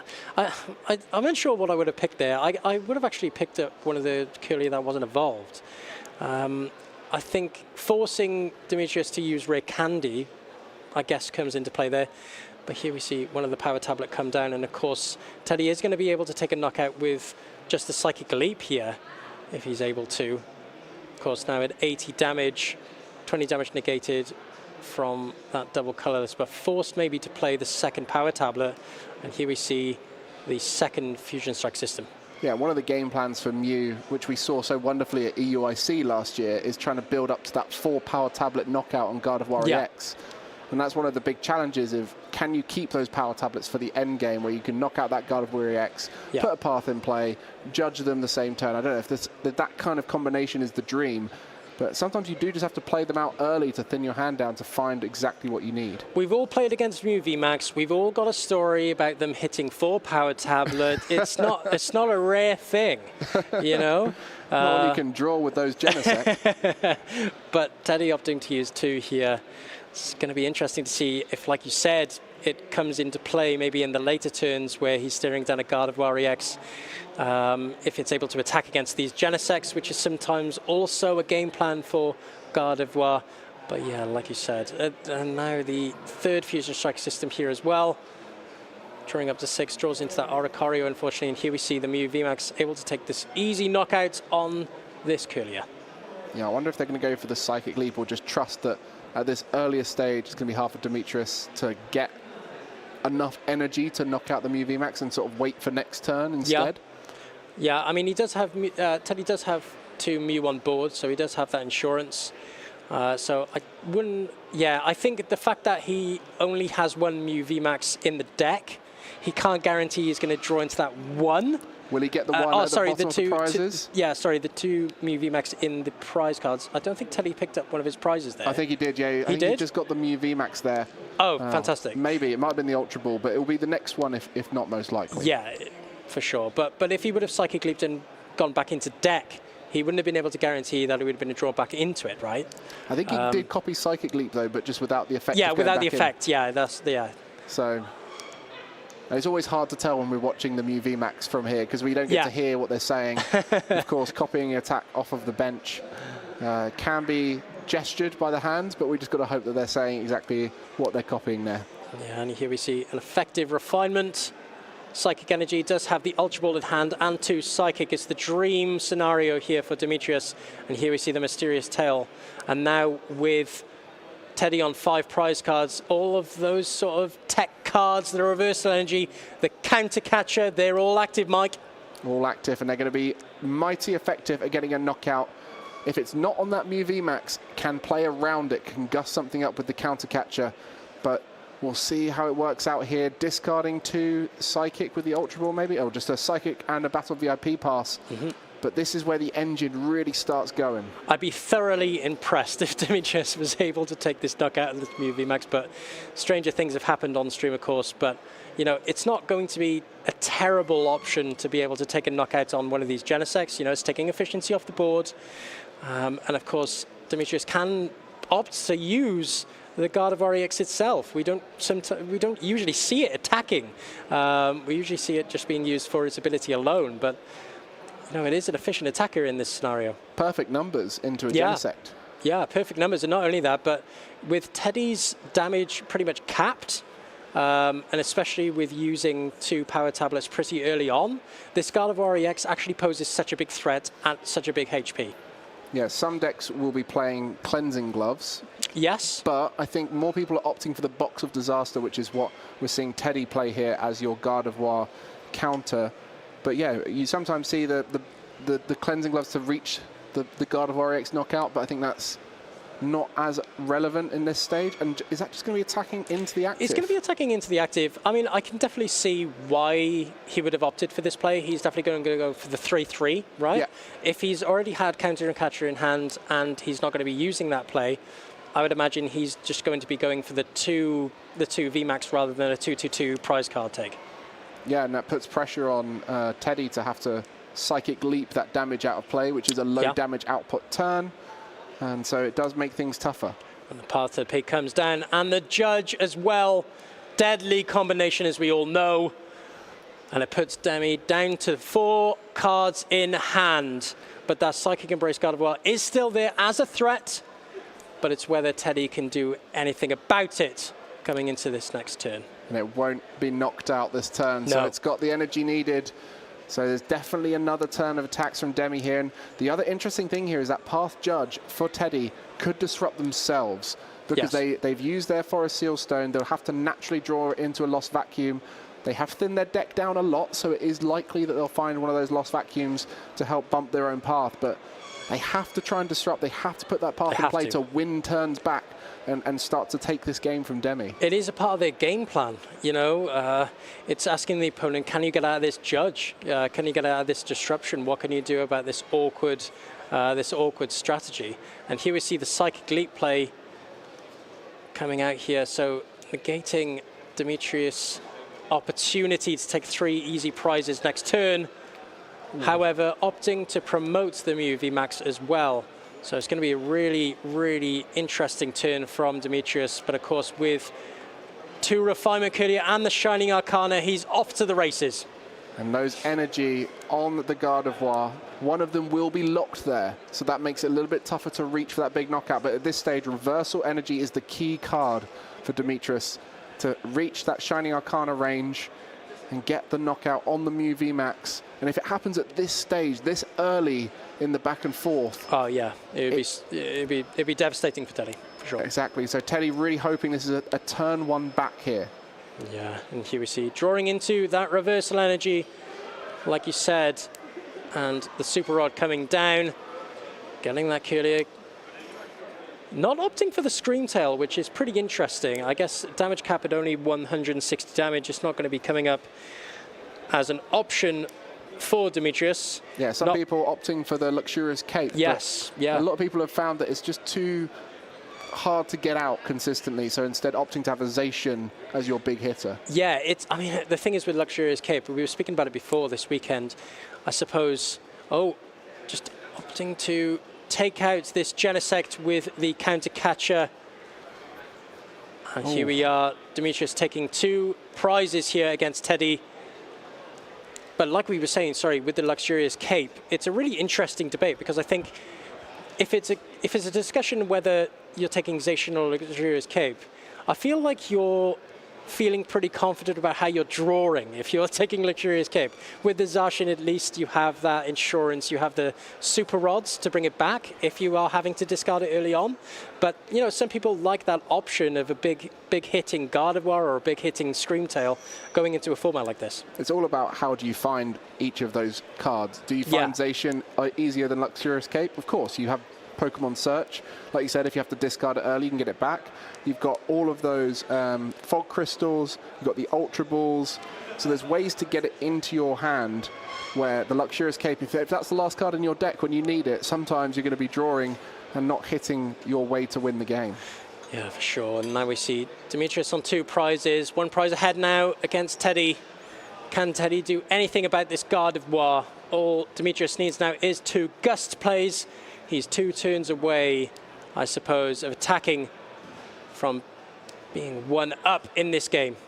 And having to remove his own Path to the Peak. So that's going to help out the Gardevoir list that wants to try and get rid of that Path to the Peak at the right moment, but by leaving it in play, forced Teddy to discard his own 1. I mean, he didn't mind that the Path to the Peak was in play, right? I mean, he's got the attacker on board. He's okay. He's chilling. Got plenty of draw. Plenty of draw support on board, yeah, like you said. So, you know, he may not have minded the Path to the Peak down. He was actually asking him whether he had the outs to the Path to the Peak. But here we see Teddy just having a little deck search here. I believe his head's from the Chromatic. Yes, it was. And the Power Tablet coming down. I guess it's not going to be that relevant now. I suppose it's only relevant when you have all 4 available to you to take that big knockout on the Gardevoir EX, like you said earlier. But yeah, let's see what Teddy can conjure up here going into this next turn.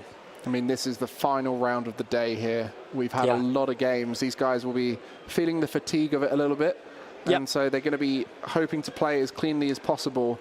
And sometimes it's just not in your favor. Sometimes it's just really tough to play against a harder matchup. I think for Mew VMAX can only take 1 knockout at a time, where Gardevoir's biggest weakness is when people can take multiple knockouts. So in this situation, they're reliant so heavy on disruption to be a way through the game, and at this point none of the disruption Teddy has thrown forward has done anything to throw Demetrius's game plan off. So Teddy really needs to start thinking late game here. Yeah, I mean, Demetrius is going to be making it as hard as possible to take for Teddy to take 6 prizes, right? He's going to be throwing up the Gardevoir, Shining Arcana. I know he hasn't yet, but I'm sure he will be soon enough. He's going to be throwing up those single prize attackers, like we said earlier, able to take those easy 2 prizes against the Genesect V, maybe even the Mew VMAX in the later turns. So yeah, it'll be interesting to see what Teddy's game plan is going into this one. And we see here the retreats, the manual retreat into the Mew VMAX, taking that easy knockout on the Gardevoir. And of course, the Boxer Disaster posing a little bit of a threat to Demetrius's game plan. Of course, putting those 8 damage counters on the attacking Pokemon. I mean, at this stage as well, having to copy Techno Blast there. Yeah. To be able to get the knockout, so that Mew VMAX in the active won't be able to attack unless the status is reset through a retreat or a switch. Yeah, of course, it's asking more questions for Teddy. And usually we see that, you know, Mew VMAX taking these big 2-prize knockouts, not used to taking single prizes. It doesn't like doing that for sure. And here we see the first refinement of Demetrius's turn. Psychic Energy, Artisan, and of course, that Psychic Energy hitting the discard pile, as you can imagine, and the Iono and Manaphy straight into hand. 1, 2, 3, 4, 5. Just the 5 energy there, 150 damage from the Shiny Arcana Gardevoir and the Sacred Sword Zacian V, of course. I mean, if you take the knockout here with the Box of Disaster on that Mew, it would get the return knockout. So you've got to bear in mind, will that affect your prize map? But you know, maybe that would be the optimal route, or maybe just here, attacking with the Gardevoir EX, just leaving it in the active and saying, can you reset? And do you want a Psychic Leap again? Is that worth it for you? Well, hitting this Mew VMAX will turn off that effect from the Box of Disaster, right? So, you know, it's going to be quite efficient to be able to hit this, negate the Box of Disaster, rendering it essentially useless. But, you know, Demi did have different options there. He was able to take out an easy knockout on the Genesect or the Mew V and putting himself down to 2 prizes. But I suppose his only option didn't have the Gust in hand. Just going to do a simple 190 damage onto that Mew VMAX. And if they Psychic Leap and just leave 2 prizes in play, that almost plays into a winning route for Demetrius here, where you can just go 2-2-2 instead. It makes it really awkward for Teddy for sure, but unless he was able to maybe evolve the Mew V into a VMAX and put that up, but you know, that doesn't quite help your situation. Here we see Teddy starting his turn. Just a little bit of a deliberation here. Oh yeah, of course, the Oricorio. Always got to remember the Oricorio. Always got to remember the Oricorio. The 20 damage could come up. Lesson in Zeal. Lesson in Zeal. Been a while since I heard that. Yeah, negating the 20 damage from your opponent's attacks. And here we see the Mew VMAX coming down. Going to be really, you know, does he Psychic Leap here? But again, he's going to be wanting to take prizes while he Psychic Leaps, right? So he could Gust up the Mew, take an easy knockout there. I don't believe any Power Tablet are available anymore, so can't knock out any of the Ralts or Curliers. Yeah, I don't know how Teddy navigates this now. It's a fascinating back and forth. It's not gone the way that either of them planned to, but of course that's, you know, part of the strategy of these top players is not giving them the easy route to victory. Gardevoir typically just wanting to hit 2 Mew VMAX back to back for 3 prizes each. But without that option, Demetrius has had to change his plan. And then consequently, now Teddy's thinking, well, what do I have to do here? Because they've started attacking with Gardevoir EX, which isn't typically what you see. Yeah, it just goes to show how versatile the Gardevoir deck is, right? It can switch up its play. It can switch up its game plan according to what your opponent is playing. And we're seeing that masterclass right here, right now. And Teddy with the Iono in hand already there. And the Path to the Peak coming down as well. Ooh. Retreating into the full HP Mew VMAX, but that Mew, the damage Mew VMAX is looking pretty tasty for Demetrius for next turn. Yeah, you've got the counter catcher that could bring it up, or the Scream Tail that we mentioned before could finish it off. So there are ways to navigate that final knockout on the Mew VMAX. But just trying to put as big a Pokemon in the active and asking the questions of, can you find enough Psychic Energy? And of course, by not taking a knockout here, Reversal Energy hasn't been brought into play. And so Demetrius cannot use a Reversal Energy to power up a Shiny Arcana Gardevoir. Yeah, I think, you know, if Demetrius is able to take a prize here, it's going to be really, really looking not, well, it's not going to look very good for Teddy, put it that way. I guess a Zacian attack could come out here, maybe? Zacian attack could come out. I'm unsure if he's got the required energy in the discard pile. It does require a lot of energy to knock out that Mew VMAX. It's going to require a full, I believe, I believe 9 energy. A 9 energy attachment on the Zacian, so not going to be easy. So I think there was only 5 left in the discard pile, but does have 1 in hand. Oh, we see the Zacian coming down, actually. Retreating 2. How many are there? And I think there's a collapsed in hand, so might be able to get rid of that damage too. Oh, this is massive. Oh my goodness, so that all that damage done on the God of War X has just been removed from play, as well as taking that Path to the Peak off the field. But hasn't Psychic Leap before using Collapse Stadium? So he's going to be hoping to evolve into another God of War EX to be able to use Psychic Embrace. I can't see where this one is going. Maybe Demetrius is obviously seeing something that we're not, but 1, 2, 3, 4, 5, 6. Maybe has an out to the 7, other God 8. of War EX in hand. It also gets the energy that's needed. He does. I think he does have God of War EX in hand. Okay, and then the decision for Teddy here, which one do you remove? You need that Mew VMAX in case the knockout comes through. Yeah, okay, of go course. for the Genesect. So the draw has all disappeared for Teddy, just 1 Genesect remaining. Here we see the Iono coming down for Demetrius.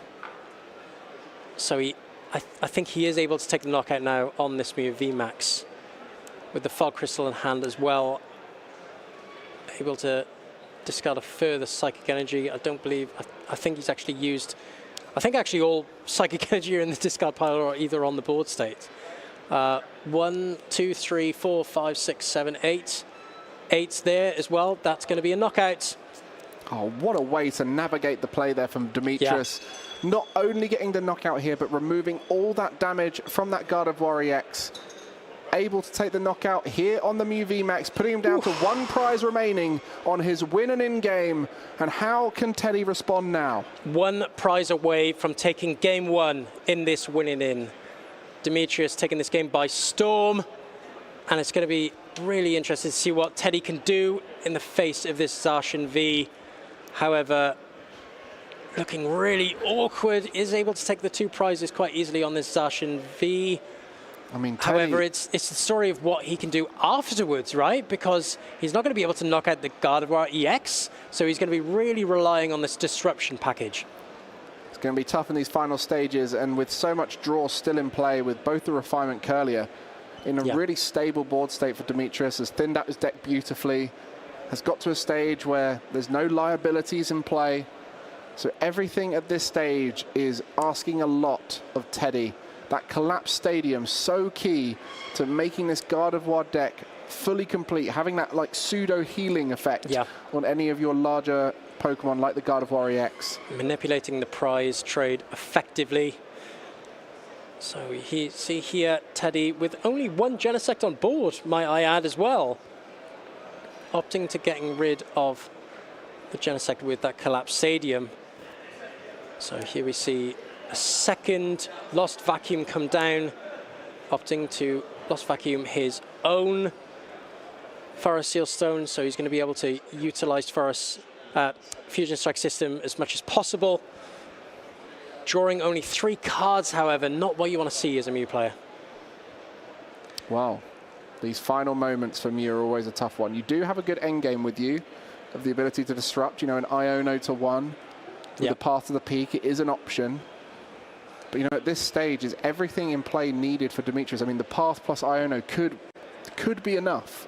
Yeah, I mean, we all know he has to knock out this Zacian V, but of course he does have a damaged Mew VMAX on the board, so it's whether he's able to evolve this full HP Mew V into a Mew VMAX and use that, or, like you said, is able to somehow disrupt Demetrius, put a path down, play an Iono, play a Judge, and just ask that question. And here we see the Ultra Ball coming down. That deck is really thin. I think it's only 2 or 3 cards remaining. And it's only 4. One of them, Judge, Echoing Horn, sorry. Definitely not Iron Hands. I'm unsure what Teddy can do here, realistically. Might deck himself out at this point. He could, yeah. Very much could. Yeah, I mean, So no further Genesect. The Genesect is used. Ooh, just correcting the damage there on the Mew from the God of War attack earlier on. Often happens when you're retreating a Pokemon. There's a lot of dice to carry back. There's a lot of damage going on. Teddy this just is tough. Delivering what he can do here. I mean, if they... Wondering what that card is. I think it's a boss. And glistening droplet. I think it's a boss. I'm eager to see what this card is. It is a boss, okay. Okay. So going for the Gardevoir EX. How much? So there's 160 on that Zacian, which leaves it with 60 hit points remaining. Glistening droplets could be an option. Glistening droplets could be an option. Gardevoir in the active. However, I don't think you want to be knocking out that Zacian because now it puts more energy in the discard pile, right? Yeah, but so the glistening droplets won't knock it out. It'll just put it on 10 hit points remaining. 10, yeah. So this is a way to victory here. There is one Psychic in hand. Is there another Psychic in the deck here? There's the reversal energy and the attachment there. That's going to be enough. That's going to be enough here. The retreat coming through. Game 1. What a way to finish it there. Holding on to those energy just in case in those final moments. But a great idea from Teddy. The only way he could win that there was by having something in the active that couldn't retreat. And it was very close in those final moments. Play to your outs. You know, that's the name of the game for most of our top tier players. It's thinking around the ordinary lines of gameplay. You know, what can I do here? What are my options? What are my outs? You know, and what a masterclass there from Demi as well. Oh, it was beautiful to watch. When you see a good Gardevoir player and they have these ways to reset the board, take away damage, you know, set up something new, take those big knockouts whilst also using low HP. Just everything about it was fantastically done. And even on the other side, Teddy finding a solution at the end there that could have worked. You know, if that Psychic Energy that Demetrius found was prized, that would have been a few turns of glistening droplets. Yeah, no, for sure. I guess with the Gardevoir, it's a really good showcase there of what options it has available to him, right? We spoke about Screamtail. It wasn't an option maybe at the start, but then towards those end turns, he could have really utilized that, taking the knockout on the Mew VMAX. Obviously not in the position to do so in that game, but it's an option, you know? Gardevoir, so flexible in terms of approach. Speaking of Screamtail, not the optimal start there for Demetrius, but it will be Teddy going first this time, and with the Battle VIP pass, we'll be able to set up nice and wide. Yeah, here we are, the Battle VIP pass. You can imagine it'll be going for 2 Genesects. Roaring through that deck, of course, as we like to see from our Mew VMAX. Having a look at the options there from the prize check. Seeing what options are available to him. How many Mew VMAX have I prized this time? How many Genesect are hiding in those prizes as well? However, here we see the optimal start. 2 Genesect, 2 Mew V, ready for next turn to start adding some pressure. And this is it. Start that drawing. See if you can get through as much of your deck early on as possible, so that when you judge path to disrupt your opponents, you've got less disruption to yourself. But you've also got to make sure you keep those resources available. We mentioned about the power tablets. You know, once 2 of those were gone, it completely changed what Demetrius could do. He could start using that Gardevoir X comfortably in the active. So you've got to hold the resources that are important whilst also getting through the consistency cards as quickly as possible. Yeah, and this is what I like to see from Mew VMAX, especially when you're going to try to be utilizing that Psychic Leap. You need 3 Mew on board, right? Because when you Psychic Leap 1 away, you definitely need 2 Mew V ready for your next turn. Otherwise, you're leaving yourself vulnerable. If it was to get knocked out, you'd have no attackers on board. Exactly. A little tip there for anyone at home who's giving it a try. Tip. I'm full of them. It's fine. Full of them. Here we see Demetrius starting his turn officially with a Battle VIP pass of his own. And you can imagine there'd be 2 Ralts, maybe even that Mew coming out to play. We were mentioned at the beginning of the best of 3 that these are 2 of the most consistent decks in the format right now, with both of them having such good draw. You know, the early turn draw for Mew VMAX is what makes it stand out, and then that mid-game draw for Gardevoir is what allows it to get into such a strong position. So consistency is key for these 2 lists. So many great cards in there, making sure that those first turns come out smoothly. Yeah, we see the first prize check for Demi as well. Just a little deck check. What options are available to me? This time it's not Genesect, it's how many Courier have I prized instead. But thankfully I don't think any were there. But again, benching the 3 Ralts and passing over to Teddy. No Radiant Greninja, no Mew. None of those insurance consistency cards have come down for Demetrius, and Teddy putting an energy on that other Mew V on the bench. He's fully ready to start putting some pressure on Demetrius's board. Similar to start to what we saw last time. Yeah. Just both of them going nice and wide. This time Teddy was going first, so we'll get a chance to attack sooner and start disrupting sooner. That was the big difference last game, wasn't it? That you could see Demetrius had his full board set up, and we hadn't even seen an attack yet from Teddy. This time, potentially able to start knocking out those routes before they evolve up and try and get some knockouts early on, so at that end game it's not such a big prize difference. Yeah, has the option to evolve first, of course, like you said, but some unfortunate draws here, I think, from Teddy, but does draw into the Mew VMAX. That is absolutely massive. He had a really awkward hand there, had to get rid of the boss, had to play the power tablet to just draw 2 cards, but was able to have the perfect draw into a Genesect V and the Mew VMAX. Couldn't ask for a better 2 cards, really. You really couldn't. Well, there we go. Going to be just copying that Techno Blast, and very smart, not benching that Genesect. Why might he not do that? Well, I guess it's an easy 2 prizes for Demetrius in the long game, but, you know, he was happy with the hand he had. I think you might know about the Avery on the other side. Oh, and the Avery, yes, that could come into play. But I set you up there. Yeah, you did. I thought of the answer, and I was testing you. Yeah. But that's the kind of level of players we're talking about here, not benching 2 Pokemon, because Avery can be very disruptive to Mew if you overbench. Yes. The moment you have to discard them, you've suddenly lost a lot of your draw engine, especially if you start to Psychic Leap. You lose a lot of your basic Pokemon for that Fusion Strike system. So just holding on to that Genesect, just in case the Avery comes out next turn. Yeah, Teddy obviously comfortable with 2, but slapping down that other Genesect.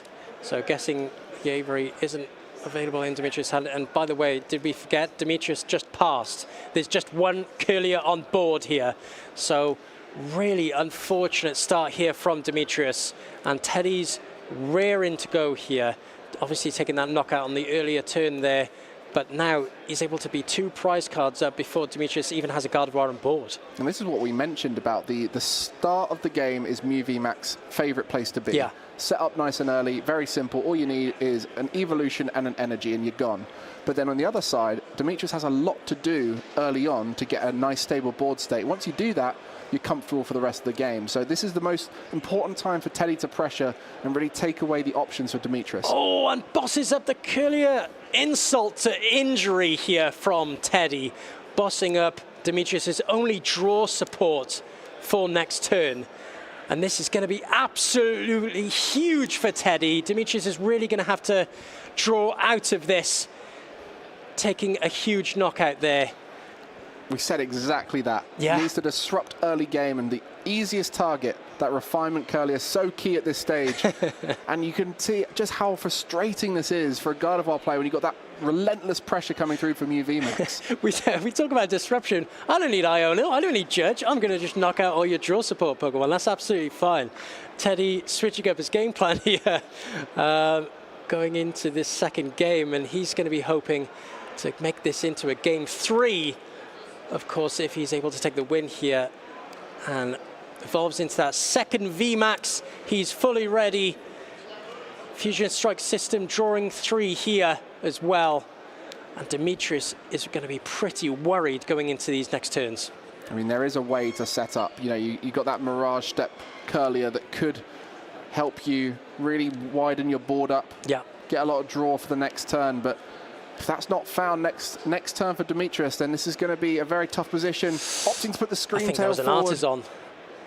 Not ideal at this stage. Artisan, maybe has to come down here, but this is definitely going to be scraping through the matchup here. He can find a Mew Celebrations, try and hit maybe a level ball into another Curlier. Yeah, we do see that coming down, but panic button right now. This is a lot to ask. This is a lot to ask from that mysterious tail. We said all that you need to see from Gardevoir is 2-3 prize knockouts. Yeah. We know that's all that's required, but it takes a lot. Oh, he had the Ray-Candied hand, sorry.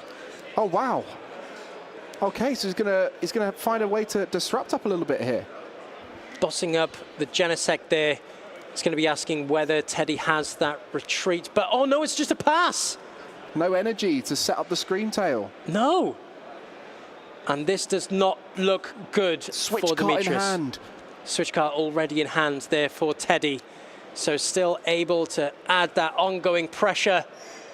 And it's now going to be 3 prize cards down going into this second game. This is rough right here for Demetrius. And with the Gardevoir EX now evolved in play. There is little opportunity to have a draw engine on board. Has to all be through the top deck and any supporter that's found. Let me tell you, Psychic Race is only good if you have attackers available to you. And Psychic Energy in the discard. And Psychic Energy in the discard would certainly help as well. Demetrius has a second look at his discard pile. No, you're not confused. There is no Psychic in there, unfortunately. And we see another insult to injury from Teddy. Does have the path in hands, did show it. Maybe doesn't want to disrupt himself with it. Maybe not, yeah.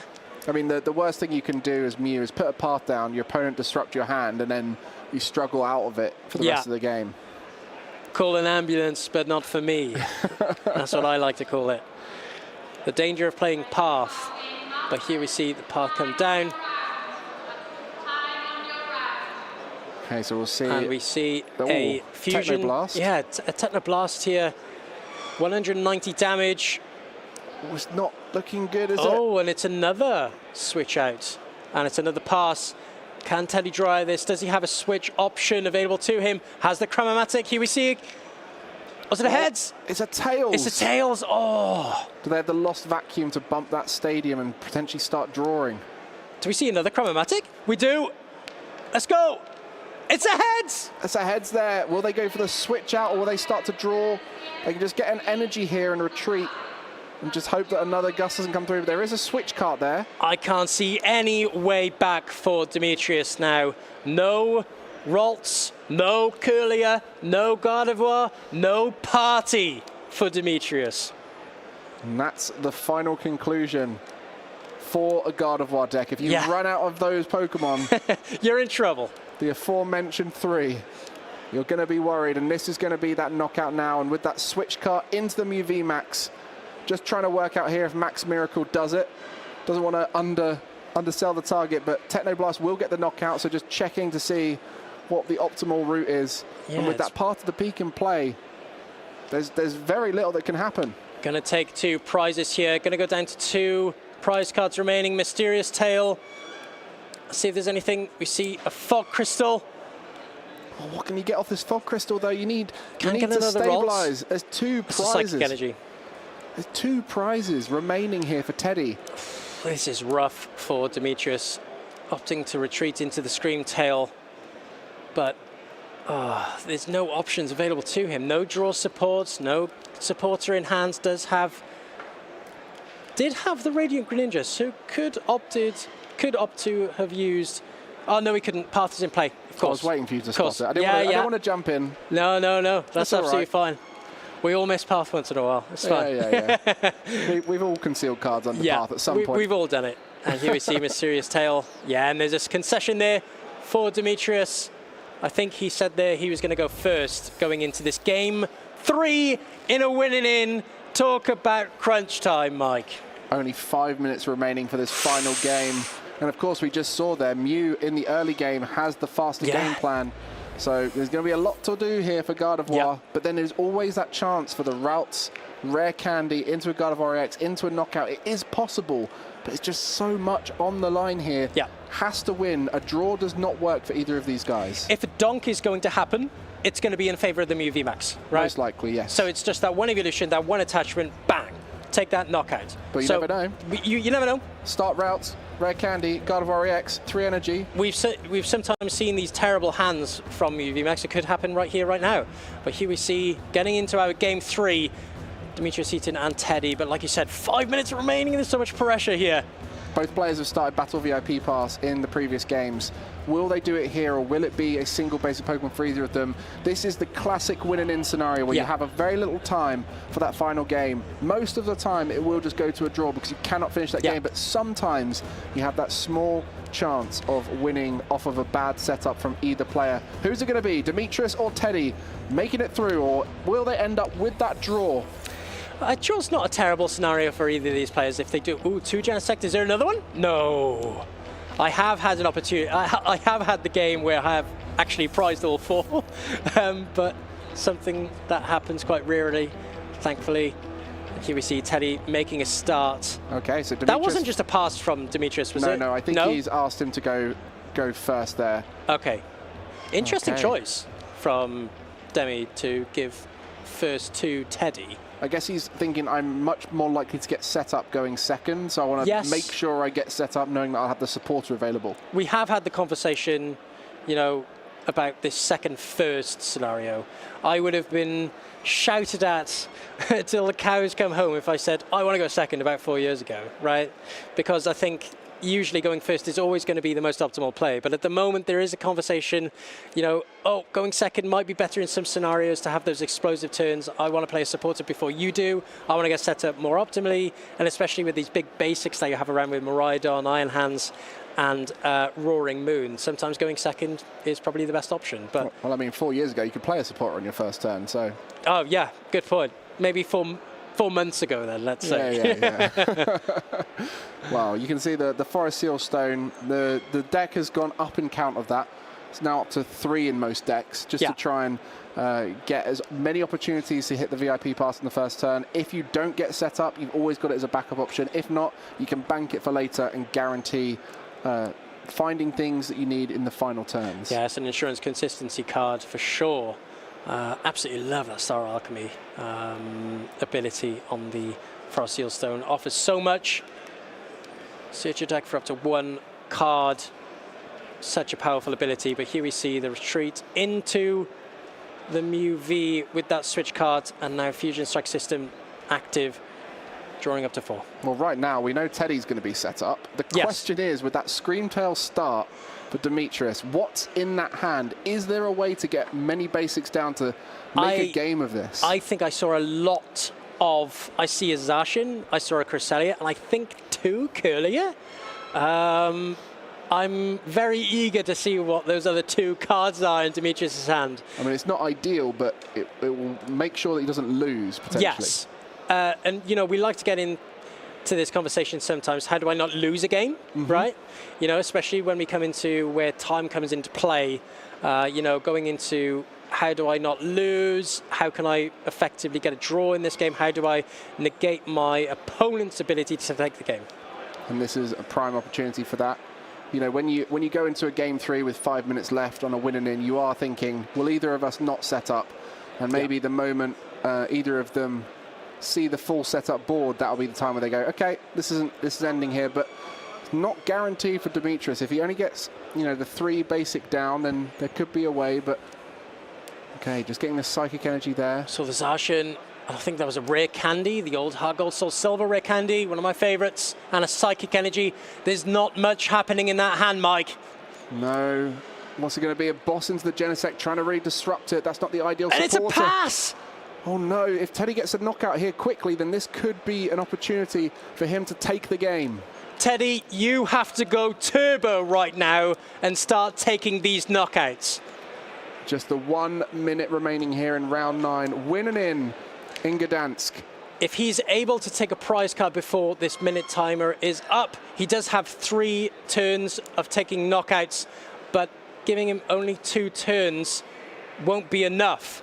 Oh, and he's forced to manually retreat. Does have an energy on the benched Mew, so if he can find a Mew VMAX off the back of that, there is a way he could do it. So just going to draw in here. If the Mew VMAX comes out, that is a great position to be in. Draws into the switch card, I believe. I mean, it's fine. Can save it for a future turn. Does just need to find that Mew VMAX now. Needs to thin down that hand. Can he do it? This is such a big moment in this game. Lost Vacuum. Thin out that hand. And we see another Fusion Strike System available to Teddy. This is a second. 6 seconds left on the clock. I don't think he's going to get the knockout in time here. Does he have it in hand? No. Oh, they're just explaining the turns now. Yeah. Only 2 turns remaining now for Teddy, but with that Zacian V in hand for Demetrius, popping that down would effectively make this game a draw. Yeah, I think he doesn't want to put it down now, doesn't want to skip past the right passage of play, but perhaps when he puts it down next turn will be the moment they realise there's not going to be a result here. Yeah. Didn't want to put it down just in case when he was playing his first turn out. You know, maybe in a weird way it slowed down Teddy because he's thinking there's only 2 basics in play, and perhaps he doesn't have anything else, and that's going to be my chance to win it out. So, of course, 1-1 here. on the winning in. Both these players will get good finishes, get some points. Yeah, hopefully they'll be able to get some points. A 5-1-3 record, still nothing to be ashamed of. Still such a strong record, usually ending in getting some championship points for both of these players, hopefully. Well, we see Teddy playing out the rest of this turn. Might not even find the Mew VMAX, which is... Still unable to find that Mew VMAX. It was easier to find the Mew VMAX in the first game. Well, was it the first game? Yeah, It was the first game where he only prized two. Yeah, he only had one available. Drew into it naturally in that time. Yeah, got all three here, and yeah, just trying to work out, you know, no more Genesect available. I think that's it. So no more Genesect available, can't draw into it, so won't actually be able to get to that Mew VMAX. Yeah, heartbreaking for Teddy for sure. Writing was on the wall for Demetrius, but yeah, with just a pass, renders this game a tie, Mike. That's it. Those two players tried their best to get a result out here. It is just a slower matchup. The Mew has to go the distance. Gardevoir has a lot to do and has a slower game plan because they wait till the end to come back from behind. And so it's really hard to fit those 3 games in, but they tried their best because they knew they needed that result. And of course, it was in the end that draw there. Mew VMAX has done so well this weekend, and you can see why it does well, just so consistent at setting up. It would have been lovely to see a winner, of course. We love to we have to say that, but you know, a tie renders them 5-1-3. It's still a fantastic record at the regional championships. You know, 1 loss, 5 wins. That's still no easy feat. Hopefully, both players will be able to go home with some championship points. 1 point away from making it, so it's very close. 1 point. Yes. 1 point. Yes, that's right. Yeah, it's so slim. The chances. Small margins. Small margins. But but you can see there why both decks are so good. You know, Gardevoir, loads of options as you mentioned. Great way to reset the board. And also be able to take those late game big knockouts. But on the other side, Mew, just every single time we saw it there setting up without the fusion package, so consistent at setting up. And that's why I think we've seen a lot of success from Mew VMAX here in Gdańsk. Just that single energy attachment for the Mew VMAX. You know, it's so massive, it's so efficient. Partner it up with the disruption package of Judge and Path to the Peak. With Fusion Strike System, there's so much involved in that deck. You know, there's so much power, so much consistency. You can see why it's such a fan favorite with a lot of our players out there. That's it. All 9 rounds have been completed here today. I hope you guys have been enjoying it at home. We've had a lot of fun. We've seen so many different decks as well, and you guys have been requesting which ones you want to see, and we tried to get them on the stream. I believe there's some decks that have made it through to day 2 that we haven't had a chance to show. I think there's a Lost Box Giratina. Fantastic. There might be Electrode Clorf deck that's made it through to day 2. I'm not 100% sure on that, but I saw one on a very good record that could be on its way through. In fact, I know it is because I know someone ID'd into it to make day 2. So there is an Electrode Clorf in day 2. Well, you made my day. Why have I made your day? Because the Clorf Electrode made it. Yeah, it's made it. It's fantastic. So for all you Clorf Electrode fans out there, there is one available. So we'll be checking that out through the next few rounds. Hopefully early rounds we get a chance to see those. If not, maybe they'll make it all the way. Yes, of course. Well, Mike, unfortunately our day is over in terms of gameplay, but you know, we hope that you can join us tomorrow for day 2.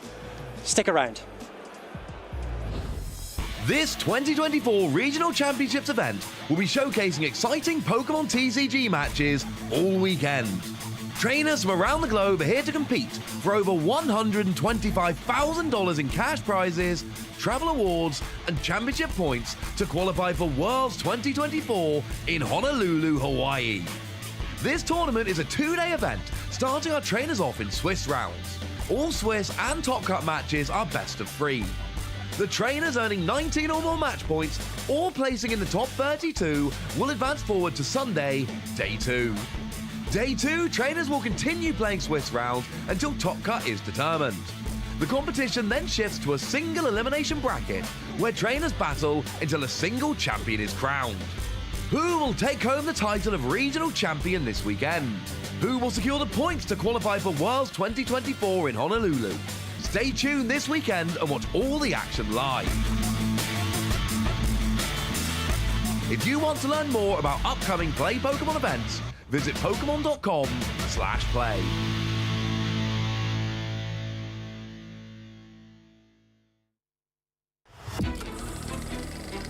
Hey Pokémon trainers! Welcome to Pokémon Championships History, the series where we take a look back at some of the most important and exciting matches in the history of the Pokémon Championship series. This time, I'd like to focus on a deck that nobody could have predicted would be a world champion before it won in 2016. Shintaro Ito's Mega Ordino EX deck. The deck was especially notable as nobody saw it coming. The deck saw no success before the 2016 World Championships and was never played to any competitive success again. In fact, the only other notable finish the deck ever achieved was when Shin Akiyama piloted the deck to a 22nd place finish at the same 2016 World Championships.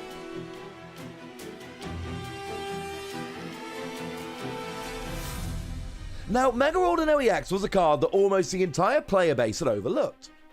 Although its key attack Magical Symphony could deal a ton of damage to both active and bench Pokemon, you had to have the Spirit Link tool card attached when you evolved into Mega Ordino EX, or else your turn would end without giving you a chance to attack. Despite that hurdle, this deck matched up so spectacularly well against so many of the top decks at the time. The 110 base damage from Magical Symphony was the perfect number to get a one-hit knockout on Shaman EX, a two-prize Pokemon played in almost every deck in 2016. There was also a prevalence of decks playing low HP Pokemon, or evolving decks like Bronzong or Vileplume decks, all of which featured in the top 8 of the Masters Division in San Francisco. Mega Ordino EX also had a phenomenal matchup against Greninja, as we would learn when we watched Shintaro Ito take on Cody Walensky in the World Championships Finals. As Game 1 started, we saw that Shintaro had prized 2 of his free copies of Mega Ordino EX, and the crowd was worried whether we'd even get to see Mega Ordino. Shintaro had no such worries. A turn 1 Hooper EX to search free Pokemon EX led to a turn 2 Mega Ordino fully charged and attacking with Magical Symphony. So here we do see Mega Ordino EX come into play. Cody's going to be under a ton of pressure immediately. After a double KO on turn 3, Cody had seen enough and conceded, putting Shintaro a single game away from becoming a world champion. Shintaro takes game number 1 in immediate fashion. Mega Ordino EX absolutely dominates that first game. Game 2 went almost exactly the same. Shintaro was forced to attach or discard all of his Spirit Links on turn 1, giving Cody a single turn to try to find Startling Megaphone and force Mega Ordino to end the turn when evolving. But this was not to be, and we again saw a turn 2 Magical Symphony taking a KO. Turn 3 saw Lysander play to take another double KO, and once again, after just 3 turns, Shintaro had taken the game, giving him the World Championships final victory in 6 turns. It's over! This is it! Mega Ordino EX! Shintaro Ito came into Worlds 2016 after back-to-back Japanese National Championship top 8 finishes, but left as a household name, something he would only further solidify with a 2nd place World Championships finish 3 years later. For now, Mega Ordino EX remains the most surprising deck to ever win a Pokémon TCG World Championship. Thanks for watching, and make sure to let us know your favourite competitive Pokémon TCG moments using the hashtag #PlayPokemon.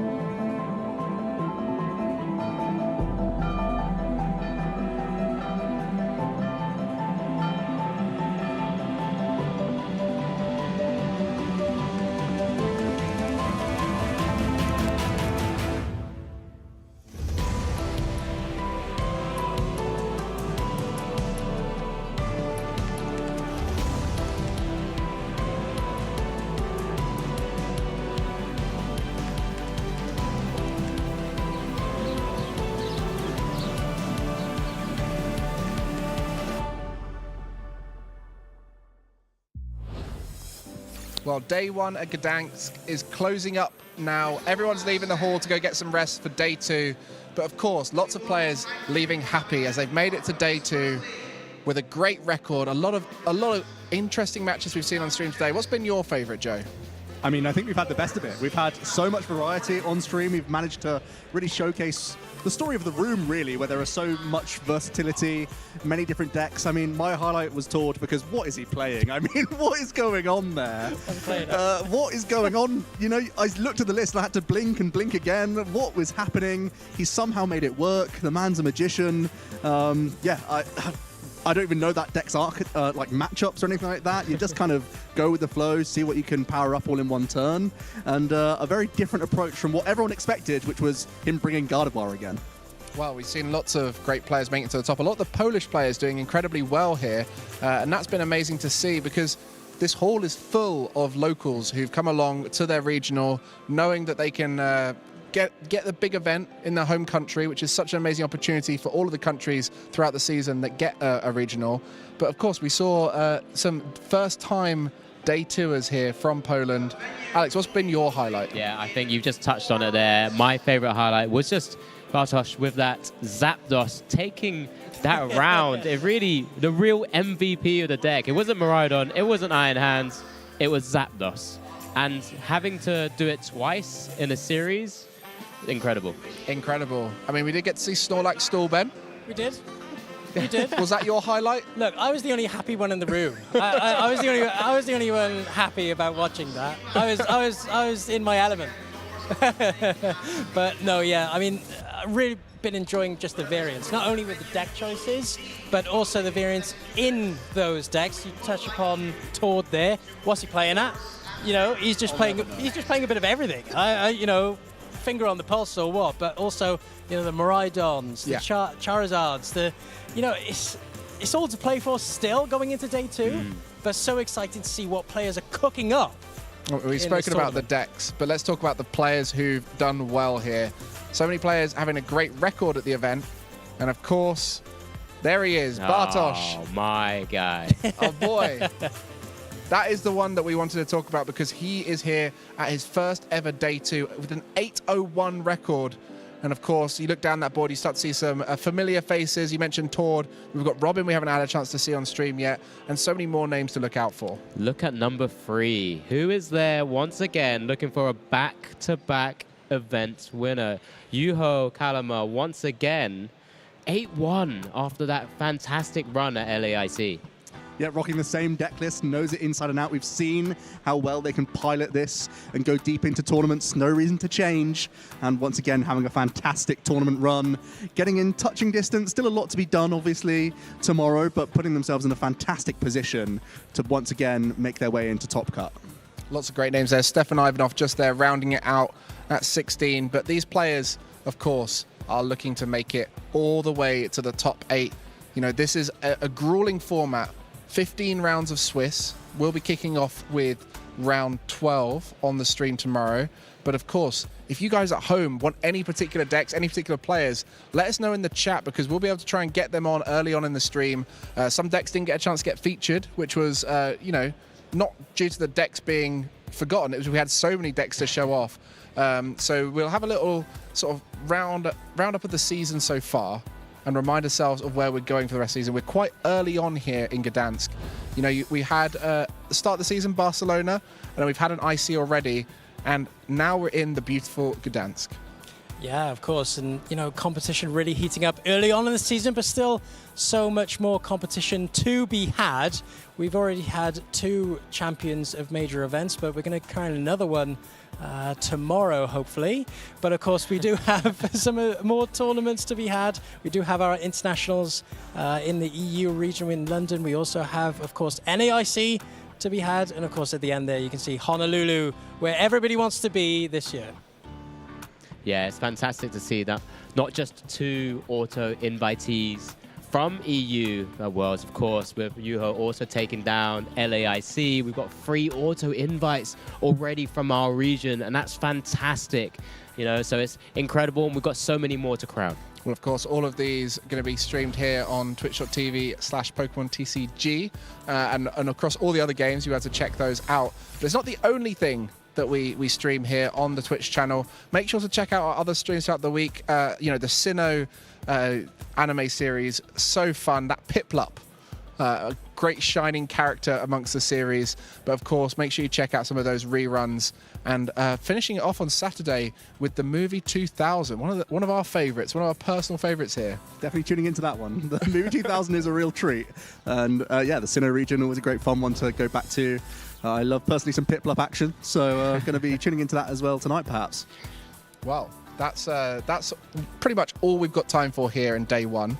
I know we could talk for hours about all the things we saw today. There's so much action. Make sure to go check any of those big games that you wanted to see, any of the particular matchups that you wanted to see. But of course, tomorrow we'll be back at 10:25 a.m. CEST, and it will be at 1:25 a.m. PST. So if you are in America, it's going to be through the night. But if you're keen to watch it, make sure you tune in tomorrow for that. We'll have loads more action all the way leading into that top 8. So lots of games. We'll be crowning our champion well into the day there. It'll be quite late here, as it always is. These players have such a grueling day ahead of them where they've got to play the best players in their region through the toughest rounds of Swiss. What's it like for these players who are going to be playing tomorrow in day 2? I mean, they just have to recollect themselves, right? 9 rounds already through. You've already mentioned 6 more to go before even getting to the top 8. But, you know, get that rest, come back fresh, and let's go again. For you guys at home, make sure you get that rest too. Leave a follow here on the channel. Make sure you tune back in tomorrow for more action. My name's been Mike. I've been joined by my wonderful team of Pokemon experts, Alex, Ben, Joe.